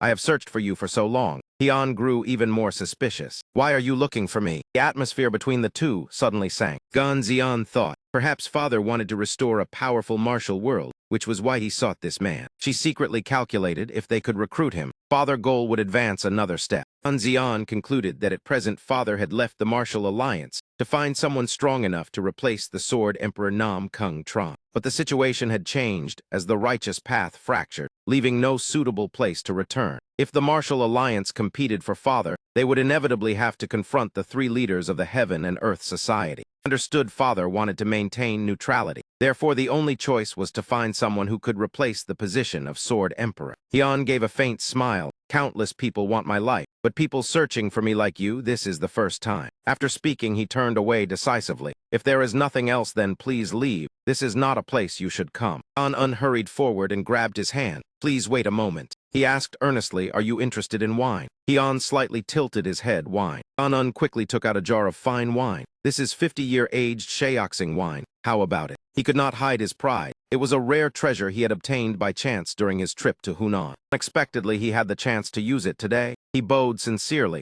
hoping he would understand this gesture. Hian thought for a moment, then said, "Come in, I can listen." During that, Ganon clasped his hands in gratitude. "Many thanks." He secretly thought that little girl was truly his lucky star. This time, the sky was already turning toward evening. The sunset light slanted through the window frame. In the study, the black-masked one laughed heartily. He raised his cup of wine with great excitement. Hian sat opposite him, leisurely sipping each mouthful. Outside, two figures secretly hid behind a tree and observed. So he frowned. Why did the head of the Zegon family appear here? Gong Chun glanced over and smacked his lips. There was even such fine wine, it must be very expensive. He softly sighed. With fine wine and so many tempting dishes laid out. He glanced at the black-masked one with eyes full of jealousy. Why was that man able to sit there calmly enjoying wine and meat like that? He was so furious his face flushed red. My love for wine is no less than his. So he softly tried to dissuade him. "Patriarch, please calm down." He snorted coldly. "I am still very calm." She added, "It is said the person the Zegon Patriarch is searching for is that young Master Giant." He frowned and asked again, "Searching for him?" So he nodded, saying that last time a master helped him and discovered extraordinary talent. Therefore, he was determined to bring that person back to the Martial Alliance. He let out a cold laugh. Recruit him into the Martial Alliance? What a waste of talent. Inside the room at this moment, wine continued to be poured into the cups. Hian nodded slightly. "The wine is indeed not bad." Ganon smiled in response to that praise. Hian added, "It is hard to find such fine wine around here." Ganon smiled lightly, then it seems bringing it was worthwhile. The black-masked one chimed in. "The taste is truly mellow and sweet." Hian set down his cup. "So you have stayed in Hunan all this time just to find me, and even brought precious wine. What exactly is the reason?" Xian was slightly startled. They had not mentioned staying in Hunan at all. How did he know so clearly? Ganon calmly replied, The reason I sought you out and brought fine wine is very simple. I wish to, he continued sincerely, build a good friendship with you. Night gradually enveloped the surroundings. Somi had already fallen asleep on the small bed. Outside, Ganon smiled as he bade farewell. Next time we meet, I will bring even better wine. Hian nodded slightly. I will wait. After speaking, he turned and left. Step by step, he slowly walked inside. Gong Chun frowned and asked, what exactly did Zegon Un come here for? He spoke and looked toward Hian. Hian remained silent for a moment. Then he set down the wine jar and said, have a cup. Poured the wine until the cup was full. Gong Chun lifted the cup and took a sip. He nodded in praise. The flavor is quite good. I fear it is not simply delicious. Hian replied softly, it is indeed fine wine. Gong Chun continued, so what did that guest say? Hian answered, they want to join us in protecting the righteous path of the martial world. During the drinking feast, he had shaken his head and refused. Ganon was surprised and asked if he had no interest in creating a fair world. Hian replied indifferently, I see no connection between protecting the righteous path and peace under heaven. Moreover, it brings me no benefit. Ganon said there was also honor. Hian laughed. Honor is the most meaningless thing. As soon as he finished speaking, his eyes grew heavy. His pupils suddenly widened. He abruptly stood up. Gong Chun was startled and asked, hey, where are you going? Hian only replied coldly, do not follow me. He added, it is best if you do not leave this place. Gong Chun watched him leave, his heart filled with doubt. Night fell unusually quiet. Fuhian walked alone toward the mass grave. His eyes were laden with many thoughts. Suddenly a voice sounded from behind, is it this place? Snow Demon stepped out of the darkness, giving a faint smile, the burial ground of 3,000 corpses. I did not expect you to appear. Fuhian replied coldly, the recent anomaly was indeed caused by you. He continued, Blood Demon, I clearly remember beheading you, yet you still live, truly astonishing. Hian said in a low voice, 1,000 years have passed, and there is no one familiar left in this world. I too have felt bored. If I behead you once more, it might be interesting. Blood Demon curled his lips. Time has passed, and you have not changed at all. I have prepared carefully to welcome you.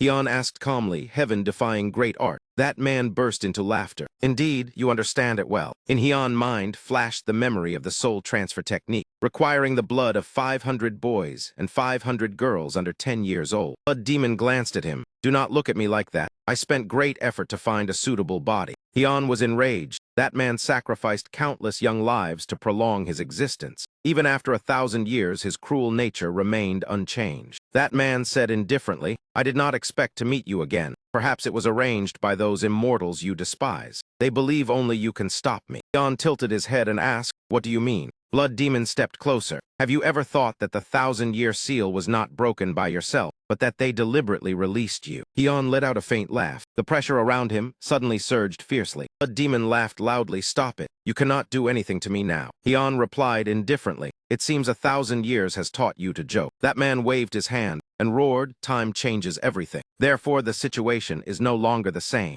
Violent aura erupted, sweeping up the ground. A thunderous explosion immediately rang out. Hian raised his hand to shield himself, his clothes fluttering wildly in the gale. A trace of surprise flashed through his heart. His body was forced half a step back. Blood Demon laughed maniacally. It is rare to see you like this. Now you are no longer my equal. Hian gritted his teeth. What exactly are you plotting? That man narrowed his eyes. Then let us decide in battle who is truly the strongest. His gaze, full of provocation, was directed at him. This battle will engulf both righteous and demonic forces in the Central Plains. You and I will determine superiority. That man laughed with delight. The corner of his lips curved in arrogance. Very good, that expression is the real you. A demon stood arrogantly atop a tree branch. That man laughed loudly. I am truly proud to have stirred you. Fuhian slightly tilted his body, his hand gripping the sword hilt tightly. Swift as lightning, he drew his sword and charged straight ahead. In an instant, sword light flashed repeatedly. Cold, sharp sword arc tore through the air, past Blood Demon head. That man laughed cunningly. Yes, that is it. He continued, the fate of dying and living again is the life of you and me. Blood Demon excitedly declared, the Black Wind Demon God has been unsealed. That man suddenly revealed a meaningful smile,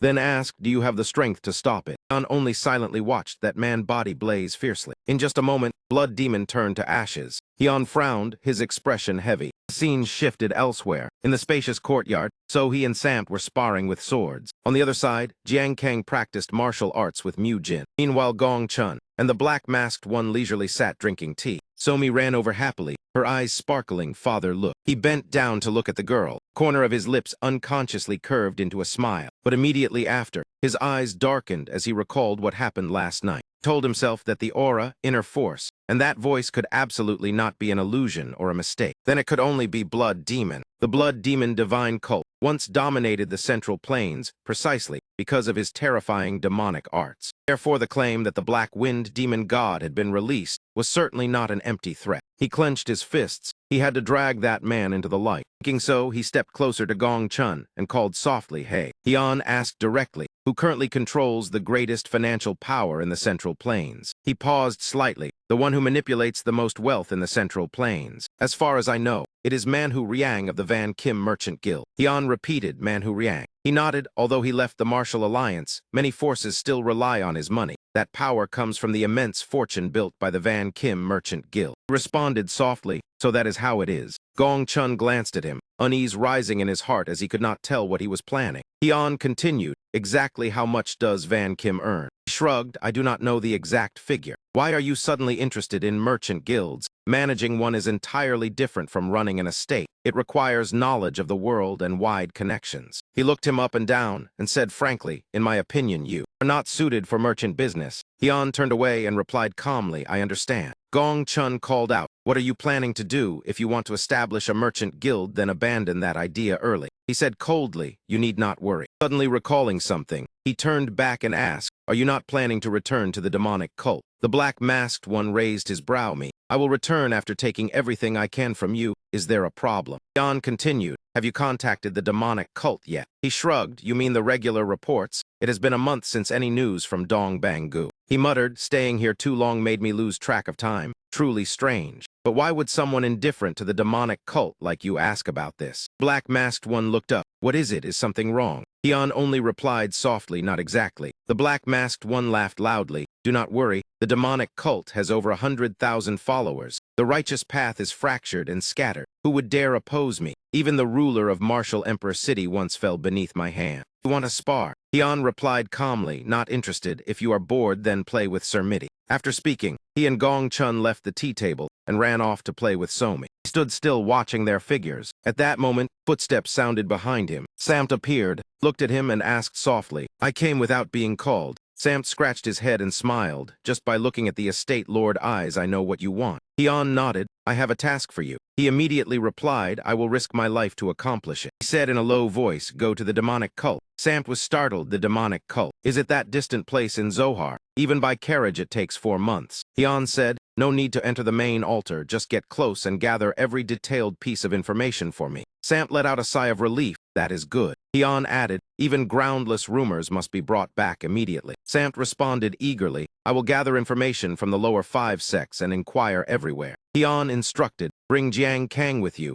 If you cannot pry out information, then use force. I will take responsibility." Took a pouch of silver from his robe and handed it over. "This is the expense fund." Samt cautiously accepted it. If the estate lord even provides money, then it must be a major matter. He asked softly, "Where will you go?" He replied briefly, "You do not need to know." As he walked, he calculated. The first founder of the demonic cult was the Black Wind Demon God. After witnessing his brutality, his subordinates rebelled. Chan Mu Wang of the 3000, later honored as the Heavenly Demon, became the faith of the demonic cult, and after 3 days of great battle claimed victory. Since then the Black Wind Demon God was forgotten. So if Blood Demon has revived, the target is very likely the main altar of the demonic cult. Thinking so, he resolved to kill that man once again. At the same time, elsewhere, from a wooden house came a voice inviting entry. "We are the Kim Hone Merchant Guild." On-ha was so delighted he nearly cried. Finally, there were customers. He smiled brightly and thanked them for visiting, but immediately froze. Before him, Hyun stepped in and said, "Long time no see. Why open a merchant guild in such a remote place? I searched a long time to find you." On-ha lamented inwardly, "Why has he come again?"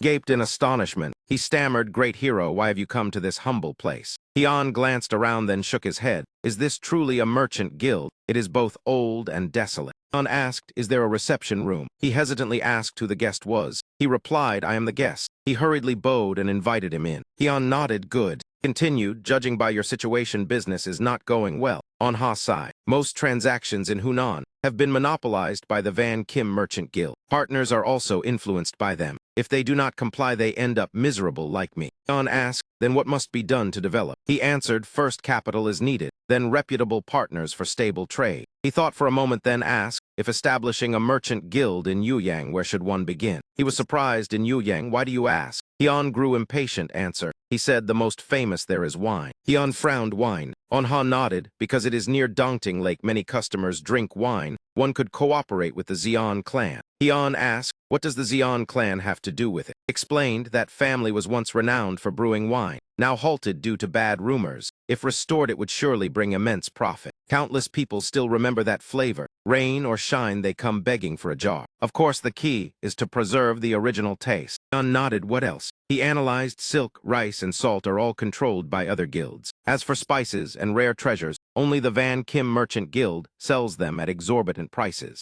Without another word, Hian slammed a pouch of silver onto the table. He asked in shock, what is this? He replied, capital. He said decisively, take it and go to Yuyang within 10 days. Establish a merchant guild that surpasses Van Kim. Anha's eyes widened in horror. You want me to surpass Van Kim? Hian said coldly, if you want it, then leave within 10 days. Otherwise, hand this money to the Yuyang magistrate. Panicked and chased after him. How could that be? I am only an ordinary man. He said, an ordinary man must grit his teeth and rise. He stepped through the doorway and left behind, who wishes to remain lowly forever. Anha choked out, great hero, why not give me time to think? He stopped without turning. Thinking too much will make you lose courage. Without courage, you cannot accomplish great things. Hian emphasized, hesitation only wastes time. I hope to see you in Yuyang. He stood stunned in the empty room. Anha turned back muttering, he did not even give me time to consider. His gaze stopped at the pile of gold on the table. He sighed, leaving such a large sum behind and walking away. It seems no joke. Anha looked up and lamented, what kind of madness is this? Over at Sohee Place, she was intently cooking. Burnt smell rising made everyone pale. Hian asked what dish this was. Somi innocently said it was delicious. Amid the pile of charred food, Gong Chun broke into a sweat, thinking her cooking skills were terrifying. So he cheerfully said, eat more. This is stir-fried greens. Since Samt is absent, I am practicing cooking. What do you all think? Mujin hurriedly warned, Estate Lord, be careful. Fuyan still picked up a piece and placed it into his bowl. Somi pleaded, just try it, why dislike it? On a desolate mountain, carriage suddenly broke down midway. Samt angrily cursed, those bastards deceived us. Jiang Kang retorted. He said furiously, it is because you forced the coachman to do everything including hunting. How could he endure it? Sam T argued back, who would have thought something like this could happen in the Central Plains. It is truly too strange. Jiang Kang held his head and sighed helplessly. It was clearly because you made the coachman dissatisfied that they ruined the carriage like this. What kind of fate is this? Why do I have to escort this fellow? Sam T replied coldly, if you do not want to then go back, I can go alone. He flared up and shouted, if I could leave, I would have already, bastard. Sam T lifted his chin and retorted, who are you cursing? That is insulting. He roared,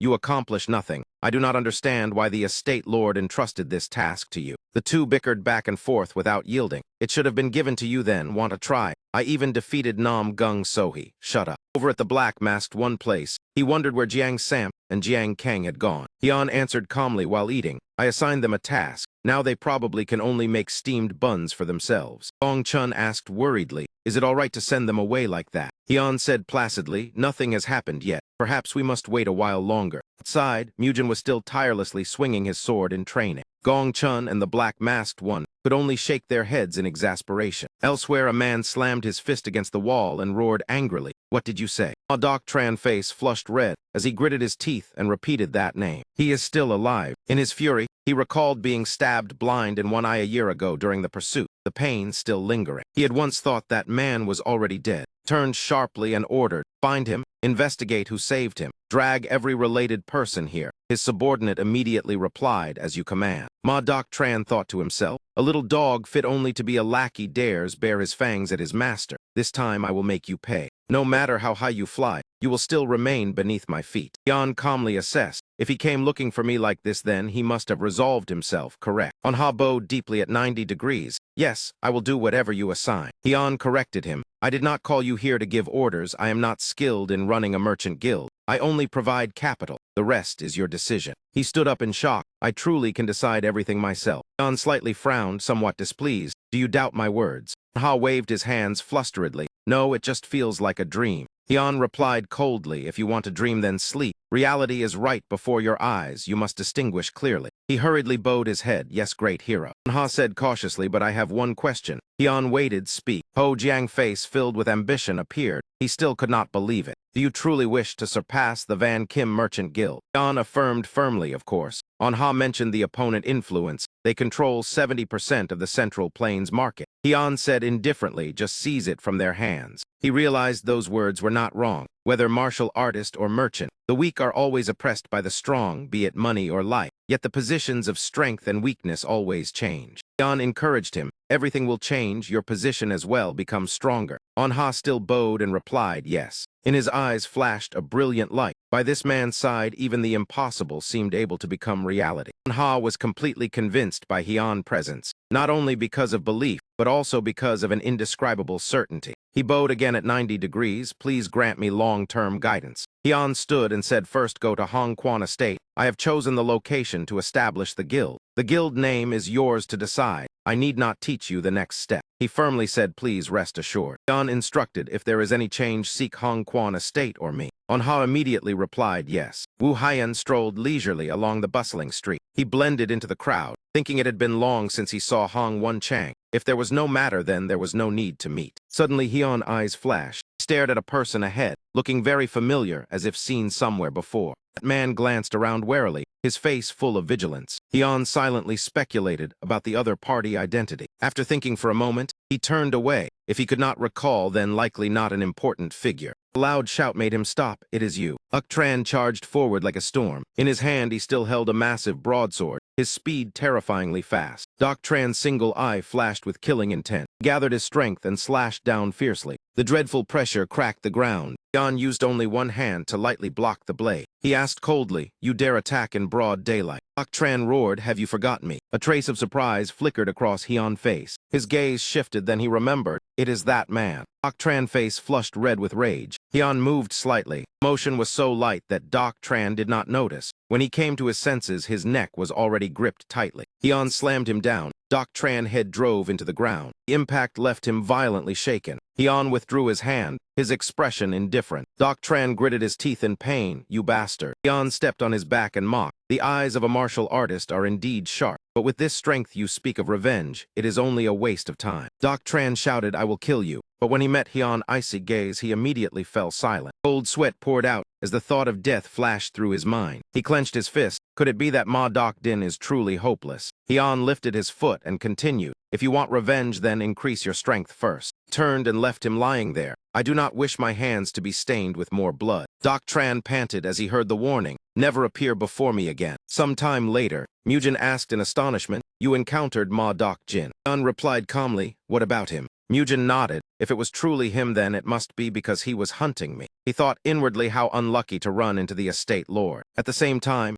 Tran, covered in bandages, was scolded again. Someone said blandly, although he is not overly famous, he is quite known around Dongting Lake, 2 hours from Yuyang, yet no one knows the exact residence. Tran asked, is that all? That person added, occasionally a young girl and a strange old man appear with him. Marshal Emperor City Judge, perhaps Mujin is there as well. Tran growled darkly, are you certain he is there? That person replied, inquiries everywhere describe a man identical to him. Tran said in a low voice, prepare to depart. Hatred surged, even that old man I will not spare. Wu Haiyan asked Mujin, can you personally kill Ma Dokjin? Mujin pondered, with that man's temperament he would not let go of grudges, yet the estate lord did not act directly but asked me. Surely there is intent. Hyun repeated calmly, I ask again, do you have the ability to kill him? Mujin broke into cold sweat, his gaze wavering. Analyzed, previously my inner force was inferior so I could not. But after 1 year, if you ask whether I can win now. Mujin smiled confidently, I can do it, please rest assured. Hearing that Hyun left immediately, I believe in you. Mujin stood seeing him off, yes. In his heart anticipation ignited. If one day he kills Dokjin, it will prove his strength has advanced. Drew his twin blades, his eyes filled with determination. From now on he will train even more harshly. Someone asked him anxiously, is it truly all right? Ma Dokdin of Martial Emperor City is also a well-known master. Gong Chun and Doha stared at Hyun, waiting for an explanation. Somi slept obediently in his arms. Hyun asked faintly, are you eavesdropping? The two hurriedly avoided his gaze and replied awkwardly, what eavesdropping? Hyun reminded them, let the boy handle it himself. He burst into hearty laughter. That is right. A man must walk his own path. Hwa frowned in worry. It is said Ma Dokjin was once Mujin master. Now fate has made them enemies. What exactly happened? Somi still slept peacefully in his arms. Gong Chun also agreed. Martial Emperor City coming all the way here is not a good sign. Whether Mujin wins or loses, they will not let it go. Killing Ma Dokjin would be as easy as crushing an ant for us. But the aftermath is what is troubling. The dangerous future was already clear. The four sects would not sit still. Hunan could become an enemy. If they dispatch elites for revenge, then blood may flow like rivers. He said tensely, this time the trouble is far greater than before. Hyun remained calm then. He concluded placidly, only by making it this big will the world know we exist. Gong Chun's eyes widened, too shocked to speak. He suddenly grew interested. Could it be you truly intend to join the martial world? This is hard to believe. The more Hyun thought, the more annoyed he became. Even without provoking anyone, misfortune still sought him out. Cutting it down never ended it. He frowned slightly. How long has it been? Hyun stepped back half a step. Pure killing intent rose around him. Hyun recalled the thrill from years ago. His heart stirred uncontrollably. His footprints pressed deep into the ground, as if affirming his existence. Hyun resolved inwardly, it would be interesting if my name once again resounds across the martial world. He turned and walked away, saying coldly, do not just play around, get to work. Doha shouted angrily, what did you say? Contrary to Doha irritation, Gong Chun was full of worry. It felt like releasing a tiger into a flock of children. He carefully observed Hyun. His back exuded the aura of one standing at the peak. Gong Chun wondered what the future would hold. Early the next morning, in an inn in Yuyang, the dishes filled the table,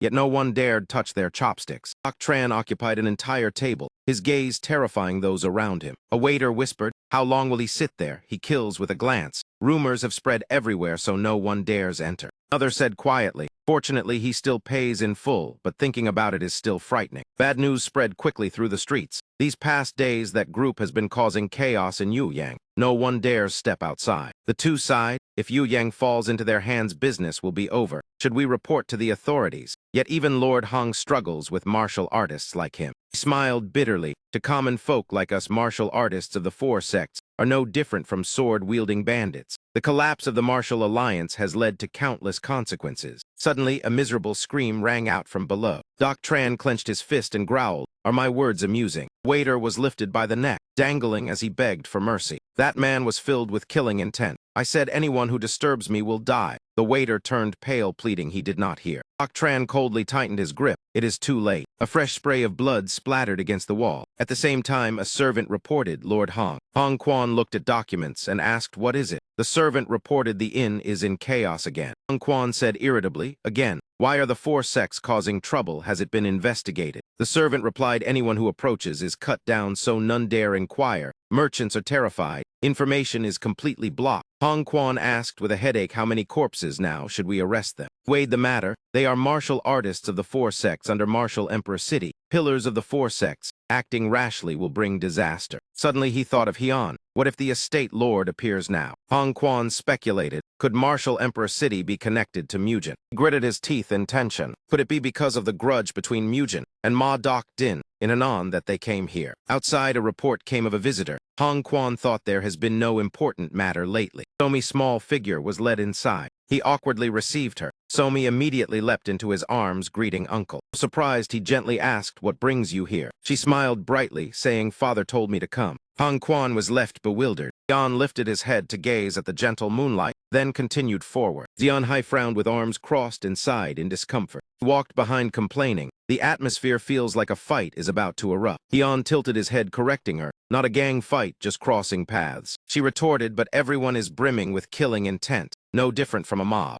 Shortly after, they stood before a large inn. Is it here? Wu Haiyan and the others quietly stood outside observing. She sensed many auras inside and frowned slightly. Hyun smiled with interest. It seems they are waiting for us. She said since leaving the estate she felt eyes following. He looked at Wu Haiyan to confirm. Surely subordinates reported our arrival in Yuyang. From above came a curse, you bastards. Hyun and that man both looked up. Doc Tran grumbled, I have waited until my throat is dry. He narrowed his eyes with a crooked smile. Hyun assessed coldly. It seems you still have some spirit left. Doc Tran held Bin Du and laughed loudly. This time is different from the street, fool, then proposed a wager. Hyun clasped his hands behind his back and asked what wager. Doc Tran said since it is a gamble with life anyway, let us have some fun. He glared at him asking, what are you plotting, Ma Doc Din? He laughed, showing white teeth. My subordinates have surrounded all of you, Yang. She asked flatly, and then Doc Tran threw something down before Hyun, even though there were still people in the inn. Head rolled across the ground. That man laughed threateningly, frightened now.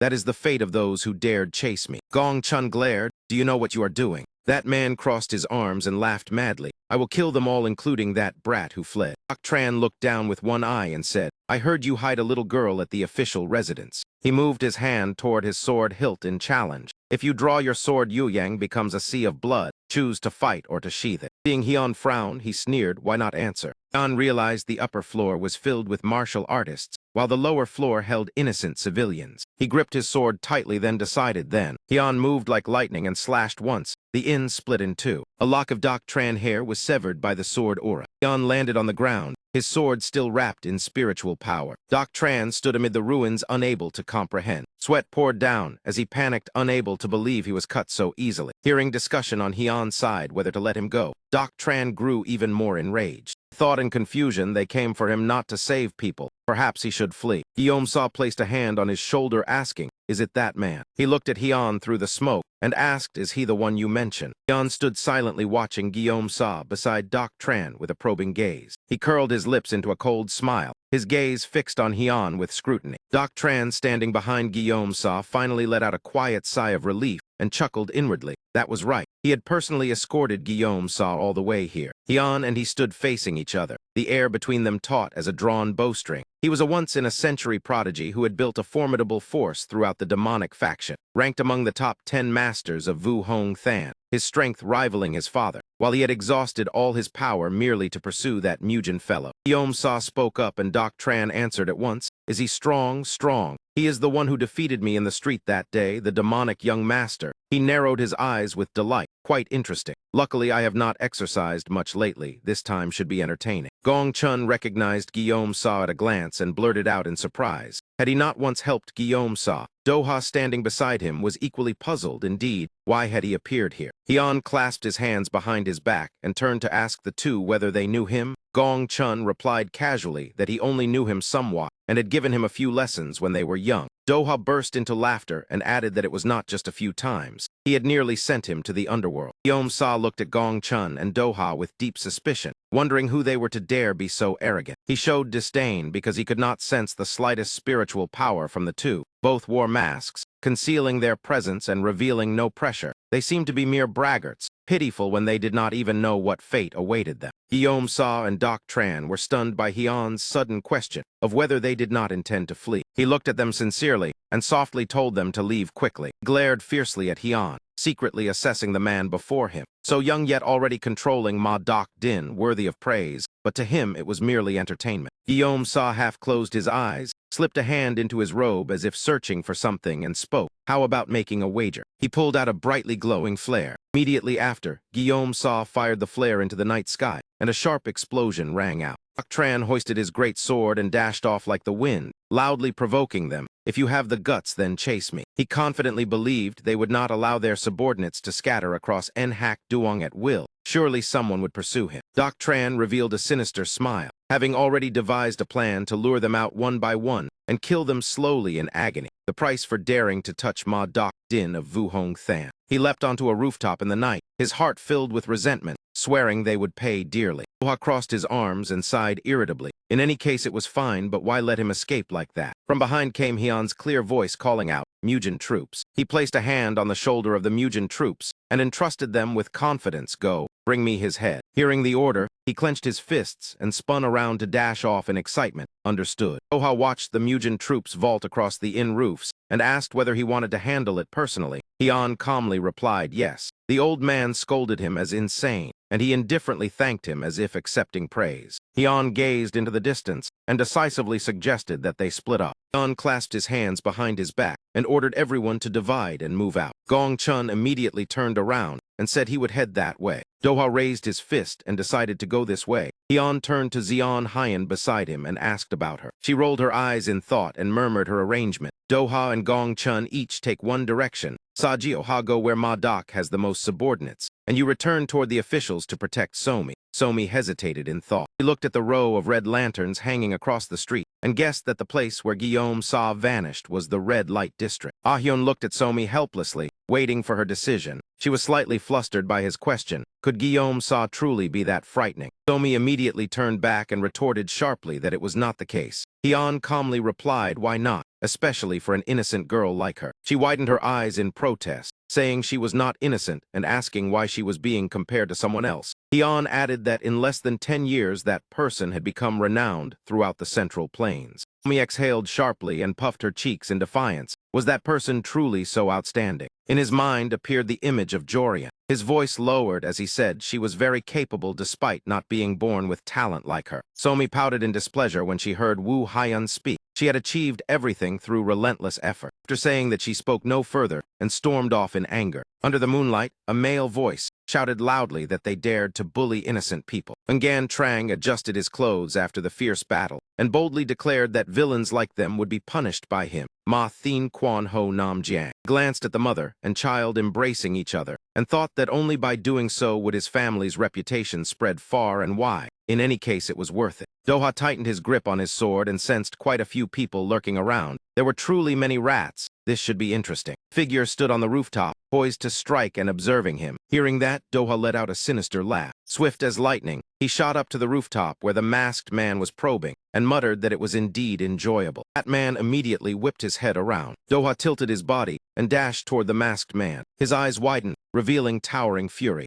Doha swung his sharp sword, the blade slicing through the air past each opponent. Thinking he did not know what the Manor Lord intended, but the young man made everything more interesting so he could not leave. The star-filled night sky blanketed the magnificent inn. Subordinate nervously reminded the captain that attacking civilians might violate the martial taboo, but the captain coldly ordered him not to mind it and to kill whoever they encounter. He sternly demanded absolute obedience from everyone. The captain slightly raised his brow upon hearing Gong Chun's voice. There are quite a lot. Handling them alone might be somewhat tiring. He stepped forward holding a blood-stained sword to face them. The captain immediately became vigilant as he observed Gong Chun, turned back and coldly asked whether they intended to charge in. Gong Chun's hands tightened further around the sword hilt. The captain frowned, his gaze fixed on the old man's hands. Gong Chun declared war, saying that to enter they would have to step over his corpse, and it seemed they lacked the ability. The captain pondered the information that only the Mujin troops and Manor Lord Dan Yu Hyun were worth fearing. He thought the others were mere trash, but perhaps that information was not entirely correct. Then he raised his sword and shouted to kill. At the command, the subordinates immediately used lightness skills to rush toward Gong Chun, then let them cross swords together. A figure stood motionless in the tense and silent forest, and bent over gasping, his breath rapid and unceasing. Fresh blood spilled from his mouth, yet his hand still gripped the sword hilt tightly. Guillaume Sa looked at Ban in boredom and curled his lips. I thought Dan Yu Hyun would appear, yet it was you. Who gave you such courage? Ban replied with disdain that it was ridiculous. He alone was enough to handle them, and there was no need for the Manor Lord to act. Ban's eyes narrowed slightly as he struggled to remain conscious. Guillaume Sa keenly sensed something amiss. It seemed he was no longer fully conscious. He glanced at Doc Tran, wondering why he had been looking elsewhere all this time. Guillaume Sa seemed to understand and ground his teeth, cursing that worm inwardly. He angrily gripped his sword and lunged straight at Ban, daring to look down on him. Ban gritted his teeth in pain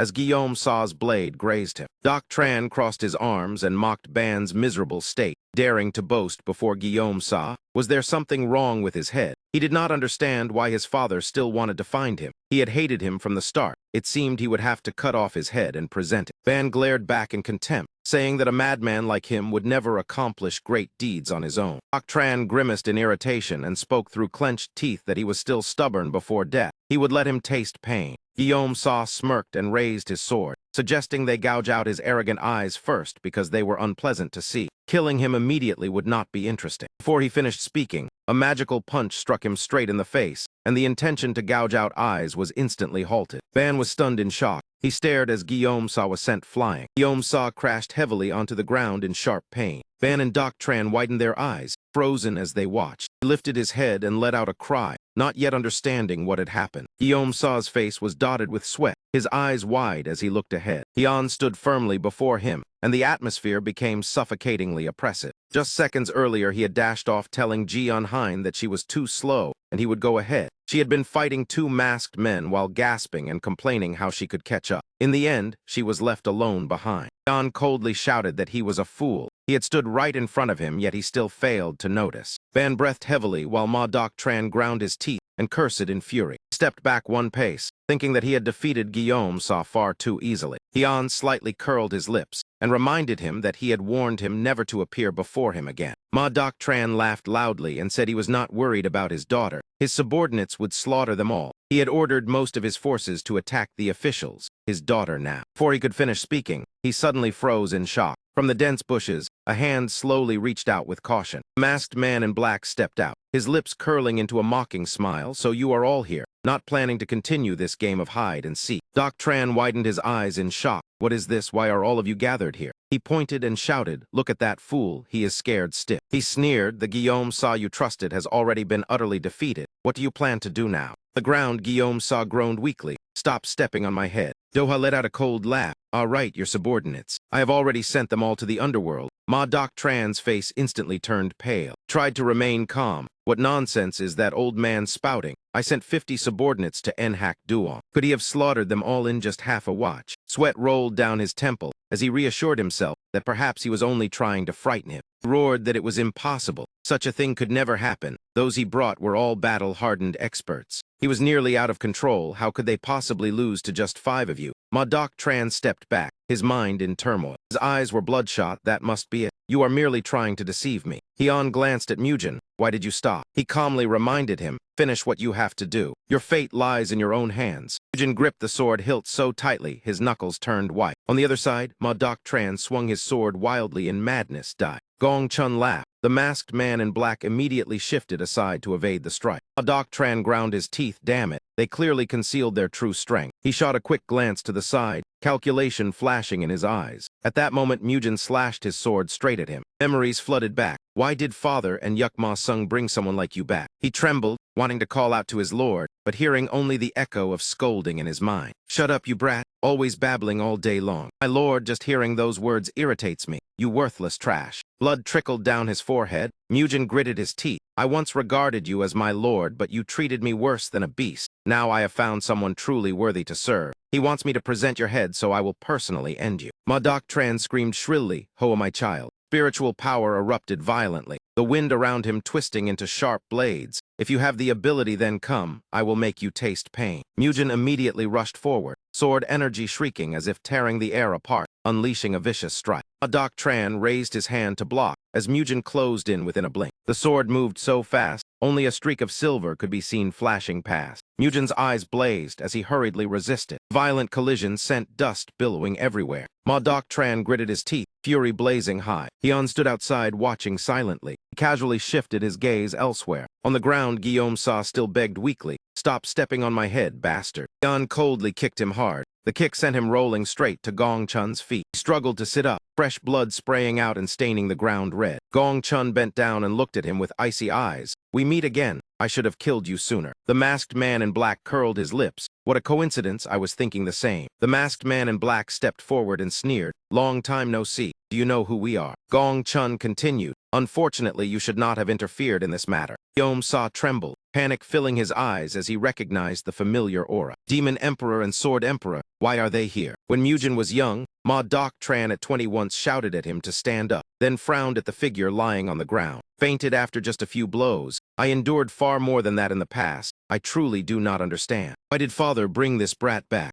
After saying that, he turned and walked away. "If you die, it is none of my concern." At that very moment, Mujin's hand twitched slightly. Immediately after, he grabbed the sword and tightened his grip. A hurried warning rang out from behind. "My lord, behind you." Mujin sprang up instantly, dual swords in both hands, killing intent surging. Ma Doc Tran flinched slightly, since when did he? Mujin's eyes shone brightly, sword light flashing. Hatred surged as he swung his sword fiercely at Ma Doc Tran. Seeing that gaze only made him more disgusted. It had always irritated him. Mujin's figure swept past like a shadow. Ma Doc Tran realized there was something different about him. Even after being suppressed earlier, he had not retreated in the slightest. His strikes were strangely precise, seemingly aimed directly at his weaknesses, forcing him to grit his teeth and defend. The relentless pressure from each slash left him no time to breathe. Immediately after, Mujin brought his sword down violently, sword energy surging and sending earth and stones flying. Ma Doc Tran cursed through clenched teeth. He glared at him. This brat truly was reckless. He could not hide his shock. What in the world is happening? Their strength had originally been worlds apart. Damn it! After the fierce exchange, both were panting.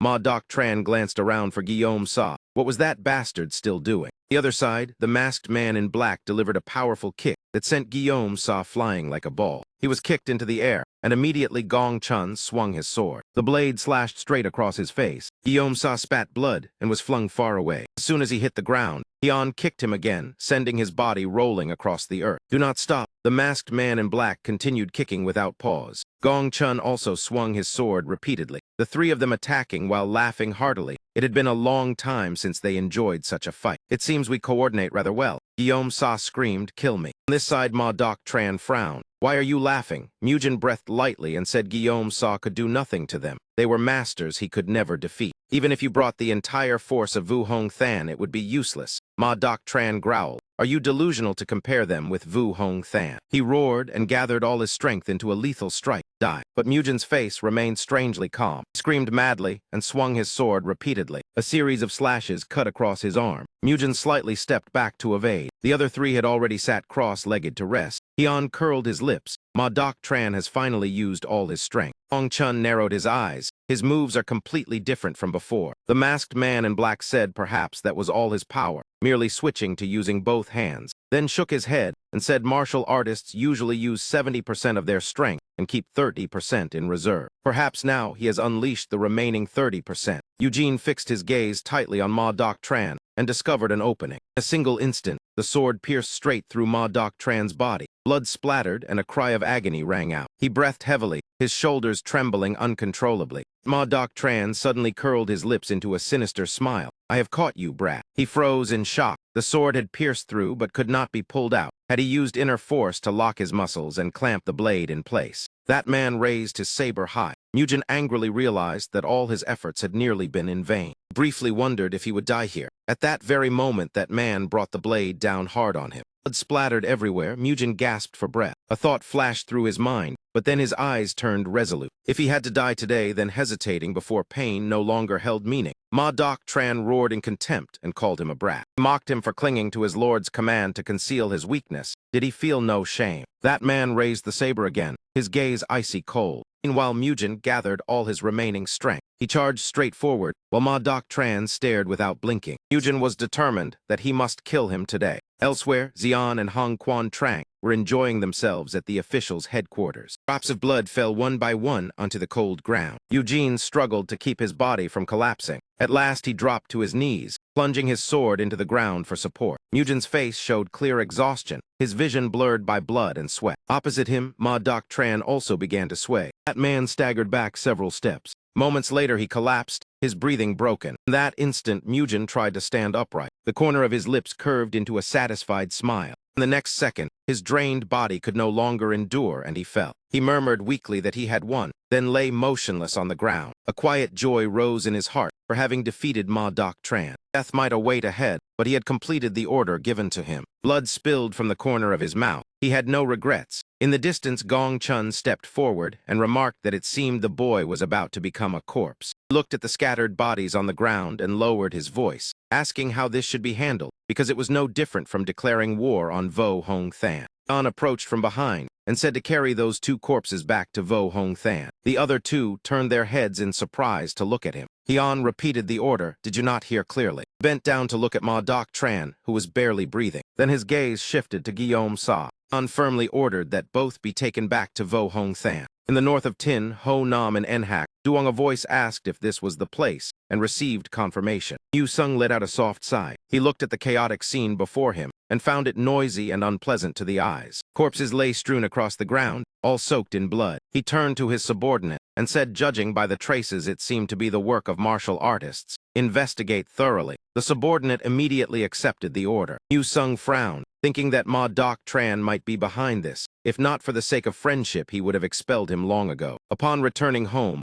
an old man hurried over saying he could not contact his eldest son because he had led the clan martial artists away and disappeared, begging him to help search. The old man pleaded that even if he had made mistakes, he was still the eldest son of the Ma family. As long as he intervened, it would be a great favor. Yu Sung nodded, since a close friend had asked, and as the lord of Vu Hong Than, he had no choice but to personally act. This matter was truly serious. A young woman approached respectfully and invited him to have tea. He looked at Mu Sung with astonished eyes. Mu Sung placed a gold ingot on the table and said it was too noisy outside. He lowered his voice and asked her to recount the recent events. The scene shifted to another room. Mujin awoke, surprised and wondering if he was still alive. He had thought he was dead. Just then the door quietly opened, and a small figure ran in. Somi ran to the bedside. Mujin smiled weakly and said he had troubled her again, and thanked her for caring for him these past days. He patted her head. Somi replied that it was fine because she did it willingly. She curiously asked why he was injured. Father said he fell while climbing a mountain. Somi's attentive gaze made Mujin slightly uneasy. Somi suspiciously said the wounds did not look like a fall at all.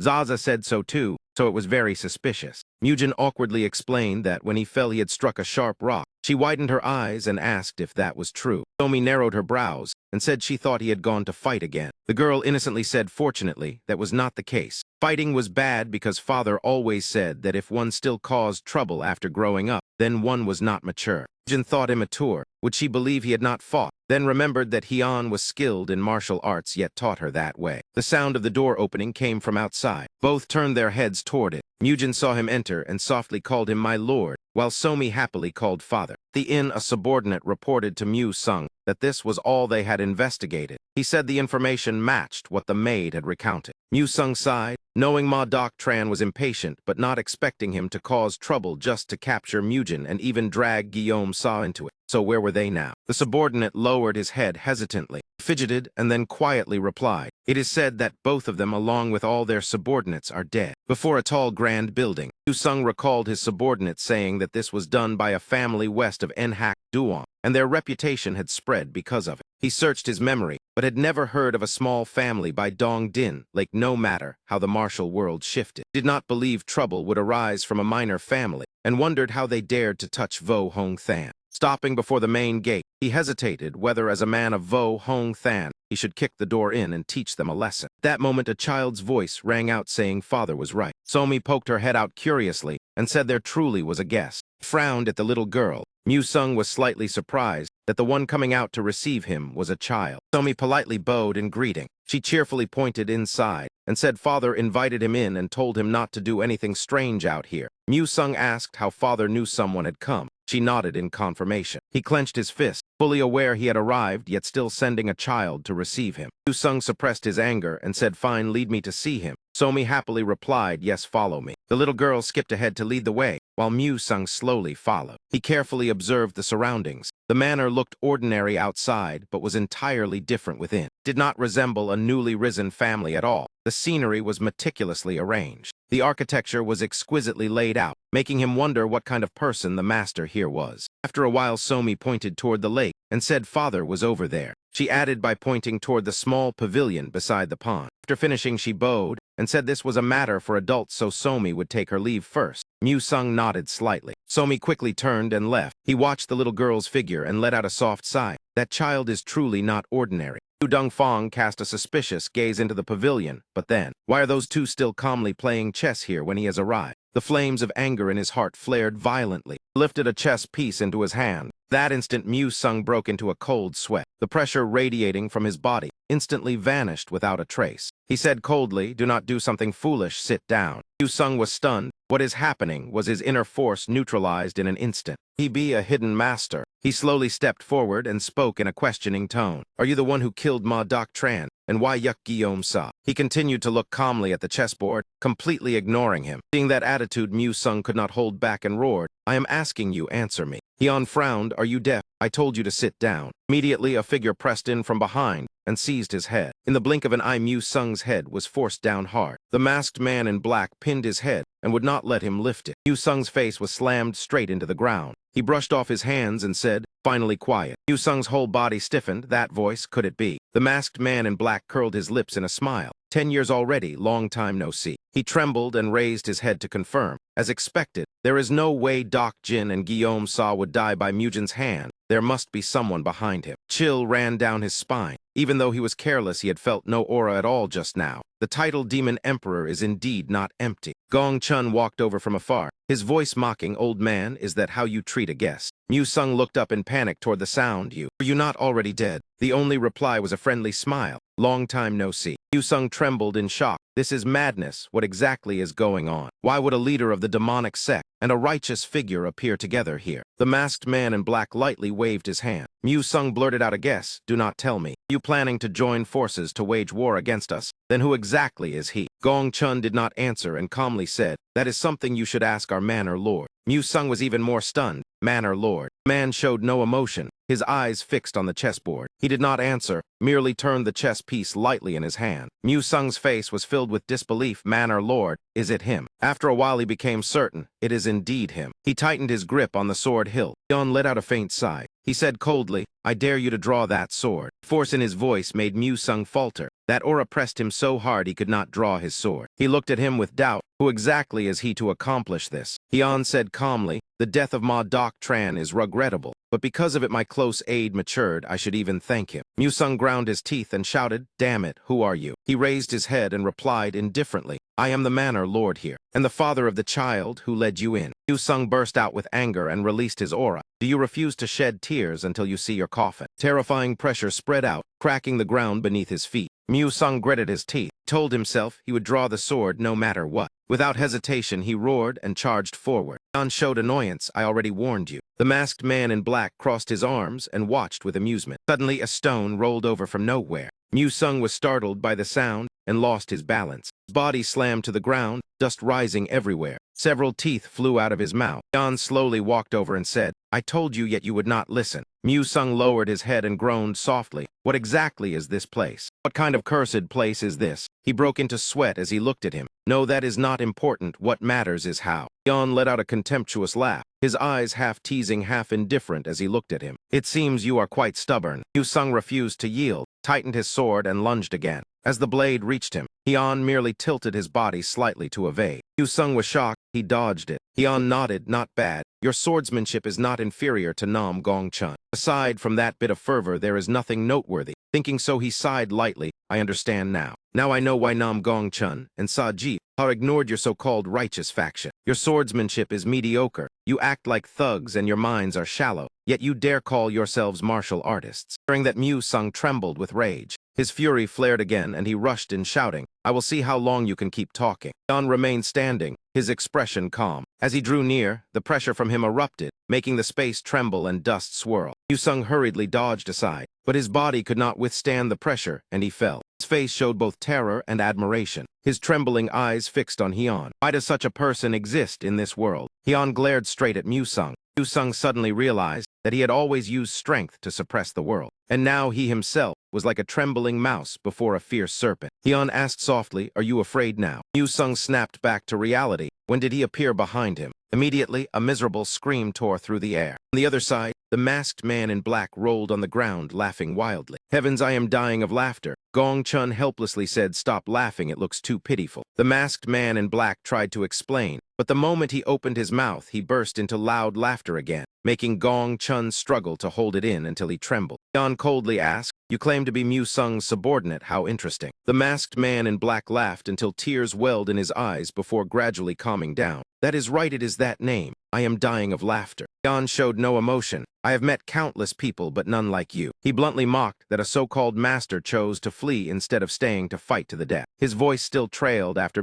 Sung's fleeing figure. Is that all the evil faction's masters amount to? So then I fear the evil faction is nearing its end. Gong Chun chimed in, truly foolish. The masked man in black still smiled, though no longer rolling in laughter. He must be using all his strength to preserve his life, and has likely understood the gap between himself and the manor lord. Hyun said nothing more, and simply stood there with a cold air about him. Suddenly, an indescribable unease rose within him. It turned out he was thinking of Sam, and that train of thought continued. He wondered whether the boy could manage on his own. The area around the main altar of the demonic sect was the vast Thien Sun range, larger than the imperial palace, rumored to house over 100,000 residents, hence the name 10,000 demons. Inside, the demonic sect was built like a massive circular maze, with the core forces concentrated closer to the center. However, contrary to the frightening rumors, the outskirts were where those without martial skills gathered into villages to live. At this moment, Samt had reached the outskirts of the demonic sect. He let out a relieved breath, finally arrived. The The corner of his lips curved slightly. Then he dropped down to the ground to rest. Samp turned and asked Jiang Kang if he was tired. He replied yes.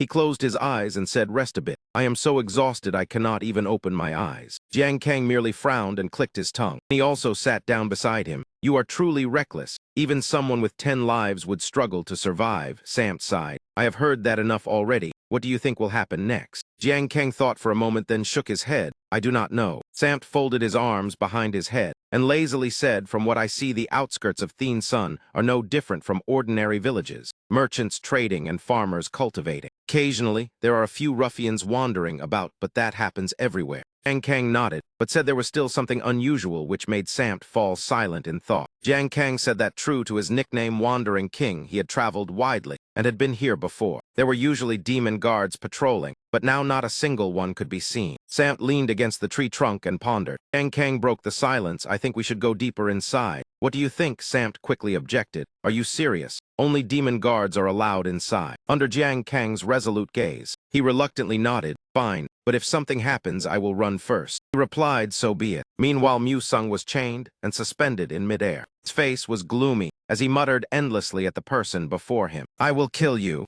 Opposite him stood Blood Demon. Beside them, Ho Jiang anxiously asked if this was all right. Blood Demon sneered, "Of course it is. What could be wrong?" Ho Jiang paled and said he seemed to have gone mad. Blood Demon replied calmly that he had collapsed since his son died. Mu-sung still weakly repeated that he would kill him. Blood Demon took a bottle of liquid and approached. "That is right, you must kill him." He poured the blood-red liquid over Mu-sung's head. "That is the only thing a loser like you can do." He laughed strangely. "Stand up and find a way to kill him. You have reached your limit and cannot go any further." Mu-sung muttered that he would tear him apart, while Blood Demon contemptuously said, "A rabbit remains a rabbit, no matter how big it grows." He threw the bottle away and shouted, "So have you found a way to grow stronger?" Holding a blade in his hand, he moved closer. "The only way is to die and be reborn." He swung the blade. "Work for me, and you will be the perfect stage I have prepared for him." He despised the martial world for only seeking peaceful lives. Blood splattered as Blood Demon seemed crazed. "I want a martial world soaked in blood and stronger than before. Be reborn." Deep slash cut across Mu-sung's chest, causing him to scream. Despite the pain, he still spoke clearly. "I will kill you." Thinking of Yu Haiyan, Blood Demon realized he had changed too much. Like the current martial world, he once laughed amid seas of blood, yet remained cold and indifferent. It made him become so dull. At that thought, he bit his lip tightly. Blood seeped from the corner of his mouth. It is time to return to 1,000 years ago when everything was drowned in fresh blood. He laughed like a madman. "Yes, he will like that. You and I were born for that purpose." On Hyun's side, Yunha respectfully said, "Yes, this is the place. The Xian family is famous for sheoxing wine." Hyun indifferently looked at the gate. "This place looks like even beggars would not bother to stay." Yunha could only smile awkwardly. Yunha reminded that Hosian wine was once the most renowned in Enhak Duan, and if distributed it could narrow the gap with the major trade guilds. Hyun thought to himself that for a renowned family to decline like this, they must have faced a great upheaval. The gate opened, and Yunha stepped forward to call out, "Anyone here? Why is there no one around?" He introduced that they came from the Jiang family of Ho Nam, when another voice suddenly rang out. "Are you?" Hyun glanced toward the sound. He looked at the person before him and asked, "Who are you?" It was a young woman. She replied that she should be the one asking first. Hyun was a head taller than her, so he looked down and introduced himself as Hyun. She was slightly stunned by his height, then said she was Ho Jian Jai, the head of this place. Hyun said indifferently that he thought this place had been abandoned. Xian Jai frowned and said his words were unpleasant. He turned away and said, "Fine then." Then she looked at him and demanded an explanation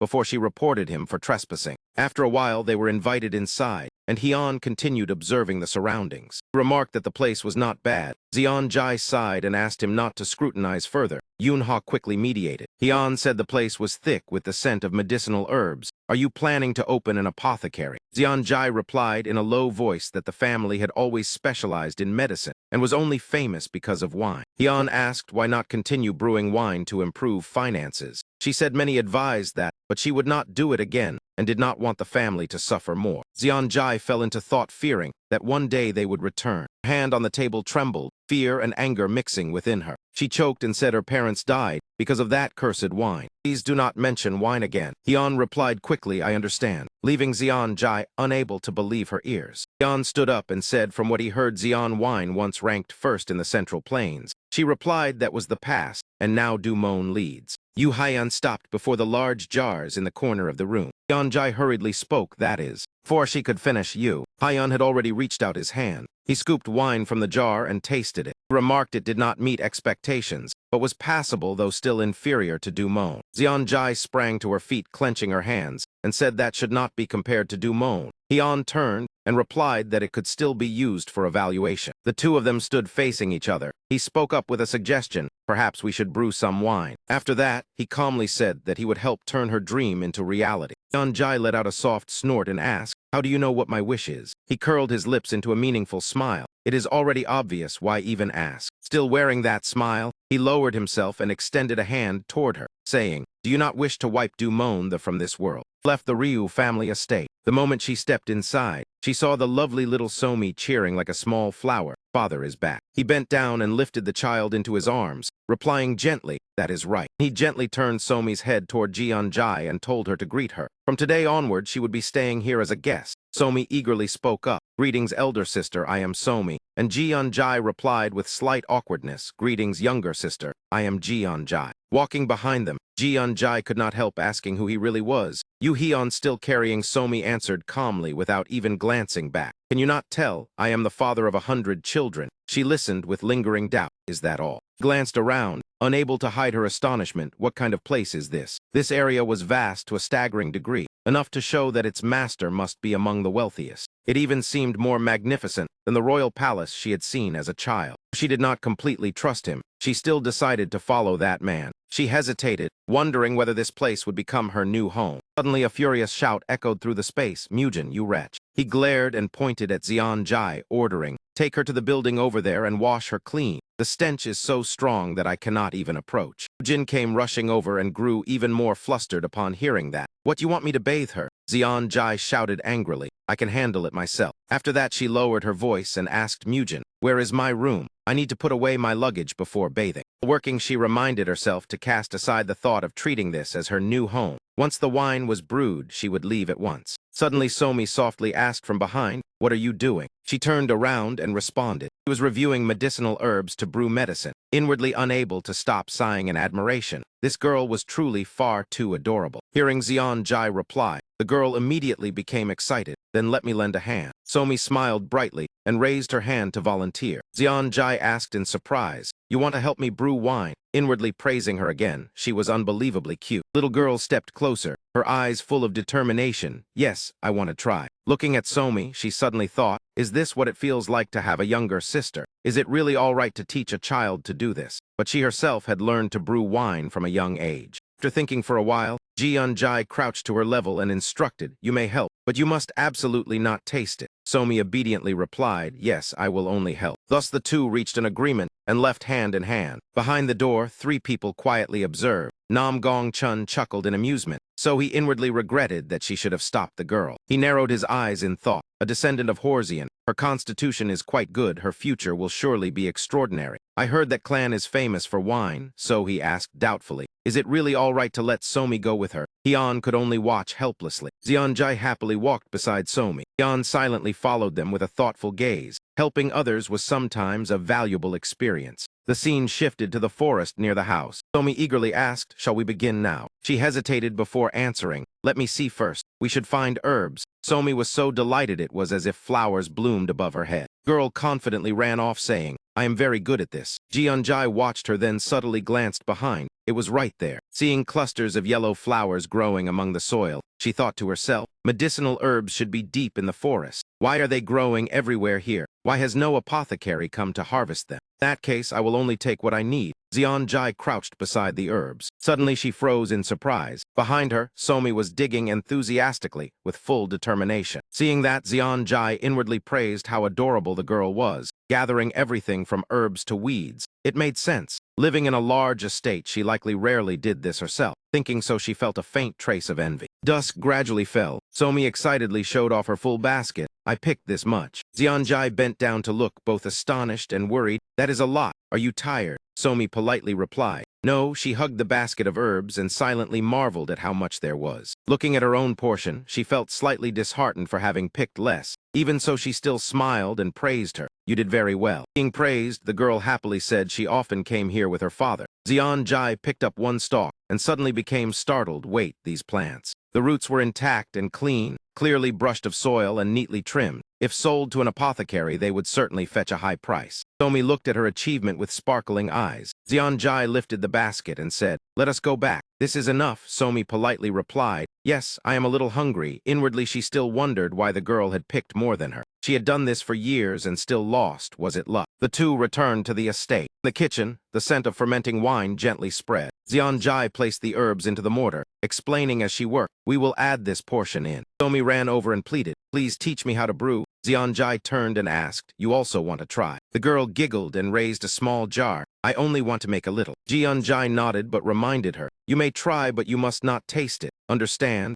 Somi cheerfully replied, "Yes, I will give it to father and not drink it." Two looked at the pot of wine boiling. Xian Jai said excitedly, "All right, let us begin." 10 days passed, and a jar of wine was completed. Xian asked sternly, "It is finished." Before his imposing presence, Xian Jai confidently replied, "I trust this batch. If it is good, please sell it." Xian appeared doubtful. "Is that so?" While outside the door, the two sect leaders secretly peeked in. Lin took the wine jar and tasted it. Xian Jai stood watching anxiously. "Why am I this nervous?" Xian spoke. "It is indeed better than last time." Hearing that, she let out a relieved breath of joy. He continued, "It is only thanks to better ingredients. Your skill remains the same. What I mean is there is no significant improvement." Hearing this, she could only stand stunned. She did not refute him, and silently admitted it was thanks to high-quality herbs, yet she had not expected him to see through it so quickly. Xian added, "If it is only like this, then it is not worth a high price." Xian Jai fell silent. Nam Gong Chun stepped in with interest. "Let me try." Somi suddenly hugged her own wine jar and brought it over. "Father, please try the one I made." Xian took it and asked, "You also brewed wine?" Somi obediently replied, "Yes, I tried very hard." He smiled happily. "Thank you." Seeing him holding Xian Jai jar, Sado Hak also stepped forward asking to taste. Xian said politely, "I will taste the wine you made," watching the father and daughter converse. The two old men suddenly felt dispirited. Xian opened the lid of the wine jar. The fragrance of wine spread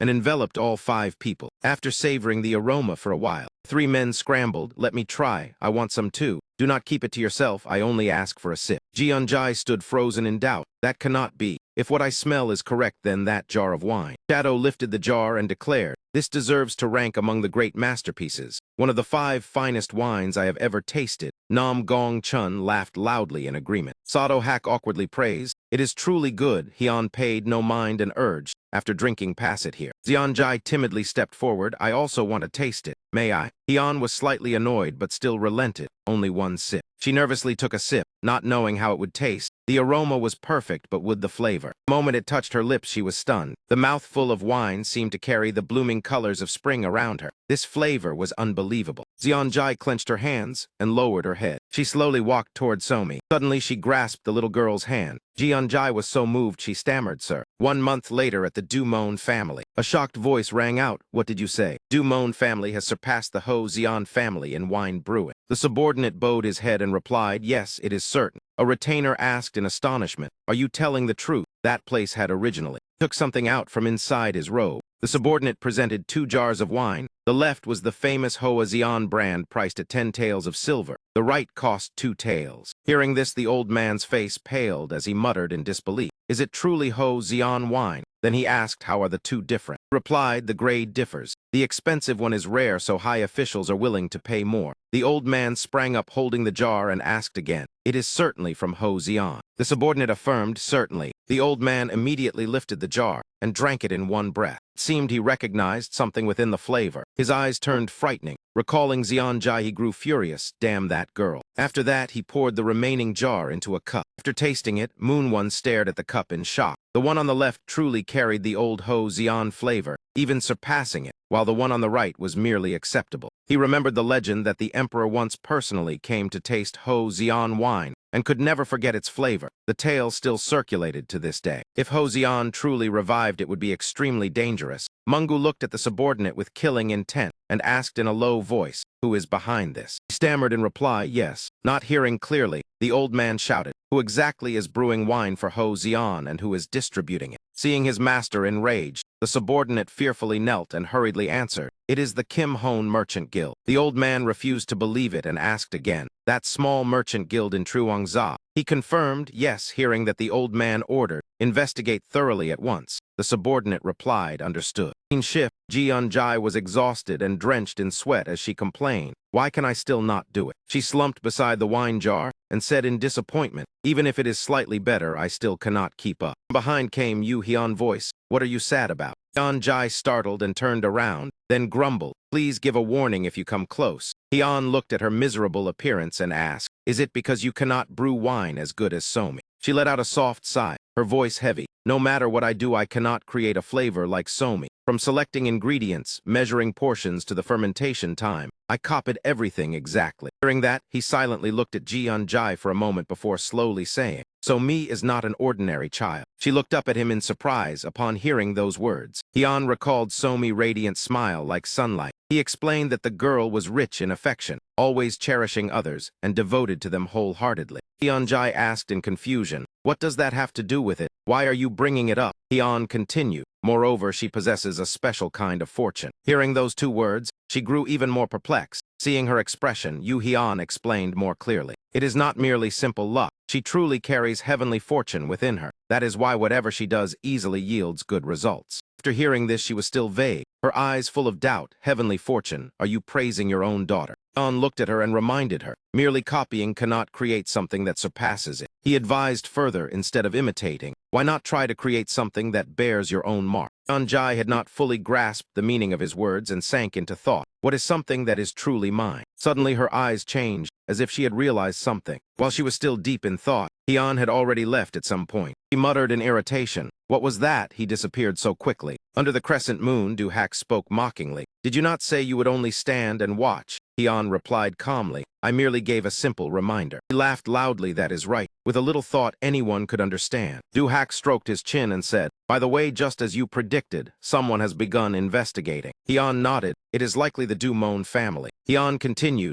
Somi wine has taken effect faster than I expected. They are growing anxious as well. The more this news spreads, the more the Du-Mon will falter. Du-Hak asked further, what about Gung Eun-Ka? He replied, he is doing quite well. Somi wine is being sold in small quantities, and the price keeps rising. Even so, it still sells out. Du-Hak did not seem very surprised. That is only natural. Observing Eun-Ka, Du-Hak commented, though he has flaws, he is a talented merchant. It is hard to understand why he only leads a small guild. Hyun blurted out, how fortunate. His expression briefly turned complicated. He thought to himself that Du-Hak must have noticed Eun-Ka from their very first meeting. Truly something that made others feel annoyed. Hyun assessed that Du-Hak's gaze seemed to pierce through essence, able to instantly discern the talent and gifts of others. Looking at Du-Hak, he could not help but admire him. Neither he nor Nam Gung-chan possessed such an ability. He was truly curious who had raised him. He pondered supreme martial arts, vast knowledge, seasoned experience, and an imposing bearing. Possessing just one would be enough to dominate the martial world. Yet he had them all. Calling him a martial god would not be excessive. Seeing him silent, Du-Hak asked, what do you plan to do next? Hyun smiled. Call Hong-Won Chang here. Du-Hak frowned him. Hyun replied,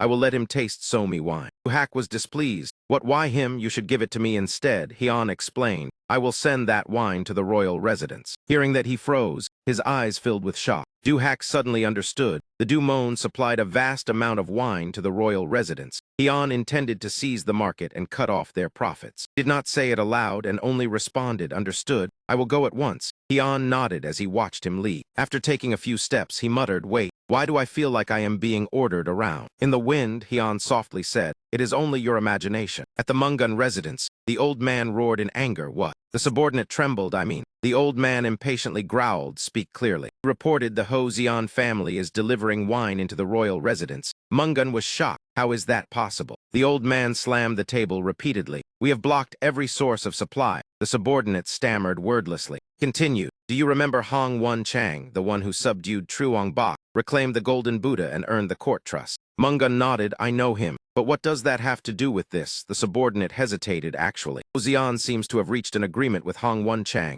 Hearing that, the old man's eyes bulged with veins. What? Inside the carriage, a hesitant voice sounded, you mean? Hyun sat opposite him. Hong-Won Chang asked uncertainly, I only need to bring this to the royal residence. The view shifted toward the box containing the wine jar. The frame paused on the wine jar inside the box. Hong-Won Chang said excitedly, I have also heard this news recently. He spoke in amazement. They say Ho Xian once declined but has now revived and is selling fine wine again. I searched everywhere and could not buy it. I did not expect it to come from the estate of the great hero. Xian seemed displeased, yes, but that is wine made by Somi, not the original Ho Xian's secret recipe. Hong Wen-cheng widened his eyes. What Somi? A thought flared within him that if such a young girl could achieve this, then her future would be terrifying. Hian continued to instruct the plan. Kim Un-ha-ga will accompany you. He will handle the merchant guild. You only need to introduce it to the prince. Hong Wen-cheng declared firmly. Understood. Leave it to me. Hian added. There is one more matter. The Kim Hone Merchant Guild lacks the strength to find powerful guards. I will send Mujin along for safety. Hearing that he was stunned.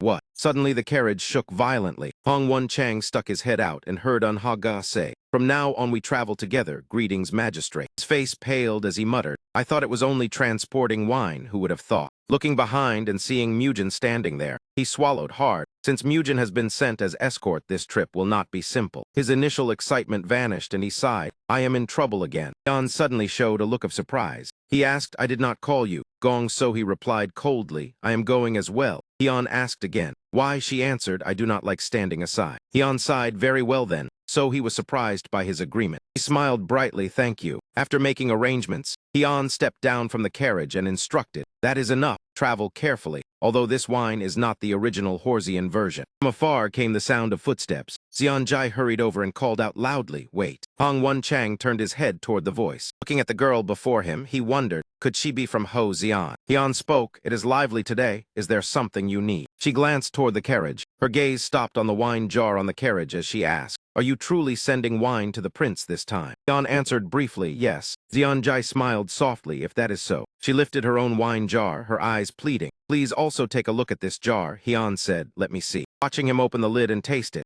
Xianjai was so tense that sweat beaded on her skin. After tasting, he looked at the wine jar thoughtfully. Hyun commented, the flavor is completely different from Somi wine. Seeing his unreadable expression, she grew anxious, not knowing whether it was good or bad. Hyun nodded, it is very good. This is honey wine, is it not? She beamed with joy. He replied, yes, I added honey. Is it all right this time? Hyun said, yes, it is different from Somi wine. He added praise, this is worthy to be called a new Ho Xian wine. Hearing that she was moved to the verge of tears. Hong Wen-cheng on the carriage asked, may I have a cup? Gong So he also said, me as well. He jumped down to taste it, too astonished to speak. She hurriedly said, wait, let me first. Hong Wen-cheng laughed. Whoever is faster gets it. Hyun looked at Ji-un-jai, who was both delighted and shy at the praise. He thought Somi wine was special, but the honey wine had its own value. He sensed in it a kind of experience. It was strange how a jar of wine could carry such a thing. His gaze lifted to the sky as he softly murmured, honey wine. Remembered the past, when he once drank that wine alone beneath the moon. Now seeing everyone gathered and laughing together, his feelings were no longer the same. Unconsciously, Hyun smiled gently. He reminded them, enough. Do not delay any longer, let us depart. Everyone responded in unison. At the same time, in the underground prison of the demonic sect, from within a cell came a wretched cry of lament. Jiang Sam-ti lay sprawled on the ground, his body covered in wounds, groaning, this is going to kill me. I only infiltrated and ended up tortured like this. It is too much. Jiang Kang coughed dryly, his tired eyes reproachful. I told you not to go. He still had not realized his mistake. Still believing his plan to sneak into the demonic sect to gather information had been perfect. Outside the iron bars, the demonic sect members continued torturing prisoners without pause. He shouted angrily, perfect my foot. It was that sloppy plan that exposed us immediately and got us whipped for days. Jiang Kang asked urgently, so what now? Jiang Sam-ti grimaced, what else? We find a way to escape. He snapped irritably, escape. It is already lucky we are still alive. Turned to blame him. It is all because you bragged about being a master yet could not withstand anything. Ma Jiang Kang retorted, how was I to know they would use knockout incense powder? Hearing that, Jiang Sam-ti glared, you are a master yet cannot neutralize poison. He recalled how the boy had boasted about knowing the sect leader. Ma Jiang Kang fumed. It was you who flaunted the name of Lord Sa and made them suspicious. He shot back angrily, if I did not use that name, who would have talked? He argued, talked about what? The moment they heard that name, they rushed in and beat us. Even with Ma Jiang Kang foot pressing on his face, Jiang Sam-ti frowned in thought, strange. The demonic sect is loyal to the sect leader. Why would they beat and imprison us without verification? Something is wrong. Hearing that, he also felt uneasy and reconsidered. If I were truly close to the sect leader, how would they bear responsibility? Two froze. Ma Jiankang looked at him in confusion. What did you eat today to speak so reasonably? From a dark corner came a faint groan from another person. Hearing the sound, both turned sharply. Jiang Sam T was startled. Is there someone else besides us? He looked at the man and questioned him. Why speak up only now? Hengu coughed a few times, then asked, do you not know? He blinked blankly. Know what? The old man spoke in a hoarse, low voice. You know the sect leader? I am asking seriously. They replied, the sect leader, you mean Lord Sa? Of course we know. Bangu widened his eyes. The sect leader is still alive.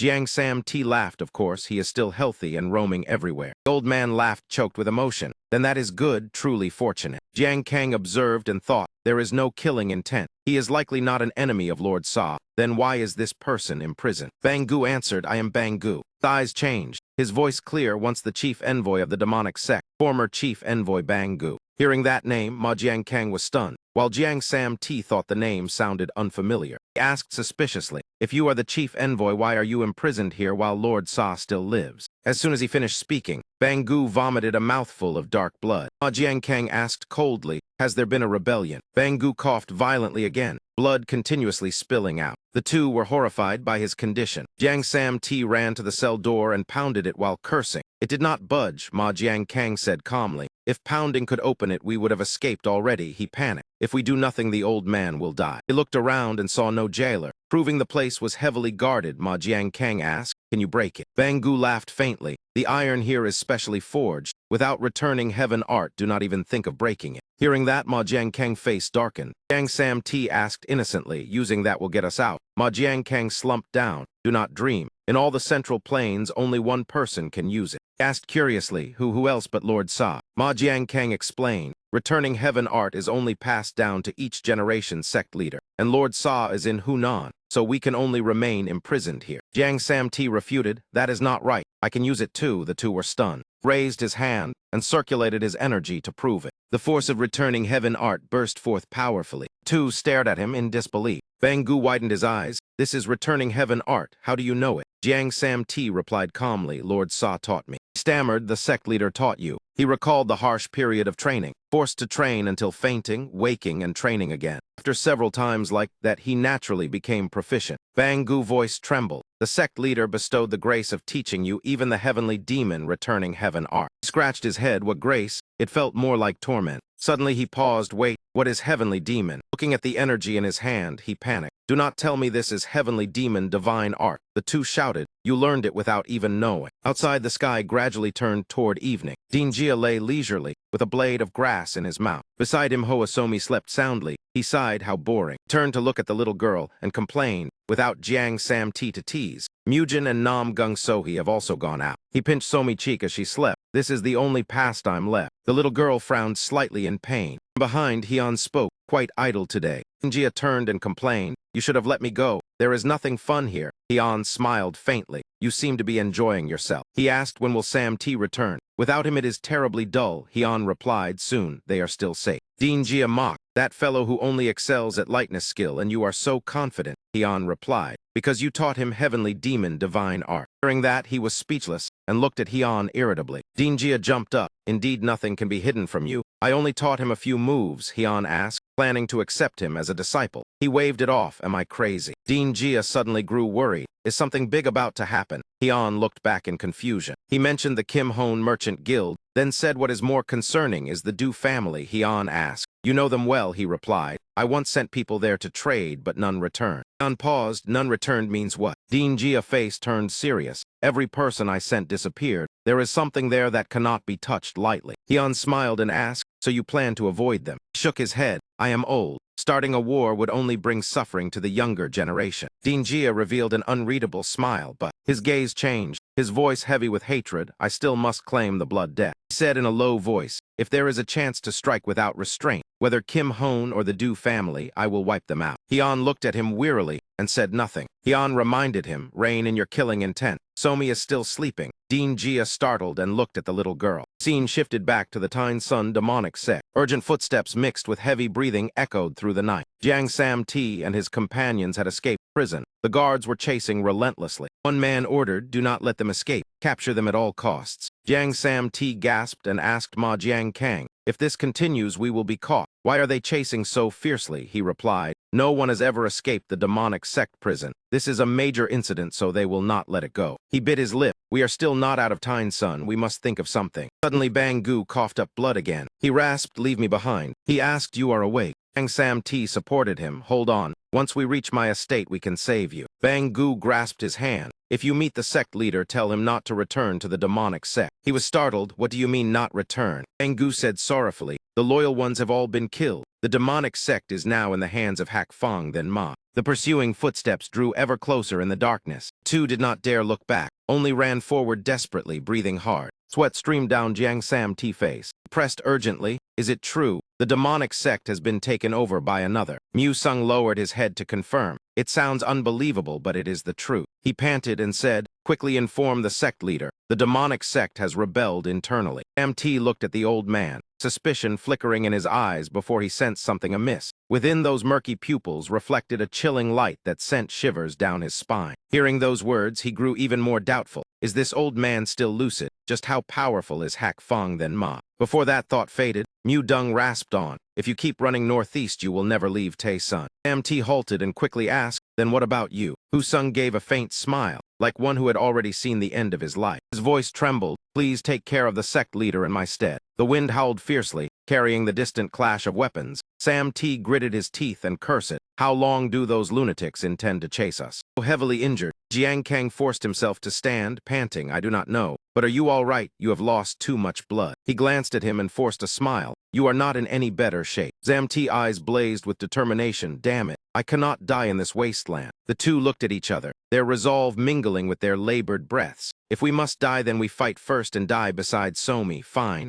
We gamble it all. An exquisite jar of wine shimmered under the sun, the clear amber liquid within making the air seem to still. Din Hat with dignified bearing slightly frowned. This is the wine you mentioned, brought from Ho Nam for Prince Vin then. The man opposite bowed respectfully. Yes, would you like to taste a little? He smiled calmly, yet his eyes gleamed with interest. I heard someone offered 2 taels of gold just to find a jar like this. I am fortunate indeed, very well. But who is the one beside you? The other hurriedly introduced. This is the master of the Kim Hon Merchant Guild, distributor of wine for the Ho Xian family. I am Kim Un-hat. Jin Hat narrowed his eyes. So you are the one who brought this wine to the world. Un-hat bowed. Yes, we are fortunate to have a Horsian descendant in our guild. If you require it, we can supply it at any time. Un-hat laughed loudly. Fine wine cannot be taken for free. Only when one pays for it does the flavor feel complete. Next time I will purchase it myself and savor it. The two happily bowed. We obey. Raised his cup and drank heartily, a gentle smile appearing on his noble face. They understood that Prince Vin then was upright and held a special connection with the emperor, and they knew the chance for the wine to enter the palace had opened. Jin Hat set down the cup, the golden hue at the bottom glinting, truly a wine worthy of gold. He turned to invite them. Do not stand on ceremony, raise your cups together. Good wine needs worthy companions. They thanked him in unison. At the same time, at the Dumont family, a thunderous shout rang out, failed.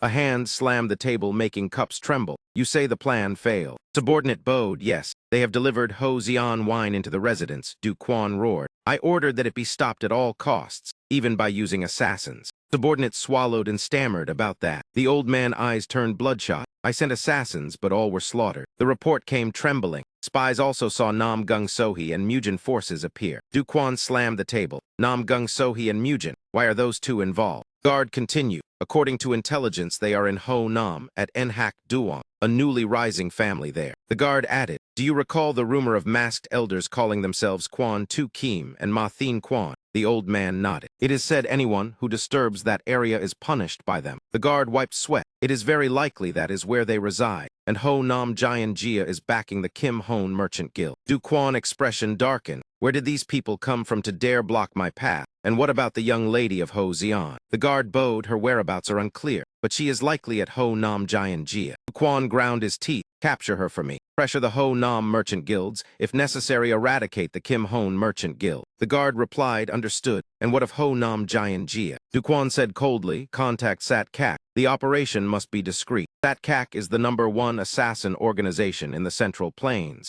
With enough money, they would dare to assassinate even the emperor. His breathing grew heavy, his voice like death pronouncing sentence. Kill them all, leave none alive. The guard answered, though fear gripped his heart. Next day at a fortress stained with smoke and blood. Someone's hand was smeared red. with a thick substance like fresh blood. A figure drenched in blood stood after a brutal battle. Nam Gong Chun panted. Today they launched a surprise attack. He nodded. I heard Sat Kak gathers the most ruthless in the Central Plains. Interesting that they dare target this place. A guard said, perhaps the Dumon family stands behind it, though there is no proof. Nam Gong Chun looked at the scattered corpses. Proof is unnecessary. He clenched his fist and sneered. The righteous path remains the same. How dare they attack where Somi stays? The two looked at each other in fury. Their breaths quickened, eyes blazing. Power surged through their veins. They roared and charged forward, killing intent erupting violently. That afternoon heavy rain poured. A wounded old man leaned against a tree and gave a faint laugh. At last you have revealed yourself, the leader of the Andon of the demonic sect, Munju Hataka. When Andon was the sect leader pride, you owe your rise to him.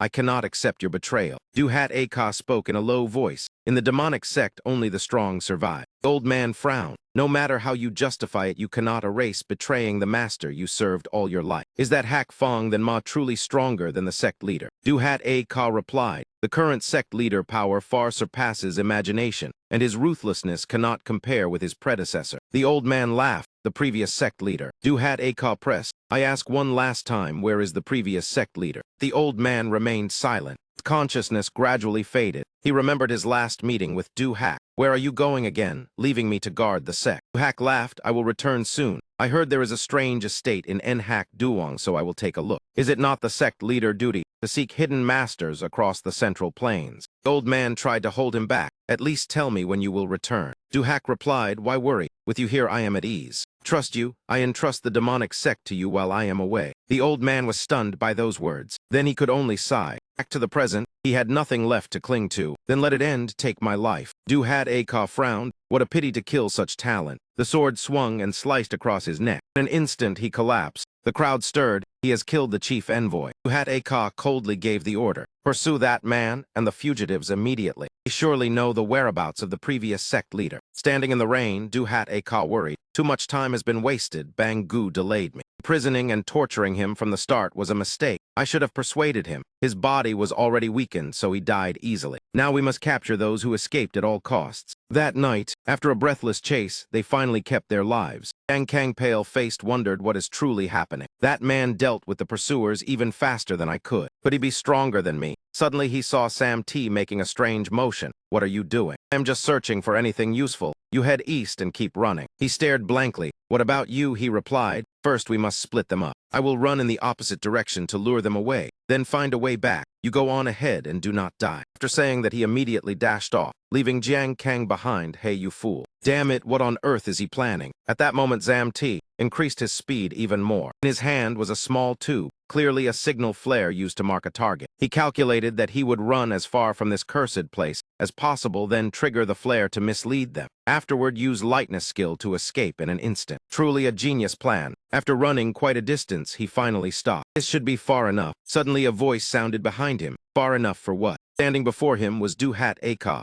I sensed an unusual disturbance in the wind and followed it. As expected, there was someone suspicious. Froze and thought, he tracked me just by listening to the wind. This tracking ability is terrifying. Before drawing his blade, that man coldly said, give up. You are not my opponent. Sam stood stunned. What? Before he could react, a slash tore across his chest. His steps staggered, retreated several paces. His breathing grew labored. He muttered, I nearly lost my life. He shouted angrily, who are you? If I had been a heartbeat slower, my chest would have been split open. Duhat Aka showed a hint of surprise. How is that possible? I clearly struck him. Sam kept cursing. Even if you glare at me, it is useless. You are not my master, so I am not afraid. Duhat Aka laughed. Well said. You want to know who I am? Stood atop a small rock above him. In an instant, he vanished from that spot. Go ask in the underworld. As the words ended, he appeared right before Sam T. While he was off guard, thanks to quick reflexes, he narrowly dodged, escaping death by a hair. That man said coldly, no matter how confident you are in your movement, it is useless. With that, he lunged again. Sword slashed diagonally toward his left side. Sam T twisted aside and realized that man was predicting his path. He immediately leaped backward. Duhat Aka blade followed at once. The edge grazed his shoulder and wounded him. Duhat Aka sneered at this speed, then continued pressing forward, his gaze icy.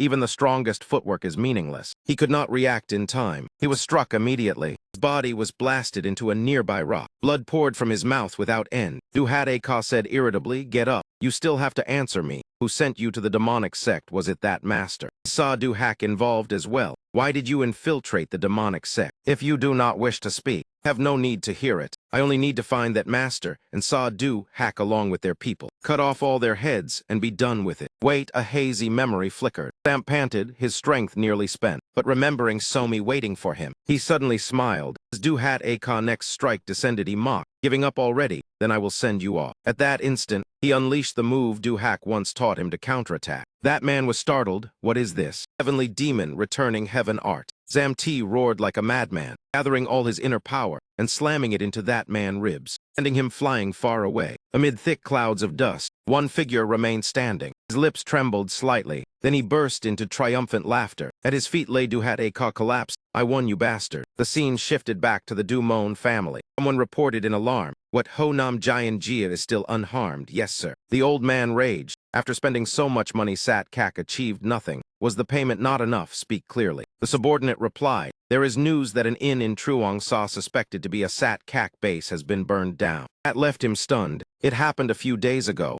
Hack said in a low voice, if they keep coming like this, it is troublesome. Hong Chun said, perhaps someone has leaked our information. Du Hack fell silent in thought. Then killing intent surged skyward. Best to wipe out their nest entirely. Following afternoon, in a room 3 people sat to discuss. Gong Chun spoke. Who could have revealed our information? Du Hack replied, most likely a merchant leaked it inadvertently. As for other sources, Arangumon and the Beggar Sect. The Beggar Sect belongs to the righteous path. If it was not someone within the martial alliance, it would be hard to obtain such news. But with enough money, things change. Who can resist the lure of silver and gold? Du Hyun spoke. Arangumon, the Beggar Sect, and Sat Kak. Du Hack nodded. Sat Kak has a branch in Truong Sa. I once trained assassins there called the Silver Shadow Division. Therefore, I understand part of this organization inner workings. In any case, I never liked that man sat home. If I have the chance to wipe them out, I will not regret it. That, he let out a soft laugh filled with hidden meaning. Therefore, I must go there personally. There are still a few debts that need to be settled. Gao Chun also nodded in agreement. We should go to the Beggar Sect. If we send someone else, they may not return safely. Du Hack showed a trace of worry. Will this be all right? If we touch the Beggar Sect, that old man certainly will not stand by. Chief of the Beggar Sect ranks among the 5 emperors,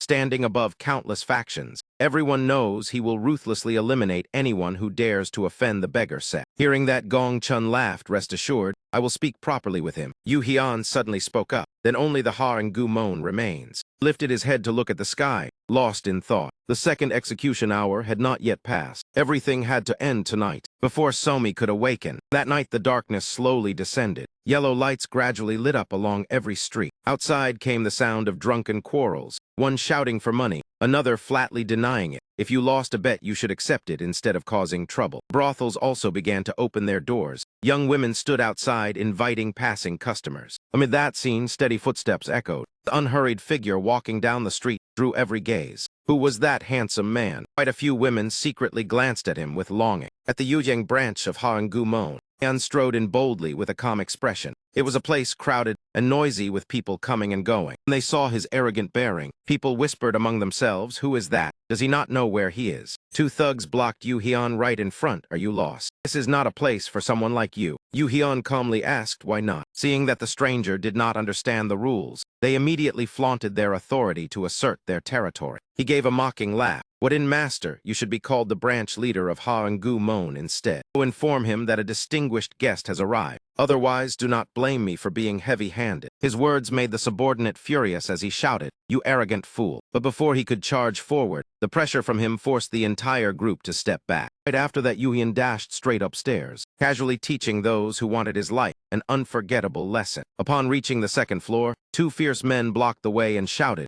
accept your death. Yu Hyun did not bother to waste time. He threw a single punch at each of them, knocking them down motionless. Stepping onto the 3rd floor, this place was clearly different from those below. Just one clean kick. It was enough to send them sprawling on their backs, mouths twisted and unable to utter a word. Reaching the top floor, the remaining men could not escape his kicks either. They fell to their knees begging for mercy. Seeing their companions lying unconscious all over the floor, they grew even more terrified. He raised his head and looked up. Now that is more like it, the leader is up there. Ayan immediately realized, he is inside there. He boldly stepped forward and kicked the door open. A barrage of gleaming hidden weapons shot straight toward him. They were so fast they were hard to see, yet Yuhyun stood still amid the storm of projectiles like a statue. He lowered his gaze, staring straight ahead with icy sharpness. The old man collapsed, trembling amid the throwing knives that Yu Hian had deflected back. If you want to live, then behave. The Yu Yang branch of Ha-Ngu-Mon, the branch leader John Jean broke out in sweat. Quickly tell me the location of your sect master. The scene shifted to a mountain peak shrouded in clouds. Inside the mountain was the main headquarters of Ha-Ngu-Mon. A white-haired old man sat among memorial tablets, so still that the air itself seemed frozen. Gyumua closed his eyes in meditation, then slowly opened them amid the faint smoke. Sensing movement behind him, he spoke, "Who are you?" In the blink of an eye,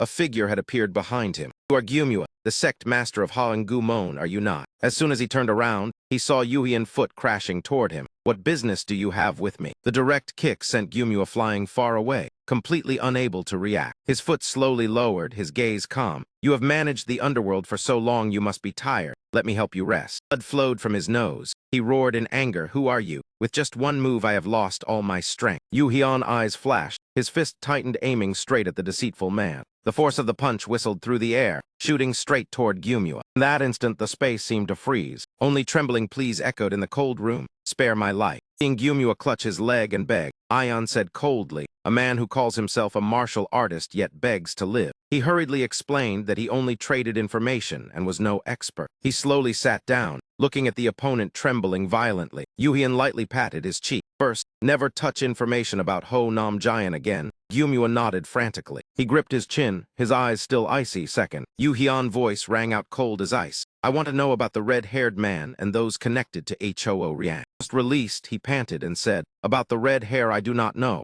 As for Hoo Riang, the information is very expensive, but..." A sharp glance cut off his words. "Is your life worth less than that price?" Gyumua stiffened, despair filling his heart. This time it is over. The scene returned to a deserted street. In the dark alley, only the sound of wind howled. Two bodies lay sprawled on the cold ground, hands still gripping their staffs tightly. He stood opposite, drawing his sword from its sheath. "Do you know where this is that you dare to act wildly?" "I know this is the beggar sect." The old man glared angrily. But now the beggar sect has only its name left when the branch leader is merely a third-ranked disciple. Wang Du lowered his stance, preparing to charge. "You dare to insult the beggar sect." Before he could rush forward, he halted abruptly. The space before him was empty. Gong Chun's shadow had vanished. Suddenly a hand like lightning swept across his throat. The hand tightened and lifted Wang Du off the ground. Beneath the mask, only cold eyes remained. "You are fortunate I arrived in time. If someone else had acted, it would not have been so gentle. I warn you, if you dare to sell information about Ho Nam Giant again, do not expect peace." Wang Du, being strangled, could only let out a hoarse, weak sound. Hearing that, the old man was doubtful.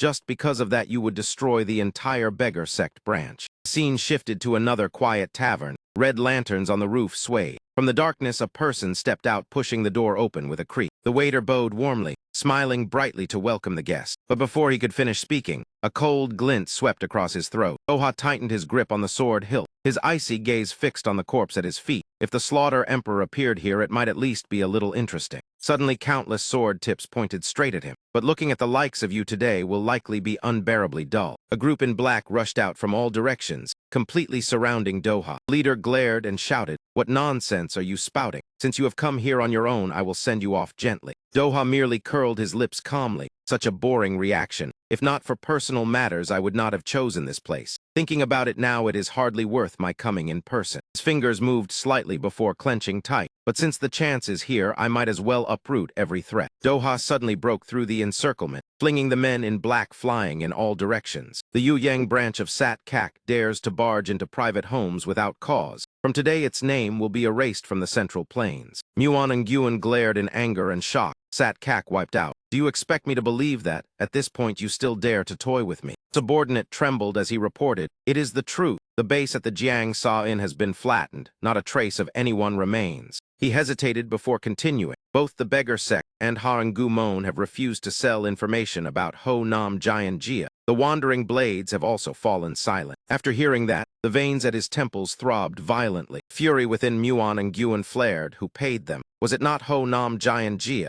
They dare betray me. Even the greedy Ha-Ngu-Mon has turned against me. He pointed at his subordinate and shouted, "This change is too abnormal. I do not feel at ease. Go investigate at once and find a way to approach the Kim Hone merchant group." The man bowed and answered yes. Watching his figure fade away, Muon and Gyuan folded his arms and thought, "Those people have outlived their usefulness. Better to deal with them soon." He glanced toward the door and called out, "What do you think?" Vague shadow beneath the lamplight replied, "Are you asking me?" Muon and Gyun grew impatient. "Who else would I be asking?" The other man snorted coldly. "I have never deeply involved myself in your affairs." He frowned and retorted, "I have funded you. The least you can do is help me." The voice remained indifferent. "Everything is still proceeding." Muon and Gyun sighed. "It seems you will have to act personally." He lowered his head in calculation. "Whoever dares touch us must have no brains. If he were sensible, he would not choose to oppose me. Once I catch him, I will crush all 4 of his limbs." The scene shifted to the tavern of Horsian the Jia. Manhwa warmly welcomed the guest. "I did not expect the spear master to visit personally." Trung Hon coughed lightly. "It has been a long time. I am the spear master of the Ho Nam merchant group." Trung Hon. Ha poured wine in welcome. 20 years already. Trung Hon raised his cup. "Back then you sought me for work. Time truly flies." Seeing On Ha remain respectful, the man acted superior. "If I had not helped you that year, you would not be where you are today." He smiled outwardly and replied he would not dare forget. Yet in his heart, he clearly remembered how his family had been treated like beasts. Trung Hon praised him. "Now you have built a decent merchant group." On Ha modestly replied, "It is still not a fraction of Merchant Lord Mark." The man grew more smug, of course. "How could you compare to me? I hear you sell wine from Horsian the Jia." On Ha politely confirmed, "Yes, that is correct. Wine of Horsian the Jia is indeed not bad." Trung Hon laughed loudly, "But compared to the wine of Du Mon the Jia, it is far inferior." On Ha merely pressed his lips and listened. He replied, "Not necessarily. Recently our wine has been selling at a very good price." The man scowled. "You dare argue with me?" On Ha remained calm. "I would not dare. I simply trust the goods I sell." Trung Hon eyes darkened. On Ha did not avoid that gaze. Trung Hon curled his lips. "Since you are so confident, then hand all that wine over to me." The proposal left On Ha stunned. The man brought up old favors again. "You owe me one. Consider it repayment. Hand over Horsian the Jia to me as well." With that, he threw a pouch of money onto the table. A gold ingot rolled out and stopped before him. On Ha opened the pouch to look. 50 taels of gold. He picked up the gold and placed it back into the pouch before replying, "This is not enough. Besides, I am not the owner, so I cannot decide." Trung Hon's face darkened. "You name the merchant group after yourself and say you are not the owner.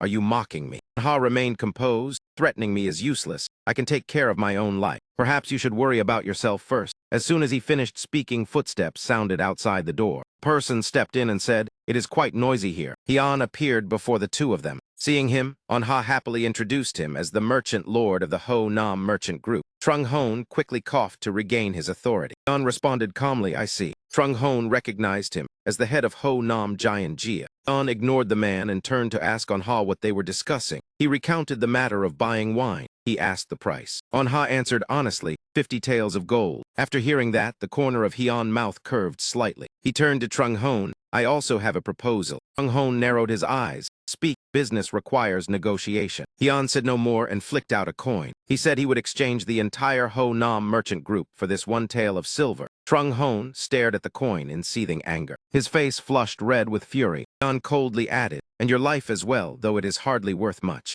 Trung Hon slammed his hand onto the table. He sprang to his feet and cursed, "Lunatic." Hyun remained indifferent. "It would be best to accept. Next time there will be no chance." Trung Hon roared, "Do you want to die? Do you know who I am?" He ordered his subordinates, "Teach him a lesson." Several dark figures immediately rushed out. Rapid footsteps echoed as he was quickly surrounded. Hyun merely glanced around with boredom. Suddenly, a loud explosion rang out. Trung Hon stood stunned with eyes wide. Swords in his subordinates' hands shattered into pieces. They stared blankly at the blades, now reduced to half lengths. Only then did Hyun slowly open his mouth. He clasped his hands behind his back and sneered. "This lot is not even worth a tael of silver." He asked if they still wished to try. Trung Hon broke out in a cold sweat. In the end, they retreated in humiliation. "I will remember today's disgrace." They spurred their horses toward the forest. A subordinate whispered, "That man is an expert. Ho Nam Giant Jia cannot be underestimated." Trung Hon shouted back, "Did you not see the order from Du Mon the Jia? We must eliminate the Kim Hon merchant group. Whether we want to or not, we must confront them." The subordinate still looked uneasy. "Perhaps Du Mon the Jia intends to turn against us." He asserted firmly, "It is impossible. We have traded for years with vast sums involved. They act for mutual benefit." The subordinate asked who is doing business with the Kim Hon merchant group. Trung Hon immediately laid out a scheme. "Wealthy households in Yuyang all drink wine from Horsian the Jia. Suppress them. Anyone who continues dealings with Kim Hon will go bankrupt. Let us see how long that small merchant group can endure." The subordinates answered in unison, "Yes." The scene shifted to a lush green mountain. Inside the forest, the trees grew dense and thick. Nearby, a stream babbled as it flowed. Above, a waterfall roared down. Hak Din Jia complained he did not understand what they were doing. Gong Chun replied leisurely that they were merely passing time. Yet both their fish baskets remained empty. Suddenly a fish leapt past before their eyes. Hoa Somi was intently fishing one fish after another beneath the stream. Each fish was dropped into the basket that was already brimming full. Seeing that sight, both their faces darkened at once. He frowned and scolded. You speak of passing time, yet sit idle like this, truly meaningless. Suddenly from afar, Anha came running in a panic to report. Something major has happened. Immediately Gong Chun and Hakdeen Jia turned to look at him in unison. Anha panted as he reported the warehouse was broken into. The money, silk, and even the newly brewed wine were all swept clean. A subordinate bowed his head and trembled as he reported. Lord Hong personally investigated, but no clues were left behind. Hong Nguyen spoke calmly, yet his words weighed heavily on the air. Is that so? He stood silent, observing the subordinate kneeling and trembling in fear. The man stammered, please grant me death. Yu Hian spoke softly yet coldly, raise your head. Where is the remaining money? He trembled so badly he could barely speak. There is not a single coin left. Beside him, he and Gong Chun burst into laughter. So we are truly left empty-handed. He stepped forward and placed a hand on the man's shoulder. Everyone has faced failure. I too grew from stumbling. Yu Hian smiled calmly, but this matter cannot be ignored. The man secretly rejoiced, thinking he had escaped punishment in that case. His face suddenly turned stern, cold enough to inspire fear. He decisively ordered, call Mujin and Sohee here at once. Sohee stepped closer, her hair lightly fluttering. What is going on? Seeing him turn his back without answering, she frowned in displeasure. Hey, I am asking you, where exactly are we going? Seeing him continue walking in silence, she raised her voice. Are you not going to tell me? Sohee looked at his expressionless face, saying there is something yet walking on without explanation. A thought flashed through her mind, and her cheeks flushed red. Perhaps he simply wants to take a walk with me. He suddenly said, the Kim Hone merchant group has just been robbed. The wine cellar and silk were swept clean. Sohee widened her eyes in shock. How could so much be lost? Yu Hian paid no heed to her reaction and said coldly, therefore we must retrieve it. He halted, so he pressed on. Are we finding the thief or the goods? He stopped before a small room. She looked around the deserted alley. How can we search in a place like this? He replied that since the opponent is no petty thief, we cannot use ordinary methods. They stepped into the dilapidated house. She asked how he was so certain. Hian glanced around. An ordinary thief could not move all that cargo in a single night. Though he still doubted, ahead is merely a gambling den of petty criminals. Do you think they would dare something so bold? He curled his lips faintly, who knows? Yu Hian placed his hand on the door. First, let us go in and see. Inside, a group was already waiting. She caught a pungent smell and covered her nose. This place is truly unpleasant. From behind came a voice. We have been waiting for you for a long time. A waiter bowed and invited. Please follow me inside. The door closed tightly. Plates of pastries were already set on the table. So how is the information? Gyumua sat opposite with a gloomy expression. The room fell silent. So he sat in a corner muttering, unable to understand what was happening. He listened nervously as Gyumua reported. We used all our strength, but the other side erased every trace. He folded his arms calmly. Even Haringumon is helpless. Interesting. So he wondered about Haringumon. Gyumua forced a smile and said the matter exceeds our ability and time is short. He pondered before adding, we also investigated the Ho Nam merchant group, but Hian frowned and asked, what was the result? Gyumua said someone saw them seeking trading partners, yet it was kept secret so we could not probe further. He snorted softly. Could there be something shady? Gyumua nodded in confirmation. Hian asked if there was anything else. He replied there is no clear evidence yet, if given more time. Tossed out a pouch of money. No need, that is enough. Gyumua's eyes lit up at the sight of the pouch. Just follow the route and departure time of Ho Nam and report back to me. That will suffice. The three stood. Gyumua bowed, saying he would contact soon. Yu Hian nodded in agreement. So he curiously asked who young Master Giant is. Is this sum not too large for such information? He looked down and replied vaguely, do not worry. Suddenly he grasped her hand and pulled her away as swift as the wind. So he was dragged outside in confusion. Let us go. Her cheeks burned red, her eyes flustered. The room behind sank into dim light. Gyumua watched the two leave and smiled. Fortunately, I remained clear-headed. I almost thought they would not pay. He slowly opened the silver pouch. This is quite a sum. Pouring it out, he saw a stone mixed inside. Froze, his eyes empty. In an instant, his face changed with fury. A scream rang out. Sound echoed through the room, utterly insane. The sky gradually darkened, as night fell over the street. Gaze drifted down to the hand, tightly holding hers. So he was flustered. It is the first time I have held a man's hand like this. Her cheeks flushed, her heart raced, but she glanced at him and saw his calm expression. Then he asked if there was any news about Dumont. Seeing him calmly discuss business, she felt slightly annoyed. Perhaps from the start he did not need her to come along. Then why keep pulling her? Ban stood straight and reported. The steward of Dumont once secretly visited the Ho Nam merchant group. Yu Hyun narrowed his eyes. Did that happen before Trung Hon came to find me? He nodded in confirmation. This proves the two sides are connected, and added that Dumont has taken no further action, while Ho Nam let their merchant lord appear personally. Perhaps Dumont provided the funds to instigate this incident. He looked straight at him and said, Ho Nam is preparing a major trade expedition. Hyun frowned and asked, a major expedition, and asserted they are preparing so thoroughly to safely dispose of the stolen goods. He laughed coldly, an eye for an eye, a tooth for a tooth. Yu Hyun smiled innocently and said, they stole from me, so I will rob it back. So he stood outside listening in shock. What? Even Ban widened his eyes in astonishment. 3 days later, in a forest near Triwangsa, amid the howling wind, someone asked, have they truly arrived? Ion covered his face with a cloth and nodded, yes. So he looked ahead tensely. Can the three of us handle it? Had a large convoy advanced with imposing scale. He asked back, do you not trust me? She snorted softly and replied, not that, only that we should act at once. He shook his head. Wait, I sense something unusual. So he was surprised. Why is that? It seems someone else has arrived before us. Convoy continued forward in silence, unaware that someone was trailing behind. The other group observed quietly, ready to respond if anything happened. It was the first time they had seen such a large merchant group. The escort alone numbered more than 50 men. The scar-faced man narrowed his eyes warily. From time to time, there are fools who do not know their own status. A convoy this large is enough to blind ordinary men with greed. His gaze suddenly halted, as if he had noticed something unusual. An obstacle appeared before him. The road ahead was completely blocked. A massive tree trunk lay across the path. How could there be a tree blocking the road like this? In the shadows, men in black suddenly rushed out like a whirlwind. The entire convoy was forced to stop. The ground trembled, sand and stones scattering everywhere. The scar-faced man's subordinates were thrown to the ground. Carriages overturned amid the chaos. Bent respectfully, his voice full of remorse, forgive me, steward. The person inside the carriage remained silent. He continued, it was my negligence that lost all the goods. I will immediately pursue them. The scar-faced man hesitated slightly, but kept his head bowed.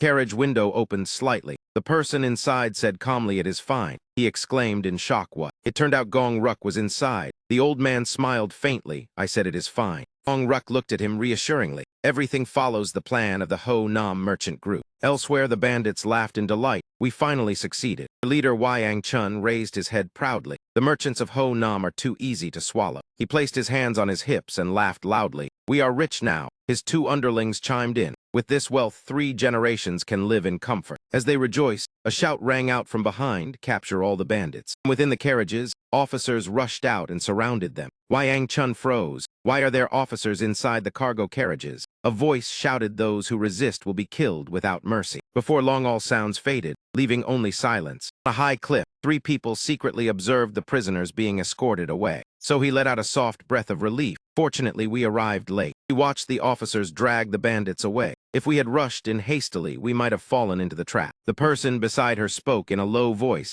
This must have been a trap set to wait for us. Yu Hyun nodded slightly, his gaze darkening. That is right. Wind lifted her hair. Fortunately, the young master realized there were people in the carriage and not goods. If we had touched that carriage, the identities of all 3 of us would have been wanted everywhere. So he frowned coldly. They are truly sinister, using the authorities as a shield. Replied in a low voice, I underestimated them. Seeing Yu Hyun turn away, she hurriedly asked, are you leaving? He nodded in confirmation. I unclasped his hands behind his back and walked leisurely. We stop here today. Meanwhile, at the Ho Nam merchant group, the atmosphere was unusually quiet. An angry shout rang out. They were merely bandits. Subordinate timidly replied, yes. Gong Jiup gritted his teeth. I thought Ho Nam Jian Jia had interfered. It seems I miscalculated. The eyes reddened. Could someone have intervened outside the plan? This time Ho Nam Jian Jia escaped by luck. His fingers tapped on the table. What should be done now? In the distance, the sunset gradually faded. Hak Din Jia clutched his stomach and laughed loudly. So in the end, we gained nothing. Water splashed onto his face.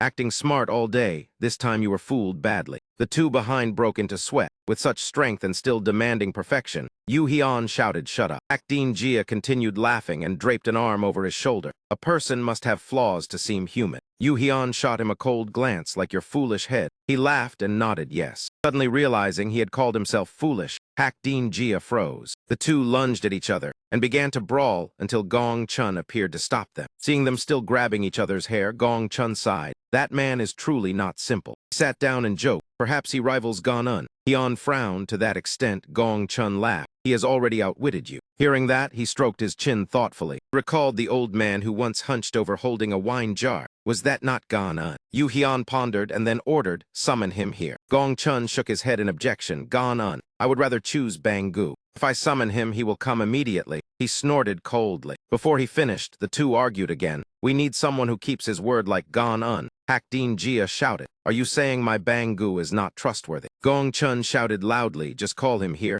Without him, the demonic sect will fall apart. Do you want that? Hearing that, Hakdeen Jia fell silent. The eyes gradually dimmed with dejection. In the past, the orthodox factions centered on the martial alliance. But when the 9 sects weakened, the 8 great families withdrew. That was the origin of the Heavenly Tao Society. For many years only, the martial alliance was regarded as righteous. But since the Heavenly Tao Society appeared, the situation changed. The martial world began to raise new questions. The Heavenly Tao Society is led by Du Ung, head of the Habak Bang Jia. Some mocked that he could not gather the full strength of the 8 great families. The first trial Du Ung must overcome is a portrait of Gon Un was unfurled under the light. He is the strategist of Yigon the Jia whom the Heavenly Tao Society seeks to recruit. Du Ung pondered, to strengthen our position, we must have the power of Yigon the Jia. Too much time has passed. A thought echoed in his mind. If Gon Un agrees to come, it would be good. If not, then there is nothing we can do. The room was so silent that breathing could be heard clearly. The elders stood with arms folded, watching intently. Wang gritted his teeth. Dung A was compared to the Sword Emperor since childhood. Now he wields great influence in the society. He took a deep breath to steady himself. For now he still follows my orders, but that arrogant attitude affects others. He glanced behind him. Alone I cannot resolve this. Gon Un, where are you? Sunlight poured down. What exactly is he doing and where? The scene shifted to a roaring white waterfall. Xian sat in a corner and sighed heavily. She looked at him sleeping soundly and complained, I am about to go mad.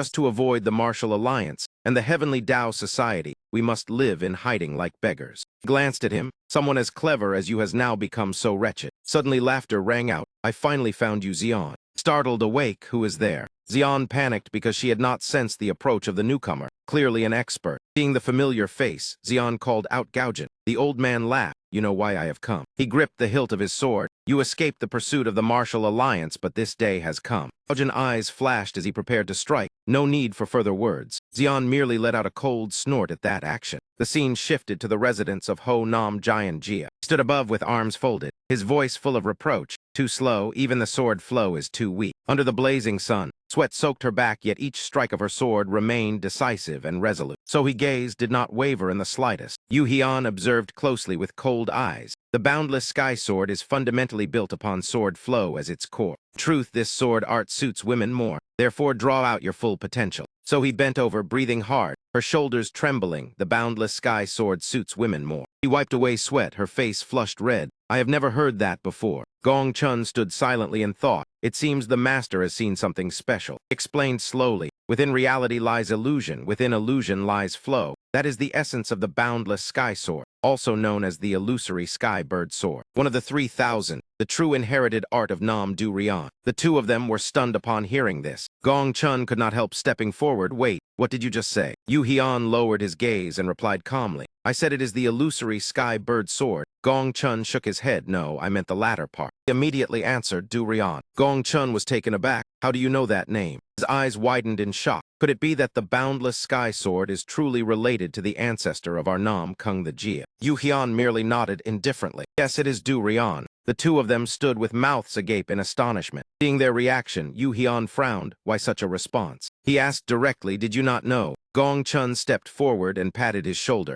How could we possibly know? He lowered his head and spoke in a low voice. I only heard that the founder of Nam Kung the Jia was a woman, but lacking information, I did not pursue it. I never expected she was one of the 3 martial gods, renowned 1,000 years ago. In Gong Chun's mind appeared the image of the female swordmaster, one of the 3,000, Du Rian. While deep in thought, a desperate cry for help suddenly rang out. A pair of bare-bloodied feet stumbled forward. Please. Her body covered in wounds. Xian ran while crying, please save my father. Ion raised a brow and glanced over. A beggar, but so he immediately recognized her. Wait, that person is. Sohei's eyes widened, her entire body stiffening as she saw clearly. When Xian stood before her, she was certain Xian. He quickly caught Xian before she collapsed. What has happened? Xian was shocked to see Sohei, but now was not the time for that. Yu Hian calmly asked, what happened? The mention of her father, tears streamed down Xian's face. My father will not survive, please save him. Gong Chun's eyes widened in disbelief. Sohei gripped Xian's shoulders tightly. Explain clearly, where is your father?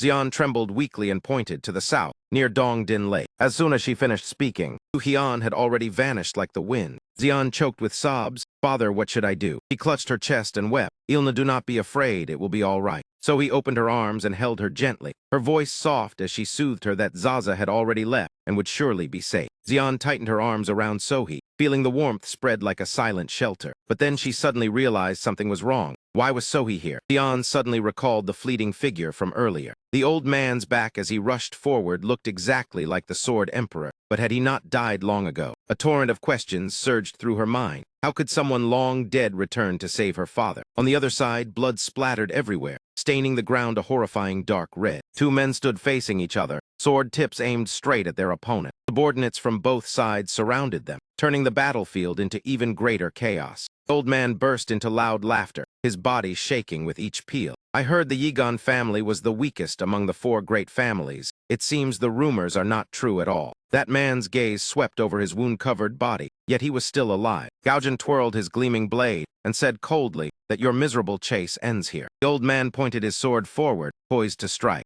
Now obediently offer up your head and accept death. Seeing Yigan gasping weakly, Gaojin snorted coldly, you have no way out. The old man raised his sword high and shouted with killing intent, die. Gaojin's sharp blade struck, blood gushed everywhere, and Dagon cried out in pain. Suddenly both of them burst into laughter, the sound echoing through the air. The old man curled his lips in disdain, his eyes sharp as blades. Even though you were once the chief envoy of the Martial Alliance, your reactions are still swift. I intended to tear you apart at once, yet you still avoided the fatal strike. He gritted his teeth against the pain. It has been a long time. Has your sword grown dull as well? Gaojin's eyes glinted with contempt. You are about to die and your tongue is still slick, brat. Dagon trembled and could no longer endure, collapsing to the ground in agony. The old man laughed viciously, his gaze calculating. In this state, he would not live much longer. Gaojin carefully observed his expression, seeing the light gradually fade from his eyes. Subordinate broke the silence. Leader, please rest. If you make your move. His hand rested on the hilt of his sword, ready to strike. With a single slash, he could neatly take his head. The old man did not want Dagon to die too easily. We are not in a hurry. We must let him taste enough pain before finishing him. Subordinate slowly stepped forward. Ilna has already escaped. If so, then that is good. The blade came down so swiftly that the opponent had no time to dodge. Gong Chun let out a roar that shook the very air. That shout made the old man's subordinates tremble in fright. Dagon froze upon hearing that familiar voice, this sound. His eyes lit up as if he had seen a deity, Alliance leader. In the forest, faint light filtered through the bamboo canopy.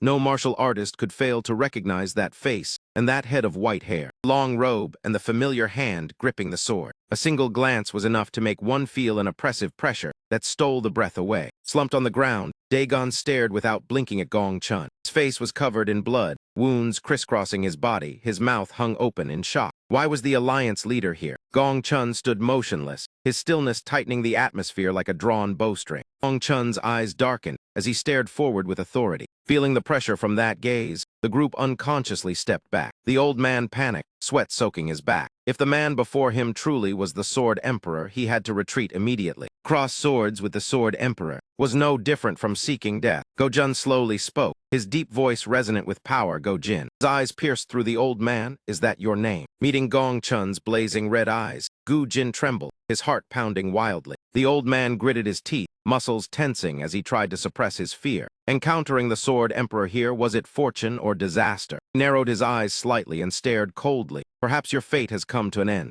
As soon as Gong Chun finished speaking, the crowd was stunned. You do not intend to spare him, that is right. How could you let him off so easily? Then at least allow me to keep one arm. His profound gaze made the air grow thick. The arm is unnecessary. Leaving the head behind is enough. One man grimaced in horror after hearing that.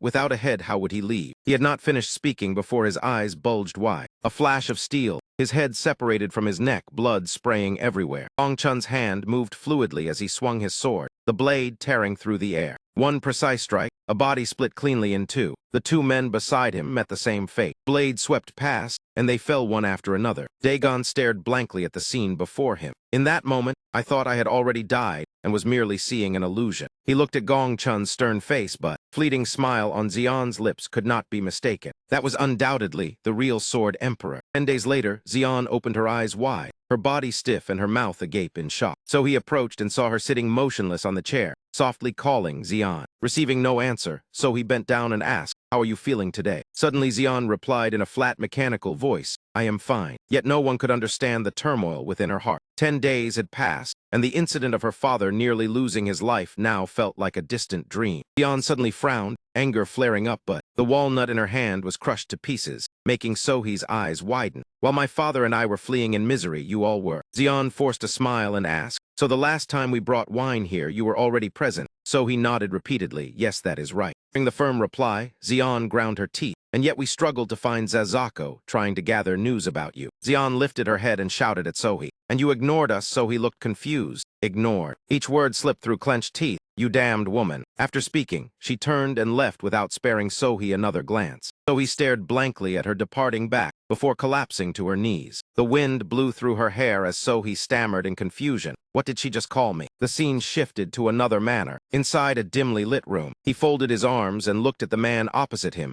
asking, "Are you feeling better?" It was Xian. He sat on the bed and tried to move. "Though I have not fully recovered, thanks to your spiritual medicine, I have passed through the gates of death. Many thanks to you." Xian looked toward Gong Chun. "I also thank you, Alliance Leader." He laughed and waved his hand. "I am no longer the Alliance Leader. Do not call me that." Xian lowered her head and closed her eyes, a tear falling. Being alive is truly fortunate. Seeing this, Gong Chun stepped forward and patted his shoulder in comfort. "You are still alive. That is good enough." During the two converse, Hian asked doubtfully, "White-faced sword, so you are the Alliance Leader?" He frowned. "What do you mean?" "Many people still call you that." The silver-haired elder wearing a white mask, with only one arm left. Hian stepped one pace closer, looking at the man standing with arms folded and head held high. "White-faced one, you are the cult leader of the demonic cult." The room fell silent. He spoke. "The two of you appearing together here, if this news spreads, I fear the world will be shaken." Everyone's expressions darkened. Hian thought to himself, the two supreme masters of righteousness and demonic paths under one roof, and this place remains peaceful. Could it be because of that other person's strength? Dagon leaned on his cane, his body slightly unsteady. He walked to stand before him and extended his hand. "Gong Chun,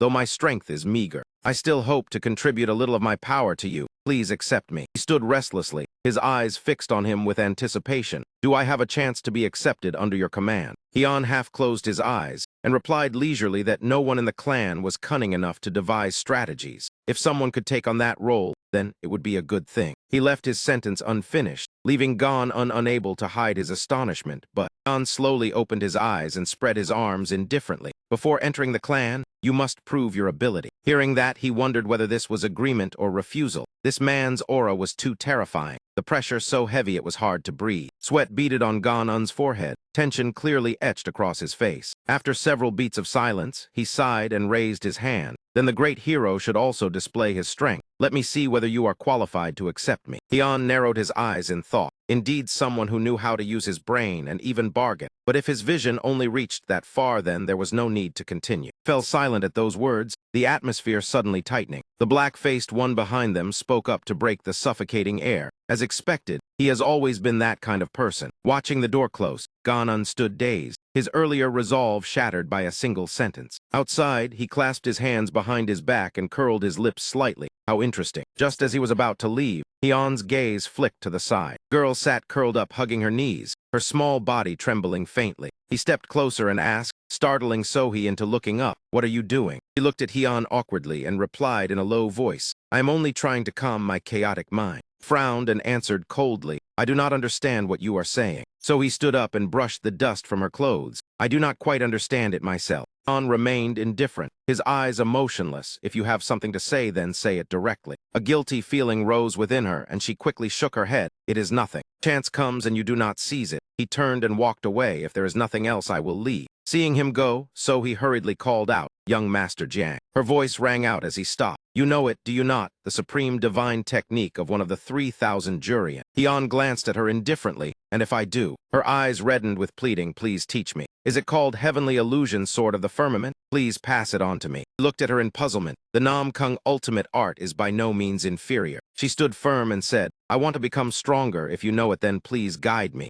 Hian leisurely stroked his chin, interest flashing in his eyes. "Why do you think I know it?" So he let out a soft sigh. The air falling silent, "Now I can be certain." She declared resolutely, "You are the martial god. You are that person." He stood still without answering, his gaze as if piercing through her thoughts. Silence grew unbearably awkward. Between them, there was only the sound of wind passing through the empty space. She looked at Hian with confusion and unease. So he frowned inwardly. Why did it suddenly become so quiet? He stared at her without blinking even for a moment. Cold sweat ran down Sohee's spine. It was the first time she had seen young Master Jiang so flustered. Could this be a secret? After a long while, Hian finally spoke. "I do not understand what you are saying." She forced a smile, the corner of her lips twitching. "I was only joking." He walked ahead, Sohee silently following as she heard him say, "I once accidentally learned of Yu Hian's martial art, but I am not certain I grasp it entirely." He replied, "That is enough. Please teach me." He pondered and then said, "It is not difficult. Come to the clearing from before tomorrow morning." Hearing him agree, Sohee's eyes lit up, yes. After speaking, she turned and left, her steps filled with excitement. He watched her in confusion. What is there to be so happy about? Yet in his heart, Hian had already guessed somewhat, as she vaguely realized it. How did she know? In truth, I never tried to hide it, but if I spoke honestly, no one would believe. 1,000 years of time flow on.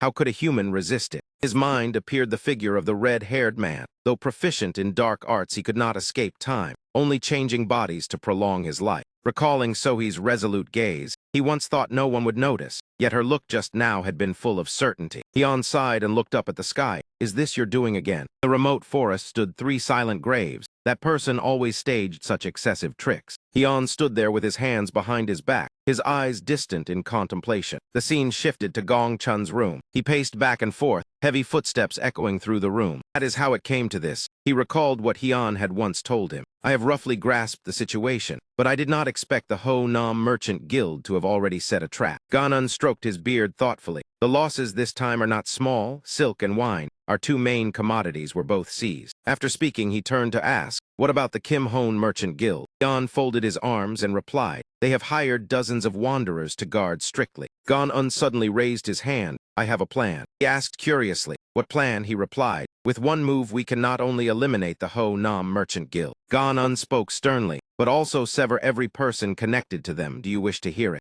Hoarse voice echoed in the Great Hall. "Chief Steward, there is news from the spies. The Kim Hone Merchant Guild has gathered 50 wanderers to prepare for a major trade journey to Beijing." Gong Chun sipped his tea and frowned. "To Beijing." Inwardly, he found it hard to believe. Do they still have enough goods and money? The amount of silk and wine I seized earlier was already enormous. If they go to Beijing, they must intend to sell Hosian family wine to the officials and nobles. The wine market in Beijing has always been controlled by the Dumon family. Gong Chun rested his chin in thought. "Last time I robbed Kim Hone's warehouse, it was also at Dumon's request. If they dare to trade this time, Dumon surely will not sit still. Yet until now, there has been no movement." He gritted his teeth. "Can I handle this myself without waiting for orders?" The previous plan using a fake trade convoy failed miserably. Hurried footsteps could not pull him from his thoughts. Kim Hone openly organizing another trade convoy. The chance of it being a trap is extremely high. A dark-faced man entered and called out loudly, "Chief Steward." He hurriedly reported, "Kim Hone dares to trade to Beijing." He replied calmly, "That is correct." The man's face darkened as he slammed his hand down. "What are we waiting for? Intercept them at once." Gong Chun said worriedly, "The timing is too coincidental. I fear it is a trap." The man grew furious, veins bulging on his forehead. "Fool, do you not know when to think and when to act?" The old man stammered, "But Merchant Guild Master." He pointed straight at him and shouted, "Summon Gakusen. Tell him to choose men and depart immediately." Though sweat still flowed, the old man's lips curved faintly. Gong Chun lowered his head, a crafty glint flashing in his eyes. "How did I forget Gakusen? Even if it is a trap, it can be broken by sheer strength." He turned away and added another order. "Call Jin So Chu as well. Sell the stolen goods to that old man." Gong Chun smiled lightly, understood. He stood up, folded his arms, and bowed. as you command. Time passed swiftly, from dawn until dusk. A line of cargo wagons stretched long as they crossed through the forest. A man in the distance wore a sly smile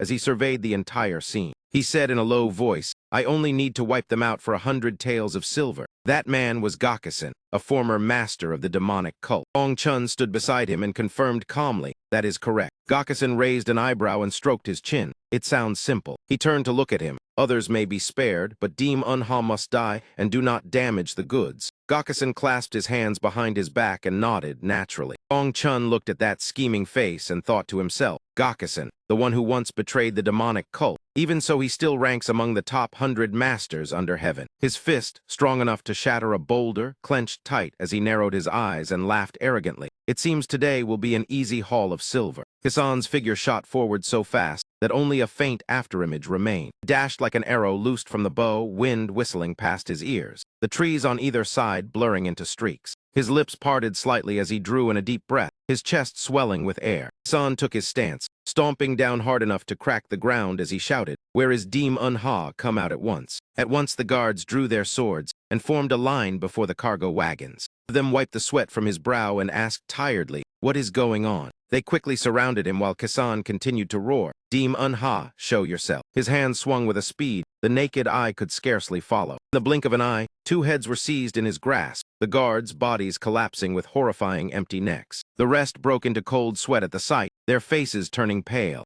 turned and fled, screaming for their lives. He threw his head back and laughed in disdain. "Is this all the Kim Hone Merchant Guild can do? What a farce." Still laughing, Kisan glanced back and asked, "Chief Steward, does this count as done?" The old man folded his arms, his voice full of satisfaction. "Not bad at all." Gong Chun pointed toward the wagons. "Bring everything back to the guild master at once." He chuckled and replied, "Understood." In a luxurious tavern on the main street, customers came and went in a steady stream. Trung Hone smiled obsequiously, his eyes narrowing. "Lord Jin, it has been a long time." The other man smiled in return. "Indeed it has. Why seek me out today?" That man was Jinso Chun, steward of the royal residence. He rubbed his hands with a sly grin. "I have recently obtained a few treasures and wish to present them to you first." So Chun showed interest. "Is that so? Let me see." His eyes widened slightly. "This is." Trung Hone opened the crate and introduced, "This is wine and silk from the Horsian family. I was fortunate enough to gather an entire wagon." Chun picked up a wine jar and examined it. "Such scarce goods, and you managed to obtain them." He laughed smugly. "In this world there is nothing Trung Hone cannot get."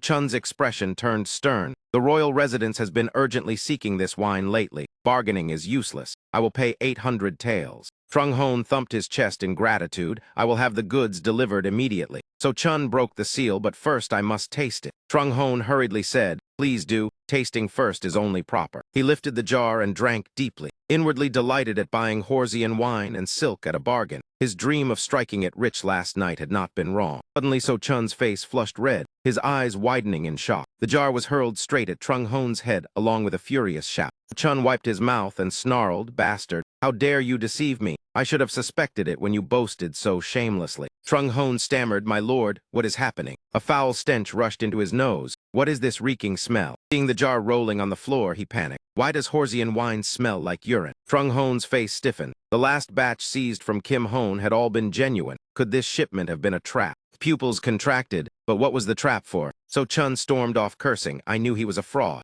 Trung Hone stood frozen, the deal ruined and a bad premonition rising in his heart. The old man rushed over in panic. The warehouse was broken into last night. His face darkened. Damn it, so this was their true aim. Gong Chun grimaced as the wine jar struck him. All the seized goods had been stolen clean. Kisan ground his teeth and shouted, "Bring Go Kisan here." He spun around, killing intent surging. "You dare humiliate me? Ho Nam bastards, I will wipe you out of Yuyan." Torchlight flickered, illuminating the silent night. Within the drifting haze of smoke, a group advanced toward a manor. Riding his horse, Trung Hone asked, "Is this the Ho Nam Manor?" A subordinate replied that it was. He sneered, just an estate on the outskirts, yet built so grandly. He looked up at the sky and cursed inwardly. The fog is too thick. It almost devours the light. Even in Yuyang it has not lifted. Kisan behind him asked, "Can we truly kill them all?" Trung Hone glanced back. He smiled sinisterly, of course, first. His narrowed eyes slowly widened, the corner of his lips lifting high. He said calmly, "Set the fire first." Flames quickly surged and engulfed the front. Trung Hone laughed in delight as he watched the fire spread. Burst into loud laughter. "I should have done this to them long ago." Go Kisan.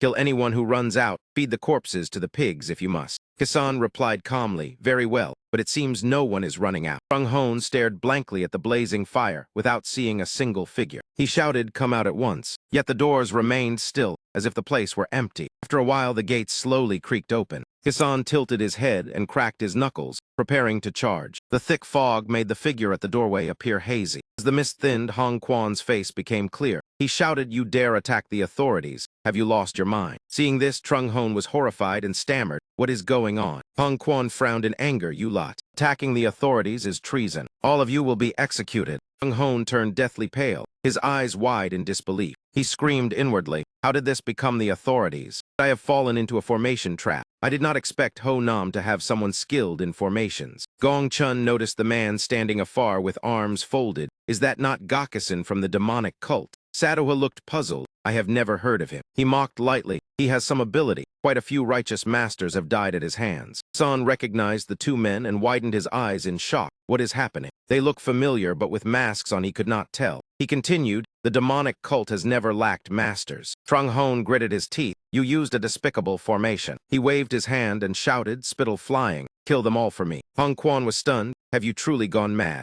Trung Hon roared, since we bear the crime of treason, then kill them all. Uproot them completely. Do you think I would fall for this formation? He pointed and ordered, what are you waiting for? Charge and kill them all. The subordinates responded in unison. Both sides clashed in chaotic battle, men falling one after another, some beheaded with only a single cry, others kicked down and beaten mercilessly. Hong Kwan was shaken, his face pale, brows tightly furrowed. Kisan joined the fray as well. Dealing with such minor foes held no interest. He immediately widened his eyes upon seeing the figure before him. A white-clad figure darted forward like lightning, leaving only an afterimage. Gong Sohee halted directly before Kisan. He slowly lifted her head, her gaze icy sharp. His expression changed, his pupils shrinking, his jaw nearly dropping. Kisan asked suspiciously, are you not Nam Gong Sohee? Why are you here? Or are you working for Ho Nam to save your fallen clan? She rose lightly onto her toes to gather momentum, then calmly retreated toward her companions. Jiang Anhian observed coldly, even more foolish than I thought, Nam Gong Sohee. Make your move.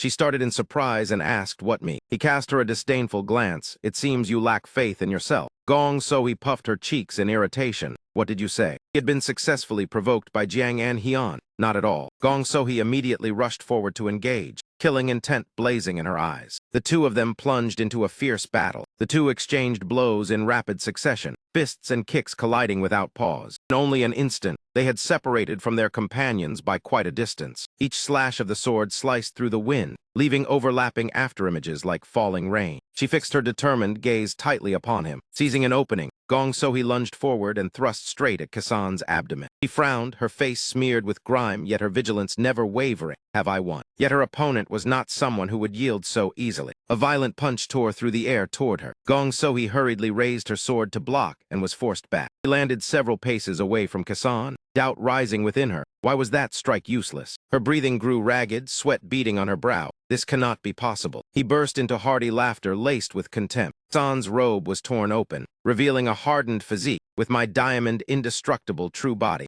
such mediocre swordplay can do nothing. Not even the slightest scratch appeared on his body. Gong Sohee was exhausted, sweat pouring down, her breaths heavy. He spoke arrogantly, surprised. This is the diamond, indestructible, true body. With that little skill, you think you can injure me? San rolled his neck and cracked his knuckles calmly. Very well, my turn. Her face turned pale, her body stiff with fear. In the blink of an eye, he was already in front of Gong Sohee. A punch smashed down where she had stood, the ground instantly fracturing. Drained of strength, Gong Sohee barely managed to dodge at the last moment. Panic filled her. How can I break the diamond, indestructible, true body? Without giving her time to think, he surged forward again, twisted aside to evade, the ground beneath her feet splitting apart once more. Kisan pressed his attack relentlessly, not slowing even a fraction, channeled inner force into his arm and roared. Be proud to die beneath the hands of the first owner of the diamond, indestructible, true body in the Central Plains. The force of his fist crashed like thunder straight into her abdomen. Gong Sohee took the full blow, sweat spraying like rain. She fell heavily to the ground, spitting out a mouthful of dark blood. Her eyes widened in despair. I have truly lost. Sneered and rotated his wrist with a crack. Unlucky for you to face me. I will grant you a painless death. Her eyes turned hollow at his mocking words. He laughed loudly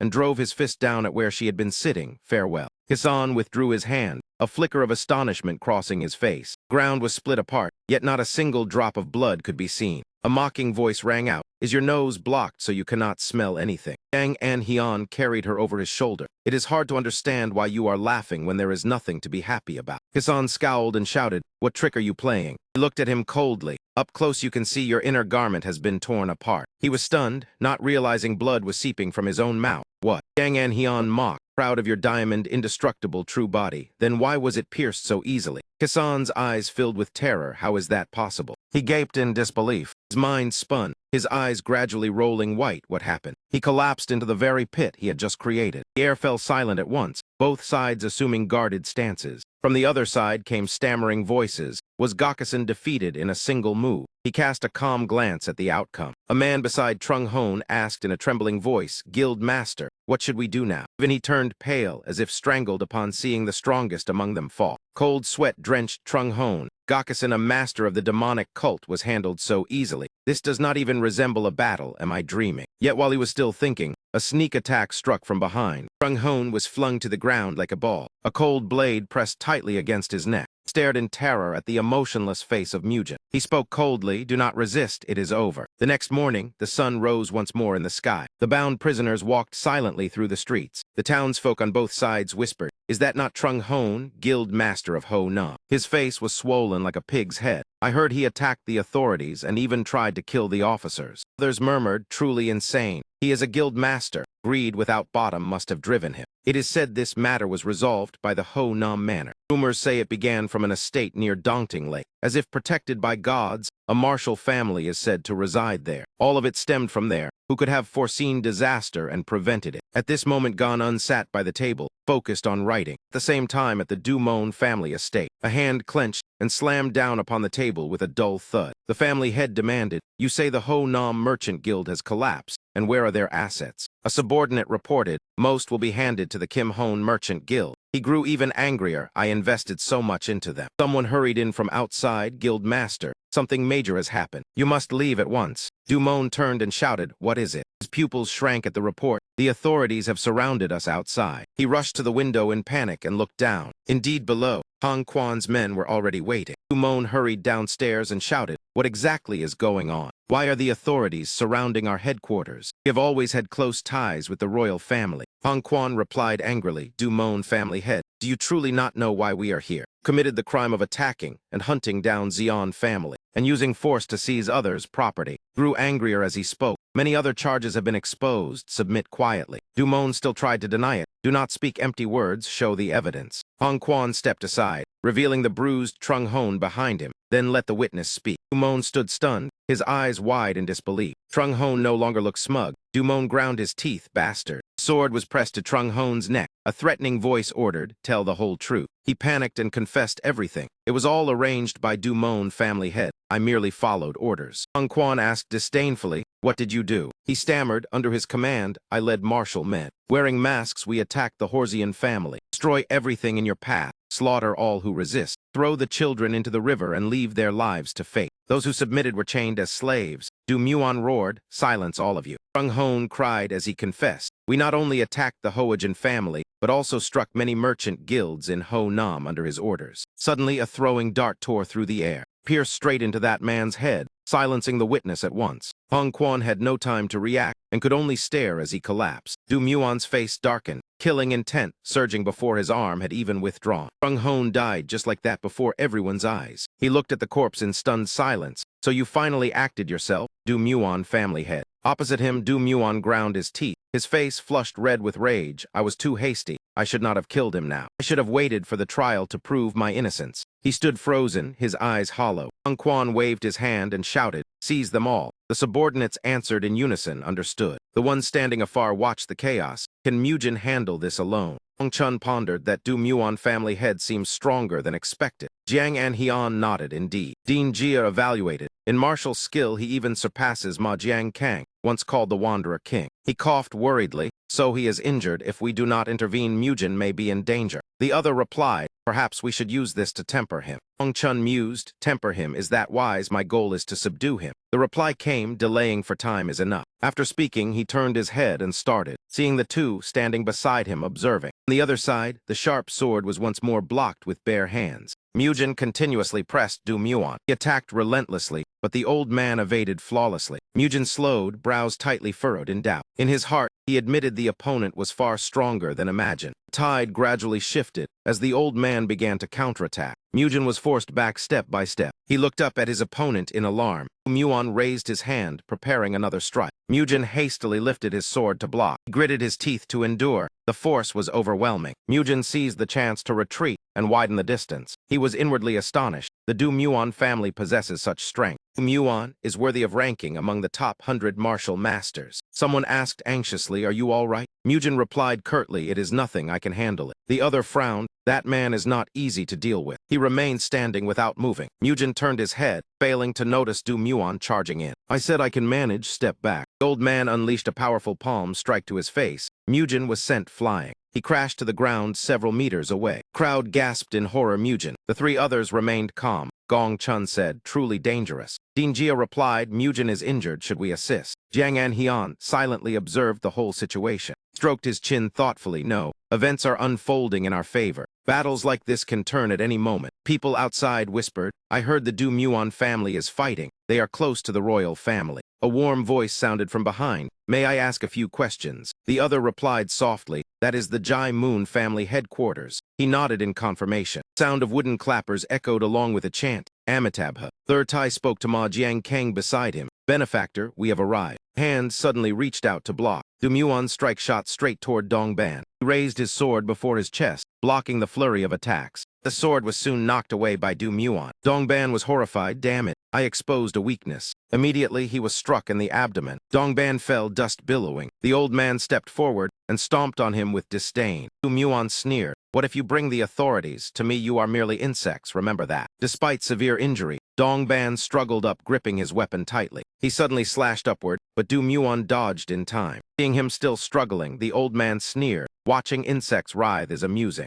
Dongban picked up two swords and stepped back. "I once thought myself strong. It seems I lived in illusion. Perhaps I am only a worm before fate." Certain of defeat, his eyes remained resolute. "Only my lord has the right to trample me so." Suddenly a voice sounded, "Amitabha, benefactor, why contend for such a position?" Two tall figures stood firmly before Dongban. He looked up in astonishment. "You." Glancing right, Dongban recognized Ma Jiangkang. But looking left, he was stunned. "You." He stammered, "Who is that? Could it be Sam?" While he was still shocked, Ma Jiangkang spoke, "Step back." Du Muon placed his hands on his hips and wondered, "Is that Ma Jiangkang? And who is the one in yellow robes?" He decided to launch a sneak attack while they were distracted. Seeing this, Dongban shouted, "Be careful." In a blink, he appeared behind Samt. A dull explosion sounded amid a cloud of dust. Yet Samt calmly grasped his hand. He said serenely, "Amitabha, benefactor, please lay down your blade." Du Muon was shocked. "This monk can block my strike with bare hands." Samt withdrew his hand, seemingly gathering force, stood still, and delivered a gentle palm strike. With just one palm, Du Muon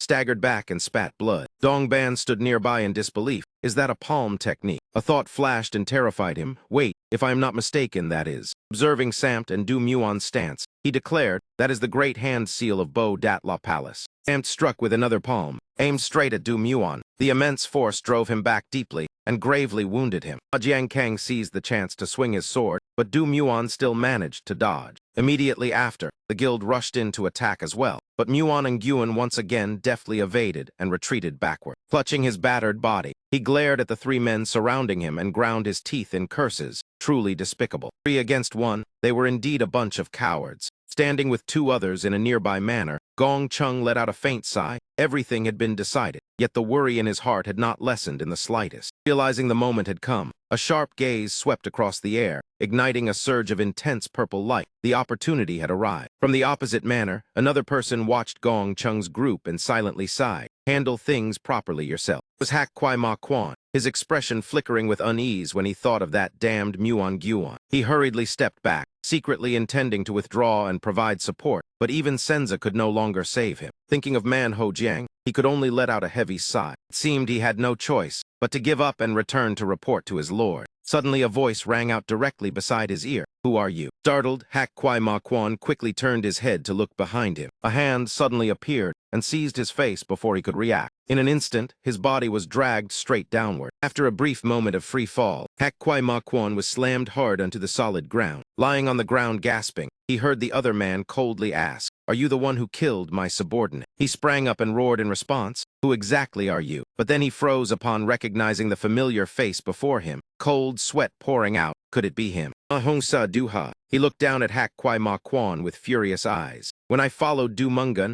I knew he was strong, but not strong enough to kill my men. So there must have been someone else pulling the strings behind him." Another man stepped forward and sneered. "So you have finally shown yourself. I told you there was someone suspicious hiding around here." His jaw nearly dropped from shock and horror. It was Ganji Chung calmly standing with his hands clasped behind his back behind Sa Duha. "What, even the Sword Emperor has appeared?" He looked at him with disdain. "He is Hak Kwai Ma Kwan. I have seen his face on a wanted poster." He curled his lips into a cold smile. "It seems we must capture this man alive to extract some information." The story began at Ho Nam Jian Jia. Round a round table sat 6 people, including Hyun. After a long silence, he raised his head, killing intent flashing in his eyes. "Is that so?" Hak Kwai Ma Kwan had lost his life because he could not control the strength of his own hand. Hearing that, Hak Din Jia immediately shifted his gaze away. An continued, "As for Chu Manan, he has already escaped." Ma Jiankang merely lowered his head in silence, while Jiang Sam Ti appeared rather calm. As soon as he finished speaking, he suddenly fell into silence. An cast a cold glance and said in a deep voice, "Aside from those old men, the rest will likely have to pay with their heads." After a while he slowly spoke. "In that case," An calmly asked, "how do you intend to track down and capture Chu Manan?" "Ma Jiankang and Jiang Sam Ti have already received appropriate punishment." He replied calmly, "Adida Fat, patron, he has lost everything. Perhaps letting him go would better accord with Buddhist teachings." Jiang Sam Ti's strange words left everyone stunned. "Patron." Hak Din Jia turned to look at him in confusion. "What exactly is going on here?" Ma Jiankang awkwardly replied, "It is a long story." Hearing that, he sighed helplessly. "Tell me briefly." After hesitating for a moment, he recounted, "When we were chased to Thien Sun, we chose the water route to escape. The entire room was shocked." "Thien Sun, you dared to go to the demonic sect." Ma Jiankang hurriedly continued, "Yes, the pursuers would not let us go. On the way we were injured and were rescued by the monks of Bo Dat La Palace. After that we followed them to Cam 2. The monks were won over by the dishes cooked by Sam T." Yon frowned and urgently asked, "What happened next?" He helplessly continued, "They said that if Sam T shaved his head and entered the order, they would accept him as a disciple." He agreed immediately. That fool forgot that being a disciple was not only about learning martial arts. Entering the order also meant cultivating oneself and observing the precepts. Therefore, he was strictly disciplined by his master for an entire month. Hearing this, he gradually understood, so that was the outcome. Suddenly, the spot where Jiang Sam Ti stood was overshadowed by a figure. Hak Din Jia appeared before him, curling his lips in interest. "It seems I must personally teach you with my martial arts." He bluntly grabbed Jiang Sam Ti's bald head. "Come with me for a moment," causing him to panic and try to flee. "Wait, I am a bit tired." Before he could finish speaking, Jiang Sam Ti had already turned pale and cried out, "Wait." Hak Din Jia glared fiercely, as if he wanted to devour him alive. After that, only painful screams echoed. Jiang Sam Ti sat there with a bruised and swollen face, silently enduring. He shouted, "You bastard! You only went out for some fresh air and came back as if you had found paradise." The scene made Ma Jiankang behind them break out in cold sweat, truly terrifying. He aggrievedly pretended to be innocent. "What exactly happened? Why did you hit me?" But as soon as Hak Din Jia shot him a glare, Jiang Sam Ti immediately behaved again. On the other side, Hyun leisurely flipped through a book. "As long as he is still alive, that is enough." Hearing that, he emotionally exclaimed, "Manor Lord." He merely clicked his tongue and replied, "Truly troublesome." Jiang Hyun continued questioning while flipping through his book. "Then why did you let that cowardly rat go?" Jiang Sam Ti lowered his head and sincerely said, "I had already caught up with him." At this point, his face grew tense, but when I saw the look in his eyes as he fled, I suddenly felt uneasy. It felt as if I continued chasing him to the end, someone would lose their life. In the end, Hyun did not pursue the matter further. "I understand." Sternly changed the subject. "There is no other way. Do you have anything else to tell me?" Hak Din Jia suddenly remembered, "Right? You said you went to Thien Sun, so why have you returned now?" Ma Jiankang hesitated and replied, What I am about to say will be rather long. I hope everyone will listen carefully because it is very important. The atmosphere in the room instantly fell into silence. After regaining his composure, he began to recount. Don listened attentively as Ma Jiang Kang narrated everything. Even Hak Din Jia became unusually serious. Suddenly he paused, his eyes widening in shock. The more he listened, the angrier Hak Din Jia became, veins bulging on his forehead. After a while he questioned through clenched teeth. Demonic sect. What exactly happened over there? The scene shifted to a dense forest. Xianjai bent down and smilingly asked Han, "So me, do you plan to continue working here?" Girl replied obediently while working, "Yes, there are many medicinal herbs here." She suddenly recalled Hyun's instruction to watch over So-mi on the mountain during this period. It was best to stay away from trouble. Thinking that, Xianjai felt uneasy. She truly could not understand what that person was planning. After thinking it over, she suggested, "So-mi, I will dig a bit over there." The girl happily replied, "Yes." While busily picking herbs, Hoa So-mi suddenly froze. From ahead came a meowing sound that piqued her curiosity. Was it a kitten? Hoa So-mi hurried toward the sound, pushing aside leaves to search. "Little kitten, do not run, come out and play with me." But when she looked closely, she was stunned. Inside was not a cat, but a fox curled up resting. Seeing Hoa So-mi, it immediately bristled in vigilance. She mischievously looked at it, "Little kitten." Hoa So-mi suddenly realized that the fox's paw was trembling violently. Only then did the girl finally understand part of the situation. Hoa So-mi looked at the trembling fox and guessed that it must be injured. Without hesitating for even a second, she reached her hand toward it. Thinking it was about to be attacked, the fox immediately swung its claws in resistance. The sharp claws showed no mercy, slashing a line across Hoa So-mi's cheek. After that swipe, it quickly retreated, its eyes filled with vigilance. Even though she had been scratched, the girl remained strangely calm. Anyone else would likely have panicked in such a situation. Hoa So-mi pulled out a small pouch from somewhere and exclaimed, "Ta de, Kim Sang medicine." She smiled brightly and explained, "Applying this will ease the pain right away," causing the fox to waver slightly. Seeing it lower its guard, she said in relief, "I am not the one who hurt you." Hoa So-mi continued gently, "Trust me." During that, the fox gradually relaxed. It took the initiative to move closer to Hoa So-mi. Girl happily raised the medicine pouch. "All right, let us begin," then gently sprinkled the medicine onto its leg. After that, she knelt down and took out another small piece of cloth. With practiced movements, Hoa So-mi carefully bandaged each spot, wrapping one layer and securing the next. As a result, the fox's body was covered in strips of white bandages. The girl lifted it up with satisfaction. "How is it? Does it feel better?" Time quietly drifted toward dusk. Jianjai walked while anxiously calling out, "So-mi, where are you?" She looked around, searching everywhere. Where did that child go? The sun is about to set. Thinking that, Xianjai quickened her pace. The scene shifted to another corner of the forest. Ungun's staggering figure climbing up a slope came into view. He gripped his staff tightly and muttered curses, "Damn it." Yuan and Gyun panted heavily. His internal injuries were too severe. Now he might not even defeat a child. The more he thought about it, the more his anger flared. "Those bastards of Ho Nam Giant Jia. Just wait, I will kill each and every one of you." Suddenly Muon and Gyun halted, his eyes widening. He collapsed to his knees on the ground, breathing heavily in exhaustion. As he gasped for breath, he thought about finding some medicinal herbs to treat his wounds. That moment, Hoa So-mi's voice rang out and caught his attention. "Little kitten, wait for me. You need more Kim Sang medicine to heal quickly." The girl passed by briefly.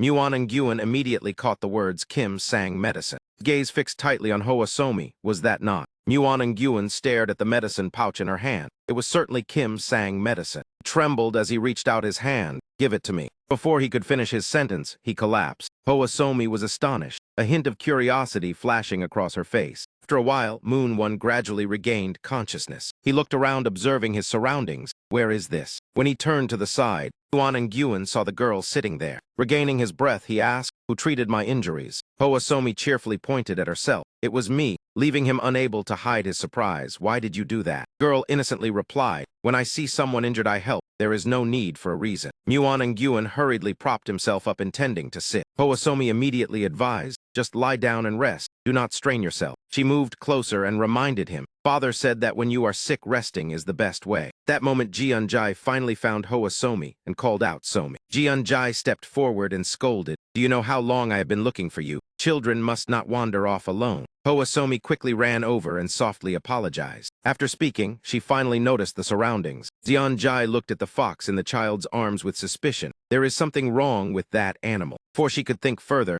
Muon and Gyun's cough sounded and startled her. Is there someone in the cave? She clearly saw his face. Her expression instantly turned pale. Muon and Gyun also realized the situation was not good. He glared fiercely. You are. Zeonjai stood still, saying nothing. Suddenly her expression changed, her teeth clenched in fury. Zeonjai ground her teeth, her eyes filled with hatred. He recalled the past, the things he had once done. Under Du Mun-un's orders, I led the clan's troops. We covered our faces and set fire to burn Hosien to the ground. Anyone who resisted was killed. Children were thrown into the river. It seemed he also recalled those memories. Muon and Gyun suddenly realized she is from Hosien Thai Sa. Thinking that, he recklessly reached out his hand. Damn it. Moon-one's hand lunged toward Hoasomi. Who would have thought this child belonged to Sanya? Pulled the girl as a hostage. Hey girl. Zeonjai angrily drew her dagger. You bastard. Shouted threateningly. Release her at once. Zeonjai was still filled with doubt. Why has he appeared here? She grew even more anxious. A ruthless man like him would never show mercy because of a child. The air between them instantly grew tense like a drawn bowstring. Zeonjai broke out in cold sweat. What should I do? Hoasomi on this side was equally panicked. Moon-one watched her movements warily, and Zeonjai understood that she had to act. The girl trembled as she thought, what should I do? Hoasomi teared up as she looked at the fox in her arms. I am so scared. What is happening? The fox seemed to sense the danger and lifted its head. Then suddenly it swung its claws and fiercely scratched Muon and Gyun's face, causing him sharp pain. Muon and Gyun roared in fury. You. He swung his hand and unleashed demonic power to attack. A lowly creature like you. The fox was struck and violently flung to the ground. Hoasomi cried out in panic. Little kitten hurriedly ran to its side. As she ran, she shouted anxiously, do not. Muon and Gyun continued muttering angrily at being attacked, while Hoasomi only worried about the fox. Little kitten, are you all right? She lifted its face to examine it. What should I do? The wound is too severe. With his face full of injuries, he growled. If I were not injured, you would all be dead. Muon and Gyun drew his hand back and coldly ordered, come back here. I will end everything right now. Hoasomi immediately spread her arms to shield the fox. You must not hurt it. Seeing the frail girl, he advanced without the slightest hesitation. Heaven truly helps me by letting you appear. You cannot even defend yourselves. Zeonjai screamed in panic. Somi, do not. She shouted repeatedly. Run. He is not an ordinary person. He is extremely dangerous. Do not look back. Hurry and run. Even though she was so frightened that tears fell, Hoasomi stubbornly stood her ground. No, I cannot leave the kitten alone. Muon and Gyun suddenly stopped, not taking another step forward. Even Zeonjai was shocked into gaping. He frowned, cold sweat seeping out. What is happening? Seizing the chance, she rushed forward and tightly hugged Somi. Somi, be quiet. Before their eyes, they only saw a gigantic paw of the white tiger revealed. A massive white tiger appeared in majestic presence. A white tiger. It opened its mouth wide, bearing sharp fangs to threaten Muon and Gyun. Only then did he truly panic. How could it be here? Muon and Gyun retreated step by step, his body trembling. It was approaching. Zeonjai clutched Hoasomi and trembled violently. Du Mun-guan hesitated for a moment. This is the chance. The child bent down to examine the fox. Is it your friend, little kitten? Suddenly Hoasomi realized that Zeonjai was no longer standing beside her. He had already dashed forward and launched a strike at him. Muon and Gyun angrily flung Zeonjai backward. Are you insane? He rolled several times and crashed hard into a nearby rock. Zeonjai struggled to get up. This is bad. I am too weak. I cannot face him alone. The moment she lifted her head, she froze in shock. Muon and Gyun's knees suddenly buckled to the ground. His body was now clamped within the white tiger's jaws. Horrifying sight left Zeonjai stunned. What is this? She gasped repeatedly as fear overwhelmed her. After tearing into him, the white tiger finally released him. Memories of what Mangan had done years ago flooded back. Spare me. Back then he ignored her parents' pleas and showed no mercy. Please spare the children, Zeongia. Then only the cold sound of a sword slicing through the air remained. No. Recalling everything, she burst into sobs. Tears streamed endlessly down Zeonjai's face. Seeing her cry, Hoasomi moved a step closer. The girl reached out her hand toward Zeonjai. Hoasomi choked softly, sister. In the end, the two embraced and cried together. The scene shifted to another place at night, inside the manor of Ho Nam Giant Jia. Hyun slowly spoke, is that so? He rested his chin on his hand in thought. Dumon Quan is already dead, so Mi was also there. Zeonjai led the white tiger, Hoasomi and the fox back to the manor to report. Yes, it was the one that carried us down the mountain. Somi was so panicked that she could not even walk on her own. Without the white tiger, descending the mountain at night would have been extremely difficult. Who would have thought Du Mungan was hiding there? On this side, Hoasomi clung excitedly to the white tiger. Zeonjai continued honestly, it felt as if heaven was protecting us. I never expected to avenge myself with my own hands. Jiang Sam Ti and Ma Jiang Kang behind her were speechless in shock. He fled that far. After listening, Hyun merely nodded, I understand. Hoasomi suddenly exclaimed, Father. She looked at Kai Hyun with anticipation. Can we raise them? Cast a glance at Hoasomi. The girl quickly assured, I will clean up after them, feed them, take good care of them, all right. Hyeon immediately shook his head, of course not. Hwasomi sadly repeated, all right. Hyeon patted her head in comfort. Spirit beasts are not something humans can keep in captivity. Then he suggested, but we can be friends with them. Hyeon smiled and said, especially for a child like you, perhaps you can even connect with them. Hwasomi's eyes instantly lit up, be friends. She smiled brightly, yes, I will try. Once everything was settled, he finally felt at ease and turned away. All right, go bathe and rest. Jiang Sam T behind him protested, wait, why agree so easily? Who will take responsibility? Everyone could only shake their heads. He truly was like a model father. Hwasomi cheered, father is the best. Hyeon smiled upon hearing that. Scene shifted again to another place in the night. Hakdin Jia knelt down on the ground. He stood before the gravestone and softly said, this is wine my granddaughter made. I once hoped to drink it with you when we met again. Do you taste the sweetness? Hakdin Jia remembered that person's face, sect leader, a wise and devoted man who filled him with regret. His gaze darkened, the one who had helped him build his foundation. Thinking that, he sat down beside the grave. I have lived 20 years longer than you. He raised the cup and took a sip. I should not have left the demonic sect. If I had listened to your advice, things would have been different. That moment, Hyeon quietly approached from behind. Life and death are decreed by heaven. He sat down beside him. Hakdin Jia snorted coldly. What nonsense are you saying? Hyeon seriously asked, do you intend to return to the demonic sect? Hakdin Jia slightly curled his lips. He raised his cup confidently. A gentleman taking revenge 10 years later is not too late. Hyeon frankly replied, doing so is no different from throwing an egg against a rock. Hakdin Jia paused, what do you mean? Hyeon lifted his cup and said bluntly, I mean you are not strong enough. Hearing that, he stroked his chin thoughtfully. Hakdin Jia said in dissatisfaction, I am the demon emperor. Hyeon calmly replied, your opponent is the black dragon divine demon. You can hardly win. He still did not believe it. I am the demon emperor. How could I not? Hyeon silently looked at him. Hakdin Jia hesitated and asked, do you know that man well? Hyeon did not answer and only looked down at his cup. His eyes were heavy with contemplation. After a while, Hyeon slowly said, Black Dragon Divine Demon. The image shifted to a memory of Hyatt Bao than Ma Mi. I admit my fault. Subordinate hurriedly reported that it was due to the intervention of Bo Dat La Tower. Therefore, we let the two escape. Hyatt Bao than Ma Mi stopped his hand. He looked at the subordinate with killing intent, making the man break out in cold sweat. After a brief silence, he said coldly, I did not hear clearly. Come closer and repeat it. The subordinate bowed his head and stepped forward. Yes. As soon as he approached, Hyatt Bao than Ma Mi raised his hand. He ruthlessly brought it down onto the man's arm. Subordinate collapsed to the ground, his arm broken clean off. He screamed in agony, my arm. Seeing that reaction, Hyatt Bao than Ma Mi finally curled his lips in satisfaction. Good, that is how you should speak clearly. Turning to the matter here, Hyeon spoke leisurely.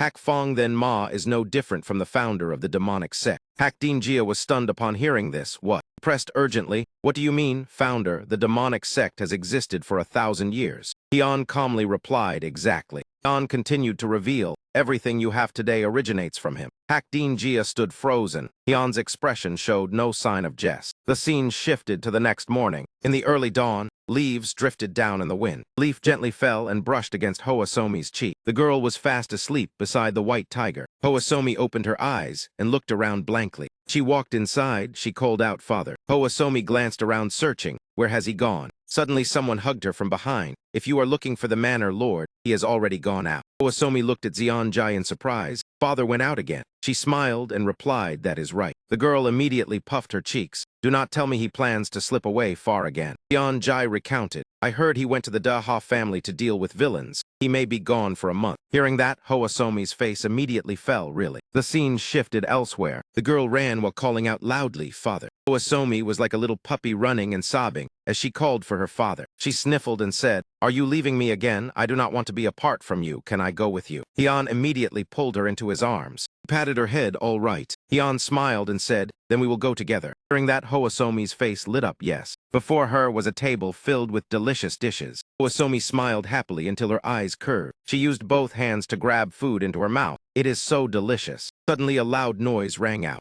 Jiang Sam T jerked his head up. What is happening? Gong Chun appeared to reassure. It is nothing. Immediately after, Hakdin Jia flew over shouting. With so many swords, how can one comprehend reason? His arm suddenly burst into flames. Jiang Sam T cried out in panic. It is burning. Outside, he rolled on the ground screaming. It is on fire. Gong Chun, Hyeon, and Hwasomi bent down to look. This boy is truly amusing. Suddenly, Jiang Sam T sprang up, his mouth still shouting non-stop. Hwasomi exclaimed, Uncle is awake. Hyeon said, Since you are awake, then watch over things for me a while. I also want to rest. Yang Sam T looked bewildered, not understanding. He asked, shopkeeper, I was sleeping in my room. Why am I here? Hyun replied, I plan to travel through the Central Plains after many years. After hearing that, he shouted, what? Jiang Sam T lamented, I just finished wandering across the Central Plains. Hyun snorted lightly without concern. Continued to complain, I need to rest first. Hyun calmly answered, that is why I did not wake you. Hyun placed his hand on Hoa Somi's head. Somi will also go with us. I cannot leave her behind.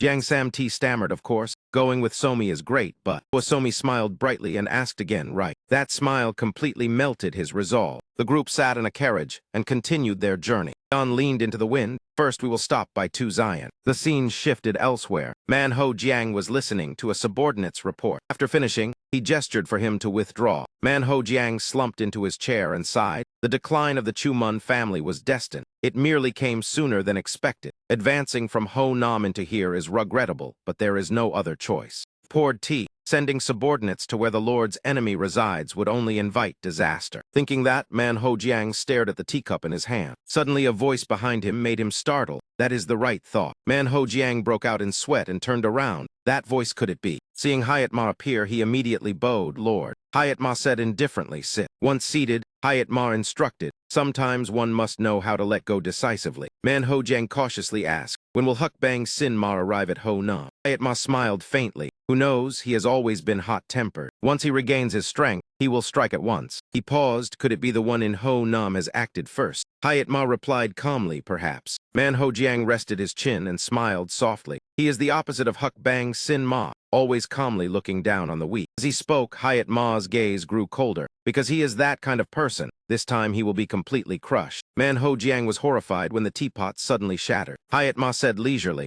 stagnant water breeds rot. One who refuses to move will decay. If Hukbang Sin Ma regains his power and confronts him, we may see Mutsun's head fall. His gaze darkened. This time it must succeed. The scene shifted to Hyun's group. Jiang Sam T hesitantly asked, is it really all right to bring Somi along? Hyun sighed thoughtfully. He led everyone forward and said, a sword is truly frightening only when it points directly at its opponent. Therefore, until now, when the blade has not been aimed at me, I have stood aside observing as if unaware. Hoa Somi in his arms happily called father. Hyun continued, but this time is different. Those words made Gong Chun freeze. Hakdin Jia also widened his eyes in shock. Hyun slowly said, I will break in advance the swords that may point at me. His eyes were filled with determination, sparing no one. After speaking, he continued walking. The grudges between Trung Mon Sega and Jiang Jia Ho Nam have not ended. Someone must deal with the consequences. Jiang Sam T trembled behind him. Gong Chun asked softly, that is why you left Diego on there. Hyun sighed, because he still has his own task to complete. That moment at Ho Nam the Jia, Gan Un's voice rang out, Alliance leader. He ran through the rooms calling for the master. Finding no one, Gan Un said helplessly, there is no one left. The entire manor stood silent, without a single person in sight. Gan Un screamed in panic, where on earth has everyone gone? Stood in the courtyard shouting, have you all abandoned Diego Yu and left? Meanwhile, Hyun was at a small eatery. Inside, Hoa Somi attentively flipped through the menu, with quite a few diners eating around her. As she read, she marveled, so this is Tu Zion, where will we go next from here? Hyun's group had just arrived, he instructed. Buy all the necessary supplies and immediately depart for Tay Nin. Jiang Sam T promptly replied yes. The moment she stepped in, Hoa Somi noticed something. Hey, that person is. The other party also turned in surprise. Is that Somi? The other girl was still asking in astonishment, why are you here, when Hoa Somi happily ran over. Child excitedly boasted, I am on an outing with father, uncle, sister, and everyone. Hearing that, the other girl was stunned. An outing all the way to Tu Zion. Hyun slightly frowned as he observed the surroundings. Is something happening in Tu Zion? The situation does not seem simple. Quickly noticed those accompanying the other girl. It seems you are not alone. The girl giggled and held up a sheet of paper behind her. Ah, this, I came to search for treasure. Then she spread the paper out on the table. Hyun was still surprised, searching for treasure. Looking closely at the paper, Hyun asked, Jiang Sam T, is this not yours? He immediately looked blank. What? He flipped the paper over, pointed at the line below and questioned. I ask again, is it not truly yours? Jiang Sam T hurriedly stepped back to defend himself. It is not mine, please believe me. His foot accidentally kicked the table, making him even more flustered. A cup of water spilled, soaking the girl's map. Jiang Sam T quickly shifted blame. It was the shopkeeper's fault. Hyun coldly ordered, be quiet. At that moment, the map suddenly changed. Hyun stared in shock. What is this? Without hesitation, he picked up the map. I will keep this. The girl stared blankly at his action. The scene shifted elsewhere. Jiang Sam-T clasped his hands behind his head and complained. This is already my third time coming to Tae Nin. I hope I do not have to return again. He scratched his head helplessly. If I run into that old man again, I may have to shave my head once more. He suggested, Lord, how about we rest at that inn over there? The moment he stepped inside, Hyun sensed an unusual killing intent. Thinking that, he entrusted Hoa Somi to Gong So Hai. Take Somi ahead. Then Hyun turned to Hak Din Jir and Gong Chun. You two follow me. Hoa Somi gently tugged at his sleeve. She innocently asked, Where are you going again, father? Hyun smiled reassuringly. Do not worry, just close your eyes for a moment. When you open them, I will be back. After arranging everything, Hyun and the other two rushed deep inside. Gong Chun asked curiously, Where exactly are you going? Hyun only replied briefly, You will know when we arrive. He advanced toward the Kunlun sect of the 9 sects 1 union, which was engulfed in flames. Corpses lay scattered across the courtyard. The three immediately appeared amidst that scene. Hyun looked around in doubt. Could it be we arrived too late? Even he paled at the sight. What happened? Who dared commit such a massacre? Suddenly, a surge of aura erupted around them. Gong Chun was startled. This aura is. A staggering figure appeared ahead. Hak Din Jia saw clearly and laughed loudly. Ha ha, that bastard is still alive. Long time no see. Gong Chun exclaimed in shock. Hai Ok Mon. Hai Ok Mon growled incessantly. Kill. He seemed to have completely lost his sanity. Gong Chun was stunned by the sight. What exactly happened? Clearly his meridians were severed. How can he still use martial arts? Ok Mon's eyes turned mad. He looked toward Hyun and shouted, Jiang Yu Hyun. Upon seeing Hyun, Hai Ok Mon's killing intent surged even more. Hyun frowned and said, Your opponent is not me. He turned to Gong Chun. You once spared his life, then end it with your own hands. Gong Chun looked at Hai Ok Mon thoughtfully, finally understanding. So you brought me here for this. Old memories between him and Hai Ok Mon flooded back. Two once fought in that forest years ago. When they were young,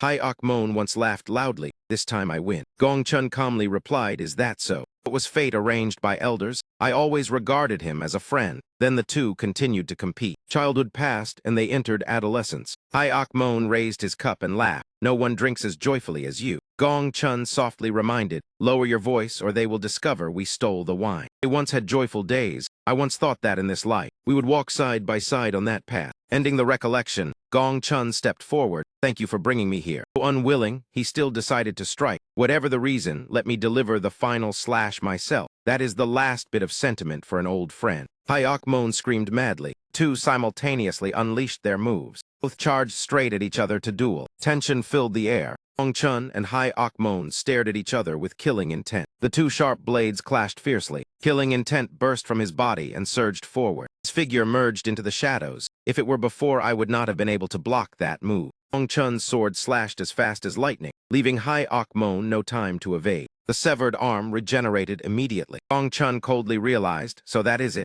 You have sold your soul to a demon. He raised his sword in judgment. One who touches the forbidden cannot be dealt with by ordinary means. After speaking, he unleashed terrifying power, Emperor Sword form. Hai Ok Mon's face became extremely ferocious. He fiercely charged forward to counterattack. Two swords collided, creating a violent shockwave. Hak Din Jia stood at a distance in shock. What sword technique is that? He frowned, since when did he cultivate that move? Hai Ok Mon swung his sword with frenzied killing intent. Confronted Gong Chun's slash head-on. His arm was blasted away from his body. Hai Ok Mon's eyes became so hollow that it sent chills down one's spine. Seeing someone charge forward, he immediately took a stance, ready to confront him. Witnessing that scene, Gong Chun was stunned and wondered, could it be that you no longer even feel pain? Without a single wound on him, he rushed forward with a strangely twisted face, looking utterly terrifying. He took his place, gently closed his eyes to circulate his energy and unleash his technique. Gong Chun swung his sword, creating countless overlapping afterimages. Hai Ok Mon's body was no longer whole. He slowly withdrew, all the aura radiating around him. Blade was mottled with crisscrossing streaks of blood. Gong Chun's expression grew heavy as he bid farewell. Rest in peace, Sword Saint, my friend of many years. The scene shifted to a prosperous and magnificent city. Inside a tall tavern, table was covered with an array of exquisite delicacies. Two people sat facing each other, neither speaking a word. Ka Gong took a sip of wine and said, I did not expect one of the 5 emperors of the martial world to be hiding in a place like this. Hearing that, Ganon asked seriously, have you heard any news about Kunlun? He replied in an unreadable tone, Is that the only reason you called me here? Of the 300 Kunlun Taoists, Very few survive. In truth, the entire sect has been wiped out. Kargan continued. The one who caused this calamity bears the name Hyok Moon.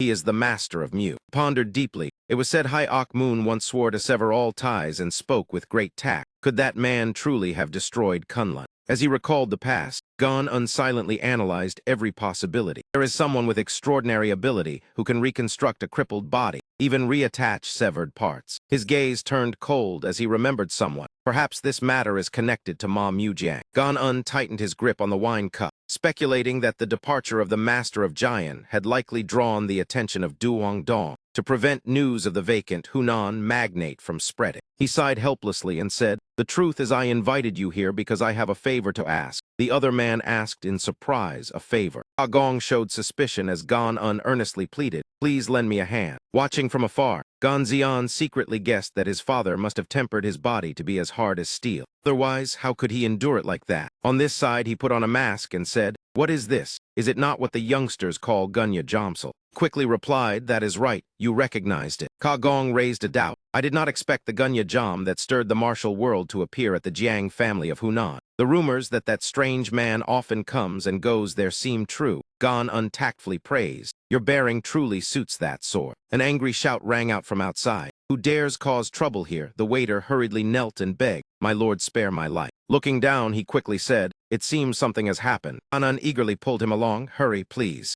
Gong cried helplessly, "You want me to fight dressed like this? I refuse." Downstairs, 2 men are assaulting someone. He reminded him that justice must be upheld. "This is Gi Hang Bang no Pae, Gunya Jom lives up to its name." Hearing that, he removed his mask and asked, "What exactly is going on?" On the lower floor of the tavern, the guests were still noisily eating and drinking. Hoasomi's eyes sparkled as she tried to reach for the plate of shaved sweets in front of her. Hian took the plate and remarked that the inn was truly lively. The little girl urged her father to eat first. Jiang Sam Ti said he heard that Kunlun was destroyed last night. Seeing the 2 people before him, still calmly enjoying their food, he asked in confusion, "Why are you so calm? Could it be you already knew?" He awkwardly replied, "So that happened." The storyteller chimed in saying he knew nothing either. Jiang Sam Ti frowned. How strange, truly suspicious. He asked in alarm, "Do not tell me you were the ones who destroyed Kunlun." He hurriedly denied it. "It is not like that." Refusing to let it go, Jiang Sam Ti pressed on, "Tell the truth. Does that matter have anything to do with us?" Hian replied, "No." Suddenly he froze upon hearing the chant Namu,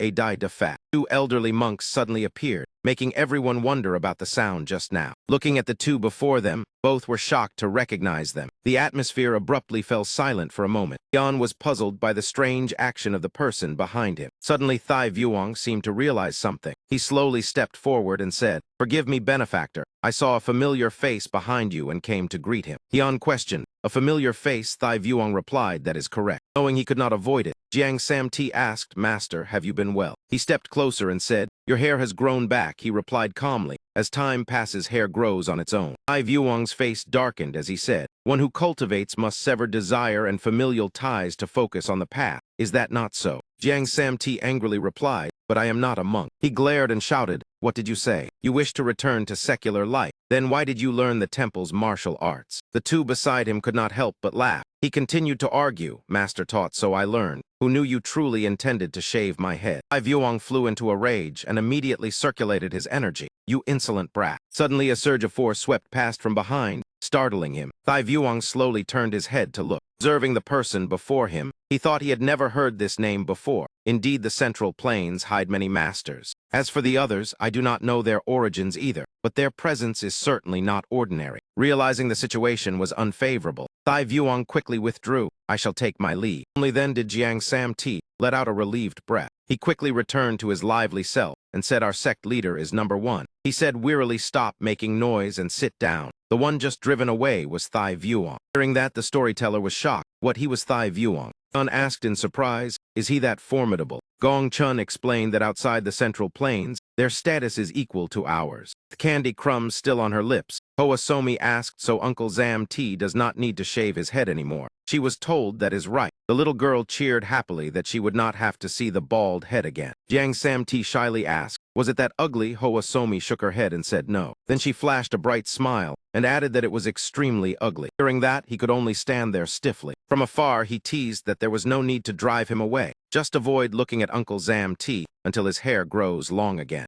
Hoasomi widened her eyes and said, "Really, If you shave your head again next time, I will chase you far away. The scene shifted to night beneath a bright moon. Hyun leisurely sat atop a tall roof. He sipped wine while intently studying the map. Suddenly, Hyun raised the map high. Strange and incomprehensible symbols appeared on it. The red lines all spread from a central point, like bloodstains expanding outward. He fell into deep thought, and the map was destroyed. From afar, someone approached and teased, drinking fine wine alone. Sitting down, the storyteller suggested stopping by a place before heading to Tian Shan. Hyun asked where. He lifted the wine jar and replied, the Gu Plains. It is close to Tian Shan anyway. Hyun looked at him and asked, are the Gu Plains not that man's right hand? After thinking for a moment, the storyteller nodded that they should make a trip. Hyun replied, then let us stop by briefly. Scenery changed. They had arrived at a place called Dongbang the Jia. He swept his gaze around and let out a soft sigh. It has been a long time since he last saw a sight like this. Noticing something unusual, the little girl asked softly in confusion, big sister, what is wrong? On Hyung smiled gently and replied that it was nothing, yet inwardly thought that as someone of the righteous path, stepping into the territory of the demonic sect was truly ironic. He did not understand how he could remain so calm. Behind them, Jiang Samt looked around excitedly and said this time it should be fine. He immediately reminded him not to look around anymore or it would draw more attention. Storyteller stepped forward and casually remarked that wherever we go, we are bound to be noticed anyway. He raised his head to observe and said that according to his memory, this was the right place. Before them stood an ancient house, the very residence of Dong Banggu. Hyun behind him softly remarked that despite its grand scale, it was strangely quiet. The storyteller nodded as well, saying something was indeed unusual. Without further thought, he stepped closer, just open the door and it will be clear. Just as his hand touched the door, a shout rang out from behind, hey. Sung turned pale and shouted loudly, what are you planning to do there? The storyteller turned around and asked if there was any reason we were not allowed to enter. Panicked inwardly, thinking that this time that man had caused serious trouble. Suddenly becoming cautious, he glanced around and asked quietly if no one nearby was paying attention. Then Sung leaned in and whispered that this place was absolutely forbidden to enter. The storyteller asked in surprise why. His face darkened as he explained that the house had been abandoned. Moreover, they must not get involved with Dong Bang the Jia, the former owner of this place. Sung glared and warned that anyone who dared approach would be dealt with mercilessly by Biu Chan Mon. Biu Tran Mon is a prestigious family backed by Elder Dak Gao Mon, belonging to the demonic faction and currently competing for interests with Dong Fuang the Jia. Since the Fan Gu line vanished, Biu Chan Mon monopolized the protection of the demonic sect and thus held power over the outskirts. Seizing that opportunity, they continuously oppressed the people of Dong Fuang the Jia. Ma Quan clenched his fists in anger at the mention of Dong Fuang the Jia. A surge of crimson demonic energy filled with resentment overflowed, startling him as he asked where that man was. Turning to the other side, Samt stepped closer and asked, are you really planning to sleep out on the street? Hyun calmly replied that was right. Samt protested irritably that there were villages and inns ahead. Why not go there? He suggested that he and Somi stay at an inn. Just as the little girl finished picking vegetables and curiously asked what was going on. Hearing her voice, he turned and hugged Somi, crying in grievance. Samt kept saying he could not let Somi sleep on the street, but the stubborn little girl insisted that she liked it here. Gong Chun held a huge fruit and asked in surprise what this was. Somi happily showed that there was plenty of food here. His eyes widened as he recognized it as samuro, an extremely rare type. The little girl had been waiting all this time, just to ask if we could eat it. Samt immediately replied, of course, Uncle guarantees it. He puffed out his chest and patted his shoulder, acting dependable. So he looked at them with a judgmental gaze. Having long grown used to this scene, she coldly remarked what kind of person is so gullible, startling Samt as he asked what. The two of them immediately began arguing. Inside the residence, night gradually fell. In another corner, he was wiping a cloth when a sharp spear was suddenly pointed straight at him. The guards aggressively shouted asking who he was. Aquan flared with crimson flames, his voice icy as he told them to move aside. Without even touching them, one guard was blasted backward and fell flat. In the blink of an eye, his hand closed in on the remaining guard. With a single move, dust swirled and the killing intent from Ma Quan erupted violently. Grabbed the guards by the collar and growled threateningly. What did you say? He lifted one foot, channeling all his demonic power downward. The heavy stomp split the ground open into a large fissure. Dark clumps of earth were flung into the air. The sound waves swept through, causing those people to cough up blood violently. Therefore, the blade that shot forward had yet to inflict any impact. Yet right after that, the demon lord threw a straight punch into the opponent's face. Guards rushed in one group after another, surrounding the area completely. With just a slight wave of his hand, the dark arrow that shot out wiped out all of them. The old official hiding behind trembled as he asked who you were, why you did this, and the only response was a cold statement, not abrupt at all. He shifted his toes slightly and uttered cruel words. In truth, I have long wanted to crush all of you, you know. His sharp gaze swept across. The demon lord filled with hatred, yet always blocked by one man. That name should not be unfamiliar to you. Demonic energy spread out, its range multiplying several times over. He lowered his face as he mentioned that name in an icy voice. Dong Fuangku. The title of cult leader was spoken. Bloodlust instantly blanketed the space. Agitated, the demon lord used both hands to grip his neck tightly. The old man's face flushed red beyond recognition, as he roared that this feeble life was preserved thanks to Dong Fuangku, while that man could only tremble and beg for mercy. He pleaded in despair, but it was too late. A fierce squeeze drained even his soul dry. Blood burst from his neck, shooting high into the air in a long arc. Streaks of blood splattered over the corpses lying everywhere. Demon Lord looked at his hand and declared firmly, I will definitely take it back. Dusk was dyed red with blood, the atmosphere silent to the point of suffocation. Outside the ruined city gate, shattered stone slabs lay scattered everywhere. Yuhian strolled leisurely inside. He suddenly stopped before an empty space. A ray of light pierced through and shone down on the pile of straw at the center. Seeing him arrive, the demon lord spoke with regret. I only wanted to save his family. I was too confident and left my position. I did not expect them to dare touch his household. Jan calmly placed a hand on his shoulder to advise him. Regret changes nothing. Restrain your anger. But he was tense and shouted, looking at this scene, how can I remain calm? Hyun merely replied, you have taken appropriate revenge. If you kill them all, what will you have left in the end? Those words made the demon lord freeze. His heart choked with emotion. He was still troubled by one thing. Was Hak Fong then Ma truly that strong? And the answer remained as before. I already told you. He surpasses you. Hearing that, he grew even more fervent, grinding his teeth with determination. Good. That makes it worthy for me to fight until my last breath. After letting the demon lord leave, Yuhian began to meditate. The strong devour the weak. The cult leader of the Sadoha demonic cult understood that rule better than anyone. The flame in his hand was gradually controlled and spread outward. The blade hidden within would know neither fear nor hesitation.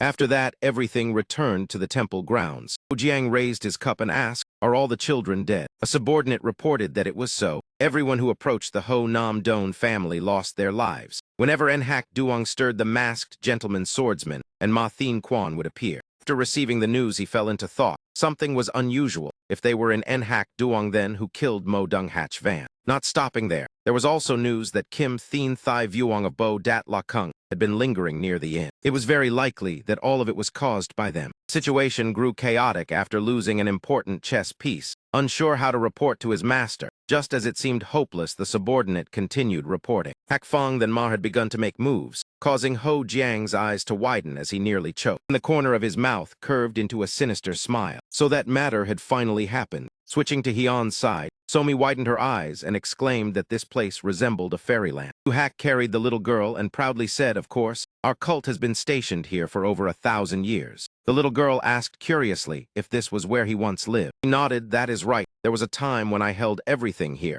and in the future you can also command it. You fully possess that ability. At that he suddenly paused as he sensed a strange aura. While the little girl shook her head, I cannot do it. Suddenly so he stepped forward and hugged the girl. Please do not say such things to a child. I was not exaggerating. At that moment, Yuhian sensed the wind beginning to shift. Hearing that, everyone immediately looked in that direction. They felt the fierce killing intent erupting violently from Hyun. Even so, he shuddered. That aura always struck fear into others. Just how strong was he? Rad-An spoke up. Only 3 people need to enter. Instantly, 4 pairs of eyes met. The scene shifted to the great elder of the demonic cult, Dak Gomun. As he sipped tea, he pondered. In just one night, Fiu Tin Mon had been erased, even if it was only a minor sect within the demonic cult. If it was caused by the missing former cult leader, it would be even better if he had conveniently eliminated Hak, Vu then Ma as well. If both perished together, it would benefit me even more. Suddenly, urgent knocking echoed outside the door, making him shout loudly. An object suddenly flew over and stabbed into his back. The blow caused him to collapse unconscious. Even Gomun had no time to shout a warning to dodge. At the same time, a foot stepped over him. The dignified great elder of the demonic cult could not even sense my aura. Seeing the intruder, the hidden shadow guards immediately rushed out and shouted to kill him. Gong Chun covered his face and sneered. Only these desperate subordinates have a bit of commendable courage. Meanwhile, at another place, the one laughing loudly was the second elder Chu Bang Gak, and the fifth elder Sahun of the demonic cult. Laughed heartily. When Za Du Hak and Rong Bang Gu were still around, even drinking wine in broad daylight was difficult. The man opposite also laughed. As long as we are tactful before Hak Vu, then these matters will not draw attention. Suddenly a strong gust of wind surged in. Along with it, something was hurled swiftly past their faces. It turned out to be the guard at the gate. It did not stop there. Another person was thrown straight onto their banquet table. Seeing that, he roared in anger. Who dares to be so bold? A familiar figure slowly appeared. He shouted, asking if you knew where this was and still dared. That man laughed gleefully. A madman has arrived, just in time as I was bored. Du Hak said coldly, has the demonic cult fallen to this extent? Must Dong Bang Guk bear this place alone? After speaking, he removed his hood, leaving everyone horrified. What is this? How can this be? Dohark blazed with killing intent. You have prepared yourselves already. The scene shifted to a palace shrouded in mist. Person sat leisurely in the center of the hall, contemplating everything. Since founding the demonic cult, I should not have become entangled in that interest. In the past, someone reported to him a name, Vo Kuk Than Hoa. John Muguang respectfully reported, yes, according to rumors, he is even stronger than the blood demon. Wherever he goes, he causes battles. Thus he is called the martial god or the fighting ghost. That piqued his curiosity. Stronger than the blood demon. It is time to prove that I am the number one under heaven. Where is he? After a period of searching, he finally reached that place. Meet the person whom Mu Hong once mentioned. Yet when he looked into Wu Haiyan's eyes, he saw only a hollow emptiness devoid of soul. Although he had brought a few subordinates, Hian remained still and did not make a move. Recounted that when he faced that man, the man stood before him and the leaders of the demonic cult without the slightest trace of fear. That man merely raised his sword calmly, then drove the tip of the blade hard into the ground. That single motion alone, all the subordinates who followed him collapsed, leaving him utterly astonished. A thought suddenly flashed through his mind that he had finally met a worthy opponent. The battle-loving nature within him immediately surged uncontrollably. He had once wanted to kill that man to prove himself the number one under heaven, without the slightest trace of fear. While he was deep in thought, the door to the room was suddenly pushed open. He looked at the person entering with an amused smile. I have been waiting for you. And Hian silently returned the gaze, Vo Kuk Than Ma. Divine Demon let out a soft, meaningful chuckle. Reunited with an old acquaintance, he spoke continuously. It is perfect, I was just about to look for you. As soon as he finished speaking, his figure vanished in the blink of an eye, charging straight toward Hian to begin the fight. His eyes were cold and sharp as ice. That only made him more irritated. I truly thank you for delivering your life to me. Hian merely curled his lips, deliver my life to you. In the end, who will be the one to lose his life? Two stood facing each other, the air tense to the point of suffocation. Immediately after, they clashed in a fierce battle. The aftershock spread far beyond the royal estate. The more he fought, the more exhilarated he became, truly worthy of the title martial god. He had grown utterly bored of facing only weak opponents. No matter how long they fought, the divine demon still felt unsatisfied. He said that Hian had not yet used his full strength. Then let me show you the power I have accumulated to dominate the martial world. Saying that, he unleashed a massive torrent of flames, aimed straight at Hian to force him to reveal his true power. But Hian remained standing still, his inner energy surging without moving an inch. In a mere instant, that force split the entire royal estate in two. Time passed and dusk gradually descended. The two men knelt before Du Hak and Gong Chun, begging for their lives. Dohark showed no mercy and immediately sent them to the underworld. He said coldly that they were not worthy of him, drawing his sword from its sheath. Suddenly a terrifying crashing sound rang out. What exactly was happening? Both hurried over and flung the window open. The sight before them left them speechless, for the devastation far exceeded imagination. Du Hak cried out in anguish, what is this? What are you doing, you madman? Do you know how precious this ancient structure is? All of it was caused by the violent collision the divine demon had just created. The beginning, he had done everything solely because of Hian, the one stronger than himself. Du Hak rushed over in alarm.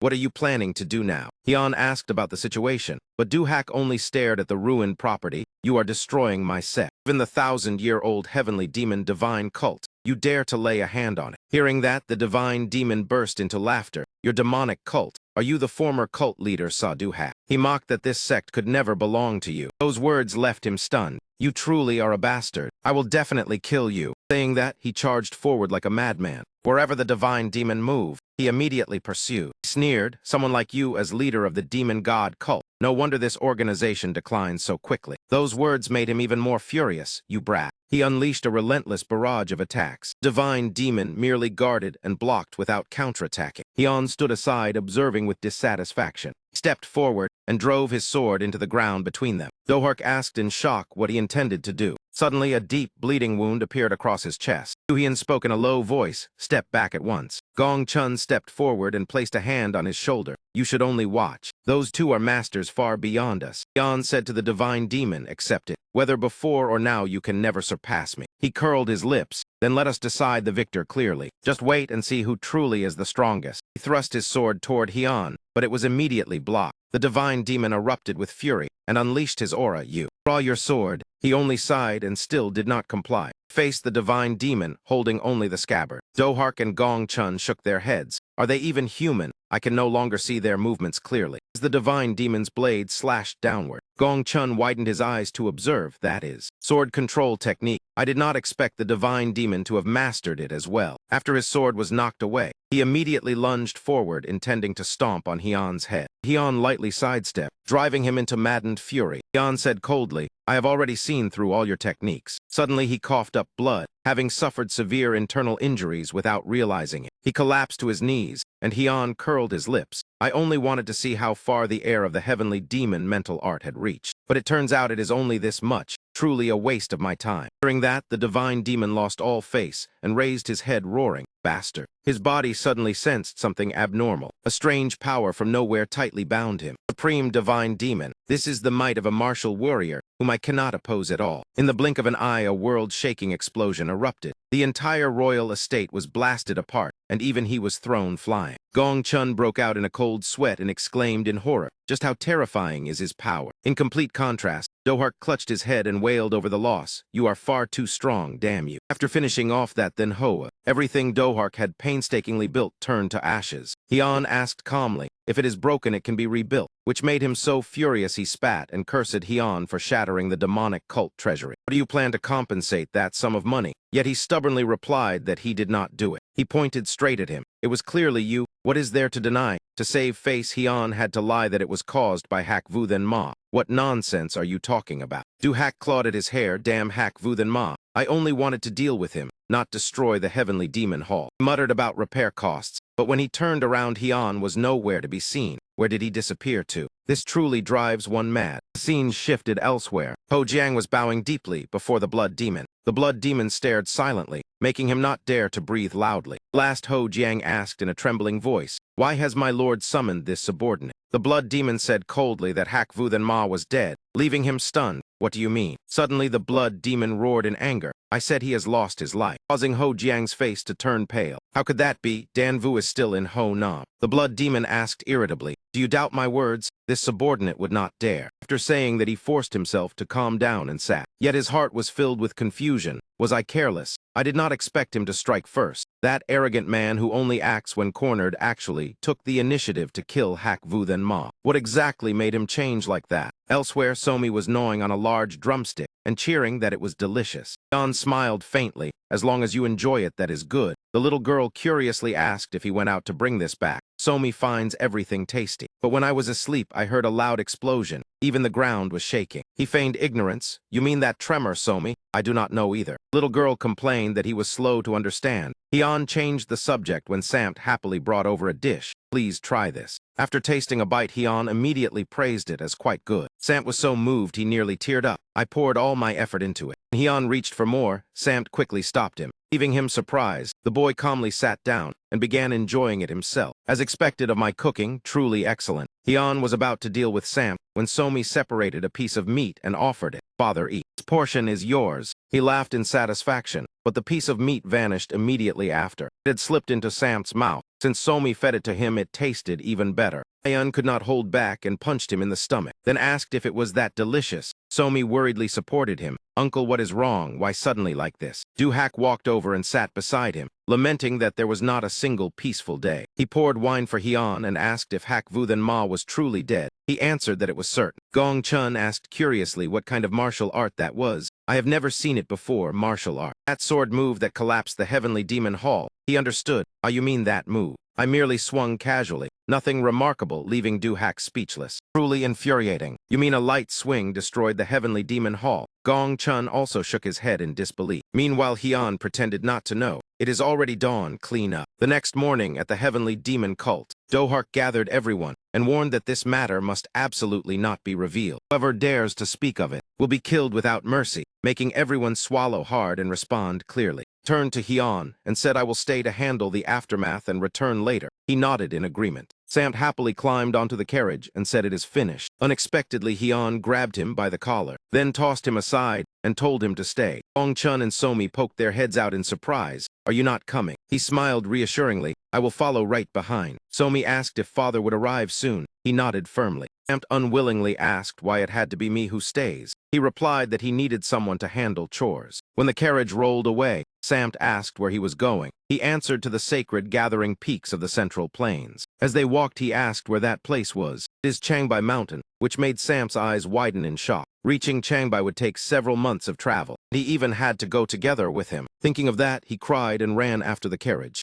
Can I possibly go? Somi let Uncle come along. But before he could get close, Hyun had already thrown a stone that struck his head and knocked him out. That morning passed by. Before long, it was already afternoon. He woke up after the stone strike. What happened? Did Somi take care of me? He groaned and sat up, looking around, and looked at his hand and saw it covered in drool. Samt had not expected things to turn out like this. In front of him was a rather cute-looking bear. Samt's scream echoed everywhere. Seeing its sharp claws, he shouted, what is that thing? Is it really a bear? Before he could recover, he had to roll aside to dodge its attack. He hurriedly climbed up a tall tree and cried out, why are you attacking me? Looking down, he wondered whether it could climb up. Before he could think further, the bear rammed hard and snapped the tree trunk, causing him on the branch to lose balance. With just 2 strikes, the tree collapsed. Samt fell into the bushes in panic. It even broke the tree, truly insane. Before he could stand up, the bear charged again. He could only harden his expression, no choice but to counterattack, just as he unleashed his strongest ultimate move. How the hell is it completely unharmed? He stared wide-eyed in disbelief. This makes no sense. This time I am done for. Beast went mad and charged straight at him, but suddenly it took a heaven-shattering punch square in the face. One who struck was none other than Hyun,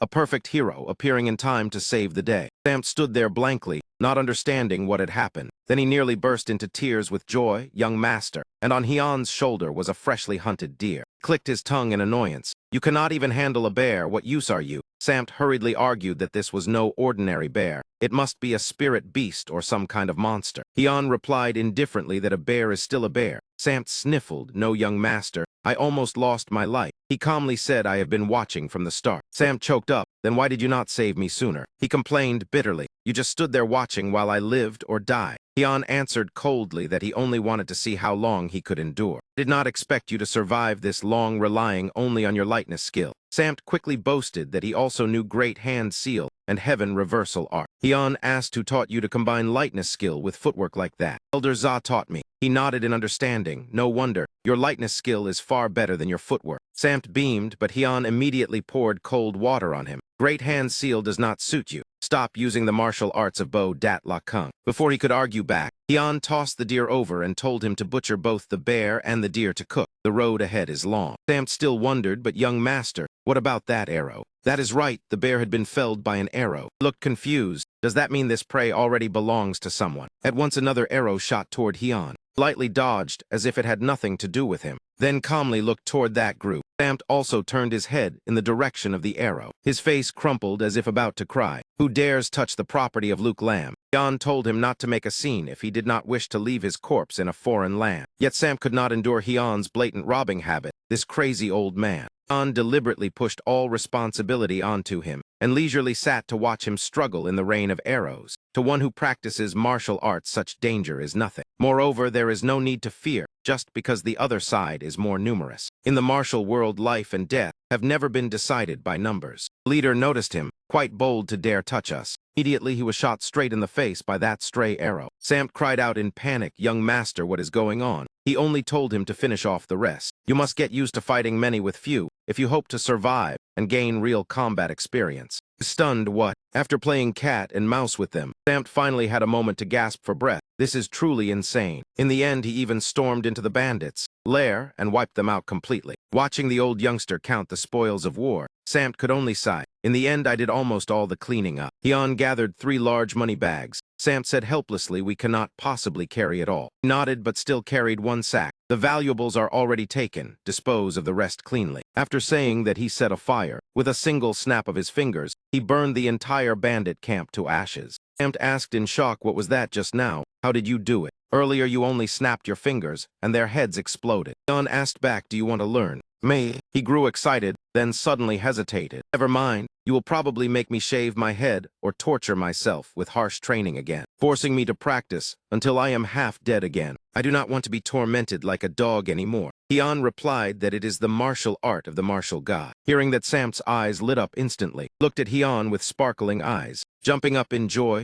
"Truly the martial art of the martial god. I will definitely learn it." He said indifferently that if one comprehends it, then it is hard to die anywhere. As long as you grasp it, you are almost invincible under heaven. But seeing the meaningful look in his eyes, Samt wanted to take back his words. Hyun turned and walked away, reminding him that once he said he would learn, he must not go back on it. Samt swallowed hard, wondering whether he could endure it. Elsewhere in the carriage, Somi let out a soft sigh. "Where has father gone?" Carriage gradually entered the city. Somi sat silently in sadness. Where has father gone? Hong Chun consoled her that even if thrown into a sea of flames, he would remember her and return. So he scolded him for saying such things in front of the child. She wondered why that day he left young Miss Somi alone and departed. He guessed that Dan, young master, must have had his own difficulties. Suddenly Somi remembered something. She said she wanted to go somewhere. He asked where. Somi answered without hesitation that she wanted to go home, the house where she used to live. 2 of them were both surprised. "So he asked you used to live there?" Gong Chun murmured home. Then he decided, "Then let us go." So he was surprised they agreed so quickly. Somi was delighted at the thought of returning home.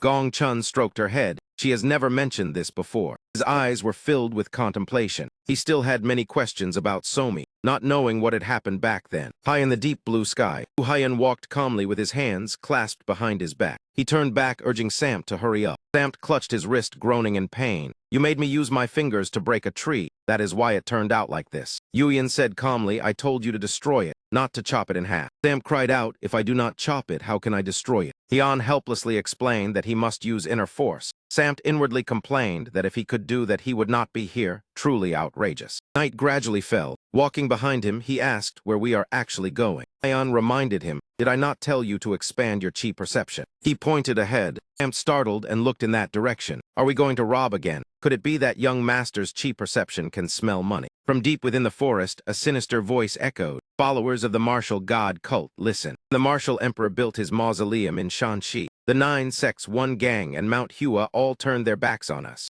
Only when Vo Tran ascended did he bestow blessings upon the Shanxi branch of the martial god cult." He slowly raised his hand before the crowd, saying that the grace they received was boundless. "Therefore the martial god cult demands that you offer up everything you possess." One man immediately took out gold and silver to present. "I offer this small wealth, hoping to be saved." The martial god cult glanced at it and asked, "This cannot be the entirety of your fortune." He abruptly stood up and looked at them with oppressive pressure. Then he drew a knife with a ferocious face. "Do you not still have something more valuable?" At that moment, Hyun suddenly stabbed from behind. "How dare you impersonate others without permission? You are an eyesore to begin with." He cried out in shock, "What is this?" Immediately, the man claiming to be from the martial god cult collapsed with a wound in his back. The other 2 fled in panic. In the blink of an eye, Hyun blocked their path. Both were struck down and sprawled on the ground. He stood still in thought. Martial god cult. He rested his sword on his shoulder in contemplation. Placing faith in someone is not wrong. Samt ran over asking if he had killed them all. He replied that he spared those ignorant followers. 2 stood silently for a long while. Perhaps this was merely a heretical cult borrowing the name of the martial god.